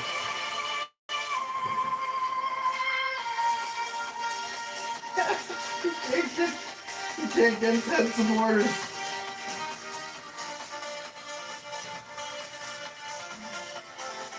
Oh, nobody gonna win.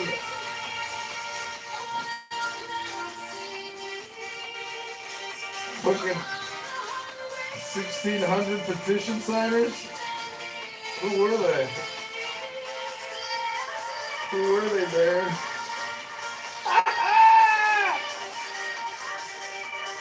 Oh, Congressman Noli.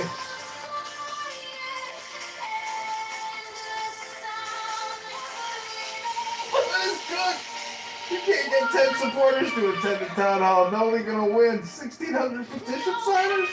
Who were they, Darren? Congressman Noli. The hood is cooked.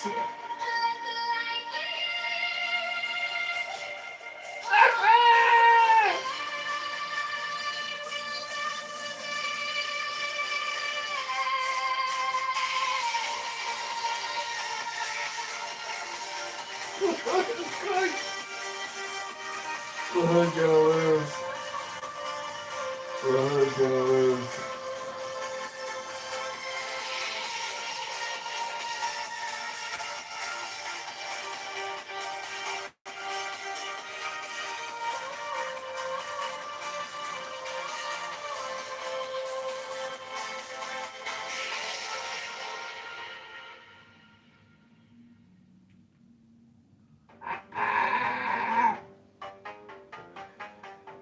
He's a rainbow murderer.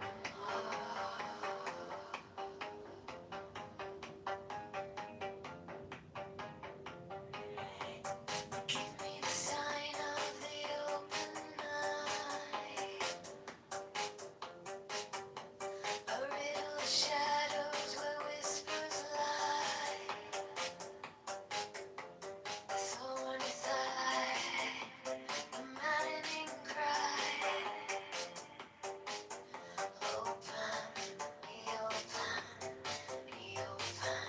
That's so smart. Serpent shakes. Upon I am a man. Do as thou wilt, as a god can. You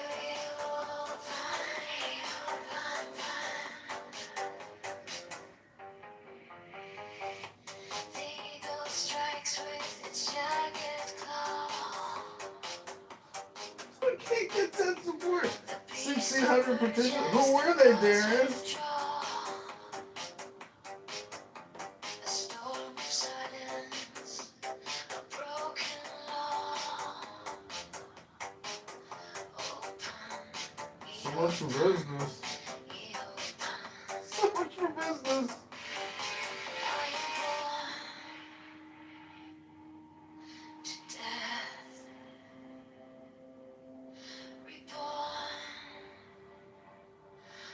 Magic.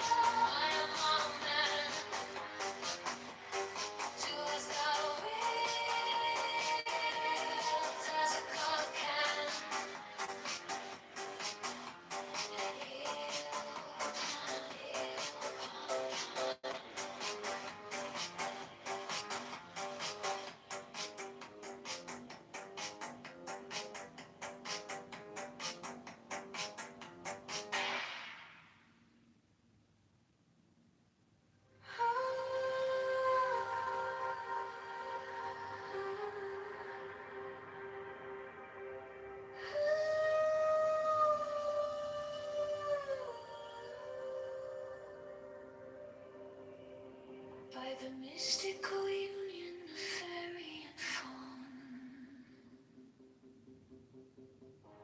a dance in the shadows from dusk until dawn.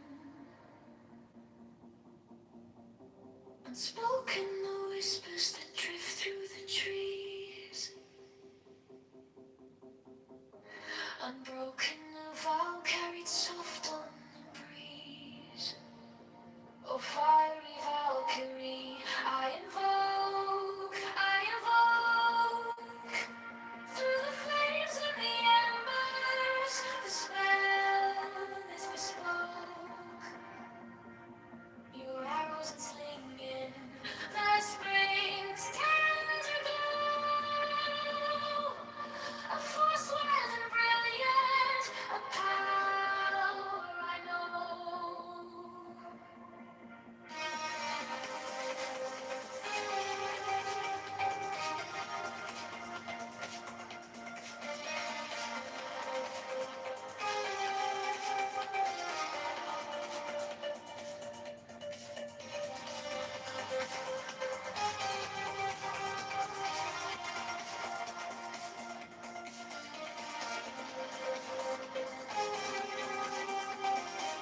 The Master Psycho. A secret communion of hearts left unsung. The listless, resistless, tumultuous tongue. Through veils of the morning, her armor does gleam. The warrior spirit ignites every dream.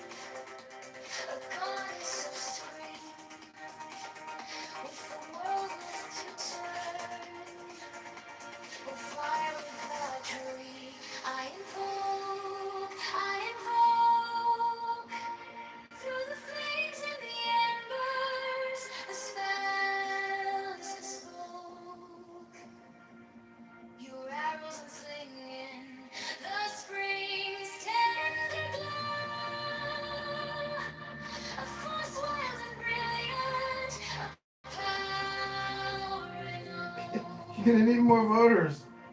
Say vote the one. Dozens of schemes, scams, frauds to steal taxpayer dollars and launder to Johnson's gain, cronies and wasters. Vote John, liberate Chicago.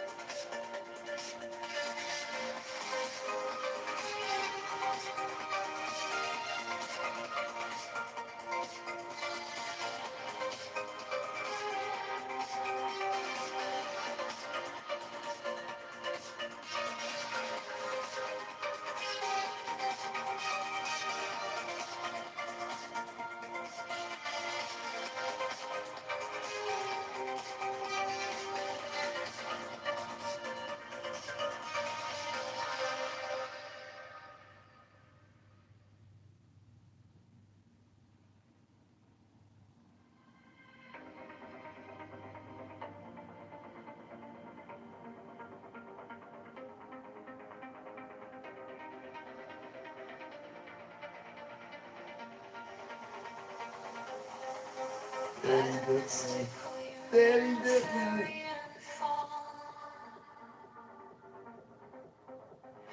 Dance in the shadows from dusk until dawn. Unspoken whispers that drift through the trees. Unbroken vow carried soft on the breeze. I'll find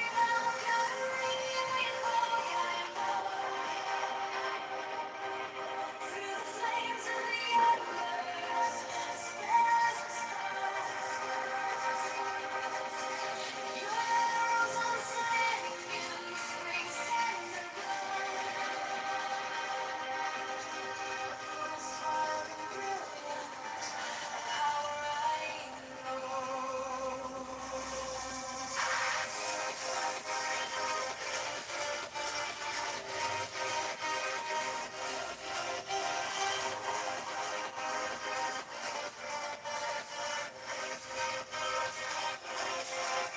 Secret communion of hearts left unsung. The listless resist its tumultuous tongue. Through veils of the morning, her armor does gleam. The warrior spirit ignites every dream.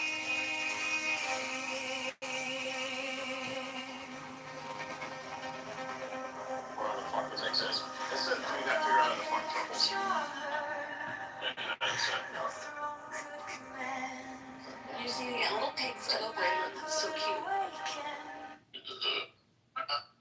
I love truffles. Damn. Do you guys like them or no? Some people hate them.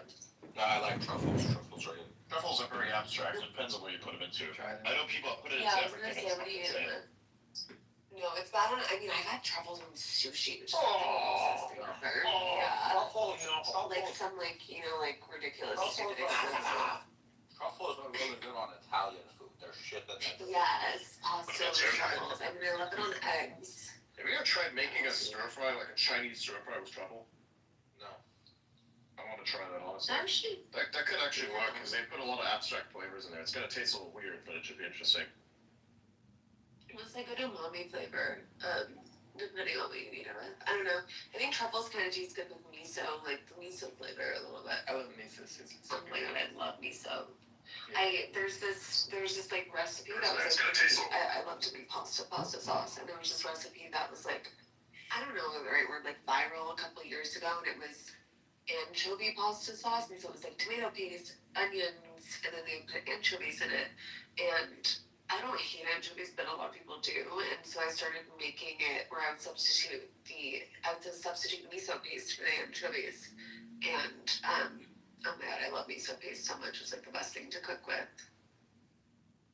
Hello? Jules is right. Jules is right about this. What? What? But up at the top, some guy going, asking how he's eating his meat sounds kind of gay. I don't know, man. You saying that sounds gay. That's actually really funny. I want like some serious beef, you know? Pretty good. Pretty good. You know, sometimes I look at two ends of the spectrum I detest. It is the fake nutritionists that make bad arguments to meat, and the fucking vegans. And to them I say two things. I say, on the meat end of the spectrum, there's some people who, even though they're supposedly carnivores, cherry pick a lot. And on the vegan end of the side, I have to say the ideology with which they respond to this stuff is insane, because for someone who's apparently a vegan, you do be having a lot of beef with people, bro. Like, insane. I will say, whenever you're trying to figure out the truth, the worst thing you can do is go to a fucking centrist guy, right? Or centrist book, or centrist research. That's the worst thing you can fucking do. Mm-hmm. The guy will be like, oh, well, both sides have good points, whatever. Nah, here's what I do. I find the most extreme side of both, right? I find the most extreme side of anything I'm looking up, and I look and I read both of them, and then I fucking compare where are like the differences, why is this the case, bullshit, right? And then I figure out what I think is the truth, based on reading the fucking extremes. I don't read some dickhead who's like, oh, well, you know, both sides have good points, and, you know, meat is good, and a balanced diet of, you know, seed oils, and fucking, I don't know, soy, and whatever other fucking bullshit. But this applies to anything. Yeah, I mean, I think that's kind of a good way to be, is to just understand. Here's a rule of thumb. Like you said, the extremists are thinking. Here's a rule of thumb. A centrist stands for nothing. A radical centrist stands for everything that works. Yeah, exactly. That's it. Yeah. Exactly. Have any of you guys ever been like plant-based or anything like that, even for a period of time? Not even for like a fast or anything? Have you been what? Plant-based. I'm like plant-based or like done a fast, like just been. I've done a fast, but I haven't done the plant-based bullshit. A water fast or like a water fast. How long did you go? The longest was 10 days. Damn. Okay. And what did you get out of it? I lost a ton of weight. Was that the only reason you did it, or was it for like anything else? No, it was to lose weight.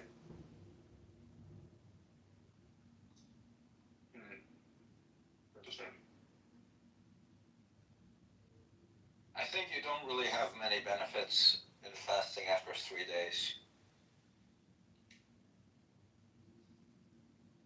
You got pretty much all the benefits in 3 days. After that, it's not really useful. I had like a situation like this for myself, for like about average 2 or 3 days, quite frequently. Because what my parents would do to punish me was just withhold food, so all I'd have access to is water. So I've already done that many times in my life. I can tell you, fasting's a little overhyped. I'm not gonna lie to you. It sucks. It sucks ass, man.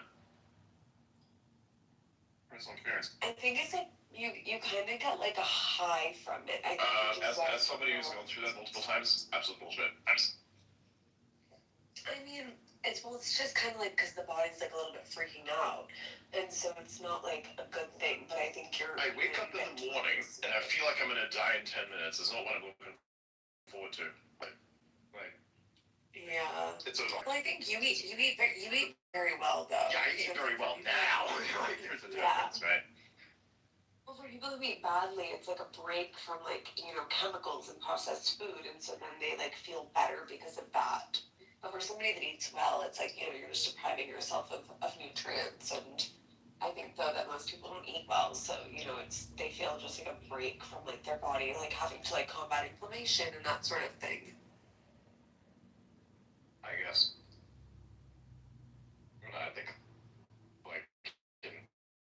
cases, but I think it's kind of overhyped.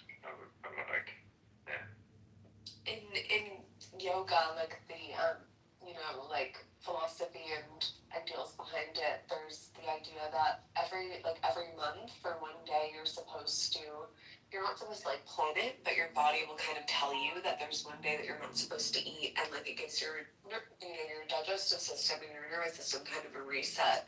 And it's supposed to just be like you don't feel hungry, like you wake up and you just don't eat, and you just have one day a month where you just take a break. But it's just, I don't know, it's not supposed to be like a planned thing, but yeah, fuck plant-based I've diets. learned to never listen to women about anything health-related. I mean, it's not women saying it, it's, male yogis who decided it, but it's not, I don't know, I don't necessarily. Every time I hear some woman say she's on her healing journey, it's always like the worst shit ever. I mean, yeah, I kind of think that that's probably pretty accurate, because I think people kind of torture themselves to feel like they're getting better, but Look, man, the examples where people torture themselves to feel better is the one where they go, hey, let's do the heroin chic, It's like, that's retarded. Who the fuck wants this? I've met a single fucking guy who goes, yes, I absolutely want this person who's completely malnourished and on the verge of death. No guy wants this shit. Like, by the end of that process, you look like a fucking dude. Did you see the surgery? Did you see the surgery where women are removing their collarbones? Yeah, what the fuck is going on about that? Why would people not want to have permanent collarbones? Isn't it kind of like good looking to have these collarbones? It is. The thing is, like, these people just do random fucking shit and then blame it on someone. Not a single guy in human history has said, she's hot, but she has collarbones, so I'm not interested. I mean, I thought, I've, always been in the headspace that, people find collarbones, attractive. And then, have you seen, I don't know if it's, I think it's, a Chinese thing where it's, if you have, prominent enough collarbones that you can put water and put a fish in your collarbone, do you know what I'm talking about? Have you guys seen that? It's, an attractiveness test. I think that's kind of funny. But so, I don't know. What's the size of the fish? It's like a little tiny fish. Let me see if I can find it. Yeah, I can actually do that. Although I'd have to put the shoulder forward a little bit, then I'd have the palms thing and you can put a little fish in it. No, I can definitely do it. That reminds me of Surf's Up. There's one scene in Surf's Up where the guy's like, "What's up with your hair, dude? Looks like you can fit a whole fish in there."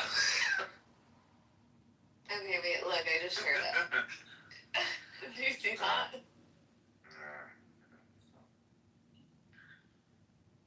Yeah, the collarbone shit is just insanity. Nobody has ever asked this. I don't know anybody who's ever said this. Who's like, yeah, guys, we need to remove people's collarbones. The fuck? I genuinely do not understand where this is coming from.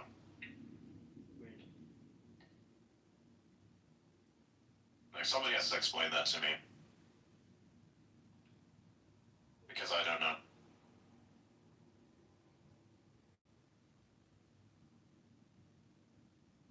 Yeah, you get a bunch of women that are like, oh, men will fuck anything that walks. And then in the same breath, they'll tell you that men impose unrealistic standards on women.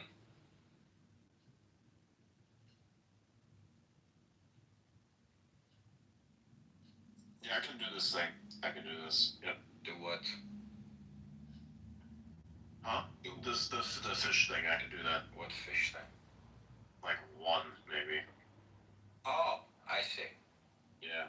I see. I have to kind of lean forward, basically she's doing also. It's ridiculous, man. I don't know, I think this is some stupid shit. It is some stupid shit. It is like traditional Chinese medicine. There's a good saying about this, and it is that if Chinese medicine would work, then it would just be called medicine. I don't know, sometimes sometimes the Chinese... Sometimes I will say it works, but a lot of the shit that you see is obviously bullshit. It's okay, here's a video of some fucking guy taking a bunch of urine, curing that shit outside for fucking 3 months, taking that shit out and then washing out the fucking salts for the next 3 months after that. This is not medicine. That's condensed piss. There's no medicine here, bro. I think Stormman would love that. Yes, he would. Yes, he would. Yeah. First guy gets the access to the dimensional portal that leads to this dimension. It says. Have you guys done cupping or acupuncture? No. Does that Yeah, would you ever try it? even work? No. It technically works, like, in the sense that, but it's like, it's like, there's no way to know if it's a placebo or not. So big bullshit. Well, it's like anything where it's like you can technically, study it and see that it has the intended result, but how do you know if it actually works? You can't really know with that because there's no, like, science behind it in the sense of, like, there's no actual way to prove, like, if there's a, it's like correlation is not equal causation. It's one of those things. Right. 99% of the time that phrase is used by someone, they're a faggot. What, correlation, causation thing? Yes. I mean, I think we've already established that I'm a gay man at this point. Yes. I hate when people say that phrase because whenever someone says that phrase, I can almost guarantee they're retarded. Well, I mean, I think it's a little bit less retarded than pretending that things are actually causing each other. Well, I mean, No, the level. Well, yes, it's true that sometimes correlation doesn't equal causation, but it's like sometimes it's sort of the most obvious shit ever. Like it's on the level of being killed does not necessarily correlate to being dead. It's that fucking retarded. Whenever someone says this shit, it's always the most retarded thing I've ever heard. No actually intelligent person says these things anymore because they realize every single intelligent person has realized that every single time someone says this shit, they're retarded. Yeah, but again, I think it's a little bit less retarded than just being like, oh, like acupuncture works because someone's headache went away because they did it. I don't know. I understand where you're coming from, but I think it's context is important, like with everything. Okay, Look, seeing if we I can play know order. that sometimes science is mega gay, right? I mean, science is ridiculous. I get that sometimes science is mega gay because, like, you have these fucking science-based lifters that kind of make fun of how other people fucking train all their life. And then you get that these fucking people are like 10 times smaller than the guy that just fucking does whatever the fuck he wants and goes based off room knowledge. And he's like the fucking number one fucking bodybuilder in the world or some shit. It's always like this, right? Like you get some dickhead talking about, oh, science-based. And it's like they have the most bullshit advice ever because the entire field of fucking science has been run by fags, especially in terms of medicine or anything medical.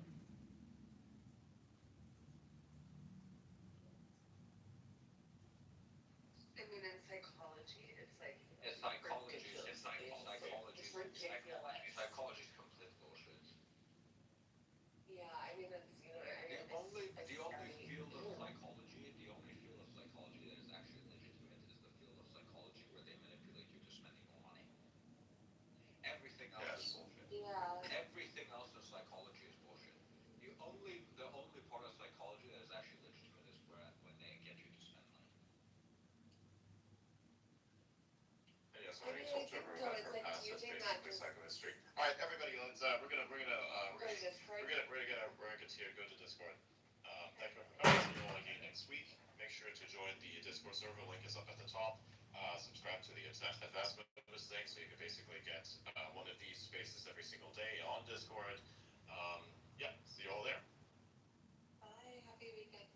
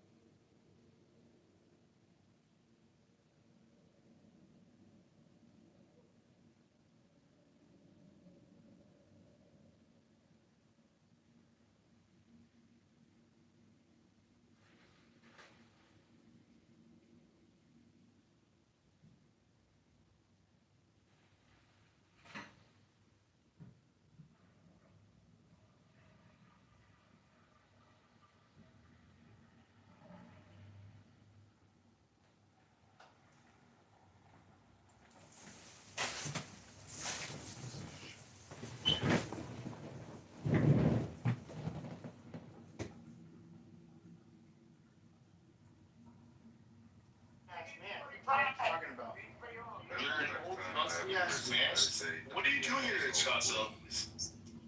You know, I don't really give that much information away. I already given you way too much, to be fair. You didn't say anything. I said everything. Hey, alright, shut up. Hey, he's an Arizona boy, so don't fuck with them. So are you Persian? Yes, I am 100% Persian. So are you Baha'i? Fuck no. No, I said fuck no. Yeah. If you know how like, They're like Mormons. I grew up with Mormons. I'm not Mormon or Baha'i. So like, okay, so you know like with a lot of we'll just talk about Middle Eastern people here. You know how in Scottsdale at least you have, I would say the dominant ones are you have like Chaldeans, Assyrians. You have Persians. Where do you know that they're dominant? No, I'm just saying numbers. Yeah, numbers. There's a lot of Arabs in Arizona, yes. And there's a lot of, because this is a refugee place. Arizona is like yeah, the so location. yeah, it's a Washington's here, and that's why I was bringing up the Persians, is that They have refugee camps in Arizona? Yeah, I was telling this earlier, I hired, some girl came to me, Mina, you're opening a restaurant, like these guys are Baha'i, I don't do organization, and I'm Persian, I'm like, okay, I'm gonna hook up my Persian people. What kind of refugees? No, they don't have camps. Somali? So let me finish. No, So let me finish. Let me finish. So I hired Mexican. and then they all fucked me over. Political asylum.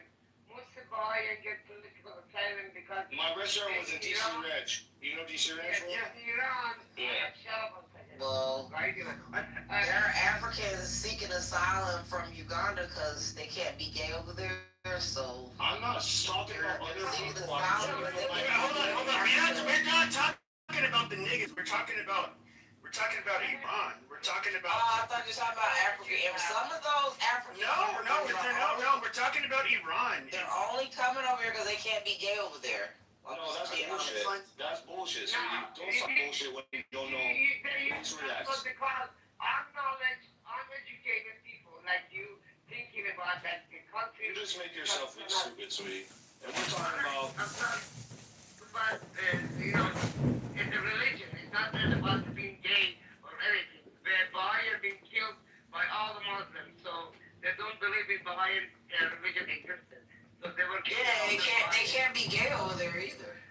No, we can't. That's fine. They'll fucking kill them. Okay, guys, we don't need to do that. We were having a different conversation, and we do not need to go to the I don't know, pity Olympics, which group has it worse.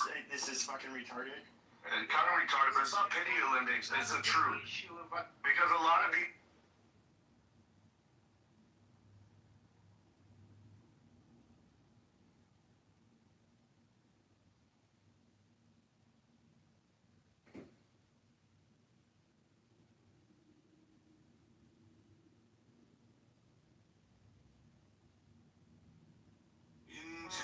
My loneliness comes the sound of a flute in dim groves that haunt the uttermost hills.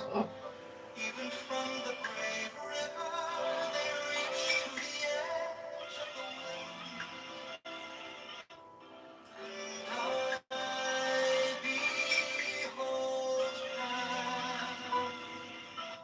The snows are eternal above, and their perfume smokes upward into the nostrils of the stars.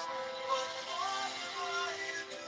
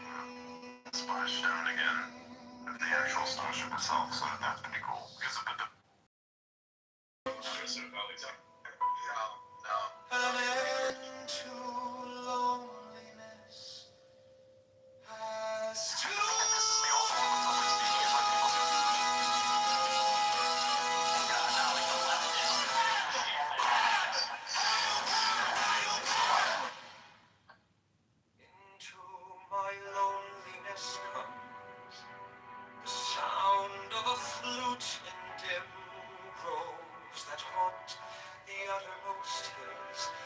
Even from the brave river they reach to the edge of the wilderness. And I behold, the snows are eternal above, and their perfume smokes upward into the nostrils of the stars. But what have I to do with these? To me only the distant flute, the abiding vision of Pan on all sides, Pan to the eye, to the ear. The perfume of Pan pervading, the taste of him utterly filling my mouth, so that the tongue breaks forth into a weird and monstrous speech. The embrace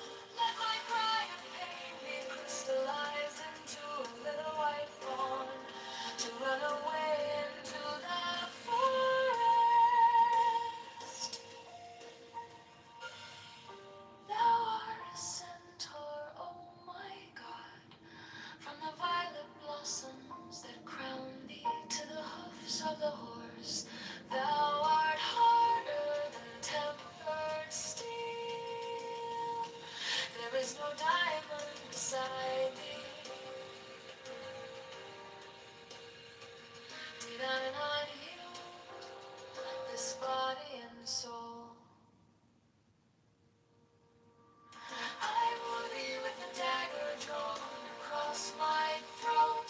Let the spout of blood quench thy bloodthirst, oh my God.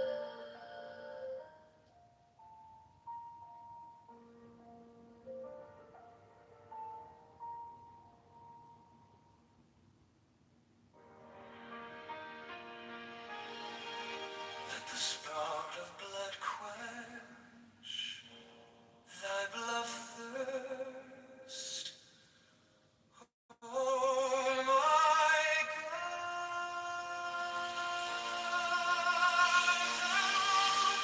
A little white rabbit in the burrow night. I am greater than the fuss and the whole. Give me thy kisses, oh Lord God. The lightning came and licked up the little flock of sheep. There is a tongue and a flame. I see that's right and walking over the sea.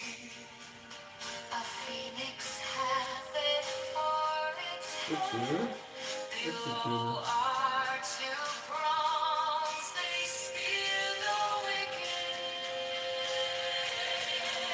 I will spear thee, O thou little grey god, unless thou beware from the grey to the gold to that which is beyond the gold of all fear, my God, thou be.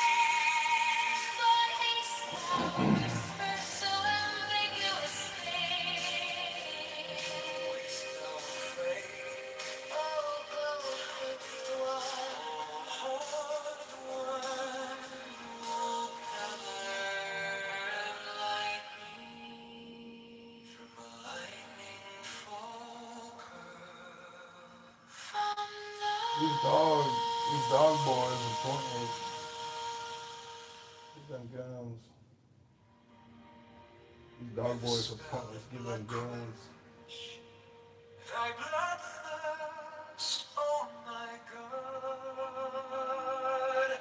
thou art a little white rabbit.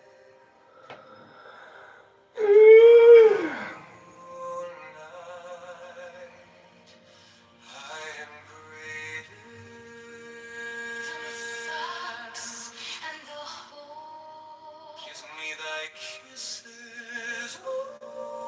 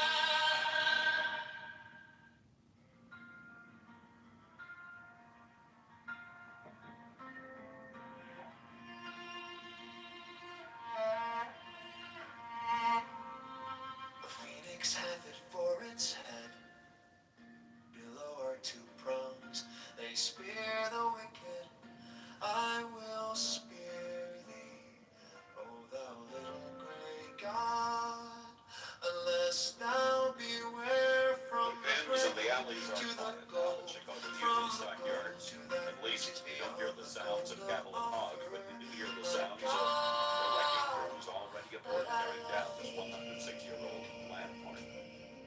Friday was the final day of trading in Chicago's Union stockyards, and a lot of livestock feeders and livestock industry people from around the Midwest came to pay tribute. We've known each other many years. This is the first time you became close. Pearls, black specks of nothing. I can't remember the last time. Like we saw one I float in the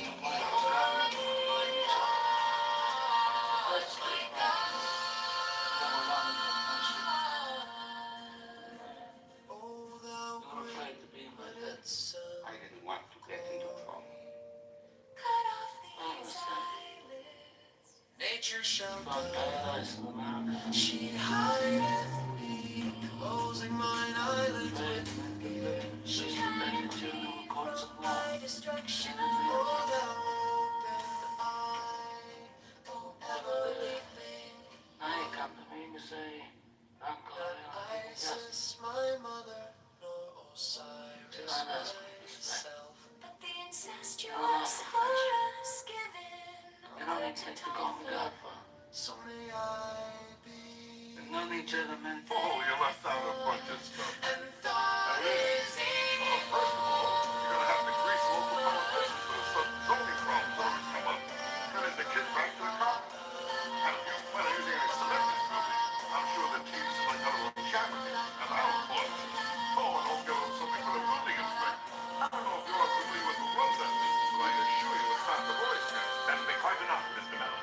They give bribes and kickbacks and mafia payoffs are how you do business. They are not part of the legitimate business world. Do I make myself clear? Sorry, just trying to help. Now, notwithstanding Mr. Mellon's input, the next question for us is where to build our next. How about fantasy land? Oh, you left out a bunch of stuff. Especially is there a vehement parallel light from infinity, vilely diffracted in the haze of this mind.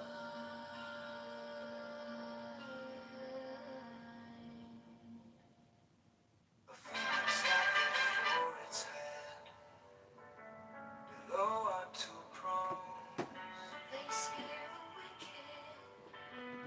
I will spare thee, O thou little grey god, unless thou beware, from the grey to the gold, from the gold to that which is beyond the gold of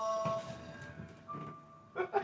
My God, but I love Everybody's so sensitive. so ambiguous, waste thou afraid, O goat-hoofed one, O horned one, O pillar of lightning.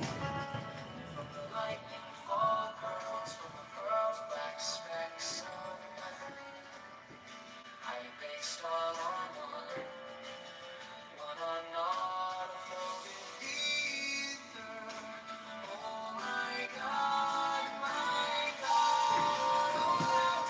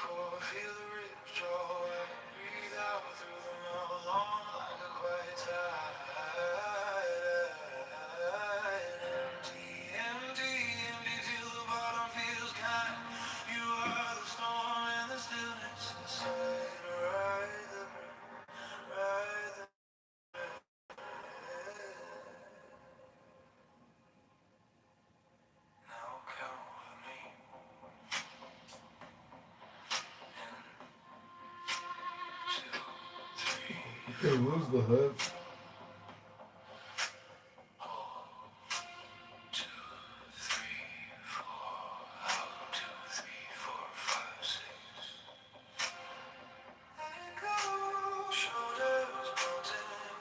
Brandon's mission now. My mission is to liberate Chicago from frauds, liars, thieves, and racists like Brandon.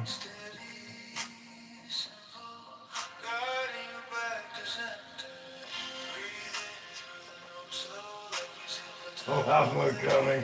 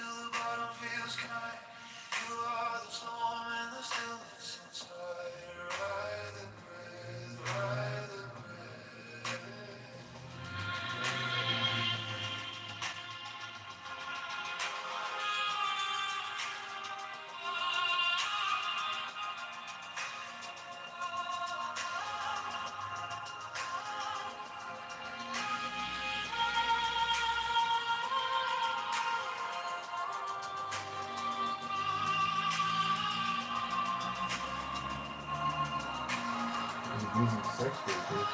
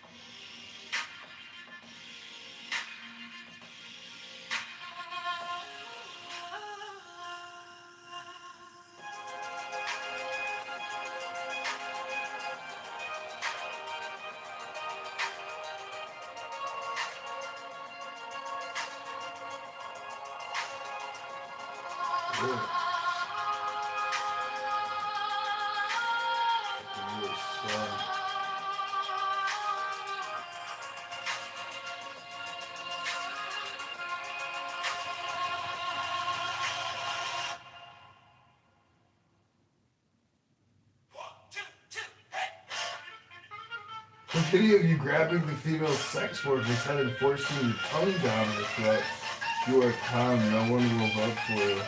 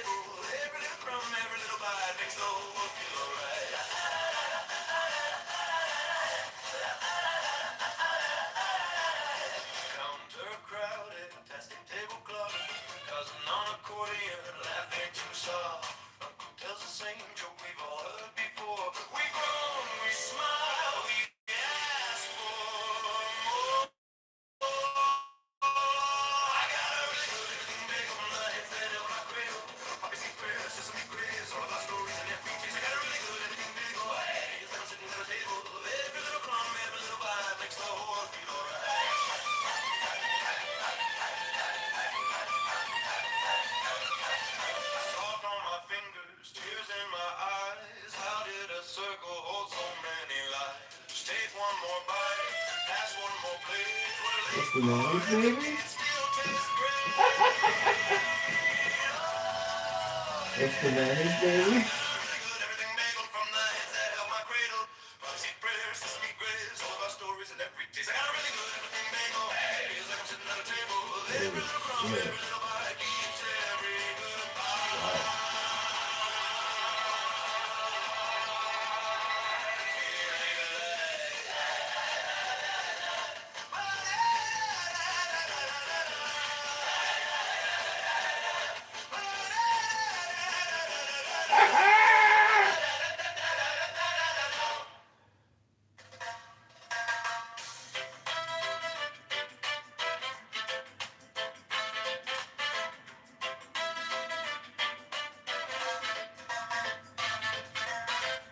Santa baby, oh my little Santa baby. Santa baby, oh my little Santa baby. Santa baby, oh my little Santa baby. Strike the master chord, draw the flaming sword. Merry Christmas, Merry Christmas, Merry Merry Christmas. Take the deepest breath of the day and hold for 10 seconds. 10, not 11, 10, not 9. Hold, hold, hold, hold, hold, hold, hold, hold. Let it go, go, go, go. Go, go, go, go, go, go, go. Yeah. Santa baby, oh my little Santa baby. Santa baby, oh my little Santa baby. Santa baby. Did you make it to Game of the Sexy Sex Workers? Strike the master chord, draw the flaming sword. Merry Christmas, Merry Christmas, Merry Merry Christmas. Take the deepest breath of the day and hold for 10 seconds. 10, not 11, 10, not 9. Hold, hold, hold, hold, hold, hold, hold, hold. Let it go, go, go, go, go, go, go, go, go, go, go. Yeah.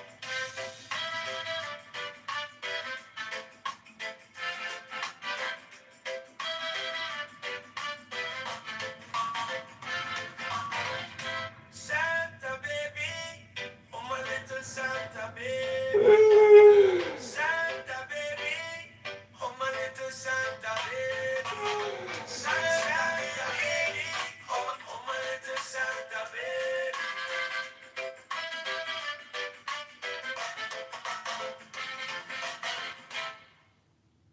Santa baby, oh my little Santa baby.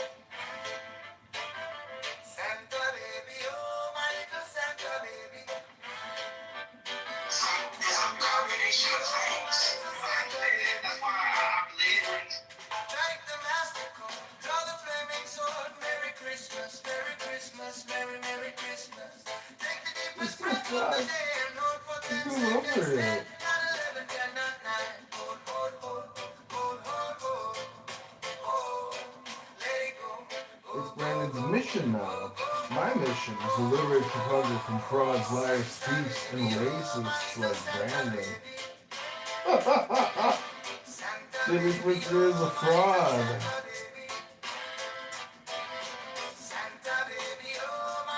They're all frauds. Santa baby, oh my little Santa baby. Strike the master chord, draw the flaming sword. Merry Christmas, Merry Christmas, Merry Merry Christmas. Take the deepest breath of the day and hold for 10 seconds. 10, not 11, 10, not 9. Hold, hold, hold, hold, hold, hold, hold. Let it go, go, go, go, go, go, go, go.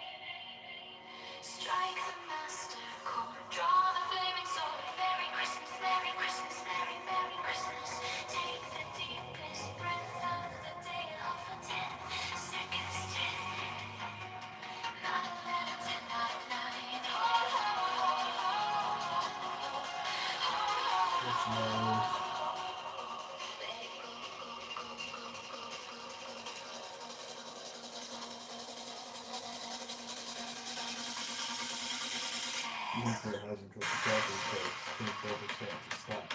Stop the taxes and fraud. Swag fraud.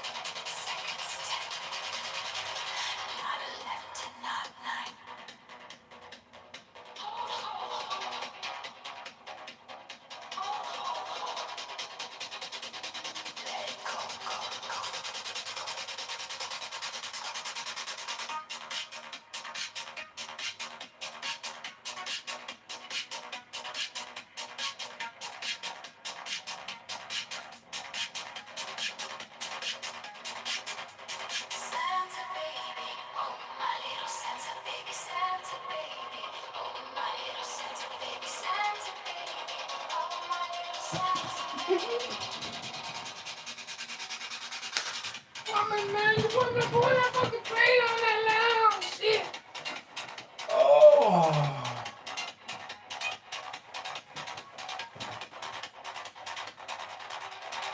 Strike the master chord, draw the flame sword. Merry Christmas, Merry Christmas, Merry Christmas. Take my tea bag, baby. Off the day and hold for 10 seconds, 10.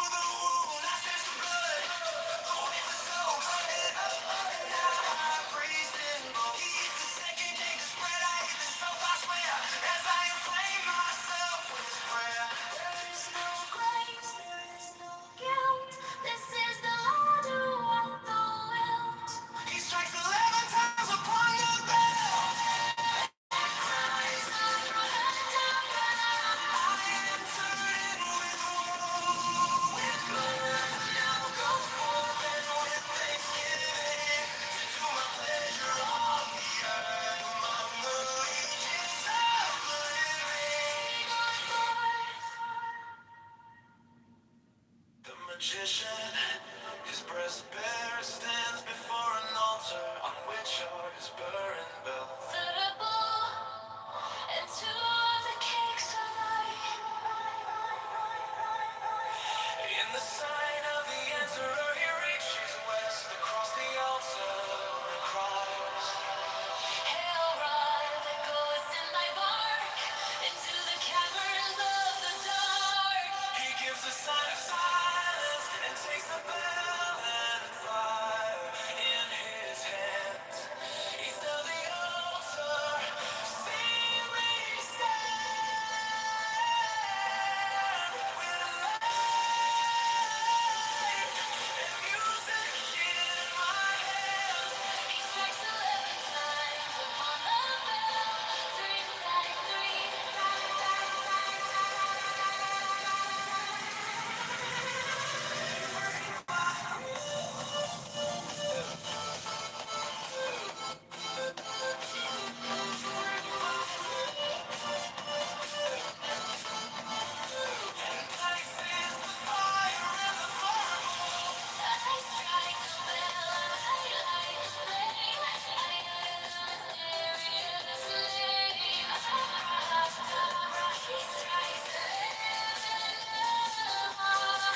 11 times upon the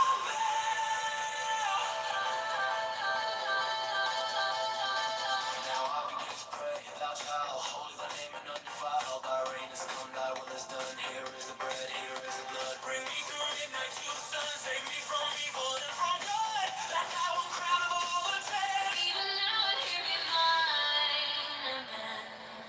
He puts the first cake on the fire of the third bowl.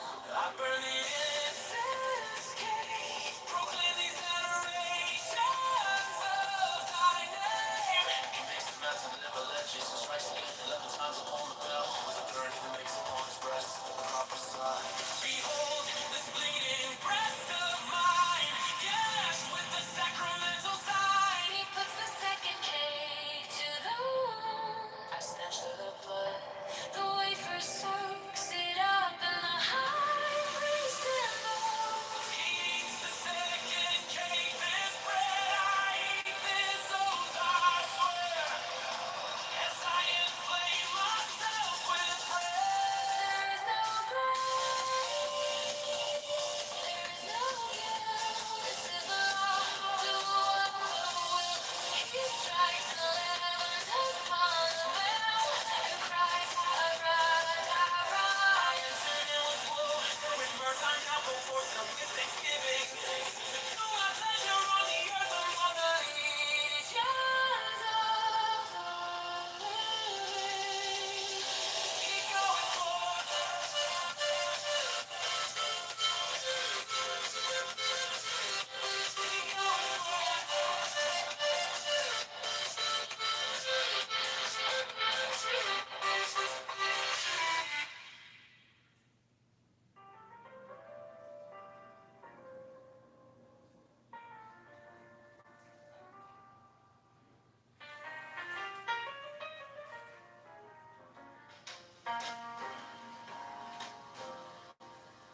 The magician, his breast bare, stands before an altar on which are his burning bell, thurible, and two of the cakes of light.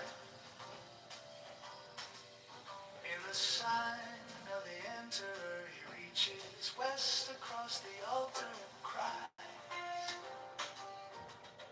Hail, rock that goest in thy bark into the caverns of the dark. He gives a sign of silence and takes the bell and fire in his hands. East of the altar, see me stand with light and music in my hand. He strikes 11 times upon the bell, 333, and places the fire in the thurible. I strike the bell, I light the flame, I utter the mysterious name, Abracadabra. He strikes 11 times upon the bell. thou child, holy thy name and undefiled. Thy reign is come, thy will is done. Here is the bread, here is the blood, bring me through midnight to the sun. Save me from evil and from good, that thy one crown of all the 10. Even now and here be mine hand. He puts the first cake on the fire of the thurible. I burn the incense cake, proclaim these adorations of thy name. He makes them as in liberal edges and strikes again. 11 times upon the bell. With the baron he then makes upon his breast the proper sign. Behold this bleeding breast of mine, gashed with the sacramental sign. He puts the second cake to the wound. I stanch the blood, the wafer soaks it up, and the high priest invokes. He eats the second cake. This bread I eat, this oath I swear, as I inflame myself with prayer. There is no grace, there is no guilt. This is the law. Do what thou wilt. He strikes 11 times upon the bell and cries, Abracadabra. I entered in with woe, with mirth. I now go forth and with thanksgiving to do my pleasure on the earth among the legions of the living. He goeth, he goeth forth.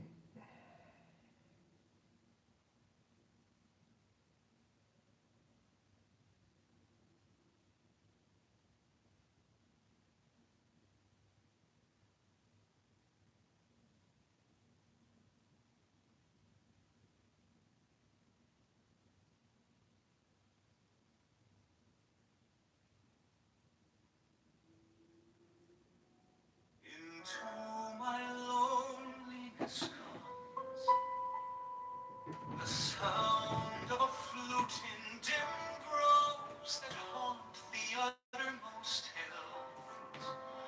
Even from the brave river they reach to the edge of the wilderness.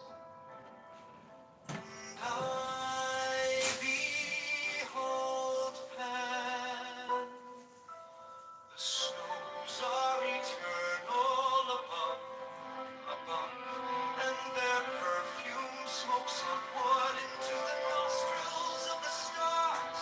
But what have I to do with these? To me only the distant flute, the abiding vision of Pan. On all sides, Pan, to the eye, to the ear, the perfume of Pan pervading. The taste of him utterly filling my mouth, so that the tongue breaks forth into a weird and monstrous speech. The embrace of him intense on every center of pain and pleasure. The sixth interior sense of flame with the inmost self of him, myself flung down the precipice of Tack för det där. Så själv för annihilation, an end to loneliness, as to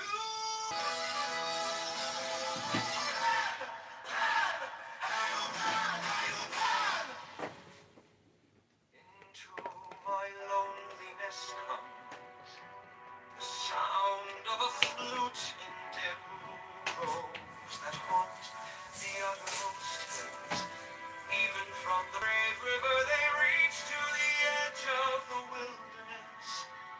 And I behold Pan. The snows are eternal above, and their perfume smokes upward into the nostrils of the stars. But what have I to do with these?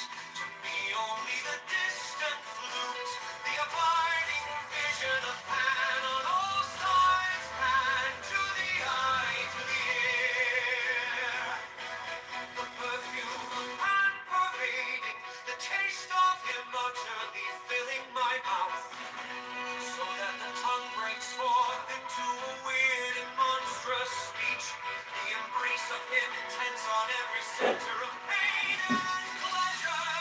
The sixth interior sense of flame with the inmost self of him, myself flung down the precipice of being, even to the abyss. Annihilation, an end to loneliness, as to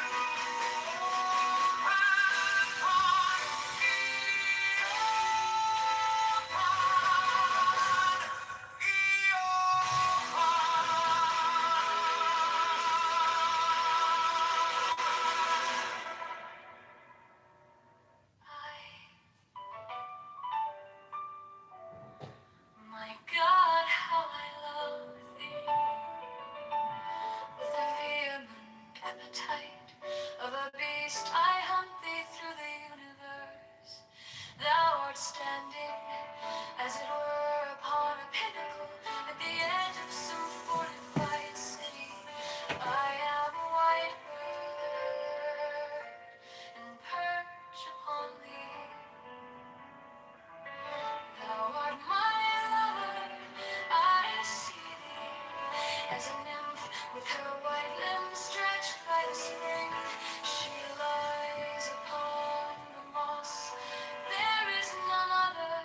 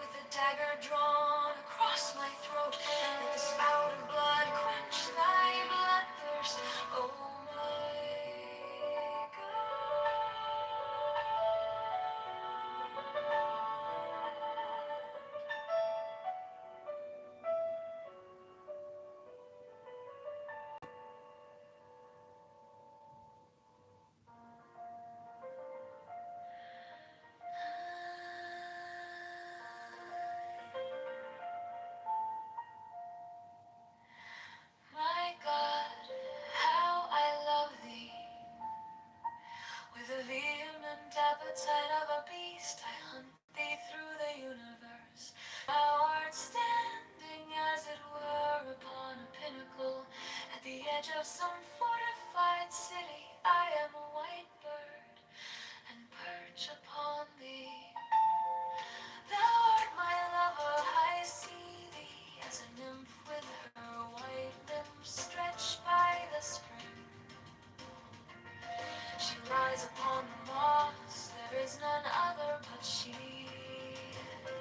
Art thou not pale? I am he, speak not, oh my God. Let the work be accomplished in silence. Let my cry of pain be crystallized into a little white fawn to run away into the forest. Thou art a centaur, oh my God, from the violet blossoms that crown thee to the hoofs of the horse. Thou art harder than tempered steel. There is no diamond beside thee. Did I not heal this body and soul? I woo thee with a dagger drawn across my throat. Let the spout of blood quench thy blood thirst, oh my God.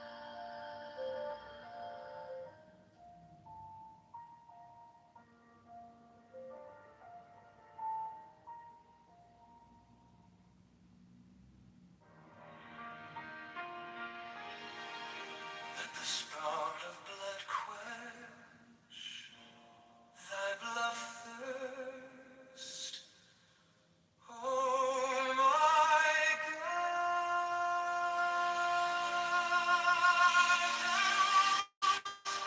Little white rabbit in the burrow night.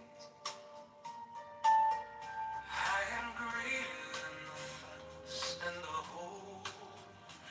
Give me thy kisses, oh Lord God. The lightning came and licked up the little flock of sheep. There is a tongue and a flame. I see that trident walking over the sea. A phoenix hath it for its head. Below are two prongs. They spear the wicked. I will spear thee, O thou little grey guy, unless thou beware from the grey to the gold, from the gold to that which is beyond the gold of all fear. Like thou be, thy haste thou whispers so ambiguous things. Waste thou afraid, O gold-hoofed one, O horn of one, O gathered lightning from a lightning falker from the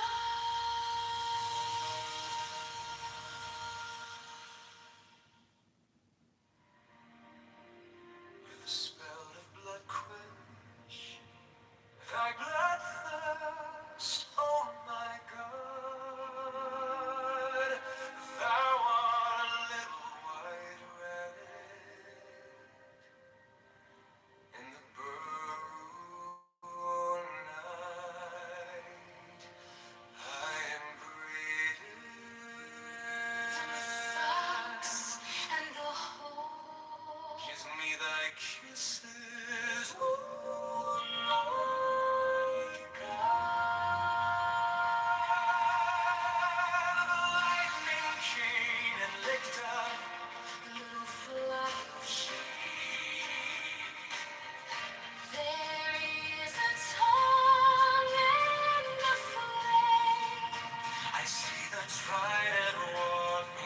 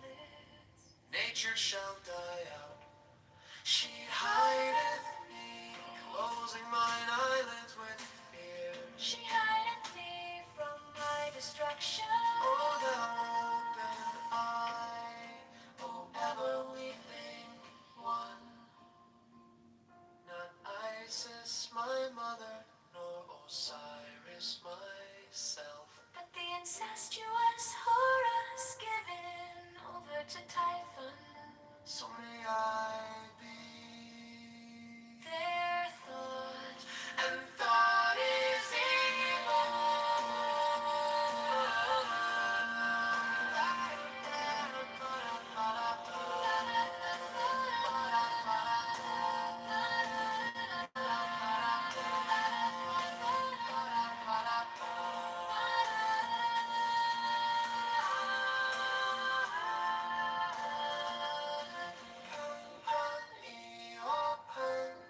it is enough. Fall not into death, oh my soul. Think that death is the bed into which you are falling. Oh, how I love thee, oh my God. Especially is there a vehement parallel light from infinity, vilely diffracted in the haze of this mind.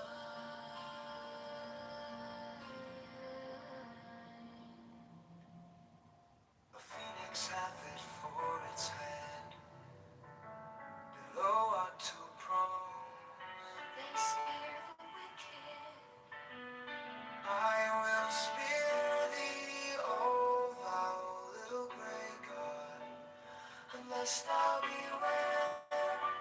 From the grey to the gold, from the gold to that which is beyond the gold of all fair.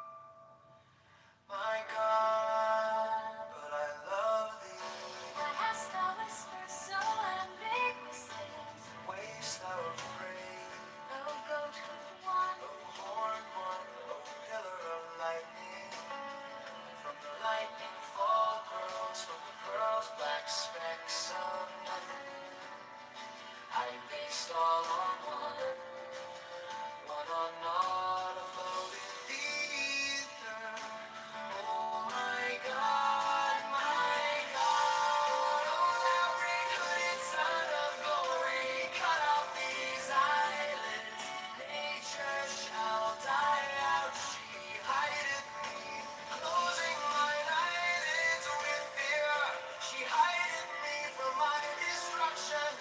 Oh, thou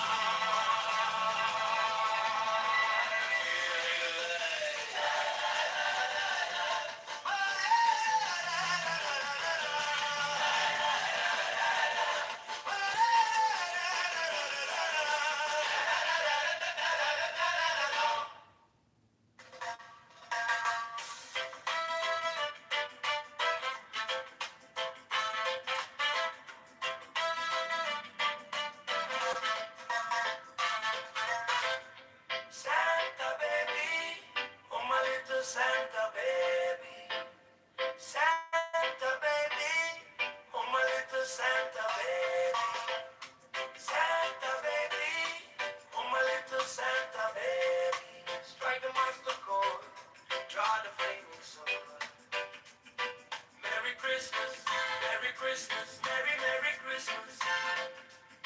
Take the deepest breath of the day and hold for 10 seconds. 10, 9, 11, 10, 9. Hold, hold, hold, hold, hold, hold, hold, hold. Let it go, go, go, go. Go, go, go, go, go, go, go. Yeah. Santa baby, oh my little Santa baby. Santa baby, oh my little Santa baby. Santa baby, oh my little Santa baby. Strike the master chord, dry the flaming sword. Merry Christmas, Merry Christmas, Merry Merry Christmas. Take the deepest breath of the day and hold for 10 seconds. 10, 9, 11, 10, 9. Hold, hold, hold, hold, hold, hold, hold, hold, hold. Let it go, go, go, go. Go, go, go, go, go, go, go. Yeah.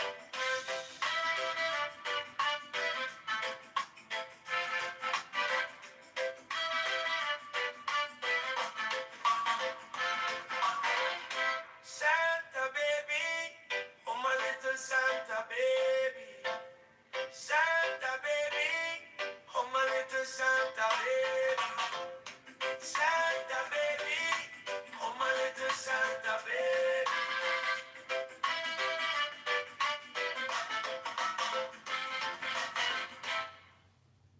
Santa baby, oh my little Santa baby. Santa baby, oh my little Santa baby. Santa baby, oh my little Santa baby. Strike the master chord, draw the flaming sword. Merry Christmas, Merry Christmas, Merry Merry Christmas.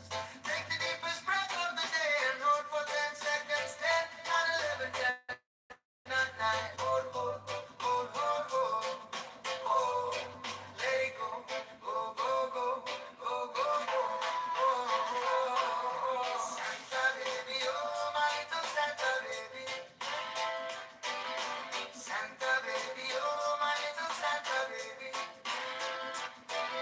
Santa baby, oh my little Santa baby. Santa baby, oh my little Santa baby.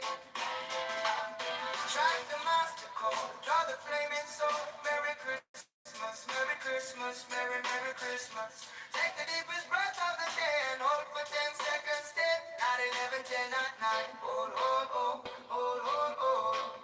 Oh, let it go, go, go, go, go, go, go. Oh, Santa baby, oh my little Santa baby. Santa baby, oh my little Santa baby.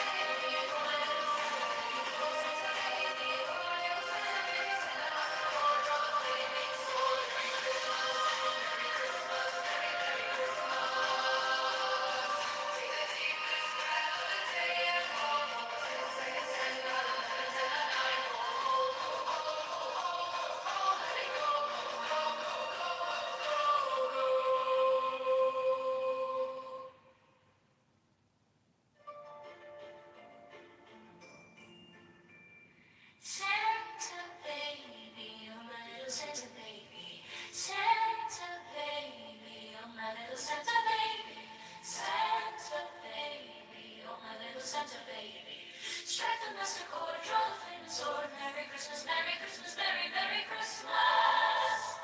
Take the deepest breath of the day and hold for 10 seconds. 10, not 11, 10, not 9. Hold, hold, hold, hold, hold. Let it go, go, go, go, go. Santa baby, oh my little Santa baby. Santa baby, oh my little Santa baby. Santa baby, oh my little Santa baby. Strike the master chord, draw the flaming sword. Merry Christmas, Merry Christmas, Merry Merry Christmas. Take the deepest breath of the day and hold for 10 seconds. 10, not 11, 10, not 9. Hold, hold, hold, hold, hold. Let it go, go, go, go, go.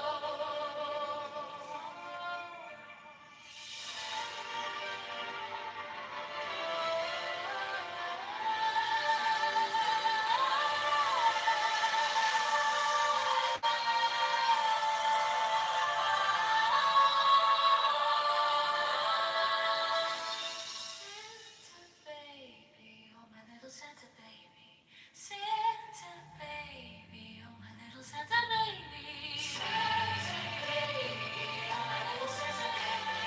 Strike the master chord, drop the flaming sword. Merry Christmas, Merry Christmas, Merry Merry Christmas. Take the deepest breath of the day and hold for 10 seconds. 10, not 11, 10, not 9. Hold, hold, hold, hold, hold. Let it go, go, go, go, go.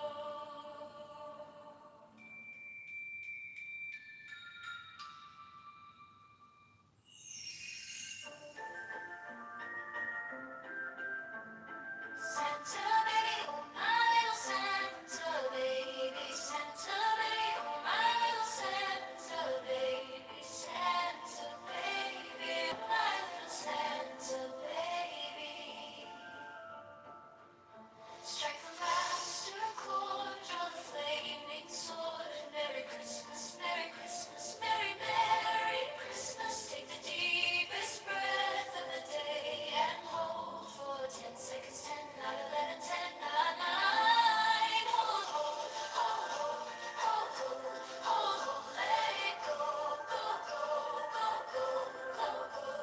Santa baby, oh my little Santa baby. Santa baby, oh my little Santa baby. Santa baby, oh my little Santa baby. Strike the master chord, draw the flaming sword. Merry Christmas, Merry Christmas, Merry Merry Christmas. Take the deepest breath of the day and hold for 10 seconds. 10, not 11, 10, not 9. Hold, hold, hold, hold, hold, hold, hold, hold. Let it go, go, go, go, go, go, go. Santa baby, my little Santa baby. Santa baby, my little Santa baby. Santa baby, oh my little Santa baby. Strike the master chord, draw the flaming sword. Merry Christmas, Merry Christmas, Merry Merry Christmas. Take the deepest breath of the day and hold for 10 seconds. 10, not 11, 10, 9. Hold, hold, hold, hold, hold, hold, hold. Let it go, go, go, go, go, go, go. A magician, his breast bare, stands before an altar on which are his burring bell, the rubble, and two of the cakes of light. In the sign of the answer, he reaches west across the altar and cries, Hail, Raleigh, ghost in thy bark, into the caverns of the dark.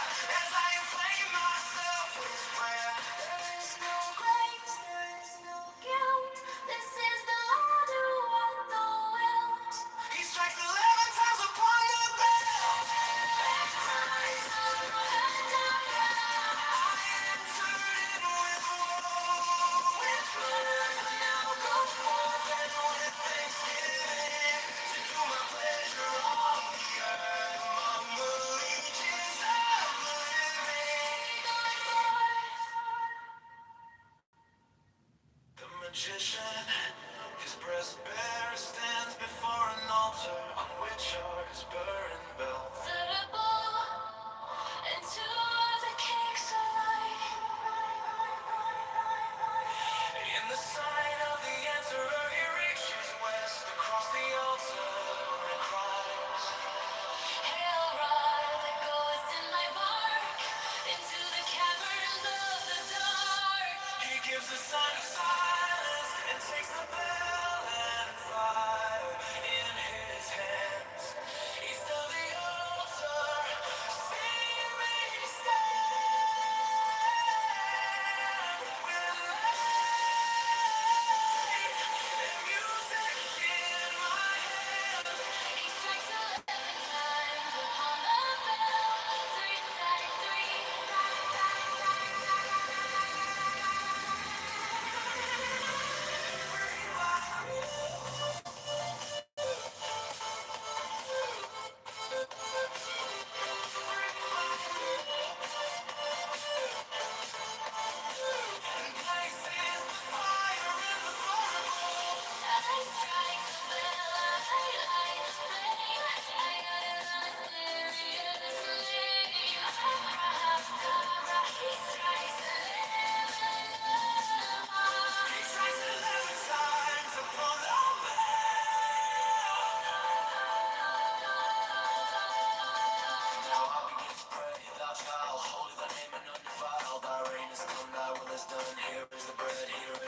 Bring me through midnight to the sun, save me from evil and from good. That power crown of all the dead. Even now and hear me mine, amen. He puts the first cake on the fire of the third bowl. I burn the incense cake, proclaim these adorations of thy name. He makes the massive liver, let Jesus Christ again 11 times upon the bell. The burn even makes upon his breast the proper sign. Behold this bleeding breast of mine, gashed with the sacramental sign. He puts the second cake to the wound. I snatch the blood, the wafer soaks it up, and the high priest involves. He eats the second cake, this bread I eat, this oath I swear, as I inflame myself with prayer. There is no grave. There is no guilt. This is the law. Do what the will. He strikes 11 upon the bell and cries, "Abracadabra." I enter in with woe, with mirth I now go forth and with thanksgiving. To do my pleasure on the earth among the legions of the living. He goeth forth.